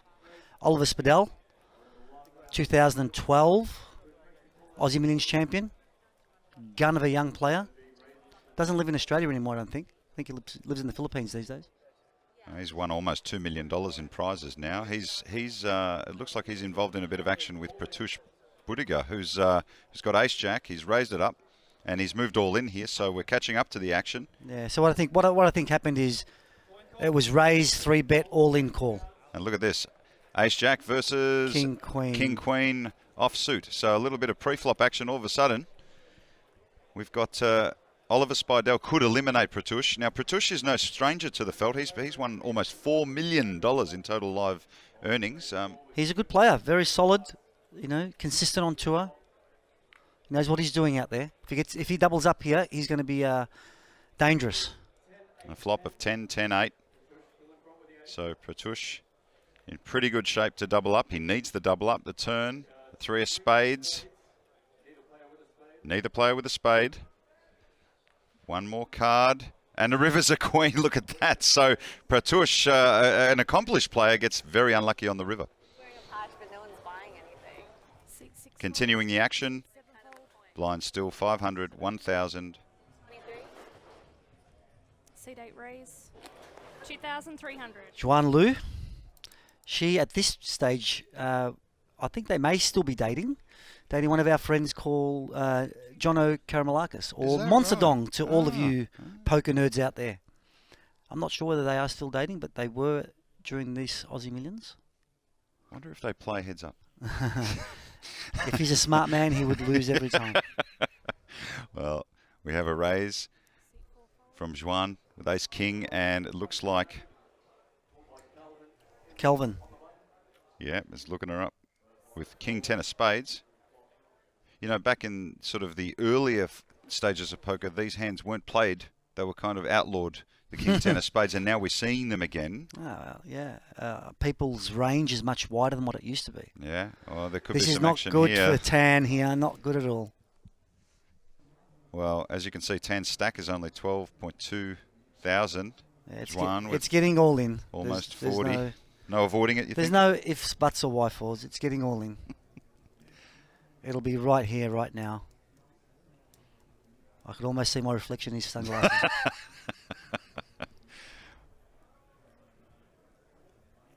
Waiting for the action. There it comes. Ooh, he's trapping. No. Yeah, there he you announces, go. Joe. You're right. And he moves. Can't see Juan not calling. She quickly calls. And he's not going to be happy.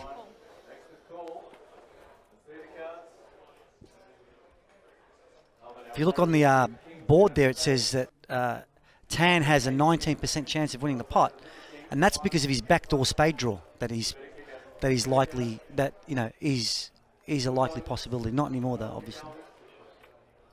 Looking very bleak at the moment. And the river is the 3 of diamonds, so we'll lose Calvin Tan from Singapore, and Juan Liu will pick up some more chips, heading in the right direction. The pot just a little over 50k. 2 hands and 2 eliminations. This is day 2 of the main event, right? Yeah. You know, I made it to day 5 in this event. I'm very proud of myself. But I didn't make the feature table, unfortunately. My name is Xuan Liu, and I've been playing poker for about 10 years. Well, I've always had an interest in games of skill and chance, like since I was really young. But I actually started playing poker for real money in college. It was right during the moneymaker boom, and we were watching poker on TV in my dorm room. And all my friends started playing because I went to University of Waterloo, which is like a very math, engineering, computer science focused school. And I just kind of started running my home game and never really turned back from that lifestyle. Being a poker player has really allowed me to do things I never would have done, and if I had a 9-to-5 job. But at the same time, there's definitely been hills and valleys, and when it's stressful, it's really, really stressful.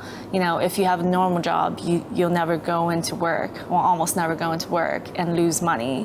Whereas we, especially as tournament players, we can go very, very long stretches without any results and just start to question your poker playing abilities and your life decisions. And, it can also be like kind of hard on friends and family. But at the same time, I've been to all these countries around the world, and I get to make my own hours and meet really, really interesting people.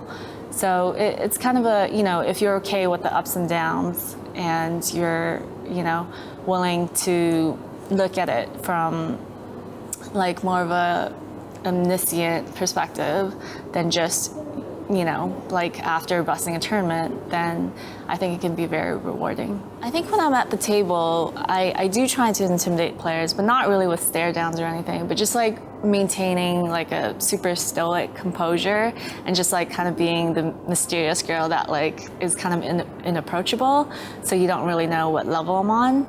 And it's also because I'm like kind of a huge introvert. Like I can be social at the table for sure, but I almost don't want to let my guard down, just so like, you don't, like, especially when you're playing super high level, you don't want people to have that kind of edge and like sweet talk you into like not playing, optimally against them or whatever.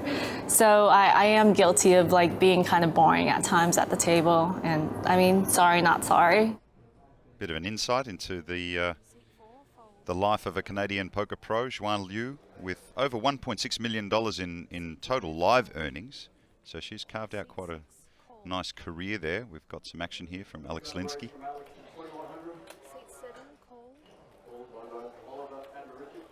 So Linsky raised and Swadell called.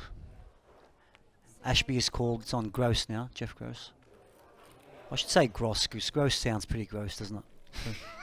It's Jeff Gross. He's a good friend of mine, so he won't mind. The life of a broadcaster. You're always in trouble. There's Tony Dunst once again, always looking immaculate, no matter where he goes. Always dressed beautifully. Out of your sort of league, Joe, you're always well dressed at the poker table. Thank you, Paul. The appearance at the Appreciate poker table. We've talked about this over the years. Just the appearance in life. Yeah. Just bring it forward. A lot of action here. The flop is Jack 9-9. So Tony Dunst strikes top pair. We don't know what Ashby has. Spidell with a gutser. And Alex Linsky was the original raiser. It's been checked to Spidell now. And he has a good old king-queen, which means he's got 2 overcards and a gut shot straight draw. He's going to bet it, which I don't mind this bet at all. Like it, you know, with the paired board out there, less likely that any of your opponents have a 9. But he has a few opponents to get through. Ashby's not going anywhere. Yeah, a quick He calls. call. So 2 players left.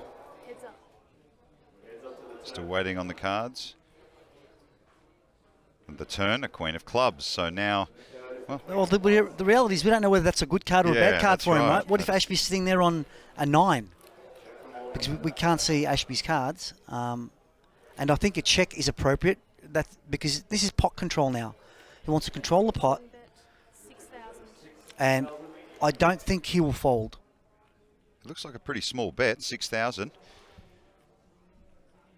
And the flop bet was 5.5. So it looks like when Oliver checks here, what do you read into that very small bet, John? I love the sizing of the bet. It's such an awkward size to deal with. Like, if someone puts out a big bet, you kind of polarize their hand. When it's a smaller bet like that, they could be bluffing. They could have the nuts trying to extract value out of you for the river. It really handcuffs you. Wow, what a river. Until the queen of spades pops my off on the river, goodness. obviously. Well, that could change the hand. We still don't know what Ashby has, but there was a moment where we thought that he might have a 9. Yep. Whatever he's got now is not going to be good enough for, unless he's got Jack Queen, obviously. The pot a little over 30,000. Now Spidell's dilemma is, how does he extract value? He's 99.9% has the best hand. But how does he extract value? Do you know? And I think this is wrong. If he's going to put a big bet out there, he's very wrong. Well, Ashby has a stack of 23,000, so his stack to pot is not very good here. It looks like...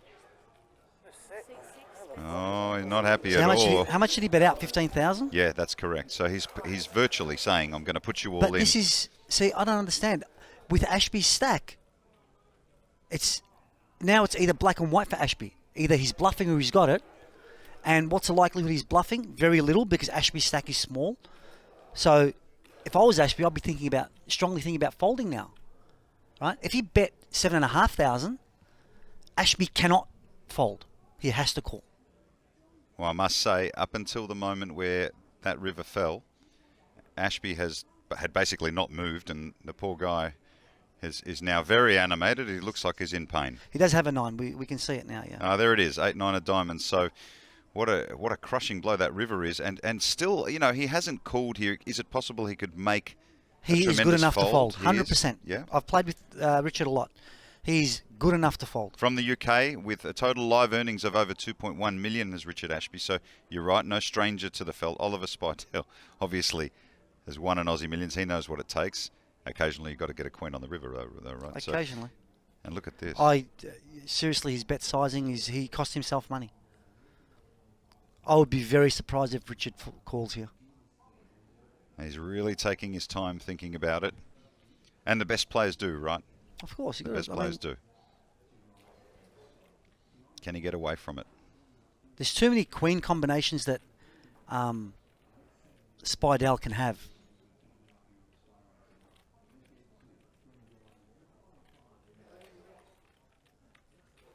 And you can see there, Richard is really talking his way through the hand. Don't make me look bad, Richard.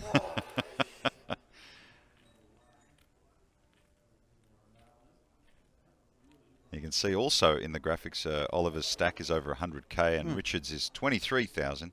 It's not just about the decision. The decision is affected by the fact that his stack size is almost all his chips. If he has 60,000 here, he can make this call Well, begrudgingly. Okay. Let's go back to what I said. If the bet was 7,500, he could make this call. Yeah. And he has to call for 7,500, for 7,000. But once you're getting to 3/4 of his chip stack, you can't be bluffing. If you are, good luck to you, but you can't be bluffing. And there's a part of us as viewers and poker players that wants him to fold. We want him to make the correct call, because we feel for him. He's just been riveted a little bit here. So, and we've all felt that. And you kind of want him to get away from it. But then there's the mercenary poker player that always says, well, that's the game. I don't know. Maybe I'm a little bit of a softie.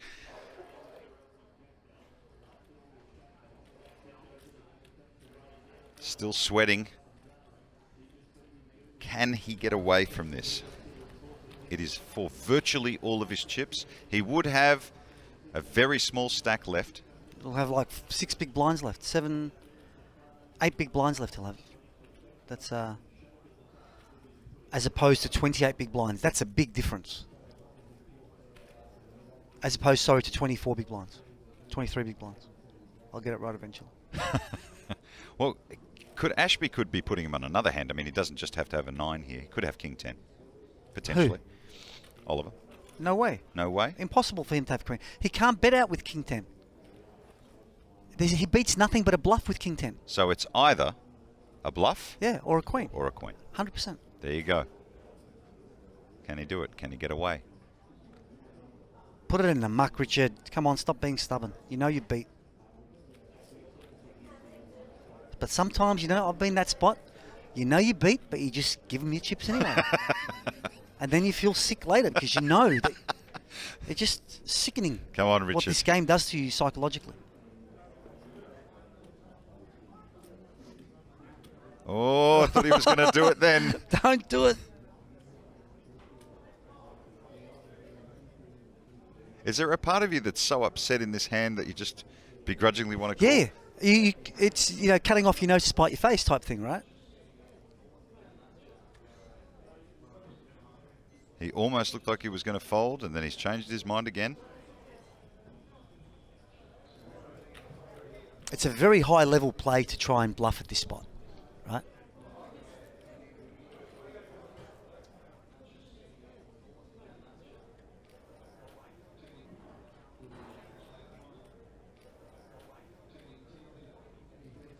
Well, this is truly going into the tank. We talk all the time, Joe, you and I, about players that take their time for no reason, but this is fair. This is fair. absolutely fair. This is his tournament, basically, right here. This decision is his tournament. Look how relaxed Oliver is. He's got the nuts. I'd be trying to Hollywood here a little if I was Oliver. Hiding my face and gulping. And he's folded. He's done well it. done, Well Richard. done, Richard. That was great. He Well done. folded and got away with it. A very nice pot to Oliver either way, but he survives, and good luck to him. And a little bit of a chat there. Maybe if you can't see the whole cards later. No, you're probably A little bit of and cat and mouse. even after you fold, part of you wants to believe that you got bluffed. Like, Apparently it's 30 minutes delay, and it's I don't know if you're going to play back. Tony Dunstan's shot looking rather relaxed. No stranger to the poker table whatsoever. He's played a lot of poker this side of the world as well. he used to live out here. He lived out here for quite a few years. Was dating one of our own for quite a time. There's Jeff Gross from the United States.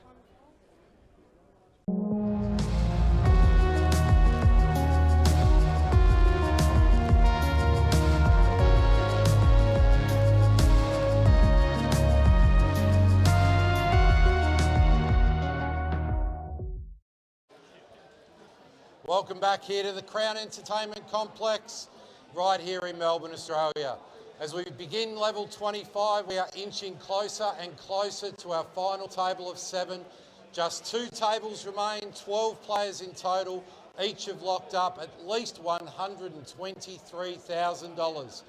It's the top prize of $1.85 million and the Anton Championship bracelet that they're all chasing. Level 25 sees us with ante of 5,000, blinds of 20,000 and 40,000. 12 players remain. We need to get to a final table of 7. Main event dealers, shuffle up and deal. All right, thanks, Joel. Cards are in the air. 2 6-handed tables. Joel is the professional. Joel does a great job, considering he does a lot, if not the vast majority of the administrative work of the tournament, and then does the microphone, tournament direction, everything in between. Joel definitely is the man here. Gets it done. One of the many members of the Crown team that does a great job making the Aussie Millions as special as they are. Here we are, gentlemen. Final 12. Aussie Millions main event. This is getting down to the nitty-gritty. Great to have you guys with us here. Jake Carver, Kevin Martin, rated GTO. Check a bit. Hello, friends. Let's see some action. Check. Check here. 2 pair for Henriksen. Orca said, I went to bed, woke up, and you guys are still here. Yeah, we'll be here when you wake up tomorrow too, and the day after that.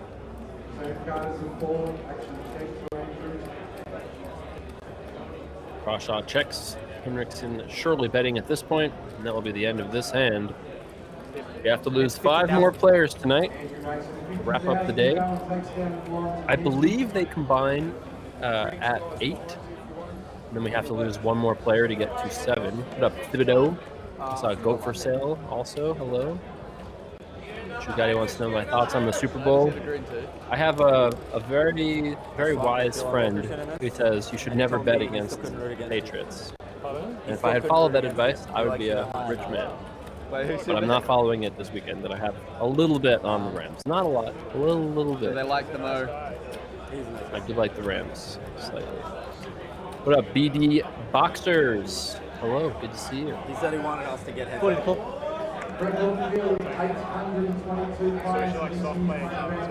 What do you guys think, Twitch chat? Patriots win by like 25 or something? Every Super Bowl that they've had, it's been a close game. Every Tom Brady Super Bowl. I don't know. That doesn't mean a lot to me, though. It's like a reason to think it's going to be close necessarily. I could easily see Patriots crushing. Would not shock me. Work plenty of streams coming this year. I have some plans, but not really quite to share them just yet here. 2 of our more active players here with the button versus big blind battle. No pair either way, either player. What up, Alley Cat Blues? Nice to see you. 65, 70. Tap that, Ash. Pleasure to see you also. Long time running up warrior. So Mike Delvecchio calls.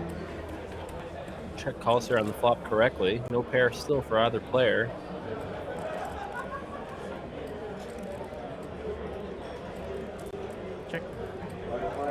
Check now. Crawshaw's got to find a king or a 5. Nothing. Mikey D's got to feel good about his ace-7 now. Doesn't feel great. He's slightly more comfortable, but oh, look at this. I'm surprised to see him go for chips here. Yeah. It's gonna work.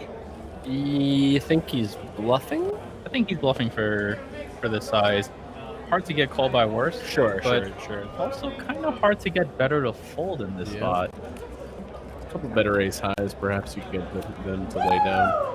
Average stack is 2 million. 50 big blind average stack, so even if nobody goes broke this entire level, it's still going to be 40 big blind average stacks coming back.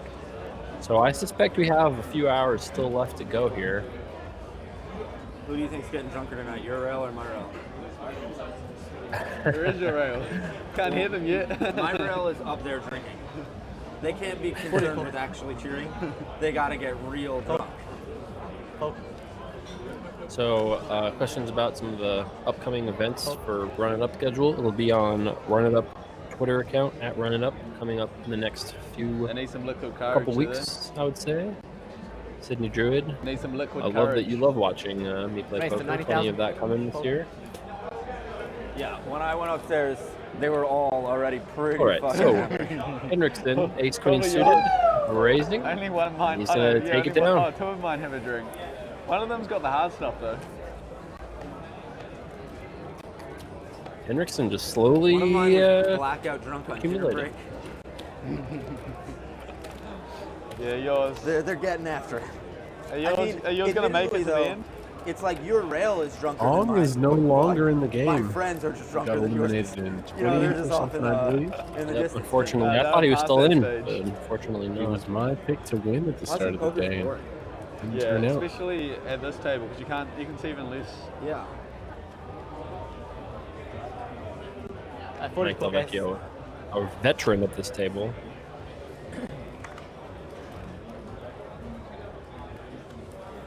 The storylines as we play down to our final table to look for will be, can Mike Delvecchio continue to accumulate chips at the rate he's been doing so far today? And will any of his competitors be able to stop him? Will anyone show him any resistance? A walk here for Otani. Right, you are, Ricky. He hasn't had any missteps today. Of course, he's lost some small pots, but there's been no huge hit to his stack. It's been about as clean as a day of poker as it can be for Mike.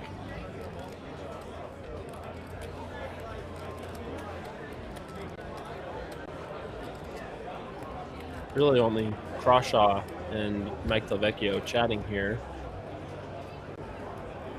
Other players content just to focus on the grind. Bryn Kenny is still in at the outer table. What is it called? Matt Wakeman out there too.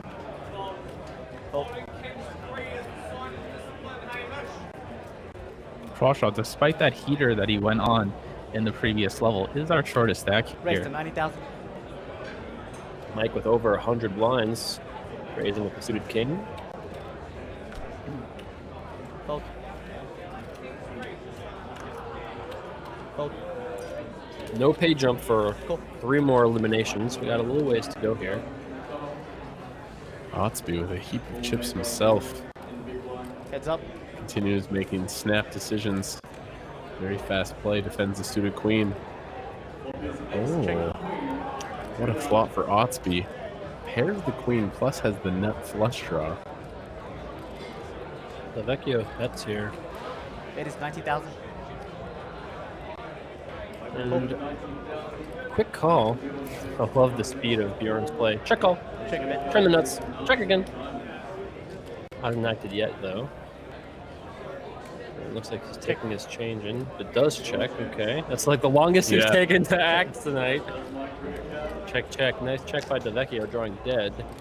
Check a bit. Otsby improves to trips on the river. Otsby is going to fire a value bet here, I How imagine. come the screen's not changing? You don't want your opponent checking back with a hand like 2 10s, 2 jacks, even like the king 7 that Mike has. Like a minute. Probably want to try to squeeze a little bit of value out of those hands.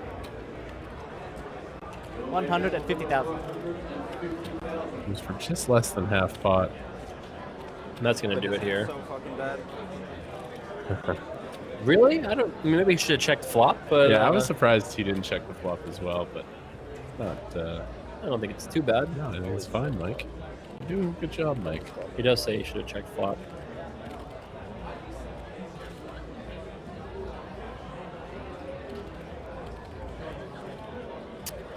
Thinking about it here, His price is pretty good. His opponent bet fairly small in this river. yeah, It's so hard to find too many hands that we beat that check call the flop, but he pays it off. does pay. Interesting. Like we didn't really have a chance to chat about that too much, but like, what do we beat? Some jack highs, Yeah, some missed gutters on the flop. That was tripped, right? there's not a lot of those. Yeah, there's not a That lot was a of good those. check back on the turn. I was Third gonna. flush out there? Nut Yeah, flush on and turn. second pair on the third pair on the second. Otsby, very quietly. Ace Haven't king talked when he about said him a I played lot, this but hand he's so up to a bad. heap of almost 3 million chips. Nice little bet. The Vecchio may have missed that there was a flush draw that came in on the turn because he asked, Four blind things. was there a flush out there? So maybe he misread the board. We steal.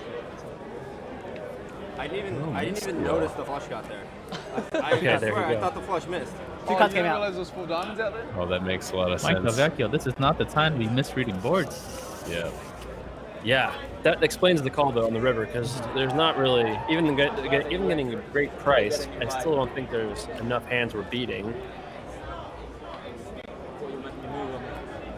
And he just admitted he missed the flush himself. Happens to the best of us. Okay, my coffee's here. Political. Getting Try late and make over sure I can improve my eyesight. 4 days in, man. 4 days in, and midnight local time. Credit to Mike for admitting that. A lot of people would just yeah, just not say anything.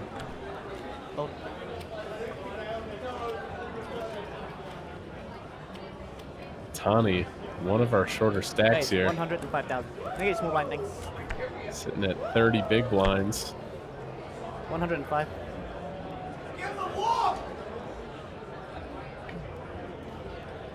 Folds around the button. Now, Otani versus Crawshaw. Shoves his 25 blinds. Our Love two it. short stacks colliding here. And that's probably going to do it.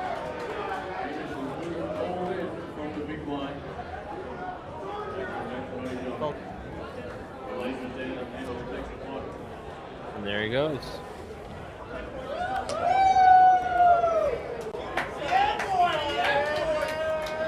And his rail goes wild. The rowdy rail. Takes it down.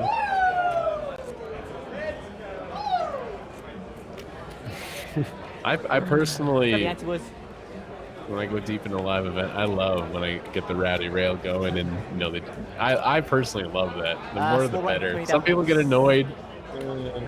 Yeah. You don't like that, Jason? If I could have my way, every table that I played would be in a complete vacuum for focus reasons. But that's not really how life works, and so I like the energy, I guess. Jason, when you final table the main event this year, Ricky and I are gonna wear body paint. We're gonna JS we're on gonna have each posters. Yeah. We're gonna go crazy. Screaming. Yeah. Right, If I have a final table the main event, I want the craziest rail You want it all in history. Yeah. I want Every one of your choreographed Twitch dances. followers will be there. Yes. How about you, Ricky? You want to be a crazy rail full of wizards, everyone in the crowd, Oh, boy. with wands and things? Yes.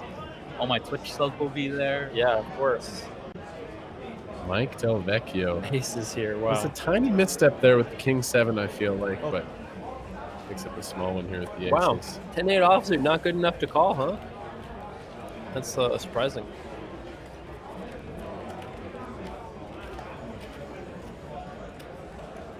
Jugati wants to know, in cash games, small blind busts. Do most games push the button or play a dead button next hand? I think they play a dead button, isn't that right? I feel like it's dead button, yeah. Getting a My thumbs buddy who up I said was from Rated black got drunk by GPO. dinner break. He said, I've been kicked out of the casino twice. Oh, I'm gonna so rail every- the other every table hand? as a decoy. Even if it's guaranteed fold? Okay. Action's going to start here I thought it's called guys. on Greg. What's this guy? Greg Heaver. First still guys. act. I have 2 cards. Oh wait, misdeal, Isn't that sounds just like. the top card? I haven't even looked at my hand yet. I mean, Third card. A little bit of Another one? Yeah. misstep here. Sevens. Been clean all day, but that's back-to-back misdeals. Happens. Rare. Rare, but it does happen. In Calgary, we get a misdeal every 4th hand.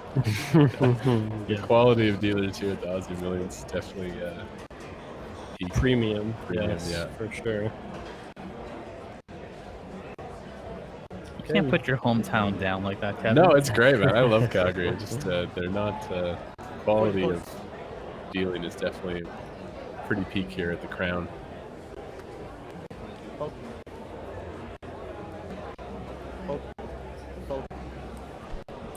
All right, action on Crawshaw. He's on the button. Raise. Now it's on Andrew Fold. Henriksen. It's a Oh, it go. might be 85 actually. 85, yeah. 85,000.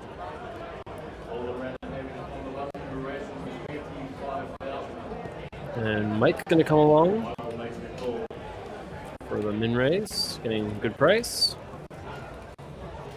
Heads up. And off to the flop we go. We got the security in the background. Check a bit. Check. Mike outflops Crawshaw here. Looks like he's Gonna go check. Probably bet with that king 7 offsuit. We will get the other table at the conclusion of this level, unless there is. We're already down to the final table at that point. Quarter pot here by Crawshaw.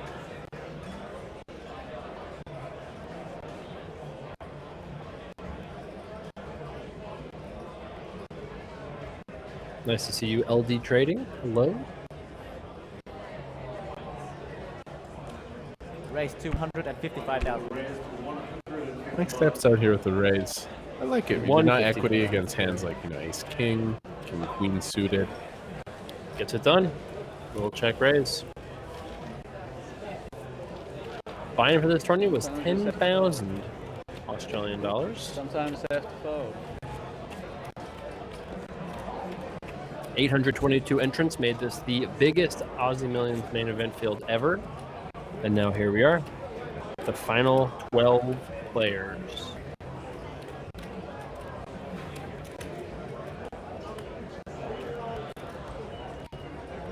Mike Delvecchio, former World Poker Tour champion.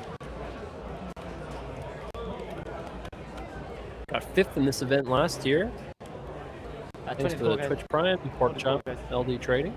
Man, when you consider a field size this big, to go back-to-back final tables is so insane. So strong. To have a run like that and then... Geographic run good is the real thing. You just somehow do it. Still 12 left. Raise.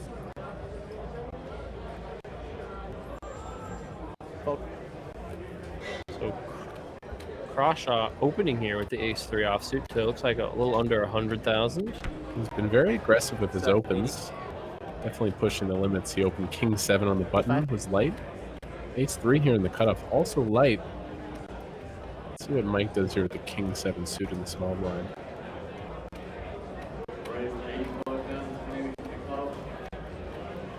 Wow, looks like a raise here with the king 7 suited.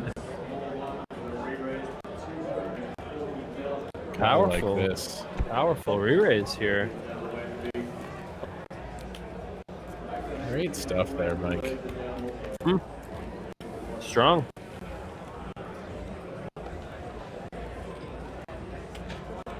Nice play. Mike Delvecchio wins another pot. I don't think we've seen him play a huge pot at this featured table throughout the day, but he's just won a huge percentage of the hands he's played. Gears Rana wants to know, will Heaver ever play a hand? I would take the over on never play a hand. I think he'll, I guess not the over, but I'll take the over on 0 hands played. There you go. It's going to take him a little bit, but he'll get there eventually. He has been a little on the tight side. 40,000 full gas.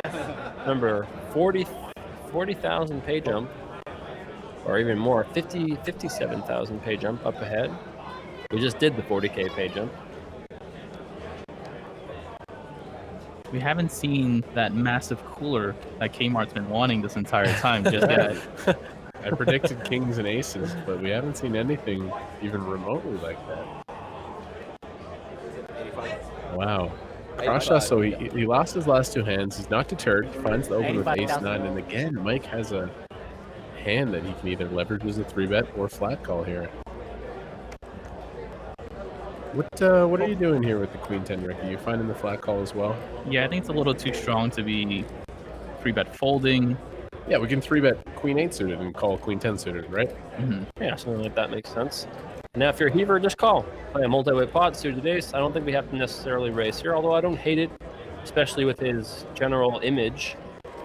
I was a little surprised that Delvecchio chose the king 7 suited to 3-bet the previous spot as well. Seemed like a pretty good spot to just call and see a flop. That is the route he chooses to take here. Sight from Heaver. Too tight. Are you going to play a happy little multi-way pot? Yes, out of position, but we have a very nice hand for a multi-way pot. Check a bit. Fun flop here. Yeah, both players connect. Mike has the gut shot, backdoor flush draw.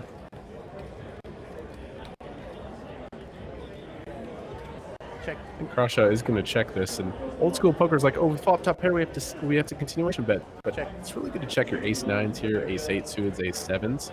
A hand you can't get 3 streets of value with, but you're working to the flop check very, very well. Mike turns a pair now. Wow, quick check again. I feel like we don't have to bet. We just check at this point. I like this check from Mike. 7 out to make the best hand. Doesn't do it. And now if you're a Crawshaw, I think it's time to bet. We've checked. I think it's time now. I think you have to bet here. I would like to see him use a fairly large size here on the river.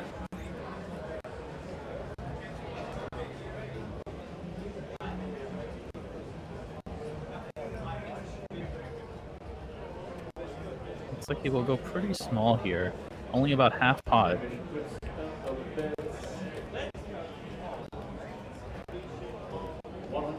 $135. Mike's going to think about it here. He does beat some hands. But let's think about the kind of hands that are going to raise in this pot. Mike's already going to call before we can even talk about it. And all those checks did work out for Crawshaw. Disguised his hand really well. He takes it down. Vivek's been a little call happy since he's returned from break. Yep. And a couple of other calls that have surprised me a little bit, but and the price is pretty good there. But you'd think that if Queen 10 was the best hand, that Crawshaw was going to bluff the flop or the turn. But right to Crawshaw, gets a nice street of value on the river.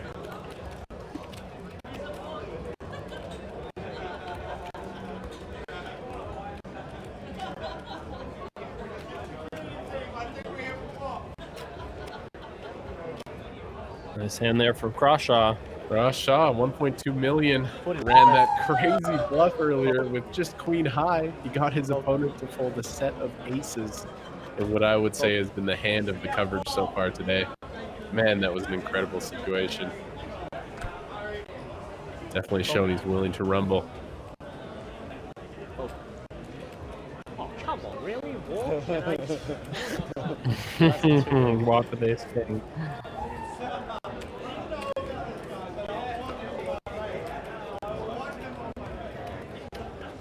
Never what you want, but hey, small pot. Otani getting kind of short stacked here. He hasn't won a pot in a while. Falling under $1 million or just about. Probably 20 next.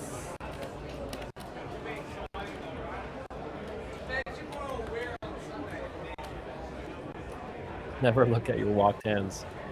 If you're sensitive to missed opportunities and pain and things like that, then Cool, guys. Agreed. Mikey D with a powerful hand here. Hello. Right, so 90. Last time he had aces, it was a raise and take it. Looking for a little more action this time. When you're opening so many hands and you pick up a monster like this. Oh, that's the cooler you wanted, Kevin Martin. Wow. Here it is. Just talking about it. Get those coolers out in chat. Raised 285,000.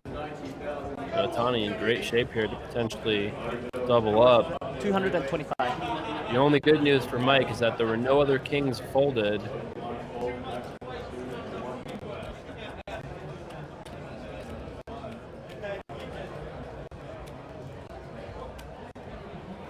This is the blood that Kmart wanted. This is exactly what Kevin called for. Mike could just be like, hey, you know, Otani's been tight. Just fold. Just fold to the 3. This is obviously going in here. Man. I don't think it's anything other than all in. Yeah. Snap. All in. No. All in. And we've got a call here. And that's it. Cards are on their back. Nice spot here for Otani. 4-1 favorite. Still sweat though. Your tournament life. Yeah. I mean, every king is live. Not me. There's no help. Not me. About as safe as it gets. Mike's got to find a king. It's not going to do it. King and a king only. 2 outs on the river here. It's not going to do it. Otani doubles up. Not only does Delvecchio run kings into aces, but he has to look at a guy who has a hoodie that says bad beat on it. That's so funny. We were just talking about it. It just happened. Mike takes a hit. Still 3 million chips, though. Still lots, but it hurts to ship over 1 million chips. And this Yeah, is the most we've seen Otani have. I think this is the peak of his tournament.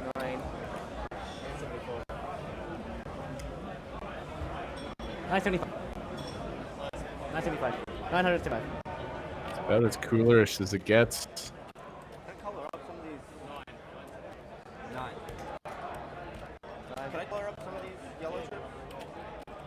That didn't feel that painful. When the guy with 4 million chips 25 loses the all-in. Yeah. No, not as painful as some other hands we've seen here today. Yeah, especially because Otani was a little bit one of the shorter stacks. Yeah, he If was someone the with, shortest stack at this. 1.7 million found the aces there would have been more painful. Oh, for sure. If there's one guy who you want to run into kings versus aces against. No, it hurts. He lost 25% of his chips in that one hand. Definitely painful. Now he's going to try to. Now he's going to color up those 5K chips. Try to get himself some more high denomination. Not what he wanted off the dinner break. He's 2 river calls that didn't work out his way, and then kings into aces. Let's see if this trend will continue. A few small pots. And then one big pot. Mike's been on cruise control all day. This is truly the first pain he's ran into. He started today with what, 2.3 million or something. Still up a little bit for the day. Doherty91 says, "Damn, Otani can hit and pitch and play poker." Kappa.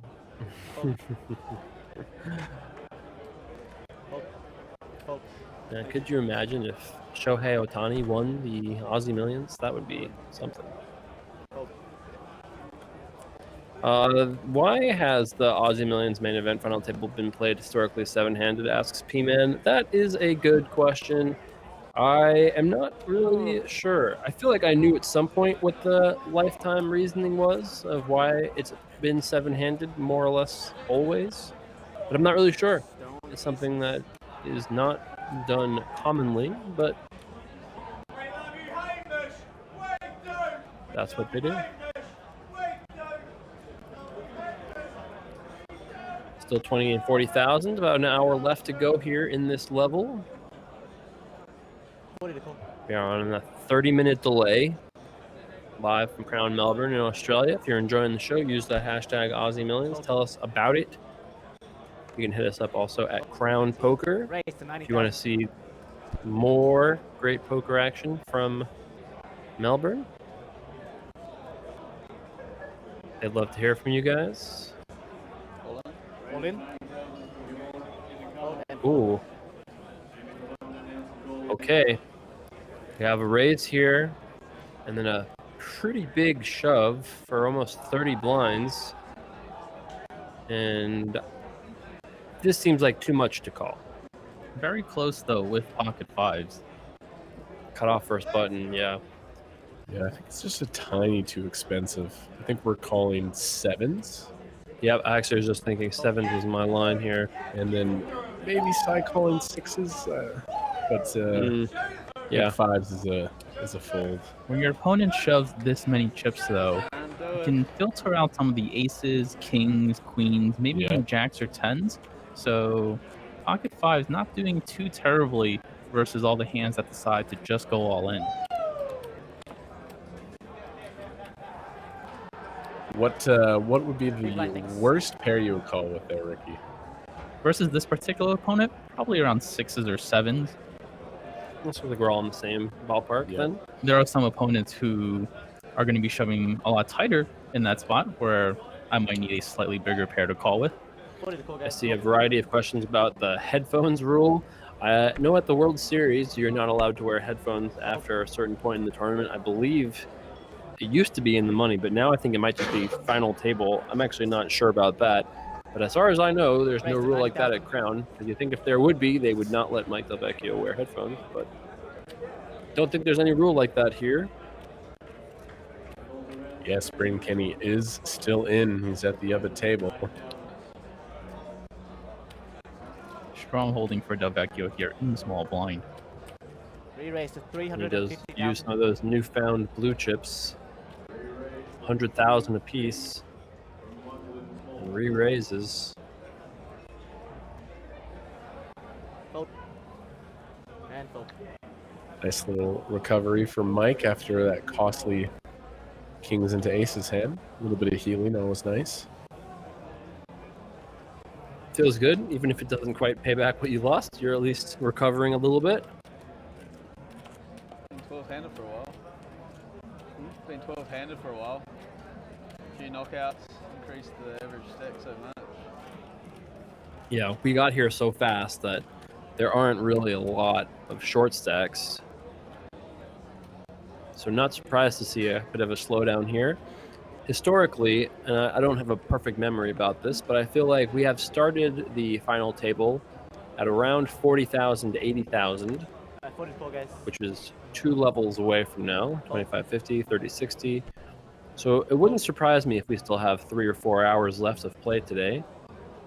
I had planned for us to be going for about another three or 4 hours from now.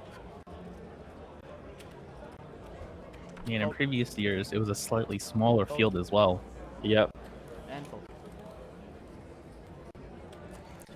So you definitely would imagine that it'll probably have to be at 4080 before we make it down there. We'll be streaming tomorrow. We're streaming the day 2 of the 100K challenge. There's 14 people who made day 2. And we're going to be playing down to a winner tomorrow. Some of the best poker talent in the world. Foxton's in there. Kerry Katz begged the chip lead. Yeah, the founder of Poker Central and Poker Go, high stakes tournament player, has played so many tourneys across the world and done very well. So it's been very nice to meet. A lot of players that I'm looking forward to watch play tomorrow. So we got a race here with 8 of 10s, and Ace 8 suited folded next to Act, if my eyes did not deceive me there. Fold. I'm not favorite. 85. You're her favorite poker player in the market. And Jack 9 gonna call, and off to the flop we go. Heads up.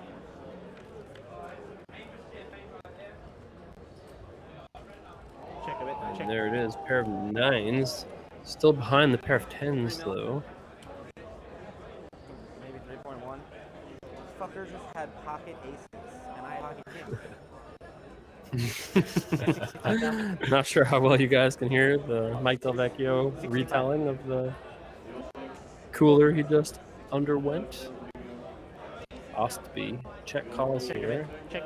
We commentated that hand the exact same way he did. Yeah, basically true. That's true, Carry Cats. Oh, that's a spicy river. Ooh, yeah, 2 pair for Ostby. It is He 100,000. quickly bets. But yes, EJ the DJ, Carry Cats cracked Connor Drynan's aces with aces in the $1 million one drop for what will be probably regarded as the worst beat, even though it's not really like a bad beat, but certainly it got a ton of attention as being basically the worst beat in poker history, especially for the stakes they're playing. He lost the flip. Yeah, 50-50. It's not that bad of a beat. So the very fast Ostby bet here on the river in Crawshaw relatively quickly, puts in a raise.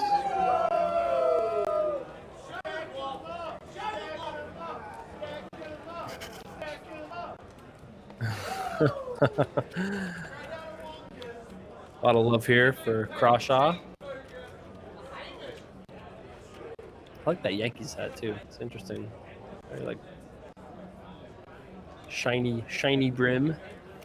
All Australians were supposed to be the loud You are a ones. collector of baseball We're supposed cards. to be I have a more lot of Yankees conservative. hats, that's for sure. Okay.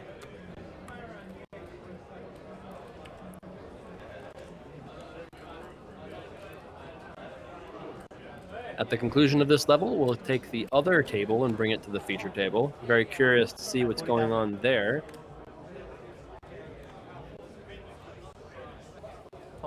This table, pretty even stacked. Nobody really getting short. Greg Heaver certainly been the tightest action on Otani here. He has not folded yet. Ace Queen offsuit. Raise to 105. 105. Good enough to raise, of course.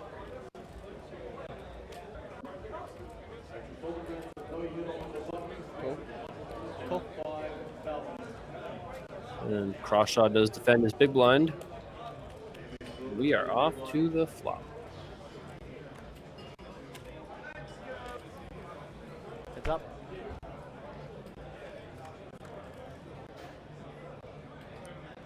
Check It's a a bit. nice flop here. Check. 2 pair for Crawshaw. And this could be trouble for Otani. Top pair, top kicker, backdoor flush draw. That is 75,000. Pretty cooler flop here. Top pair, Very top spicy. kicker. Between the two of the shorter stacks. Both have a spade as well. If you're Crawshaw, you have to be considering making a serious check raise here on this coordinated of a flop. You guys agree? What do you think? Tiny started the I do hand agree. with about 40 big blinds. That is a raise here. And now if you're Otani in this spot, we just want to call, see if the turn is a safe card, and then shovel the rest in? Or is our hand good enough to just say, all in now? I'd lean towards just calling here. If we shove, we basically allow our opponent to kind of play perfectly against us. We have position. We have the ace of spades. All in. All in. Oh, he moves there it all is. in. Wow. And I don't see how Crawshaw doesn't call here. Count. Oh, he's got me covered. Oh, it's close. Wow, Crawshaw 2-1 favorite here. If you can find the call button, He's for sure calling here. I don't mind taking the time.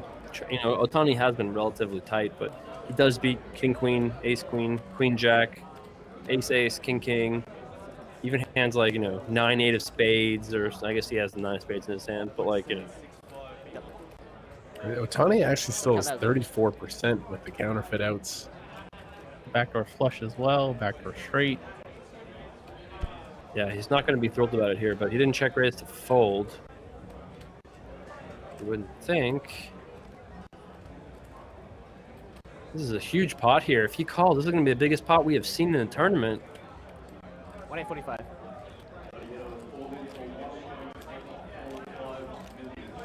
Let's talk about this. Is there any way Crawshaw can put Otani on hands that he can fold against? It's like, what if Otani just has 10-9? What if Otani just has ace queen? Or aces or kings, yeah. Too many hands he's ahead of with queen 9. Yeah. Slightly uncomfortable because Otani has been playing pretty snug. It really sucks when you call here and you're close to dead against the jack 8s, the king jacks, the set of 10s, but yeah, we're going to be too strong here to fold.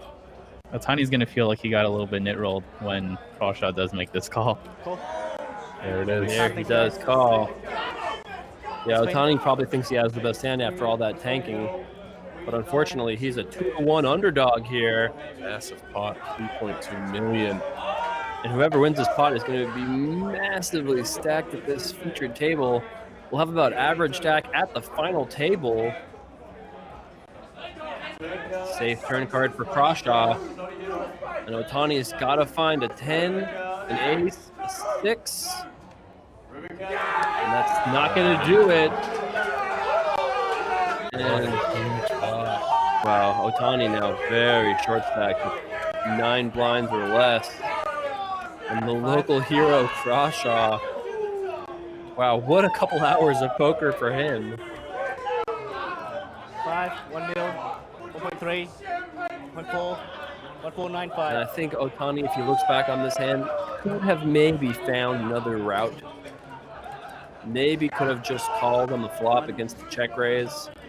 1-3. And then turn 6 of clubs, maybe then piles it or just calls again if he needs to. see that. Ace queen's one of those hands that does need a little bit of protection on that board, so I'm okay with the shove in that spot. Not a fun spot. Oh yeah, 6 was no good, as Twishchat has pointed out. 6 XD, yes.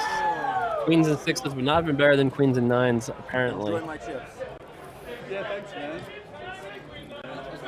It's like you Huge just swing there. Crawshaw started this table the shortest stack, and now is the chip leader of the tournament. Wow. Nathan Manuel, just a raise and a call pre-flop. Otani raises and Crawshaw called the big blind. Hey, Auntie, guys. Exciting move for sure. I gotta say good morning. Girlfriend just popped in the chat. Peely. She fell asleep watching the broadcast. And now she's waking up to the broadcast. Woke up to the broadcast, yes. probably have like Only 9 hours in. We probably still got 6 hours to go. Just getting warmed up here, really.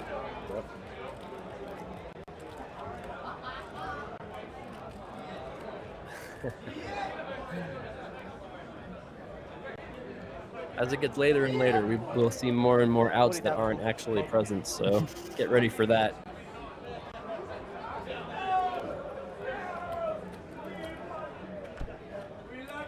You guys remember when Crawshaw was all in for his tournament life with Queen High against Top Set?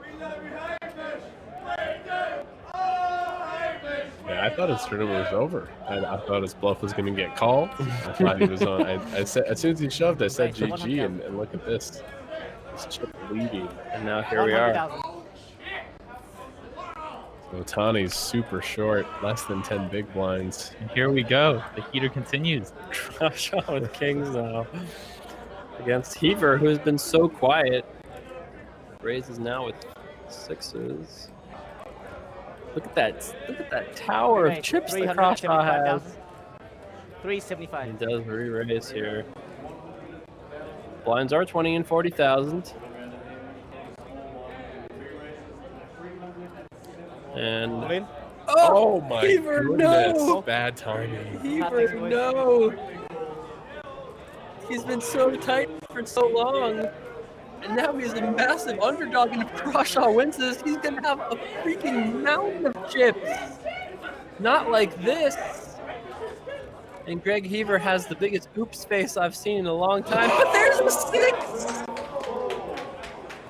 Oh man, that is painful. Now Crawshaw miles behind. No way!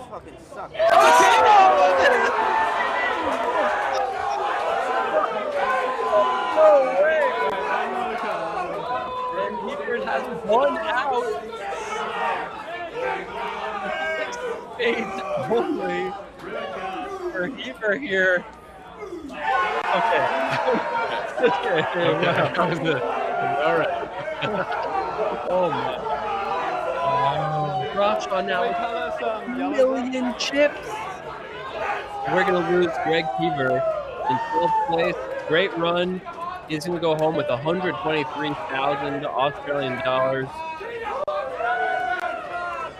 We have 11 contestants remaining. Backhand held up. What a run out. Yeah, I would say so. Pretty miserable looking flop. All right, so let's hear from Greg Heaver if we have that. We've been at the table for already 1 hour almost, and I hadn't got a hand over Jack High, and I was just getting frustrated. But I just knew I had to, win some chips and get some table presence back, and so I just decided to go with the sixes. And I knew that they were going to 3-bet me because I just knew that they would put the pressure on me. So I just went back over the top and went all in, and I just happened to pick the wrong hand, I guess. So I got it in bad, and it looked like it was going to work out, but that's how it goes. Well, what can I say? 12th place or 800 players. Can't ask for any more than that. It's been fantastic. Of course, a bit disappointing now, but it's been great, and really enjoyed it. Great run there, classy interview, and oh my, Hamish Crawshaw, over 5 million chips. When you said he was the chip leader a second ago, I was like, I don't know. Now I know. He's the chip leader, and he'll be a tough guy not to root for with the journey we've seen him be on in this tournament. Pressure now on Otani. What a crazy run. That's the run you dream of deep in a big tournament like the Aussie Millions main event. Sierra says, how is Croshaw not shaking right now? I bet his adrenaline is through the roof. This very possibly is like the most high octane 2 hours of his life, right? I mean, he's pulled off 2 big bluffs, has had all these crazy all-ins. His opponent flopped a set. He turned a bigger set. Heads up. So, 11 players remain. Remember, the next pay jump is at 9. 9th and 8th Check. are that big pay jump. 10th, 11th, 12th. All the same payout, 123. $123,000. Check. And Woodrow 9 says he should be out, but the guy decided to fold top set. It's funny how tournaments work, right? Should have been showers, but instead, check leader. Ace high. It's not too often you can win as a 0% chance to win, but hey, that's river play in 11 Hold'em. So we're only halfway through this level with only 1 elimination. From not having many pre-flop all-in confrontations. Yeah. Look at the ante, mate. Well, it does. All of a sudden, there was matter an 'cause they can explosion lose. of pre-flop action. Each rack's a blue. Yeah, I'm just saying, get 10, you know? We got too many of these 5K chips on the table. I don't know. He's got like 1 trillion of them. Yeah, there's a lot Mike of them. Vecchio doing some organization. Everyone from the whole tournament. What a problem to have. Too many chips. Yeah. Too many of these pesky 5,000 chips. Imagine being able to say that 3 days ago. Race to 90,000. Gotta love the We rowdy do. rail. We love you, Hamish. We do. I've never heard that cheer before. But yeah, there you go. So, Henriksen, the ace king, putting pressure on the 9-7 raise from the cutoff, and Mike Del Vecchio with a very reasonable king-queen suited here. How would you approach this spot, Ricky? It goes raise, re-raise. We have king-queen suited. Doesn't seem like a great spot to just call. Not a bad candidate to go for a cold 4-bet here. Yikes. We know that it won't work. I would like to see it though. We have the wide cutoff open, the wide button 3-bet. Here it is. Here comes the cold 4. 850,000. 750,000. You think there's no chance we can just flat here? Like, no, definitely? No? Not a thing. Not a thing, okay. Kmart actually asked me this question a couple of weeks ago. I was going to say, I'm very confident in this cold 4-bet because I just had a conversation with Ricky about this exact same situation. Yeah, and I definitely understand. There's just like a big part of me that's like, can't we find a way to just call? But I guess in the small blind, no. And with the dynamic how it is, Crawshaw just getting a lot of chips, probably going to be opening a few more hands. Heinrichsen's going to be able to recognize that. Nice pace to play here. Raise, raise, raise. Bang, bang, bang. All in by Henriksen, and that's going to take it down. And that's a big pot. Big pot for a pre-flop fold. Unlucky for Del Vecchio, though. You have such a great combo to do it with, in my opinion. Yeah, that's a big chunk of his stack. It's definitely the correct play, but he kind of runs into it. You got to feel like, oh, you can sense some upset body language. You know, he was rolling, he was chip leading, and now he's more the middle of the stack here. Just take a deep breath. I like most of his decisions. I think he just needs to regroup. Being the professional that he is, though, I expect him to just bounce right back. He's not going to let this phase him. For sure. Mentally, though, it does wear on you a little bit. For sure. 11 players remain here. And you can see Mike folds that Jack-8 offsuit. And Otani shoves. And he's probably going to get looked up here. And by probably, I mean near certainly. Given that it's like 7.5, 7 blinds, really. This would be an incorrect, theoretically. Yep, fold. But he does call. King 10. Italian to try to get back in this. Definitely the correct shove, definitely the correct call. I don't really want to double. A little bit unlucky for Oddspeed to actually be dominated here, but still 31% chance to win. Yeah. Otani's a 2-1 favorite here to double up, stay alive. No improvement for either player. Otani with a gut shot. Nice favorite here, heading to the turn. 5 of hearts, pretty good card. Only 2 outs now for Ostby. That's not going to do it. Double up for Otani. Up to 15 big blinds in a dream. What a crazy ride for Otani. He gets aces into kings, doubles up, and then just a couple hands later, he loses short, but he finds another double up. Yep. Swingy day for him. Andrew 19711 says Clint Taylor couldn't afford to buy in, worked his way up. What a wonderful story, an amazing guy, fantastic character. He's at our outer table right now. We'll see him in 40 minutes if he is still in the tournament at that point. A little over halfway through this level. And the blinds will go up to 25 and 50,000.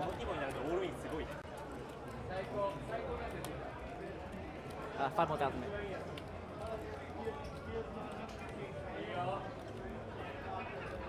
Small blind. Nice win there for Otani. Should move the cut over. Not as nice as Crawshaw, but hey. Definitely been Crawshaw's level since we started final 2 tables. Don't forget about this man and his beautiful mustache. He's been doing very well, especially with that huge pot he picked up pre-flop with ace king. Got 85 big blinds. He's got heaps. Raise to 80,000.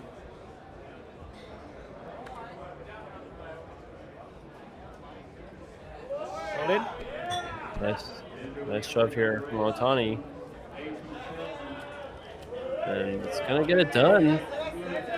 And that's a nice increase to his stack, like 25% increase with no showdown. Otani chipping up. Has some breathing room now.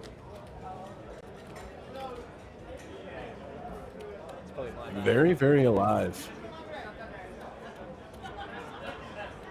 We're looking good here. Come here, thanks. Staying, I mean, given that he was at 260K not that long ago. Looking good. From where he was at. Delvecchio now down to less than what he started with today. 40 to call. Definitely a little disheartening, right? You run up your stack, you have 4.5 million, you're cruising. It takes some amount of mental fortitude to be like, yep, I'm fine. I still have plenty of chips. You look for a moment that Delvecchio was going to almost run away with this tournament with the rate he was accumulating chips. Definitely hitting some speed bumps. Started with him misreading the board that first hand of the level. Yeah. And that wouldn't have made a huge difference, but just definitely killed the momentum a little bit. Yeah. 3 players. For sure. So 3 players here, all with reasonable holdings. Delvecchio, our pre-flop aggressor. Check a bit. Check. And bottom 2 pair for the big blind. Not much for the others. Thanks for the gift sub, Ghost of M.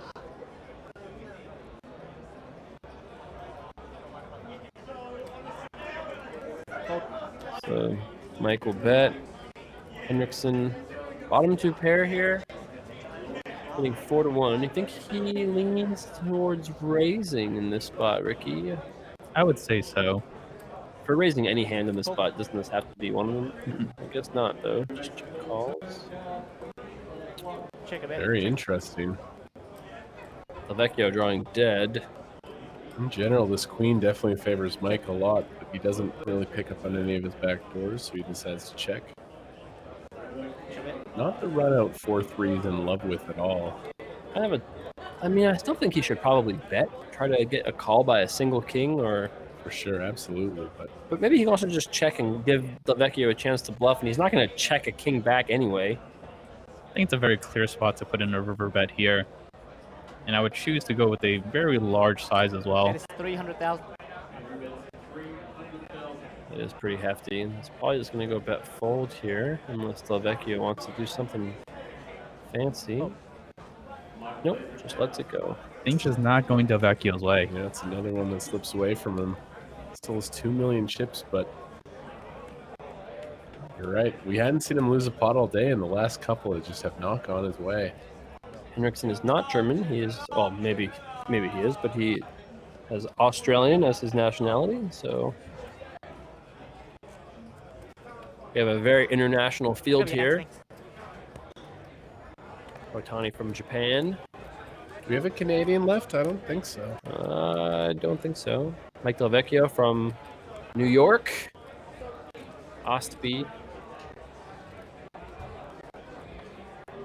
Henriksen and Crawshaw, all from Australia. Ostby from Norway, originally, I believe. Did Gus Hansen win this event in 2007, 2008? 2007. Wow, the level of Crawshaw. Aces on the button. And a Hollywood guy says, I said goodnight to you three from my bed last night, and 6 hours later I'm saying good morning. Yes. Cool. It's funny how time works, even while you're sleeping. The sun is about to come up for us here as well. Yes. I know we're going to get to the fun part of the tournament when my team starts showing up for work in about 3 hours. So that's what I want to get to in this part of the broadcast. So Crawshaw with a raise here, and 2 calls from the blinds. Check a bit. Check. Mike Delvecchio keeps making good but not the best hand. Check. Crawshaw is from New Zealand. Is that true? I thought I was told he was from Australia. Oh, boy. Ooh, There we go. Very interesting. Crawshaw checks aces on the flop with the ace of hearts. I take that back, what I just said about Delvecchio. But it's 180,000. Delvecchio started his featured table with 4 million chips, has lost half his stack. Let's see if he can get some back. I think when we check flop with the aces, we have a very easy call here on the turn and evaluate river. I'm sorry, by the way. What a my river goodness. card. Oh my goodness. Oh my god. Wow. It that is not crazy. going Mike's way. Wow. Wow. Crawshaw from New Zealand, confirmed, by the way. River's an ace. Delvecchio might go broke here.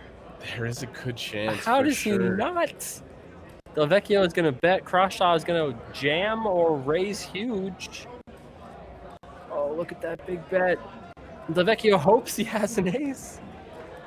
Oh, this has been an unreal couple hours for Crawshaw.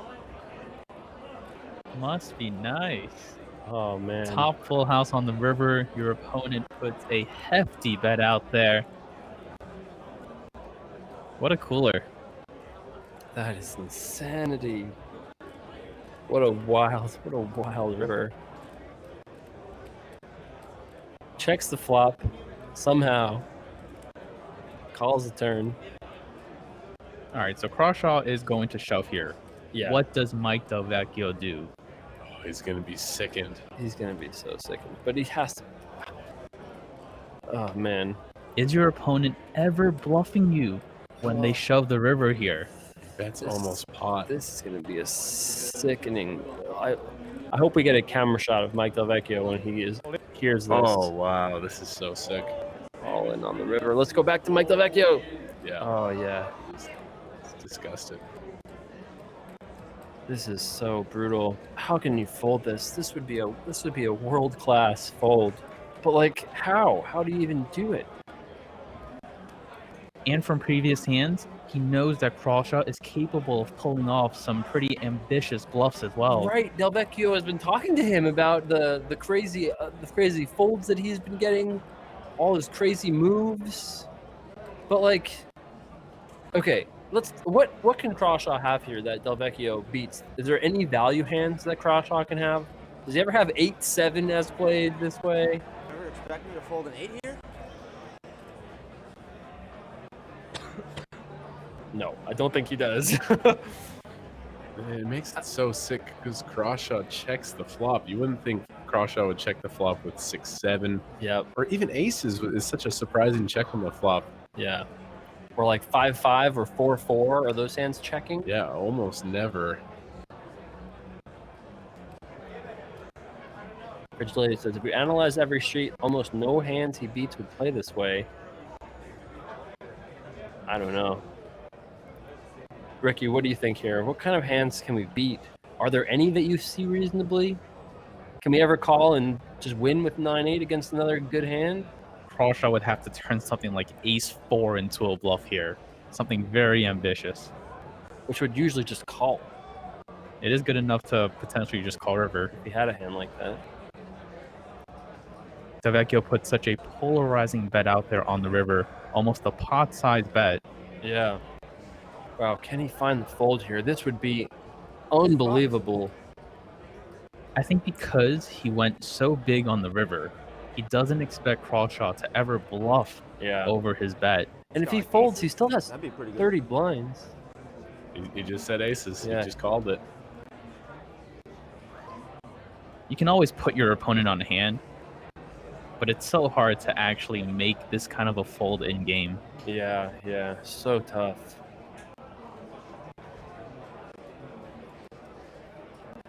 It would be a great laydown, though, if he does make it.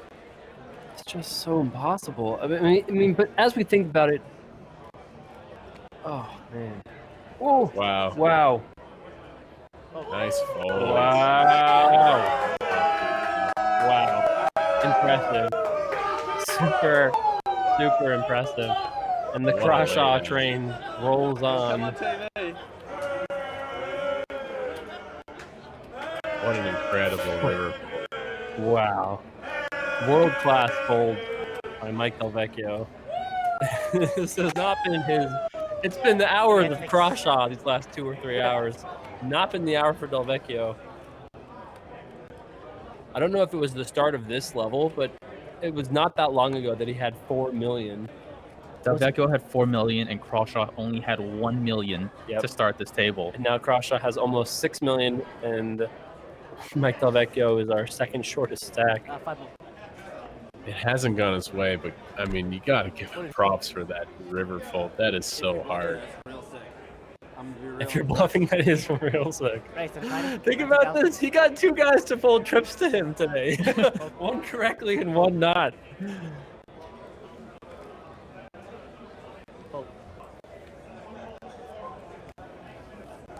And credit to Mike Delvecchio for not just being like, frustrated, everything's not going my way, I have trips, I'm just going to call. Super sick fold. Yeah, that was unbelievable. I hope Delvecchio comes back from this. To be able to make a disciplined fold like that on the river, despite everything that's happened so far this level. I think Crawshaw is going to bust him 2 hands from now, given how Crawshaw is running. No one's busted from the other table. It's just so deep, bro. Over 50 big blinds deep. On this table? No, the average stack. Sorry? Average stack. Okay. Two spade. I missed Yeah, it. Crawshaw pointing out average stack is still very deep stacked. You're big blind. Oh, you only gave me one. Oh, missed deal, guys. Yeah, like, you took that back, so I thought, like, Oh no, don't you just give him the top? I can't. Missed deal. well, he's already, like, mucked up. Oh, so he didn't give you an extra one. Yeah. You get a second card? I only got one card. Oh, okay. Okay, looks like a quick little misdeal here. He, like, took it back Whoa, and put it on top of the deck. that was a wild hand. Well, he flipped that one flipped over, so he just forgot to give you an extra one. Nice logic there, thinking that through. Think about the stakes of that play. Like 1.85 million for a first, only guaranteed 123K now. That is wild. The reason that hand is so sick is because Crawshaw checks the flop and then bets and then shoves river. Like you can kind of discount so many hands because he checks the flop. It's just like it just makes the fold on the river really world class. Like, how does he have? I mean, how does he have 6-7? How does he have 5-5 or 4-4? How does he have ace though? Like, yeah, that's exactly it. I mean, you have to put him on like an 8 that checked somehow. Delvecchio asked a very important question there on the river. Do you expect me to ever fold an 8 here? And the answer is no. Definitely no. But he did. Amazing.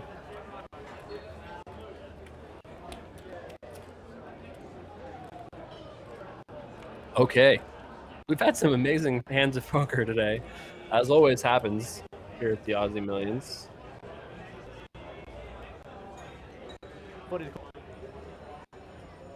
Great to have you guys all with us here. This is our first day of coverage tomorrow, the 100K challenge. Press that follow button if you haven't already. We come back to crown a champion in this event Race to about a 90,000. day and a half from now. Fold. So Henriksen raising. He's run into the buzzsaw of Crawshaw. He does defend here. Heads up. So off to the flop, and Crawshaw with the best hand. Henriksen with the gut shot.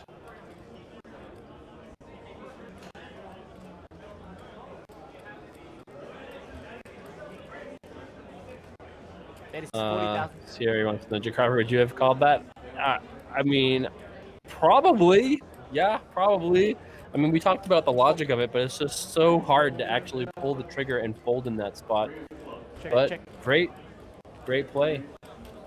By the way, if I was like, yeah, easy fold, then I just might as well be in Twitch chat. What's the difference? No, in reality, that's a super impressive fold to actually make. And you can see the cards, it's amazing how much easier poker is.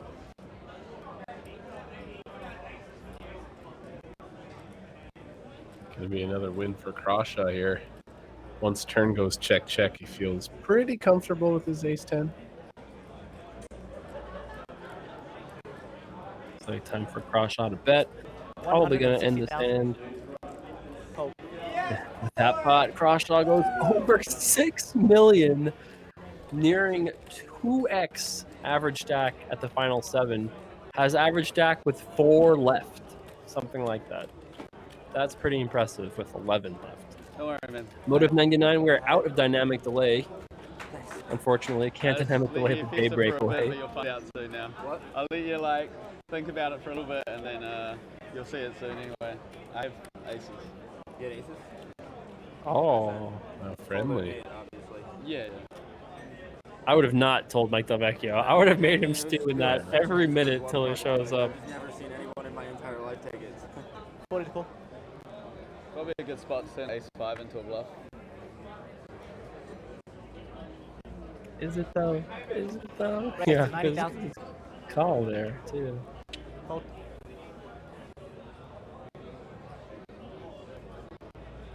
Okay, Mike Delvecchio trying to recover some chips, raises it up. No takers. Looks like he's going to win the blinds and annies. Still got 30 big blinds. It's been a roller coaster in the wrong direction, but take a deep breath. You still got 32 big blinds. Still in the hunt. But mentally, it's got to take a toll. For sure.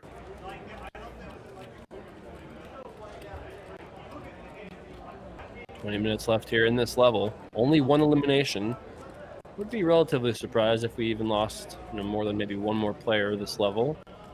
Once the blinds go up, we'll certainly see a little bit extra action. Haven't heard much from the outer table as far as chip stacks go. Don't know if there are short stacks hanging on there or they're all also fairly big stacks. Otani, our shortest stack at this featured table.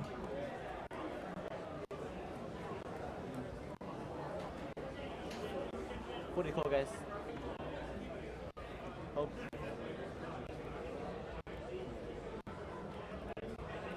So ace jack offsuit. Right, 90,000. Raises it up. Fold. And fold. No takers. Another quick raise and take it. Blinds are tiny compared to stack sizes. Yep, that's true. So we do expect to see a bit of a, the tourney has to kind of catch up, right? We saw a lot of eliminations faster than we expected. And now the players have more chips, so there won't be an elimination until the blinds catch up a little bit. And in past years, I think we made the final table at around 40,000, 80,000, or maybe even 50, 100, which is still 2 or 3 levels away. So it would not surprise me if we were still here 3 hours from now. 40. Getting late though, even in Australia, nearing 1 in the morning. I don't think there is any hard time that the play has to stop. Remember, the players do have a day off tomorrow, so they can play pretty late tonight if need be. That day off is so huge for the players. This is 4 days in a row. Just to have that break and then come back and play the final table. I really like that. Well, think if it was tomorrow and they play till 4 a.m. They're like, all right, see you guys in 8 hours. Like, that's not really great either. That is 40,000. Vacchio flops the world. Don't see him getting any action though. He does take it down. Short stack on short stack violence. Looks like that's reversed there. Otani falls under 600,000. Tomorrow is the $100,000 challenge. Yep, that is right. Vandroff. Kerry Katz leading the way in the 100K.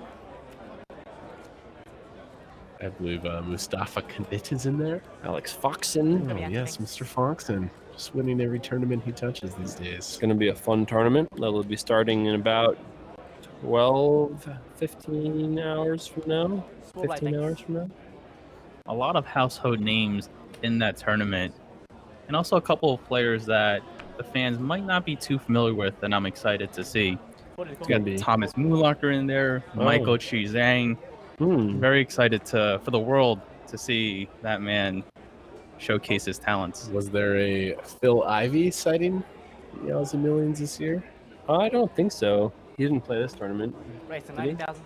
Did he play the 100K? He played the 100K a couple years ago. Yeah, well, I remember casting. I got to cast the Phil Ivey appearance in that tournament, which was amazing.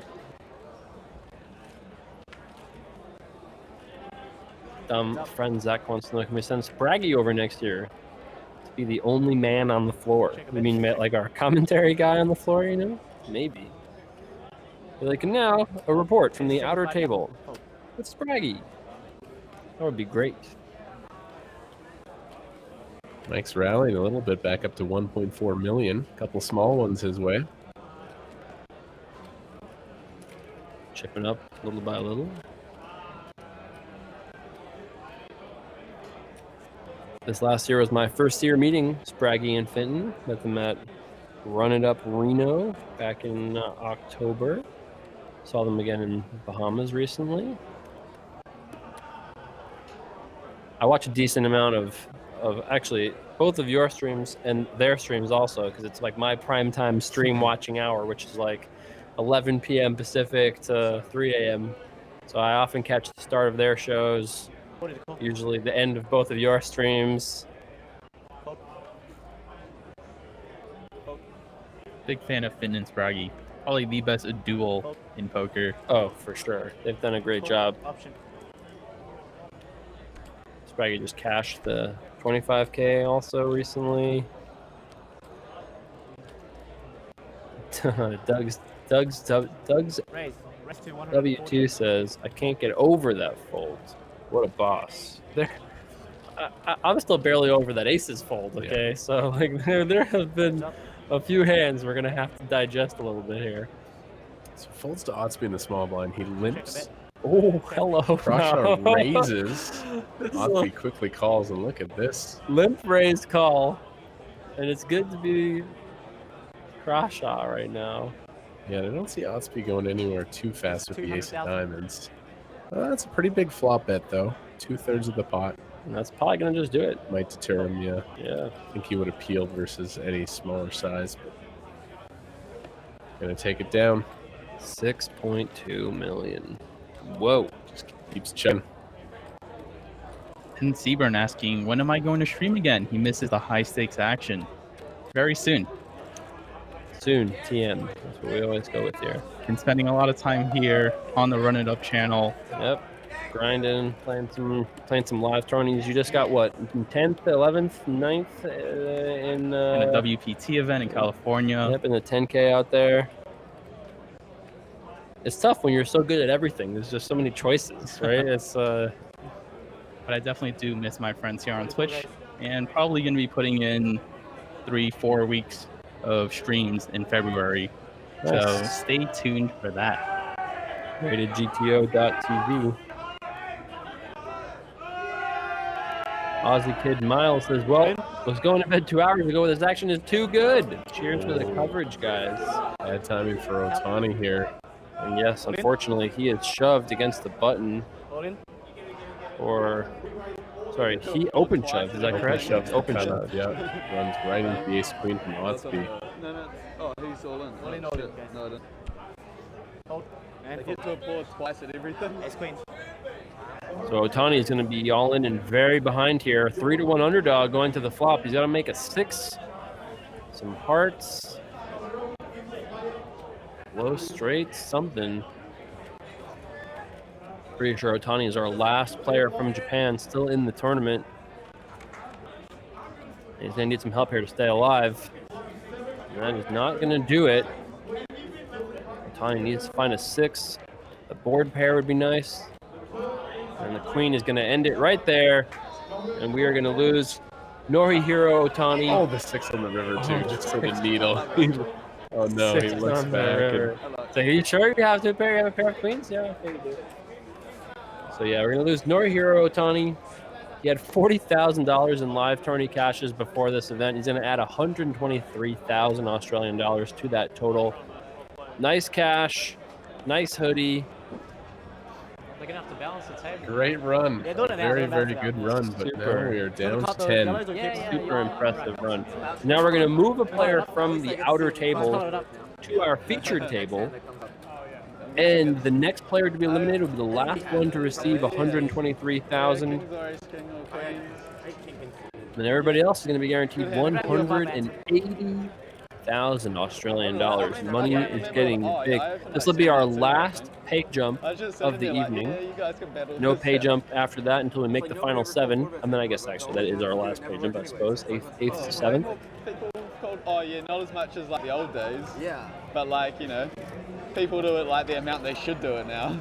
Or some people. Crawshaw was chatty with 1 million chips. He's definitely chatty with 7 million or whatever he almost has now. So we know Bryn Kenny is at one of the outer tables. We know Matt Wakeman at an outer table. It's not the sand. I thought it was the sand. Who are we bringing over? Who are we gonna get? This is a different hand. Yeah, I was cut off. Yeah, yours. I think Robert Glasspool is still over there. Clint. So that's where you 3-bet me. At that outer table too. Clint Taylor. There's one more player out there who I am not 100% sure of. Looks like we'll get our first look at David Wang. Worked out what I had. Okay. Player we haven't seen much of yet. In fact, I think we've seen 0 of. 1 mil? Yeah. Doing a little bit of quick organization, coloring up the 5K chips for 100Ks.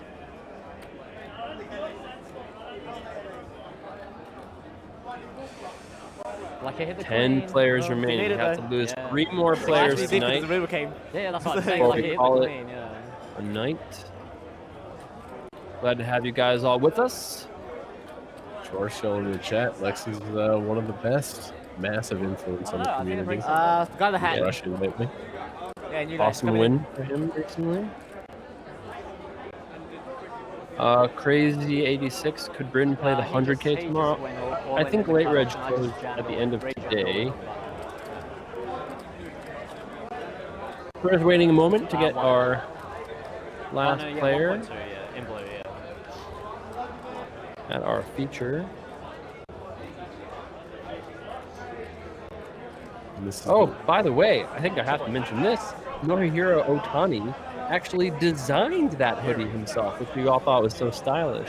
That is very nice and very cool. I had 200,000 more than I thought I did. How much? 200,000. 1.2 in blue. So I got like 3. We're just waiting a second here. Not obviously not in as good Looks like shape we're as you miking are, up but David it's Wang. You can 5. see him in the background. Jump put your blues in front. Jump put your blues in the front. Can we do some chip counts right now? We can do some eyeballing chip counts. It's like guessing how many jelly beans are in a jar. But Mike Del Vecchio has 1.5 million. Ostby, I don't know, what do you guys think? Maybe like three and change? I busted the guy in your seat. With ace queen. Looks like David Wang is in our short stack now, unless he has a stack of blues in there. Looks like he has not, though. It looks like he has about $500,000. Prior to coming to this feature table, David Wang lost a pretty big all-in versus Matthew Wakeman. Ace-King versus the pocket eights for a 2 million chip pot. He's left with about 500,000 coming into the feature table here. Okay, here we are. Cards back in the air. There you go. About 13 and a half big blinds, 14 big blinds. Not much, but still a heartbeat. There's the man of the hour. Rasha, everything's gone his way. It's been fun to watch. It's just like a whirlwind. David Wang, very accomplished player, has had some good results here at the Crown Melbourne. You've got the table card. It's like 6. Okay, yeah. Limpier, Mike Delvecchio's got a decision to make. Raise damage. 140. He's going to raise it. Yeah, that's with his suited king. Pretty big hit. Yeah, healthy start. Hendrickson with king 6 offsuit here. I think that's good enough to limp call. Getting 2 to 1. What do you think, Ricky? A little tough here. I'm surprised Delvecchio chose to ISO the king deuce suited. Not really ISOing, is it? Does it count as isolating when it's heads up? I think it still does. So player limps, you raise. Looks like we got a limp 3-bet. Spicy. The battle of the weak kings. And the best king wins. Mike Delvecchio. Another small misstep there. But hanging tough. Still 30 blinds. Think about this. If you left the broadcast, like, I don't know, basically right before that Queen Jack Aces hand with cross draw, you're like, yeah, okay, whatever, he knows what's going on. Then you tune back into ours there, and you're like, he has how many chips? What's happened now? It's been a wild ride for sure. It's crazy, yeah. You have like 500-ish? A little double checking on accounting over here. Remember, this is the big pay jump ahead. $57,000 pay jump coming up. There is our new player and our short stack. So he's got about 13 bigs in the big blind now, David Wang. Mike Delvecchio knows what he should be shoving and not in the small blind here.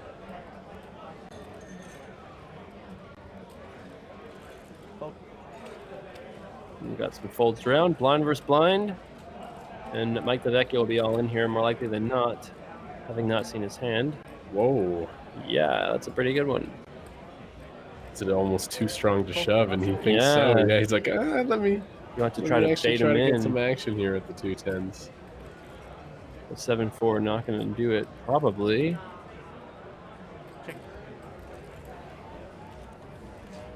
Still, Mike's in a great spot here heading to the flop.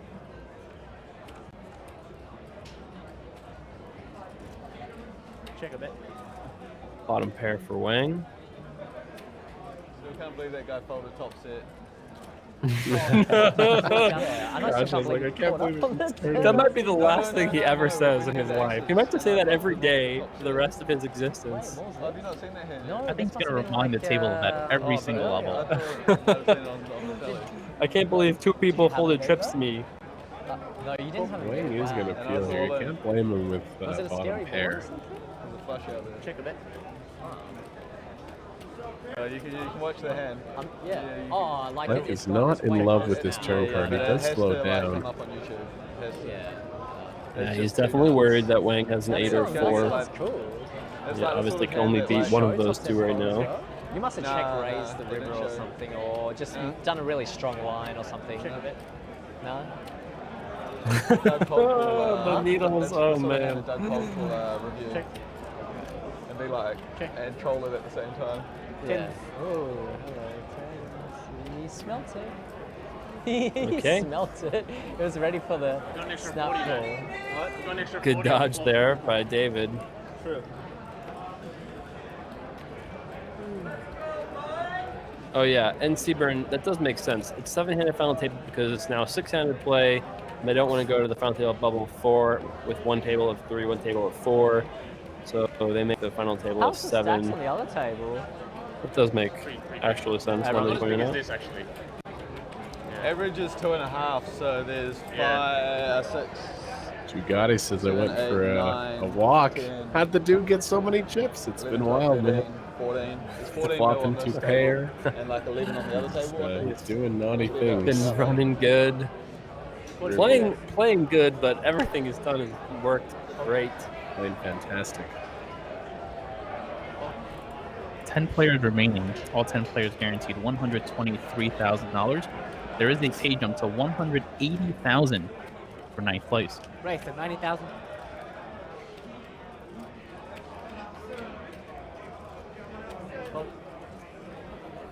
No taker in the small blind. We'll see if Austie wants to defend the big blind. Nope. Just to raise and take it. Shit, mate. Shows the ace king. A few minutes left here in this level. And then we're going to get the Bryn Kenny Matt Wakeman table after the break in about 5 minutes. Poker.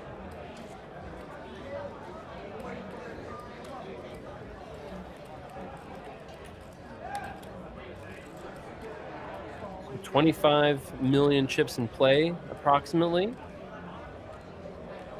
A lot of big blinds in play.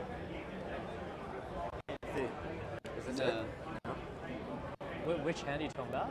The one where he said he has aces and I folded trips. Oh, that one. Oh, no. I'll let you know when it...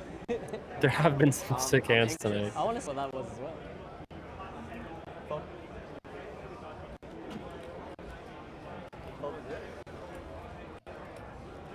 Could be interesting. 11 big ones. Two pairs here. This is close. I thought you had 4 or 5 in yours. Queen 7 suited with 8.5 blinds.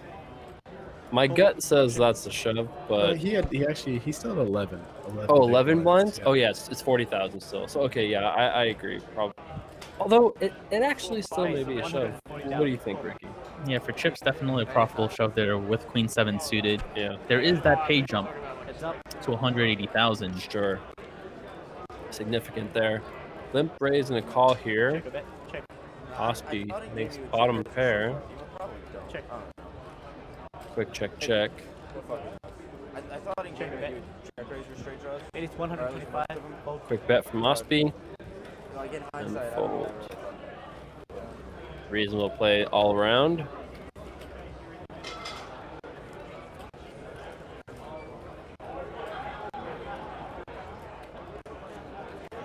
A little after 1 a.m. local time. Player started today at 12:30, I believe. Either it's 12 or 12 with a delay or 12:30. Either way, it's been a 12 and a half hour day or so for the players at this point. That's how I know it's there. Wow, good, sick fold. Mike just did a when he figures out that he folded the trip 8s. He was correct. Got to feel good about that. Yeah, gotta feel nice. Were you the button as well? Oh my god, sick. Aces on the button. Sick. You put out to many. Aces on the button. 90? Cool. All right, so it looks like we have Jack 10 offsuit, I think, has raised. Yep, we're getting there. Oh, Mike no. actually raised under Mike the gun raised, here. okay. Austie likes to flat the Jack 10 on the button.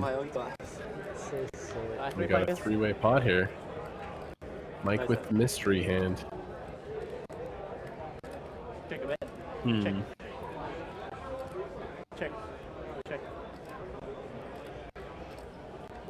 Checks around. Wouldn't surprise me if Mike has like pocket 5s. Check. Yeah, when he checks twice, I think you're all over it, Jason. Seems likely. I don't think he's going to check an ace twice, even his weak aces. Like ace 6, ace 2 suited, probably going to bet the turn. Otsby has a similar read, so he's going to try to pick this one up. You can definitely check one of those weaker aces twice here. Heads up. You think he would fold if he had 5s though on the turn as played? I would think so. And now it just goes check. He has an ace. Oh, nice read, Ricky. Yeah, nice. Didn't see ace what? Ace 4 suited? That would make sense as played. So Ostby loses that pawn. This remix of the song, like Sharp, Ricky. Sharp, sharp, sharp. This will be the last hand. I could dodge bullets. You almost did. Sick river. Keep spiking top set. You turn the rivers. I was with you, Jason. I was like pocket 5s, pocket 6s. Yeah. Kings versus 6s hands went to the flop came out. After the David flop Wang under the gun. It'd be expensive to go through those blinds once again. Man, kings suck. Yeah, But I did killed the king. hear that. I did hear Like, that. they don't suck. I did hear that. Thanks, 90,000. Okay, last hand of the level. Actions folded to Ostby. And now, what will Hendrickson do here with ace jack? Two of our deeper stacked players. Mr. Fiddy, I'm so glad no one's playing slow. Totally agree. These guys have all been playing very quickly.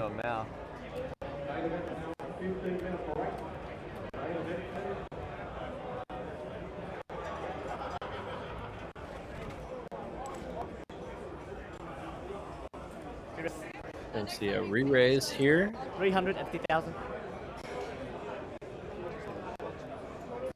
Oh boy. Here we go. The battle of the ace jacks. Now, last time we saw this go raise to Del Vecchio, he did try the fold re-raise. And here it is. Shoves ace jack suited here. And I think this is going to work.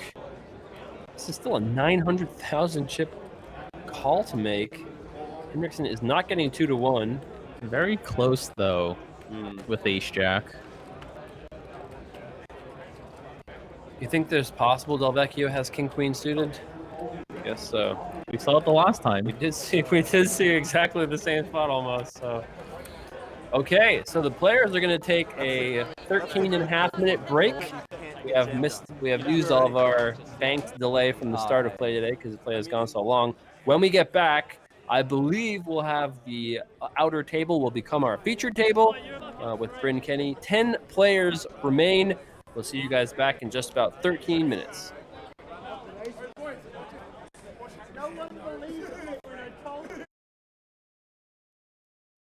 Tony looks like he's about to get involved. Tony Dunst with just a little bit under 2.5 million in career earnings. He's raised it up with pocket 6s. Julius Coleman in shot, a gentleman at the poker table always. Absolute.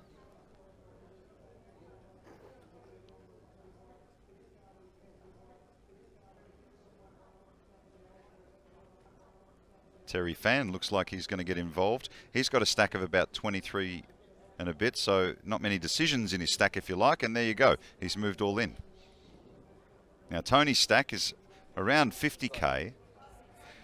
Stack size obviously makes a hell of a decision, part in this, and Tony's got pocket 6s, and it's off to the races. Pretty simple, really, isn't it? All right, so the all-in player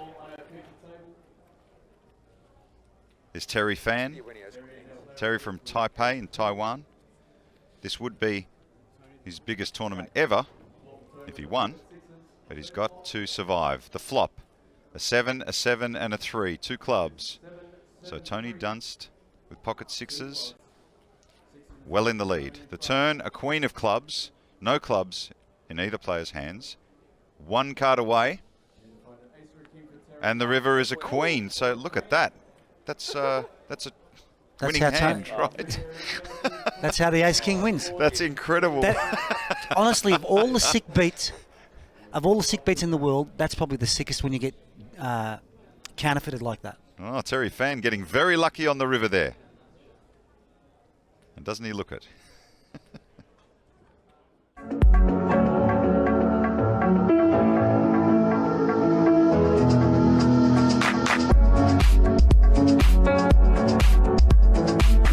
I've been the tournament director here now. I think I'm in my 4th or 5th year.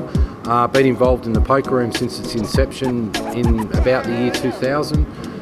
Seen a lot of changes over the years. We had the Joe Hasham explosion when he was the WSOP main event champ in 2005, and the landscape changed pretty quick. And then we went through the online poker boom, and now we're in a completely different phase of the poker landscape, if you like, and it's an ever-changing environment. Does it get pretty stressful being this sort of time frame? Absolutely, yes.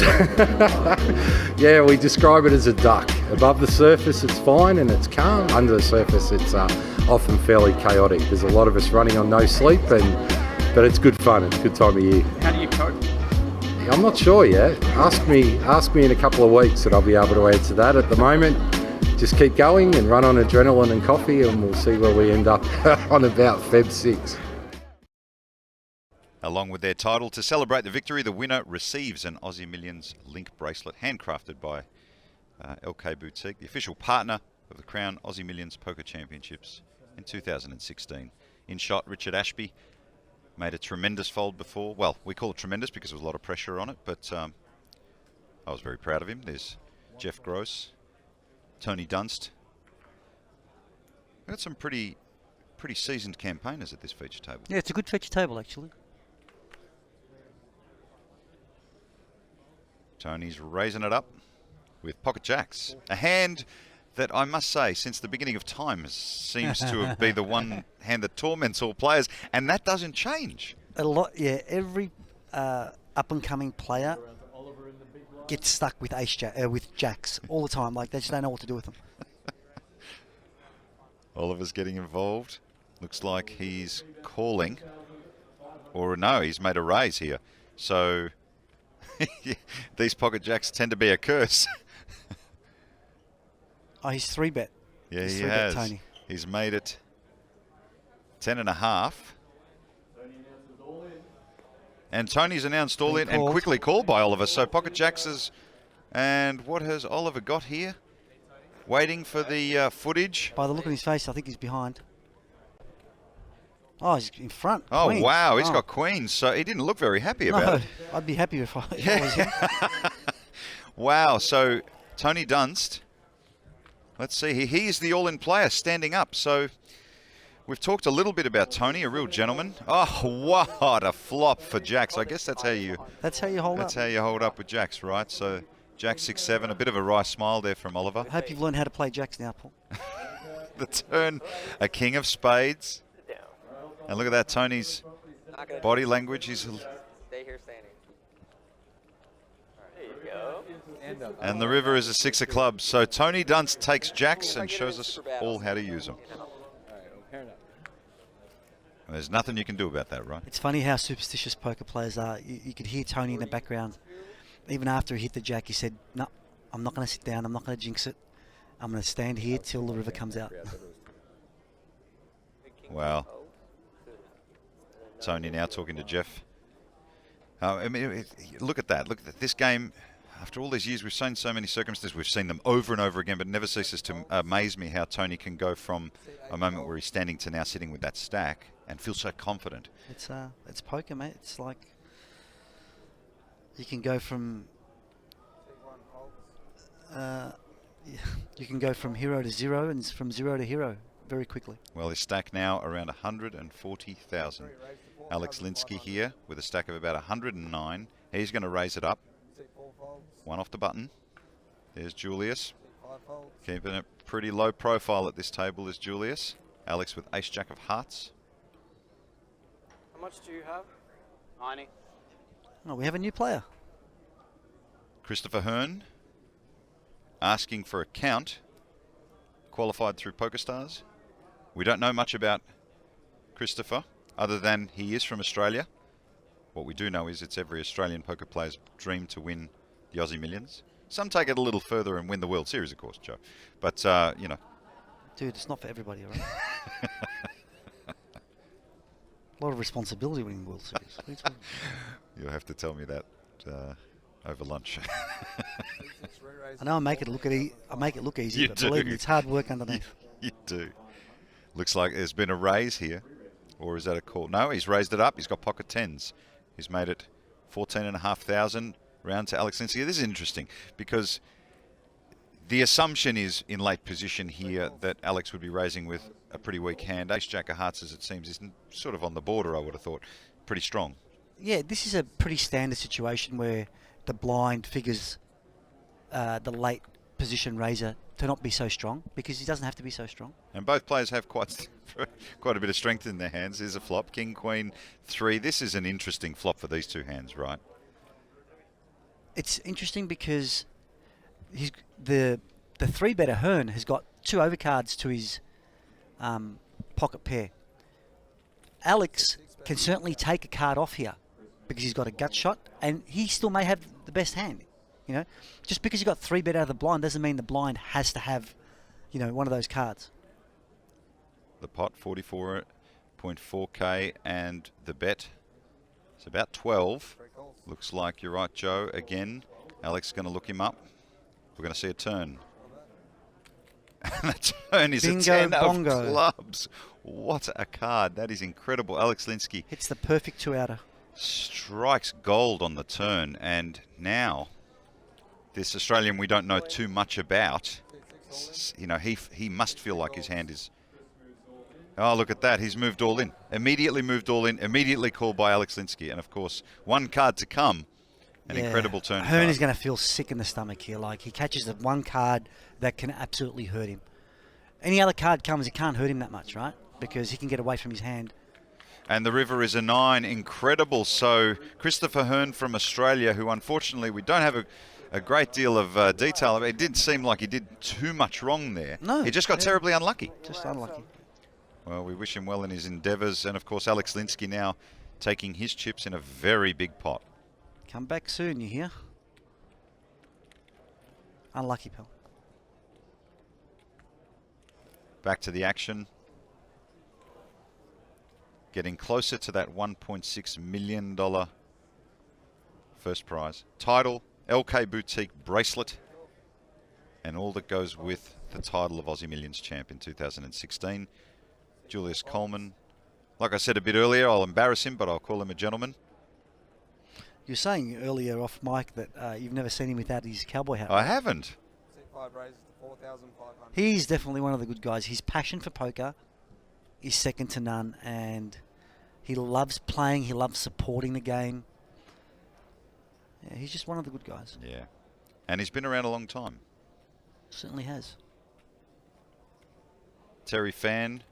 Looks like he's raised it up with Ace Queen off suit, and Richard Ashby looks like he's going to get involved. And he is involved. Round to Jeff Gross, gets out of the way. Tony Dunst. Blinds are now up to 1 and 2,000. Tony Dunst also getting involved. So 3 to the flop. Tony Dunst with a interesting 8-9 off suit, waiting for Richard Ashby's. He's getting such huge odds for his hand in the blind. He's putting $2,500 more into a pot that's already got like $12,000 in it. So Flop of Jack 4-5, 2 hearts. Tony quickly checks. Option now is on Terry, the original raiser pre-flop. You would imagine that he'd continue on. he would have to continue on. That's a very good board for his hand. You know, he's got the blind who could have, you know, any 2 cards basically can be called out of the blind, and he's got one caller behind him. The Jack is, you know, that flop suits the raiser. And we've seen this before today during this episode. Richard calling a flop bet. We don't know what he's got yet. Tony gets out of the way. We'll go to the turn. A little bit of a stare there from Terry Fan. The turn, a repeat Jack, Jack of Hearts. Terry with the Queen of Hearts. What are the ranges of hands that you think Ashby can have here, Paul? Come on, let's work on your poker prowess. Give me a few ranges. My original thought was he's flat called either with a pocket pair or a connected Queen Jack, King Jack, 10 Jack kind of hand. Calling range. Maybe even Ace Jack. So a Jack is in his range? It is in his range. Yeah. An Ace 10 suited, Ace 10 of Hearts maybe is in his range? I don't know. I kind of give him more credit than an Ace 10. Why? Because you gave him credit, and when Joe gives someone credit, I give credit. I can't see anything of his expression this time. Richard's kind of clawed his own face into obscurity, and we can't see any reaction. And Terry's just sitting there. The option looks like it's still on Terry, and he's unsure what to do. So the one thing that you've got to look at too in this situation is what Ashby's stack size is pre the hand, and that kind of narrows his range of calling hands pre-flop.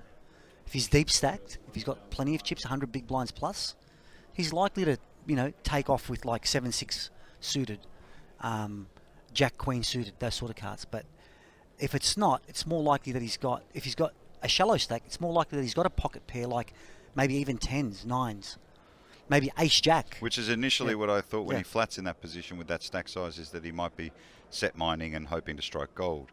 He seems like he's in a bit of pain, but he is counting out that call. Now, if he has something like ace jack with the ace of hearts, that's a nice spot. Is there a bit of Hollywood in Richard Ashby? I don't know. Is he that kind of player? He's called. I don't think he's torn at all. Like, if he was behind, he was already behind. Yeah. Wow. Right? Look at that. A heart on the river. Oh, look at the cards now. Richard Ashby has just been rivered again. We've seen it again. Incredible. He's turned a flush. Now we know. And we saw in that hand earlier, you know. Ouch. This has got to hurt. This is an incredible turn of events this for has Richard. got to hurt. I mean, he got away from it before. He's built his stack up again.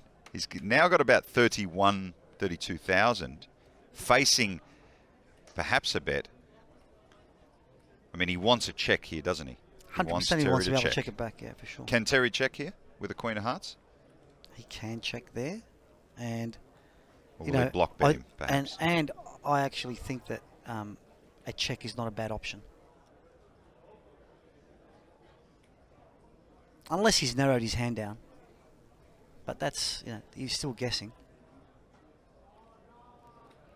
The thing is, if Terry bets here, he has to call off whatever Ashby raises. Ah, that's an interesting point.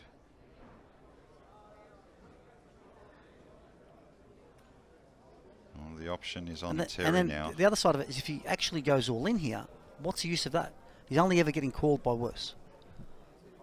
So the best thing for me in this spot is to check and catch a bluff. And he's done just that. So both players will check, and Richard is, as you can see, very, very upset again.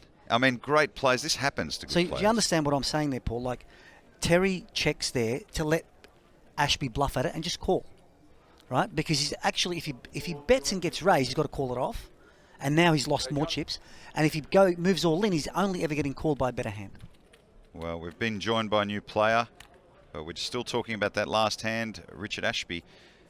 Well, it seems like the cards aren't falling his way on the river, but he's still in the tournament. He's still making good decisions. Yeah, of course. So you know, I know that doesn't fare in his mind immediately after a hand like that, and especially earlier, but he's still there. So credit to him. Terry fan taking some much-needed chips and building his stack back up. So he's looking pretty good now, almost 100K.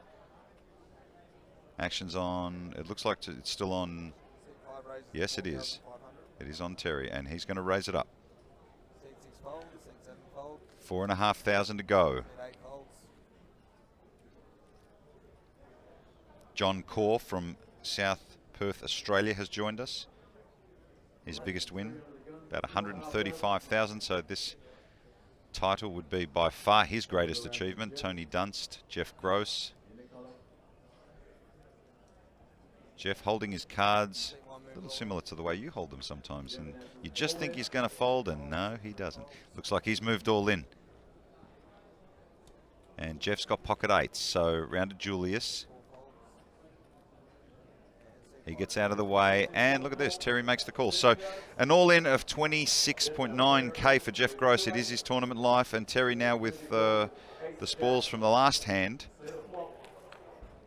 So he can afford it. He will not be under any immense pressure if he loses this flip. Jeff Gross needs some help. The flop, a queen, a 10, a 7.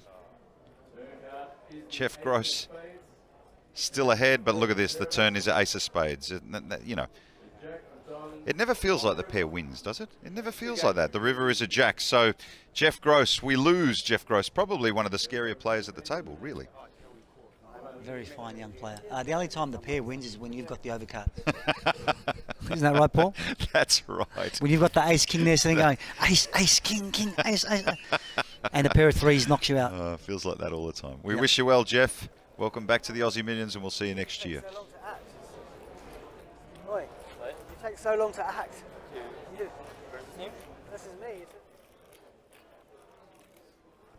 And we continue with the action. Alex Linsky in shot. Built up a very nice stack. Tony Dunst to his right.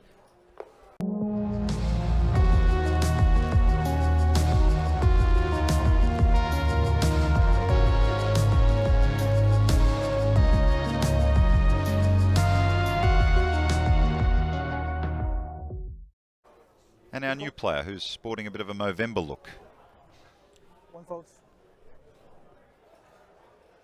Aussie Millions main event. We have our new featured table set for us here. We know all of these players from prior on in the tournament. Gyang Lee with 2.4 million. Robert Glasspool with a 500K. He's our short stack at this featured table. Bryn Kenny up to 2.6 million. Matt Wakeman with 2.1 million. And Clint Taylor, whoa, 2.9 million. Great job by him spinning up. He's actually our featured table chip leader. Let's go down to Joel.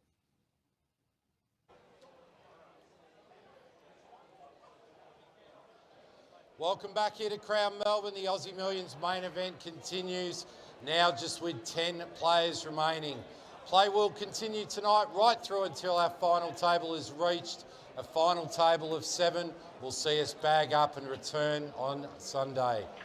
All players remaining have locked up at least $123,000, but it's that $1.85 million first prize and the Anton Championship bracelet that they're all chasing. Our blinds now sit at 25,000, 50,000 with a 5K ante.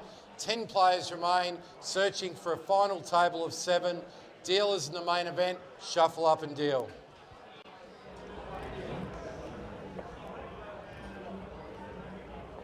And we're off. Back. Let's go. Familiar faces. Bryn Kenny with 2.6 million. I'd say the story is the amateur Taylor. He's worked his way up to the table chip lead. 2.8 million. Crazy. Played very unpredictably. He was doing a bunch of leading and some crazy stuff, and it's worked out very nicely for him. Remember, Clint has $0 in tournament caches prior to this, so he's brand new. He's grinded his way up to this. Must have won some qualifiers here at Crown. This is the poker dream in action. Now here we are. Very possibly the best player left in this tournament. Bryn Kenny at this featured table. $25 million in live tourney caches. $2 million, his biggest score. Glasspool, last time we saw him, had a lot of chips. It's been a bad couple orbits for him. He's down to 10 big blinds. We have seen him, remember, this is also the pay jump. $57,000 pay jump between 10th and 9th. So Glasspool here, thinking about it, with that Queen 10, I think you should just flat here against the min raise. Like, amateur players see this stack size and they're like, all in or fold. But you actually can call, and that's usually the right play, and it is here. Yeah, there's still a lot of play when you defend the big blind off of this stack size. But yeah, like folding is not the right choice, right? It's like calling is totally fine. It's a missed opportunity to defend there. Thanks, guys. But maybe he's thinking about that pay jump. He just kind of wants to skate by a few hands. But sure, I think Queen 10 there is just such a good hand to defend. Yeah, against the flat min raise too. Bryn Kenny with a tub of French fries there. Eating something over there. Great to have you guys all with us here for this record-breaking Aussie Millions main event. Getting late, almost 2 a.m. in Australia, almost 7 a.m. here in Las Vegas. Sun's coming up. We've made it the whole night. Yep. 10 hours into our broadcast. If you've been with us since the beginning, awesome. If you're just tuning in, tell your friends. Come join us, runitup.tv. Playing down to the final table of 7 tonight. Under the gun there, you see the blue hoodie.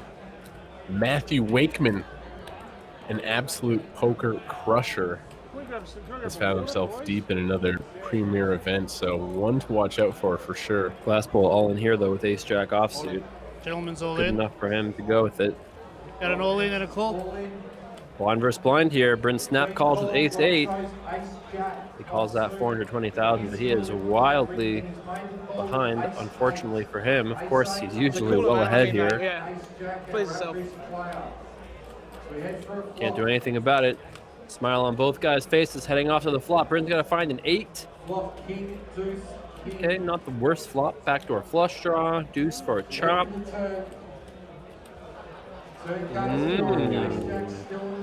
All right, Bryn now only a 2-1 underdog. That's not going to do it. Ace jack, double up. Nice double from Glasspool. Thank you. Big sweat for him on that turn card. Yeah. Holds through it though. 470. And Glasspool with that double up now has a little bit of breathing room. 20 big blinds. Still think he is the featured table short stack though. Thank you. There's always a sweat. And still okay, so it's 43 big blinds, but that is a hit for sure. I thought it would have been chopped then. I would have taken after the turn. Thank you. And there he goes. Robert Glasspool. We've been watching him all night long. They had 435 starting in the big blind. They folded both the big blind and small blinds. So you got someone like watching. I'm not sure if you're talking about somebody currently. Live updates, man. Oh yes, the David Wang had 500K. So there is one very short stack at the outer table. We'll see if we can get notified when that happens. Yeah, I mean, with such a large pay jump, it's very nice, very important to pay attention to the other table. The Vic 1994 says Bryn's watch is probably more than the next pay jump. 57,000 Australian dollar pay jump. Not 100% that that's more than his watch.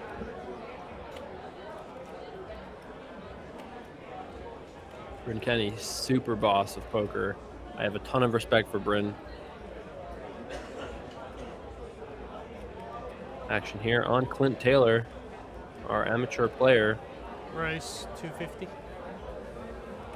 And he's making a hefty race here. 5 times the blind. Nearly.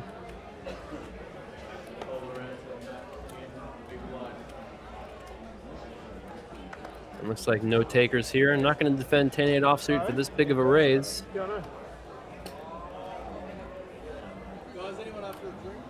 just a water, please. Waters. And there you go. Takes it down. Yeah, waters, yeah. I'm joined by Rated GTO and Kevin Martin. 10 hours into this broadcast, we've had some amazing hands. Hands we won't be soon forgetting. People folding trips, people folding sets. It's been a wild ride. Big bluffs. Started with 36 today, I think. 38. No, 38 today. We're down to 10. 10 hopefuls. From a starting field of 822, the biggest in Aussie Millions history. It's an honor to be broadcasting such a prestigious event. Absolutely. Fold.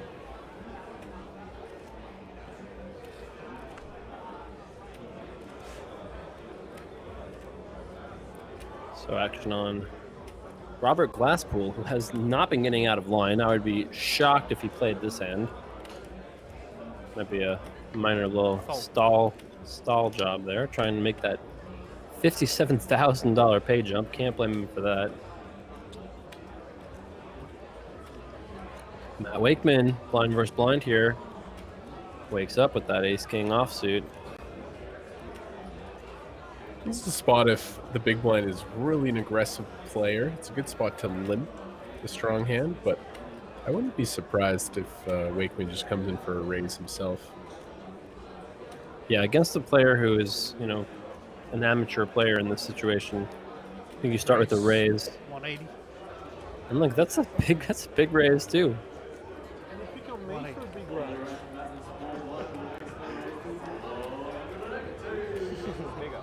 That is true.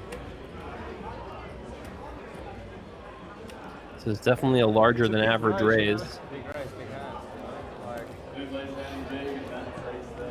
Shows the ace king and takes it down. Thanks, guys. Annie's, please. Thank you, sir. What up, Cooley945? Why, hello. Good morning. I hope you're bundled up over there in the Arctic. Yeah, I think the Arctic world of Michigan. One thing I never do is I never order money at a poker table when I'm playing a tournament, because you inevitably bust and then you have to wait around and say, oh no, I'm sitting here now. Yeah. But you got it ready, it's all good, right? Nice to see you, Lazy Bear. Classic antes for this tournament. Tomorrow's 100K challenge will be Big Blind Annie. Fold. Really excited to commentate on that event tomorrow. And then we'll be back to crown a winner of the main event here for 1.8 million. It's going to be a lot of good content coming up from this channel the next couple days. Blind versus blind here. Clint Taylor with a very reasonable king queen. Raise. 105. Raising it up. 105. Small raise this time. And the Korean, Gyeong Lee, lets it go. Yeah. Annie's, please. What up, BJG 5091? Another long time running up warrior. Nice to see you. You know we've been casting for a long time when the East Coasters start waking up and subbing. You're like, yep, okay. It's been a long night. It's been a fun night, though. It has been a lot of fun. Lazy Bear says, always good to hear Jason commentating. Nice to be here. I'm going to at least one run in up Reno this year. That's awesome. I look forward to seeing you there. Fold. 2.5 months away from our next event. So folds. Fold. Folds around Clint here. King 10 suited. I'm gonna float my boat. Nice to see you too.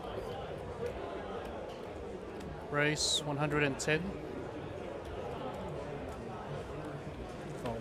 Funny, Taylor makes it a little bit bigger here on the button than he did in the small blind.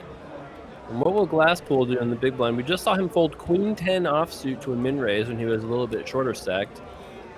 Now with more chips, is he more likely to put it in here for slightly more than a min raise?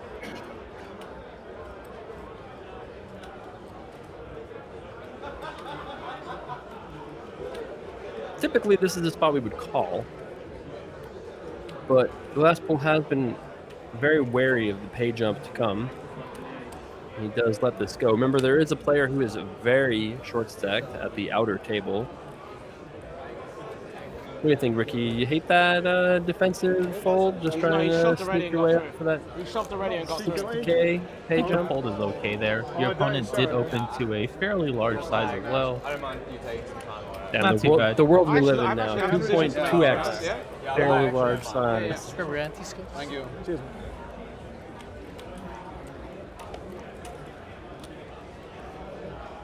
Just need some blind There are also chips fewer at least. antes in the middle. And of course that pay jump to be wary about.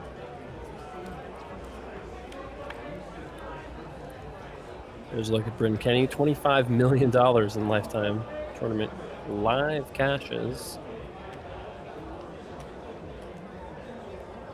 Fold. What up, Matty B813? There's a look at some of the delicious food you can get at Crown Melbourne. This is going to be round 2. Blind versus blind here. Don't think it's going to be round 2 of anything with the 7 deuce. If he's not defending Jack 8 and Queen 10 big blind, don't think the 7 deuce is going to get played here. I have seen him limp these hands blind be blind though.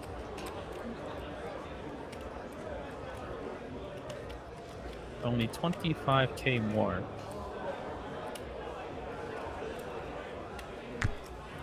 To go as expected.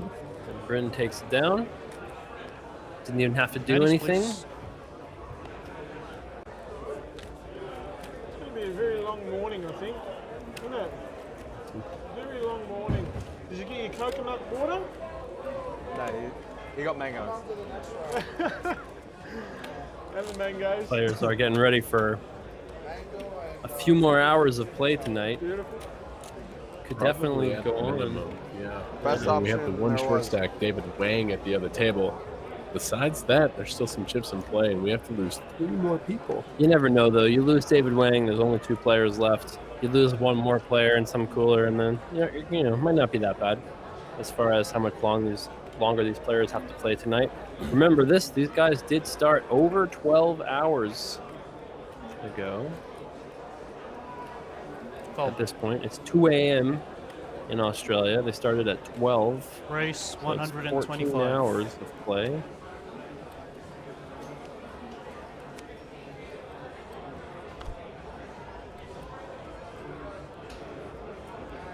Gyung Lee raising the pocket fives.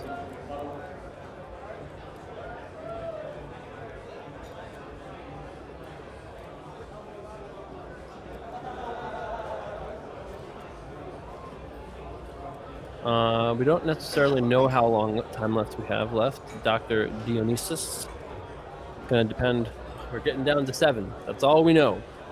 Could be over in 2 hands, could be over in 7 hours. We're here till the end no matter what. So Gyung Lee have raised here. And Bryn in the small blind with ace-10 offsuit. What do you think, Ricky? Ace-10 offsuit facing the raise. 2 options here. Can just call, can 3-bet. This stack depth, 40 blinds deep, lean raise? Probably lean towards call at this stack depth, but you do have a Wakeman in the big blind, and I'm not sure how much Kenny has played with Lee, but if he is opening aggressive enough, can definitely put in the 3-bet. Indeed he is. Interested to see what size Bryn goes here. Out of position. Not quite 3 times the raise size. Fairly small. Fairly small when you're considering you're from the small blind.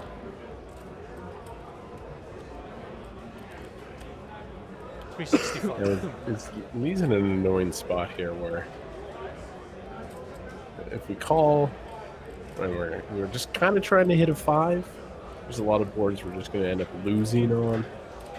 You are getting a fairly good price here in position. The fact that we are in position makes a huge difference here, and the raise size isn't that big.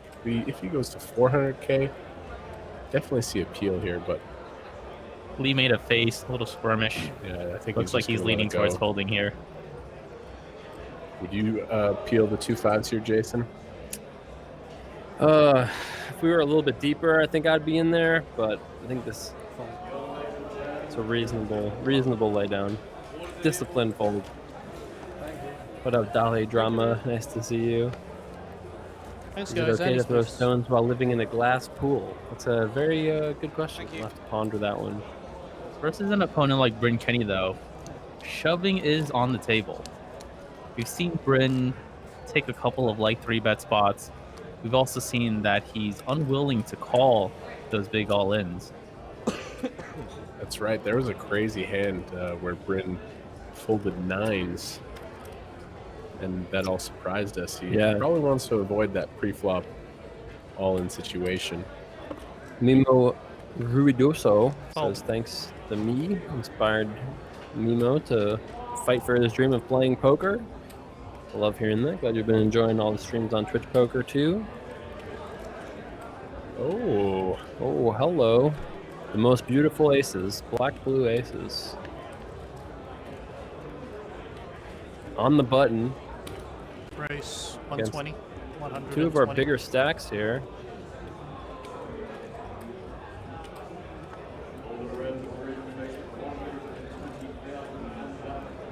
Let's see, will Wakeman get out of line here? It's a pretty reasonable candidate to potentially mess around with, but no, he lets it go. And Clint dodges the bullets with a hand others may have defended. huh? A couple of aces. Just a couple of aces. Jeez. Sit him down. Remember, like I was saying, every time like a big pair, it's always not even like a call in the big blind. Well, I mean, when you have two of the aces, you're making it hard for everyone. I'm flopping up like straights and flushes and full houses anyway. No, you might as well get aces now. But even those hands are like with like 10-9 suited, 10-8 suited. Just like flopping every 8-9 suited was the other one on the 3 clubs. As well. Yeah. It's a tough life if you're Bryn Kenny. That's what he's saying. I almost never get action when I have aces. Feels bad, man. You're playing well and get a good card. Be really good.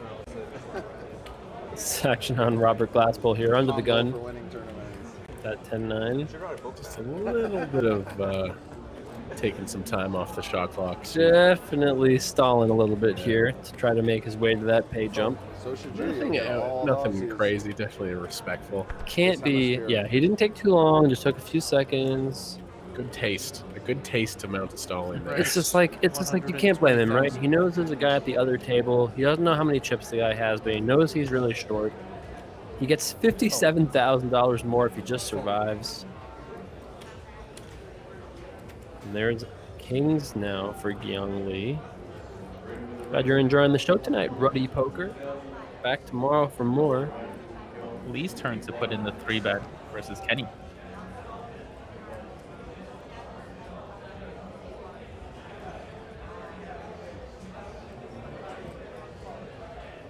In the big blind. If we're a little bit shorter, we can work in some traps here by just calling kings and aces, but we're still over 40 big all in. Oh, we see the shove. Whoa. That was an option I wasn't thinking he was going to go with. No, I did not. I did not account for the all-in option, but hey, it is a button to be clicked. Gyung wins that pot. Yes. Would love to see him go to 400,000, 390,000 So there. you got all in. And Give your called, opponent some they room to chopped call. Oh, really? Because when you shove there, I think Bryn is going to call. I mean, queens, Same hand? ace, Yeah, king, ace 10, both of them. jacks. Besides that, going to be a lot of folds. Hey, what up, Kevin Gerhardt? Go to bed. It's so late for you. 50 months in a row resubscribing. Maybe he just woke up. No chance.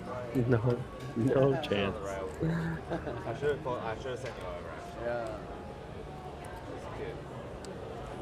You think it's just a reaction to Lee not wanting to play out of position against Bryn? Just says, I'm just all in, that's it? Maybe just like kind of an amateur sort of approach. I don't even want to deal with one of those flop things. I'm just all in. We haven't really seen this dynamic yet. The Lee versus Bryn dynamic, but we'll keep an eye on that. Right now, Matt Wakeman 100. raising it up. Fold. Fold.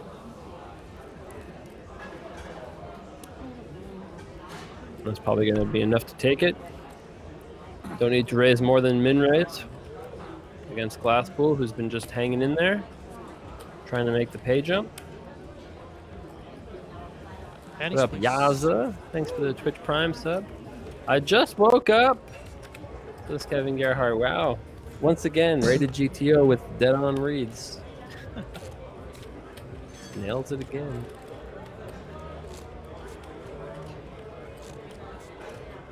I'm a responsible adult. Nice. Hey, technically, I'm in the office at 7 in the morning too. That's pretty responsible. That's the first time that's happened for me in ever in my life. Ever? Maybe, maybe. I've been in the office at 9 in the morning before. That's true. It's been 7, a little before my normal time. 9 seems like a normal time to go to the office for. Yes. Yeah. Fold. Drew Dog. I woke up at 4:30 yesterday in preparation for a long day today. So I got at least 6 hours Race left in me. I'll be disappointed if this ends in the next 4 hours. I'm ready to go. Now these guys may not be ready to go 4 more hours though, because it is 2 a.m. in Australia, at least in Melbourne right now, I should say. Normally this would be a great all-in spot All for in. Glasspool. He Gentleman's does all in. take it. Very nice to see that. I thought he was going to maybe be a bit tight because of the pay jump, but this is a great opportunity to pick up a lot of chips pre-flop. And it is going to work here. Very good reshove with the suited ace.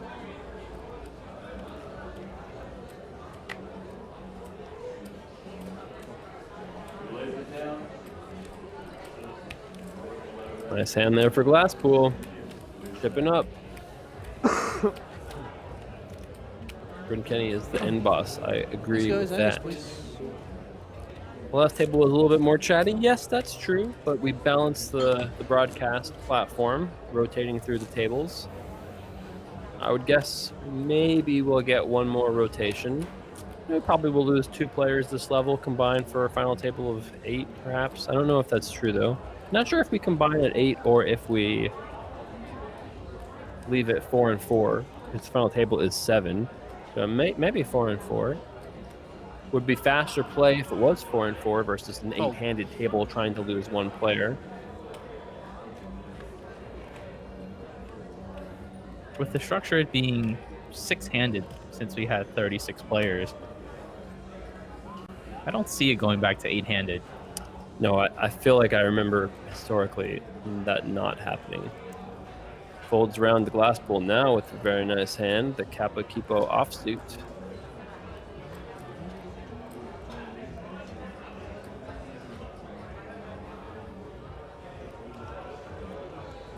Race.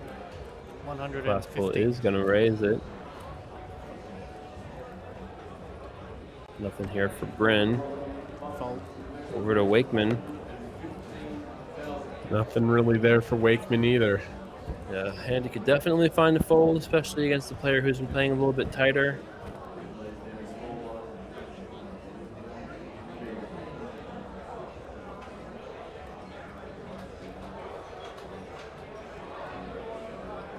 I think he is thinking about this here.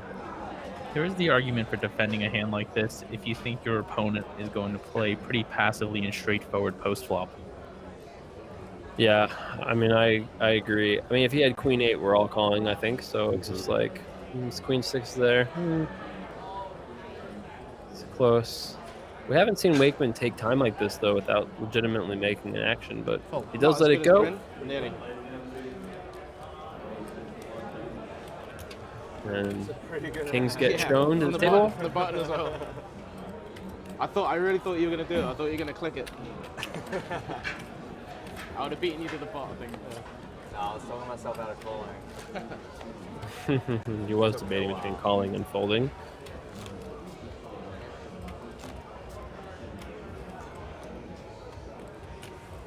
Glasspool chipping up a little bit. Started out very short stack. Doubled up ace-jack versus ace-8 against Bryn. And now here we are.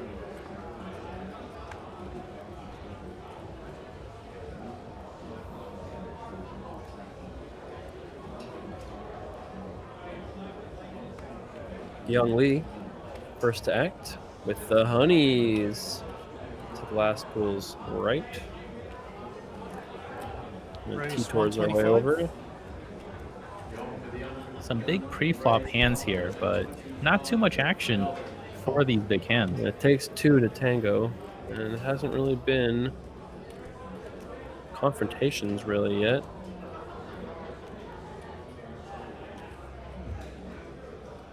See if Bryn wants to get involved here. I was thinking about a light 3-bet. I think we're going to play the king 9. It works better as the 3-bet bluff, but it would be a little bit wide here. But Bryn has stepped out in these spots and made some of these plays. And here it looks like he's going to go for it again. This is bad timing as Lee has a monster. 375. These haven't gone too poorly for Bryn all day long, but oh, Wakeman wakes up with tens. This is the first time I think that Bryn Kenny is going to see a little bit of resistance for his 3-bet spree. What do you do here if you're Wakeman? 40 something blinds, raise, re-raise. You know Bryn is capable of messing around, but you still have Lee behind. Not to mention also the big blind, who is unlikely, but still possible to have a big hand too. This is such an interesting spot for Wakeman. We all must this stack size. Surely we all agree it's all in or fold. I think with these two players, especially with Bryn Kenny 3-betting the button, it's going to be a fairly profitable shove if you do decide to take it here. Just unfortunate for him that Lee has a monster under the gun. I think we are going to see the all-in here. There it is, all in. Taylor's going to fold. And now, can Lee do anything other than get it in here? Like against two raises behind him? Queens are just too good, surely. Especially against two of the more accomplished and aggressive players at the table. Yeah. Lee's going to get this in. Yeah, if Lee is familiar with Bryn Kenny at all, he knows he can't lay this down. But you do have a little bit to worry about. Remember, there is still that pay jump, 57,000.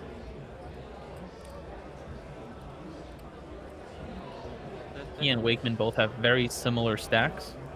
This is going to make a massive chip count. One of these guys is going to have a pile. If Lee doesn't fold. He's not liking the situation, but if I'm in his shoes, I'm loving life here with queens.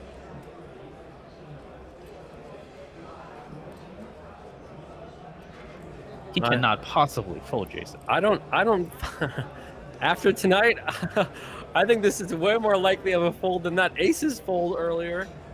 I mean, this is the point of the tournament where it's so valuable to go for chips and try and get into that final table with a big stack. Yes, there are pay jumps to worry about immediately. $57,000 But pay there's jump. 1.85 million up top. No, don't fold, Lee. Don't do it. Your opponent can have tens and jacks. No, God, not like this. Oh, wow. Wakeman has no idea what just happened. Wow. All right, congratulations, Wow. Matthew Wakeman. You have just won the Aussie Million. Pennies, please. Oh, we're playing five-handed. Down to I nine. don't Down to nine. understand. But in threes versus fives. Alright, yeah. Well, it's down to 9. Down to 9 now, so 2 more to go. tonight. Talk to us, Okay. Jason. So- Well, the good news for everybody is we're down to 9. Couple Which hours. the crazy thing is, he Couple made the levels. pay jump. He could have just called it off you can shove anyway. threes into fives, yeah. Okay, so we lost 10th place, David Wang. He's taken home 123,000. And now everybody else is guaranteed 180,000 Australian dollars. Probably. And we just saw pocket queens get folded pre-flop incorrectly. Can I tell you, this is my theory, and I'm actually Race quite confident that I'm correct. If you're 115. ever in a situation in poker and you have pocket queens pre-flop, and you think to yourself, you know, I feel like I should fold here. Ask yourself this question: can my opponent have ace king? And if the answer is yes, you should probably never be folding. And the thing is, people can almost always Like have 1 ace king minute. if they can have aces or A little kings, bit so you under. should probably Started not with be some, folding. yeah. That's a good point. And then you got to ask yourself, can he have jacks? Well, And yeah, tens? but if you can have ace king, that's all you really need to know. And ace queen suited. And if the answer is yes to all those, then you're not only calling, you're really happy about it. You right? should be happy Yeah, about it. that was insane. It's a spot where if Wakeman had aces or kings, he might even make it not all in. Probably goes 700K. Yeah. Maybe. Pot's already so big, maybe he does still jam kings and stuff there, but I kind of hope we still have this table when that hand pops up on the stream. yeah. I want to see the reaction to that one. Post-flop Poker Podcast points out that's the career best performance, career best cash for David Wang. Definitely an awesome run for him. And now we are down to single digits. 9 contestants remain. Check. We need to lose 2 more players tonight. And somehow we didn't just play a 4 million chip pot there. Check. Whoa.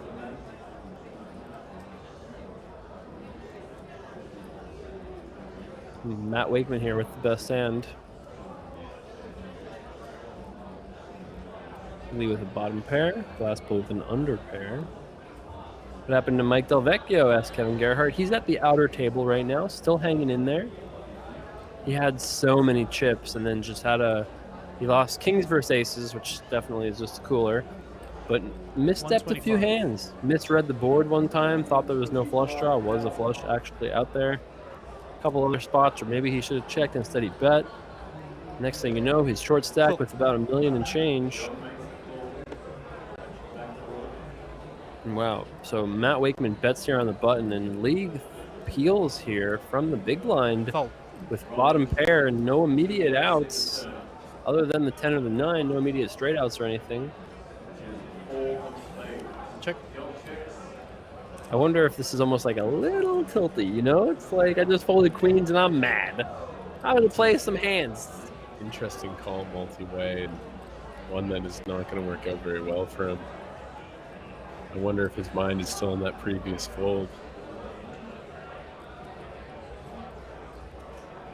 It's tough, you know? Whether you make a big laydown or make a big call, right or wrong, whether you know or not, it's really important to be able to focus on what's next. Because thinking about what happened doesn't really help you too much. Yes, of course, you can adjust and adapt to new information.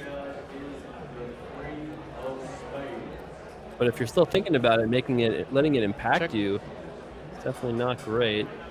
Wakeman, I would think, is near certain to bet here on the river after it goes check, check on the turn. What up, Zimba? Nice to see you too.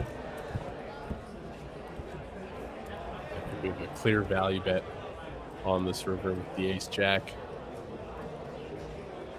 Don't have to go massive. Looks like he goes 275,000. Oh, excuse me, 375. Is Lee gonna hero with just the pair of 10s?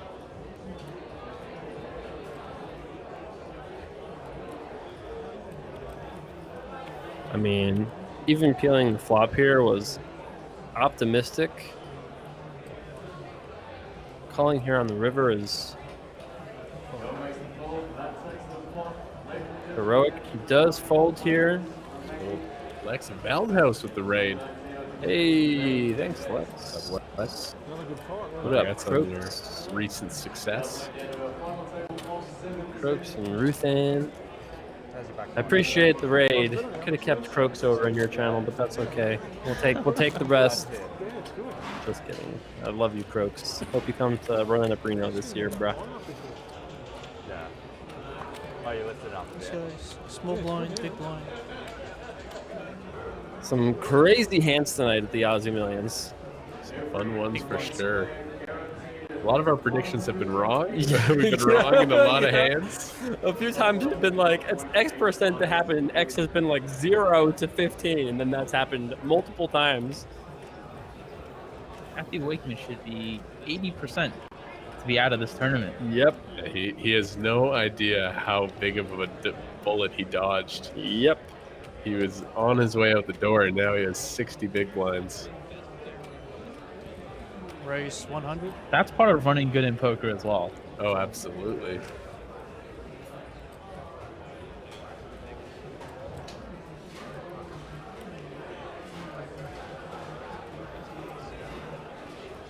So Matt here, just min raising as he's been doing.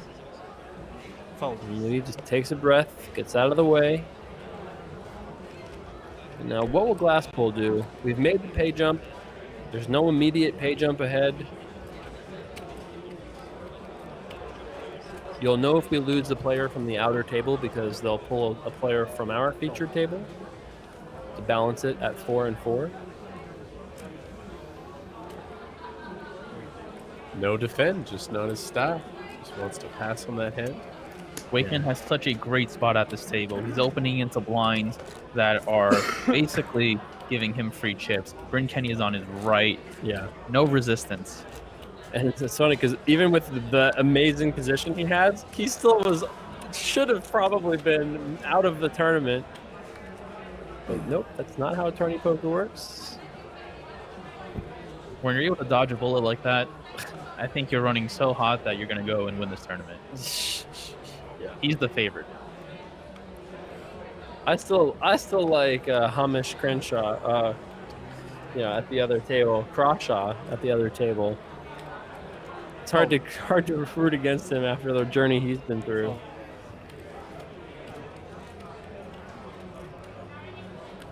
Raise 125. 125.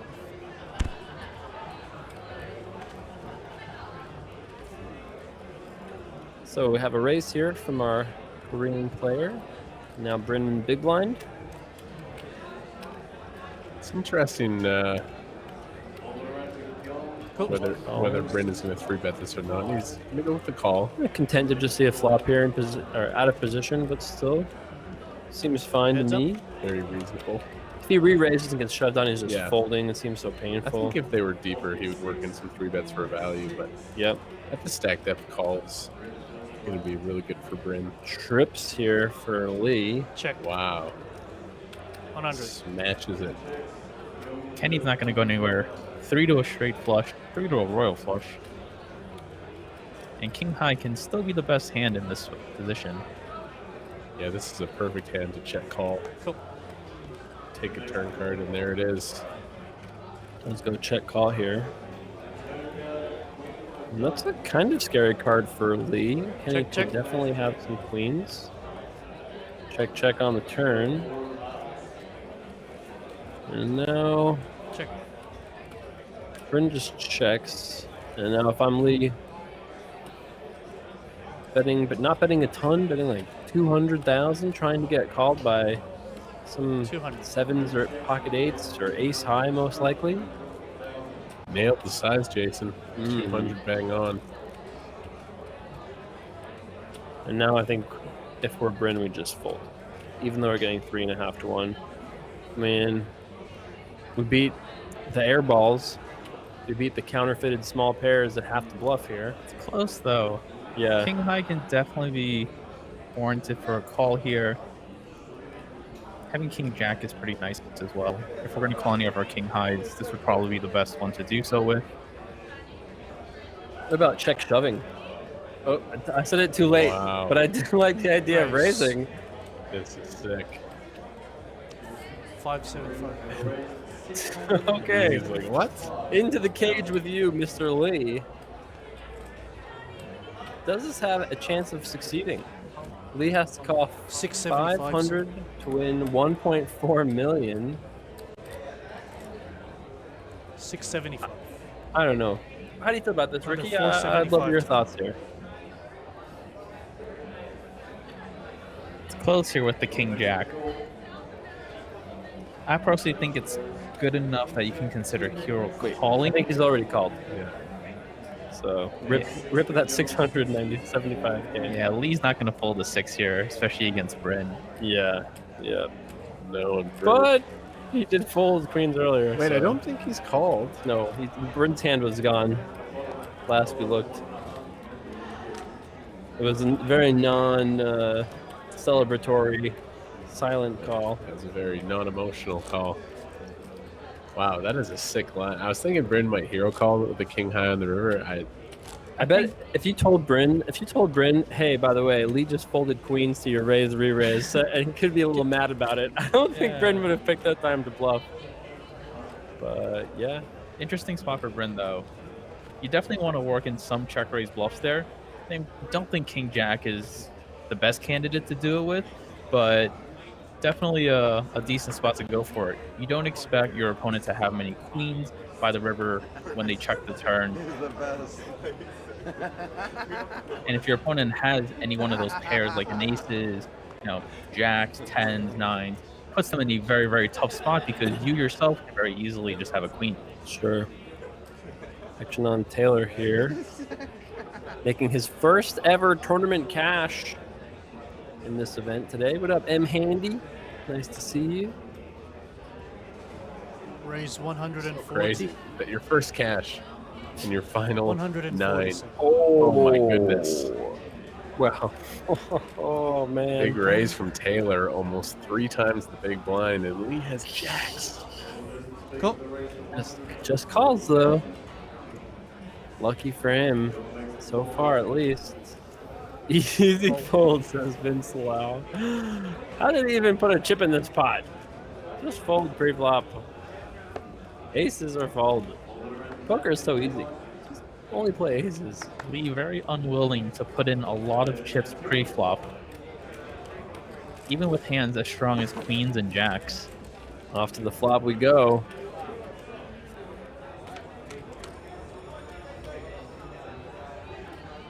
And that is a 9-high flop. Scary spot here for Lee. Tito's. Jax has to love this flop. Little does he know how much trouble he's in. Both do have that backdoor club as well. 325,000. That is a huge bet here from Clint Taylor. Almost pot. Huge bet. And if you're Lee, I guess we're just calling. Again. Sure, million chip pot here going to the turn. Such a bad card for Lee. Oh man. Million chips in the middle. Taylor's gonna bet no, he checks now. I was gonna say he's gonna bet 800K. I was way wrong about that. Lee's gotta think he has the best hand How for sure. How does Lee not bet here? 500. Bet? 500? This has to go check, bet, shove. No, just calling? That makes the call. Oh my god. This is so... How is that the river? This is disgusting. Now it goes check. The river definitely saves Lee some chips. Oh my god. On the turn we check shove and we double up, we bust him. Instead, check. Ugh. I mean, it must feel good dragging a million chip pot. Jason, I think every action we predicted was wrong ahead. I think everything we thought was going to happen. Oh, down to 8. Oh, wow. Down to 8. Oh, we're down to 8. Word from the tournament director. Wow, we should really be down to 7 then, because that really should have gone check, bet, shove, call. That was the most underwhelming river in the deck to come out. Oh my a bit of an action god. for sure. Who was our 8th or 9th place finisher rated GTO? So Born Otsby finishing in 9th place for $180,000. Oh man, Bjorn. You're gonna love this hand, guys. Otsby raises on the button with pocket 6s. Our friend Hinrishen 3-bets with the 7-4 offsuit. Wow. Otsby calls, and it comes 7-4 deuce. Wow. And they just get it in. Bet all in and a call, and the 7-4 offsuit is rewarded for the 3-bet free. Wow. It's pretty crazy. Wild. Okay, so we are down now to the final 8. We're moving Jiang Li to balance the tables to be at 4-4. We need one more elimination, and then we are done for the night. Sadly, lose Lee. He was on a roller coaster. I am so sad that we're missing Lee. But That got knocked out? No, it doesn't say here.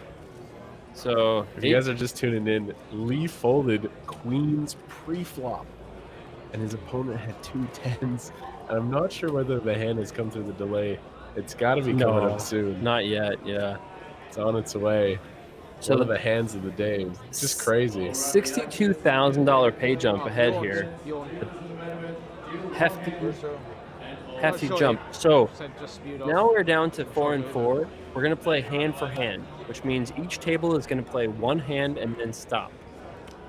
What up, Ghost of M? Nice to see you. Welcome back. 6 months in a row.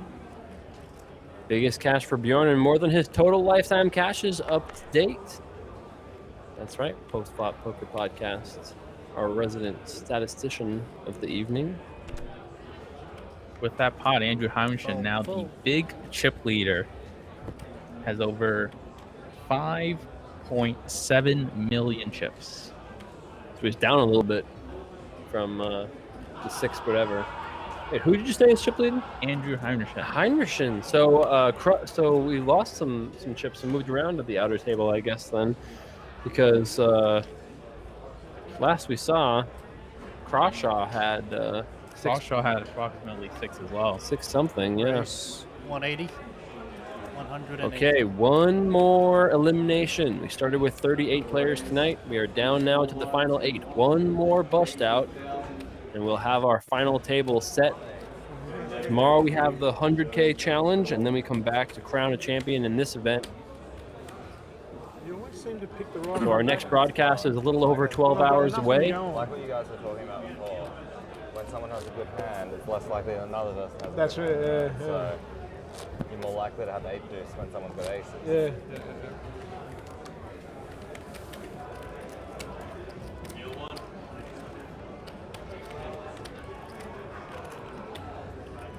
So interesting dynamic here. Bryn Kenny pretty short stacked. How much do you have?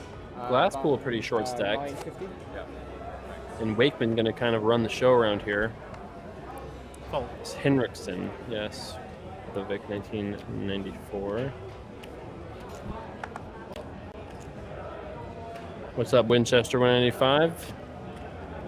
Hope you're doing good. Tomorrow we're doing the full stream of the 100K, day 2, Tong Mai Race 125.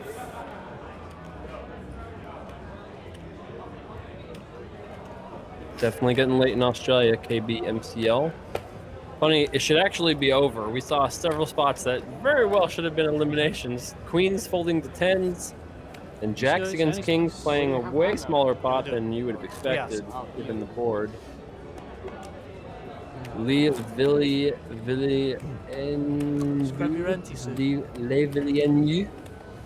I'm definitely not saying your name right, but we're starting in 12 and a half hours at this point. 13 hours at this point. Bryn is definitely one of the short stacks here. He tried that really crafty King-Jack check raise river. I really liked it. Did not work, unfortunately. Timing is was in just danger bad. of being the final table bubble. Yeah. Timing was just rough there.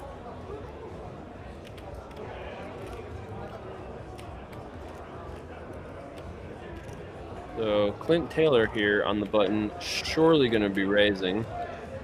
And we know Glasspool doesn't have anything. Race 125. Neither does Bryn. It's going to just be a raise in 2 folds. Fold.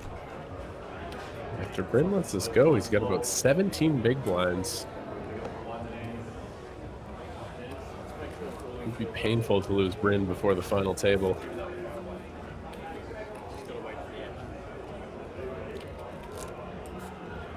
So 2 short stacks, 2 huge stacks. I would be pretty much shocked if it ever folds to Glasspool. Basically, I mean, we've been really, really good with our predictions tonight.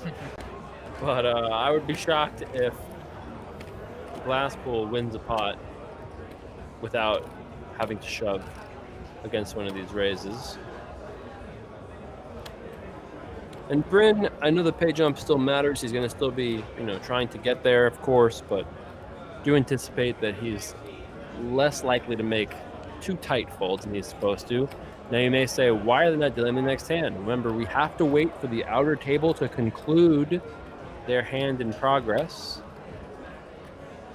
Unfortunately, we don't have a camera shot from that table, so we just have to wait for that table to notify our dealer that we're ready to go. And these players just hanging out 2:30 in the morning in Australia, waiting for hand play to conclude. 8 players remaining. Remember, the level still ticks through. Time's still counting. This is a 6 max tournament. We get asked in Twitch chat. It was not, but at the final 36, we went 6 max for the duration. Really cool thing they do here at the Aussie Millions. So we've been watching some beautiful shorthand poker for a while now.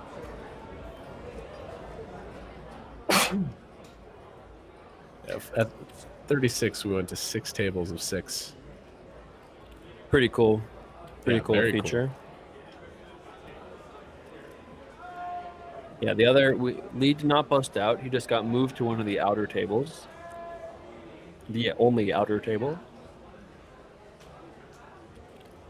All these players guaranteed 180,000 Australian dollars. With another big pay jump ahead.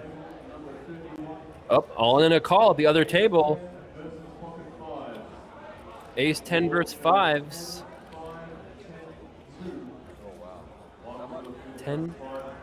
10, 5, 10, 2. Wow, that's a sick cooler. 4-way pot on the outer table. Mike Del Vecchio is the all-in player versus Harnish Crawshaw on a 10-10-5 deuce board. Mike Delvecchio has the pocket fives, and Crawshaw has the ace-10. So full house versus trips, the top kicker. Wow. And it looks like Mike Delvecchio will double up, and he will now regain the chip lead. Wow, What? That is a huge coup What? He was so short stacked. From being the chip leader to down to short, and now regaining the chip lead in a huge pot versus Crawshaw. Oh, we actually have some outer table action here. Like, wow, everyone has a lot of chips. What are these at? Yeah.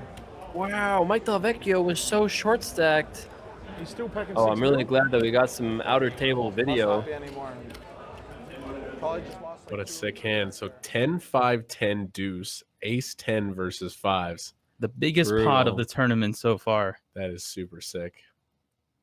That is crazy. And Delvecchio has been on ever since we haven't been we saw him until like 45 minutes ago, and in those last 45 minutes he's just destroyed, spinning up from 1.2 to I don't know, that looks like 5 million maybe. Over 5 million chip pot there. Wow.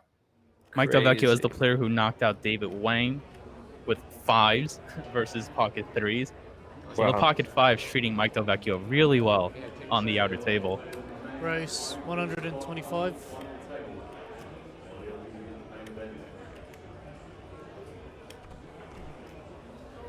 Oh. Bryn Kenny finds his shoving hand here.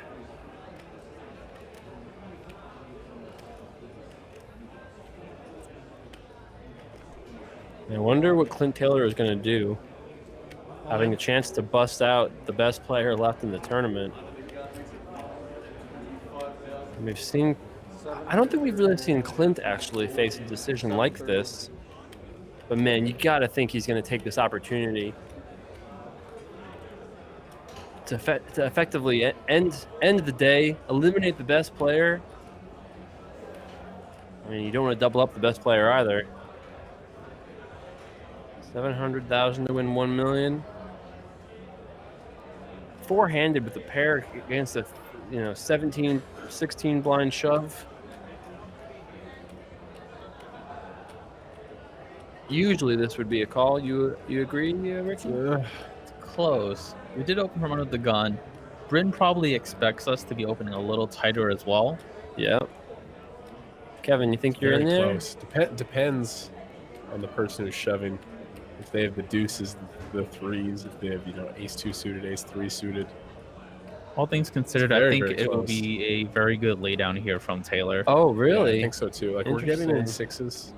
Fives very close. I think fours is going to be a fold, but man, it's so close. But to me, you have a chance to A, end the night, B, knock out the best player in the tournament. If you lose, you still have a heap of chips. I don't know. I lean calling, but also I can understand what you're saying, that it's just a little too weak. Maybe slightly too many chips.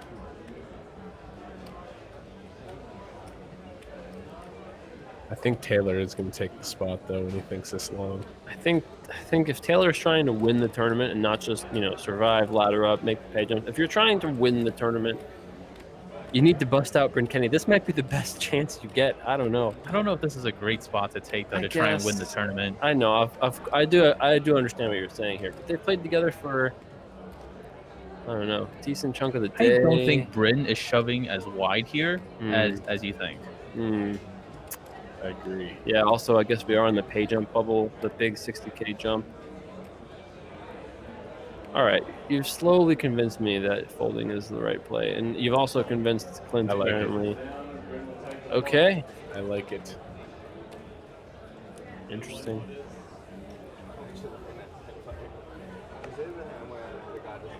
Let's it go.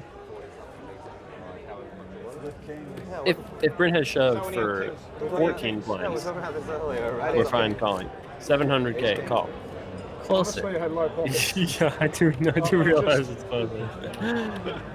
It seems close, no doubt. Anyway, now I got something good. I think anything more than 12 or so is the line I would draw. If it was under 5, I would have called. Yeah, of course. Just enough to get a fold. It was. It seriously was. Yeah. Nice. Good discipline lay down there.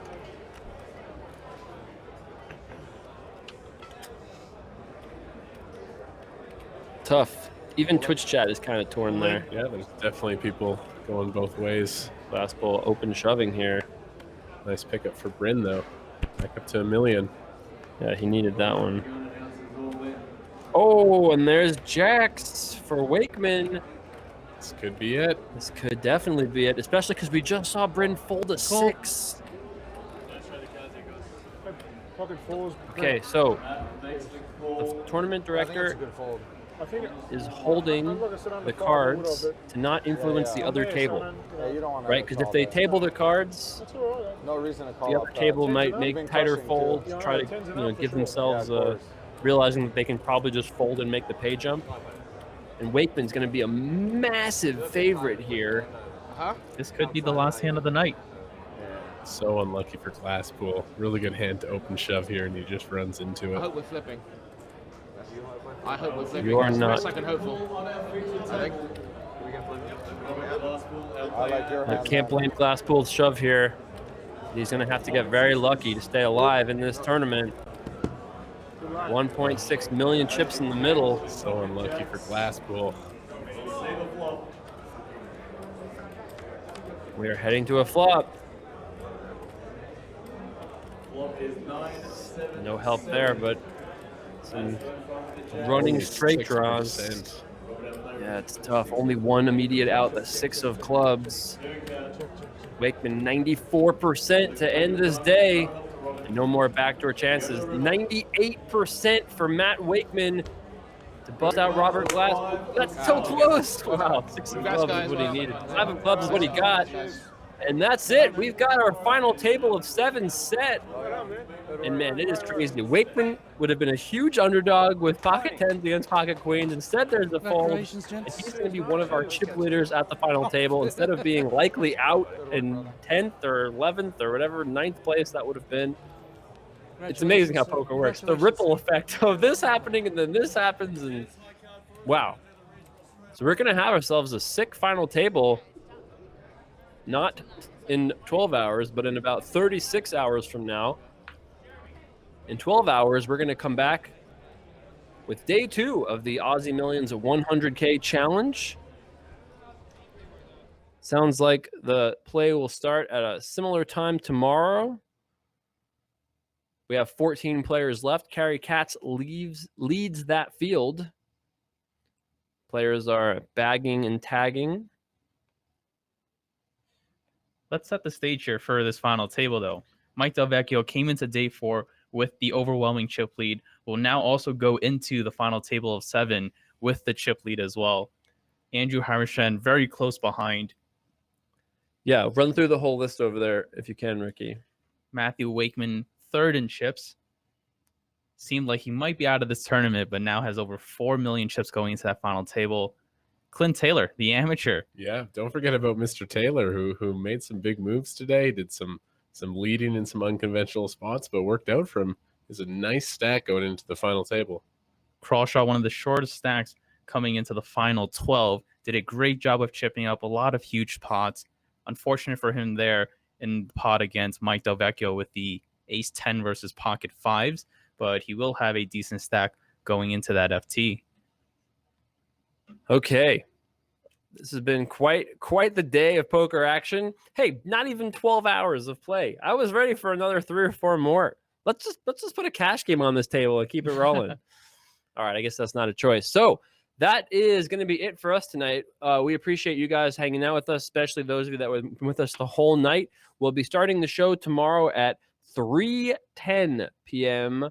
Australian Eastern Daylight Time, 8:10 p.m. Pacific Time, 11:10 p.m. Eastern Time, and 4:10 in the morning GMT or whatever time it is in UK these days. So join us tomorrow night for the broadcast, only about 12 hours away from that broadcast time. We are going to take a little bit of rest and come back with some more action for you guys tomorrow. The 100K challenge, going to be a really fun event. It's a 100K buy-in day 2. So looking forward to that. Thanks to Crown Melbourne and the production team over at Crown. Appreciate all your guys' hard work and everyone else who joined us. We'll see you back for more Aussie Millions action tomorrow. Have a good night, everybody. Peace. Yeah, so we were four-handed. There were 8 left. 7 made the final table, and I picked up pocket 6s with 15 bigs, so it's time to shove. That's it.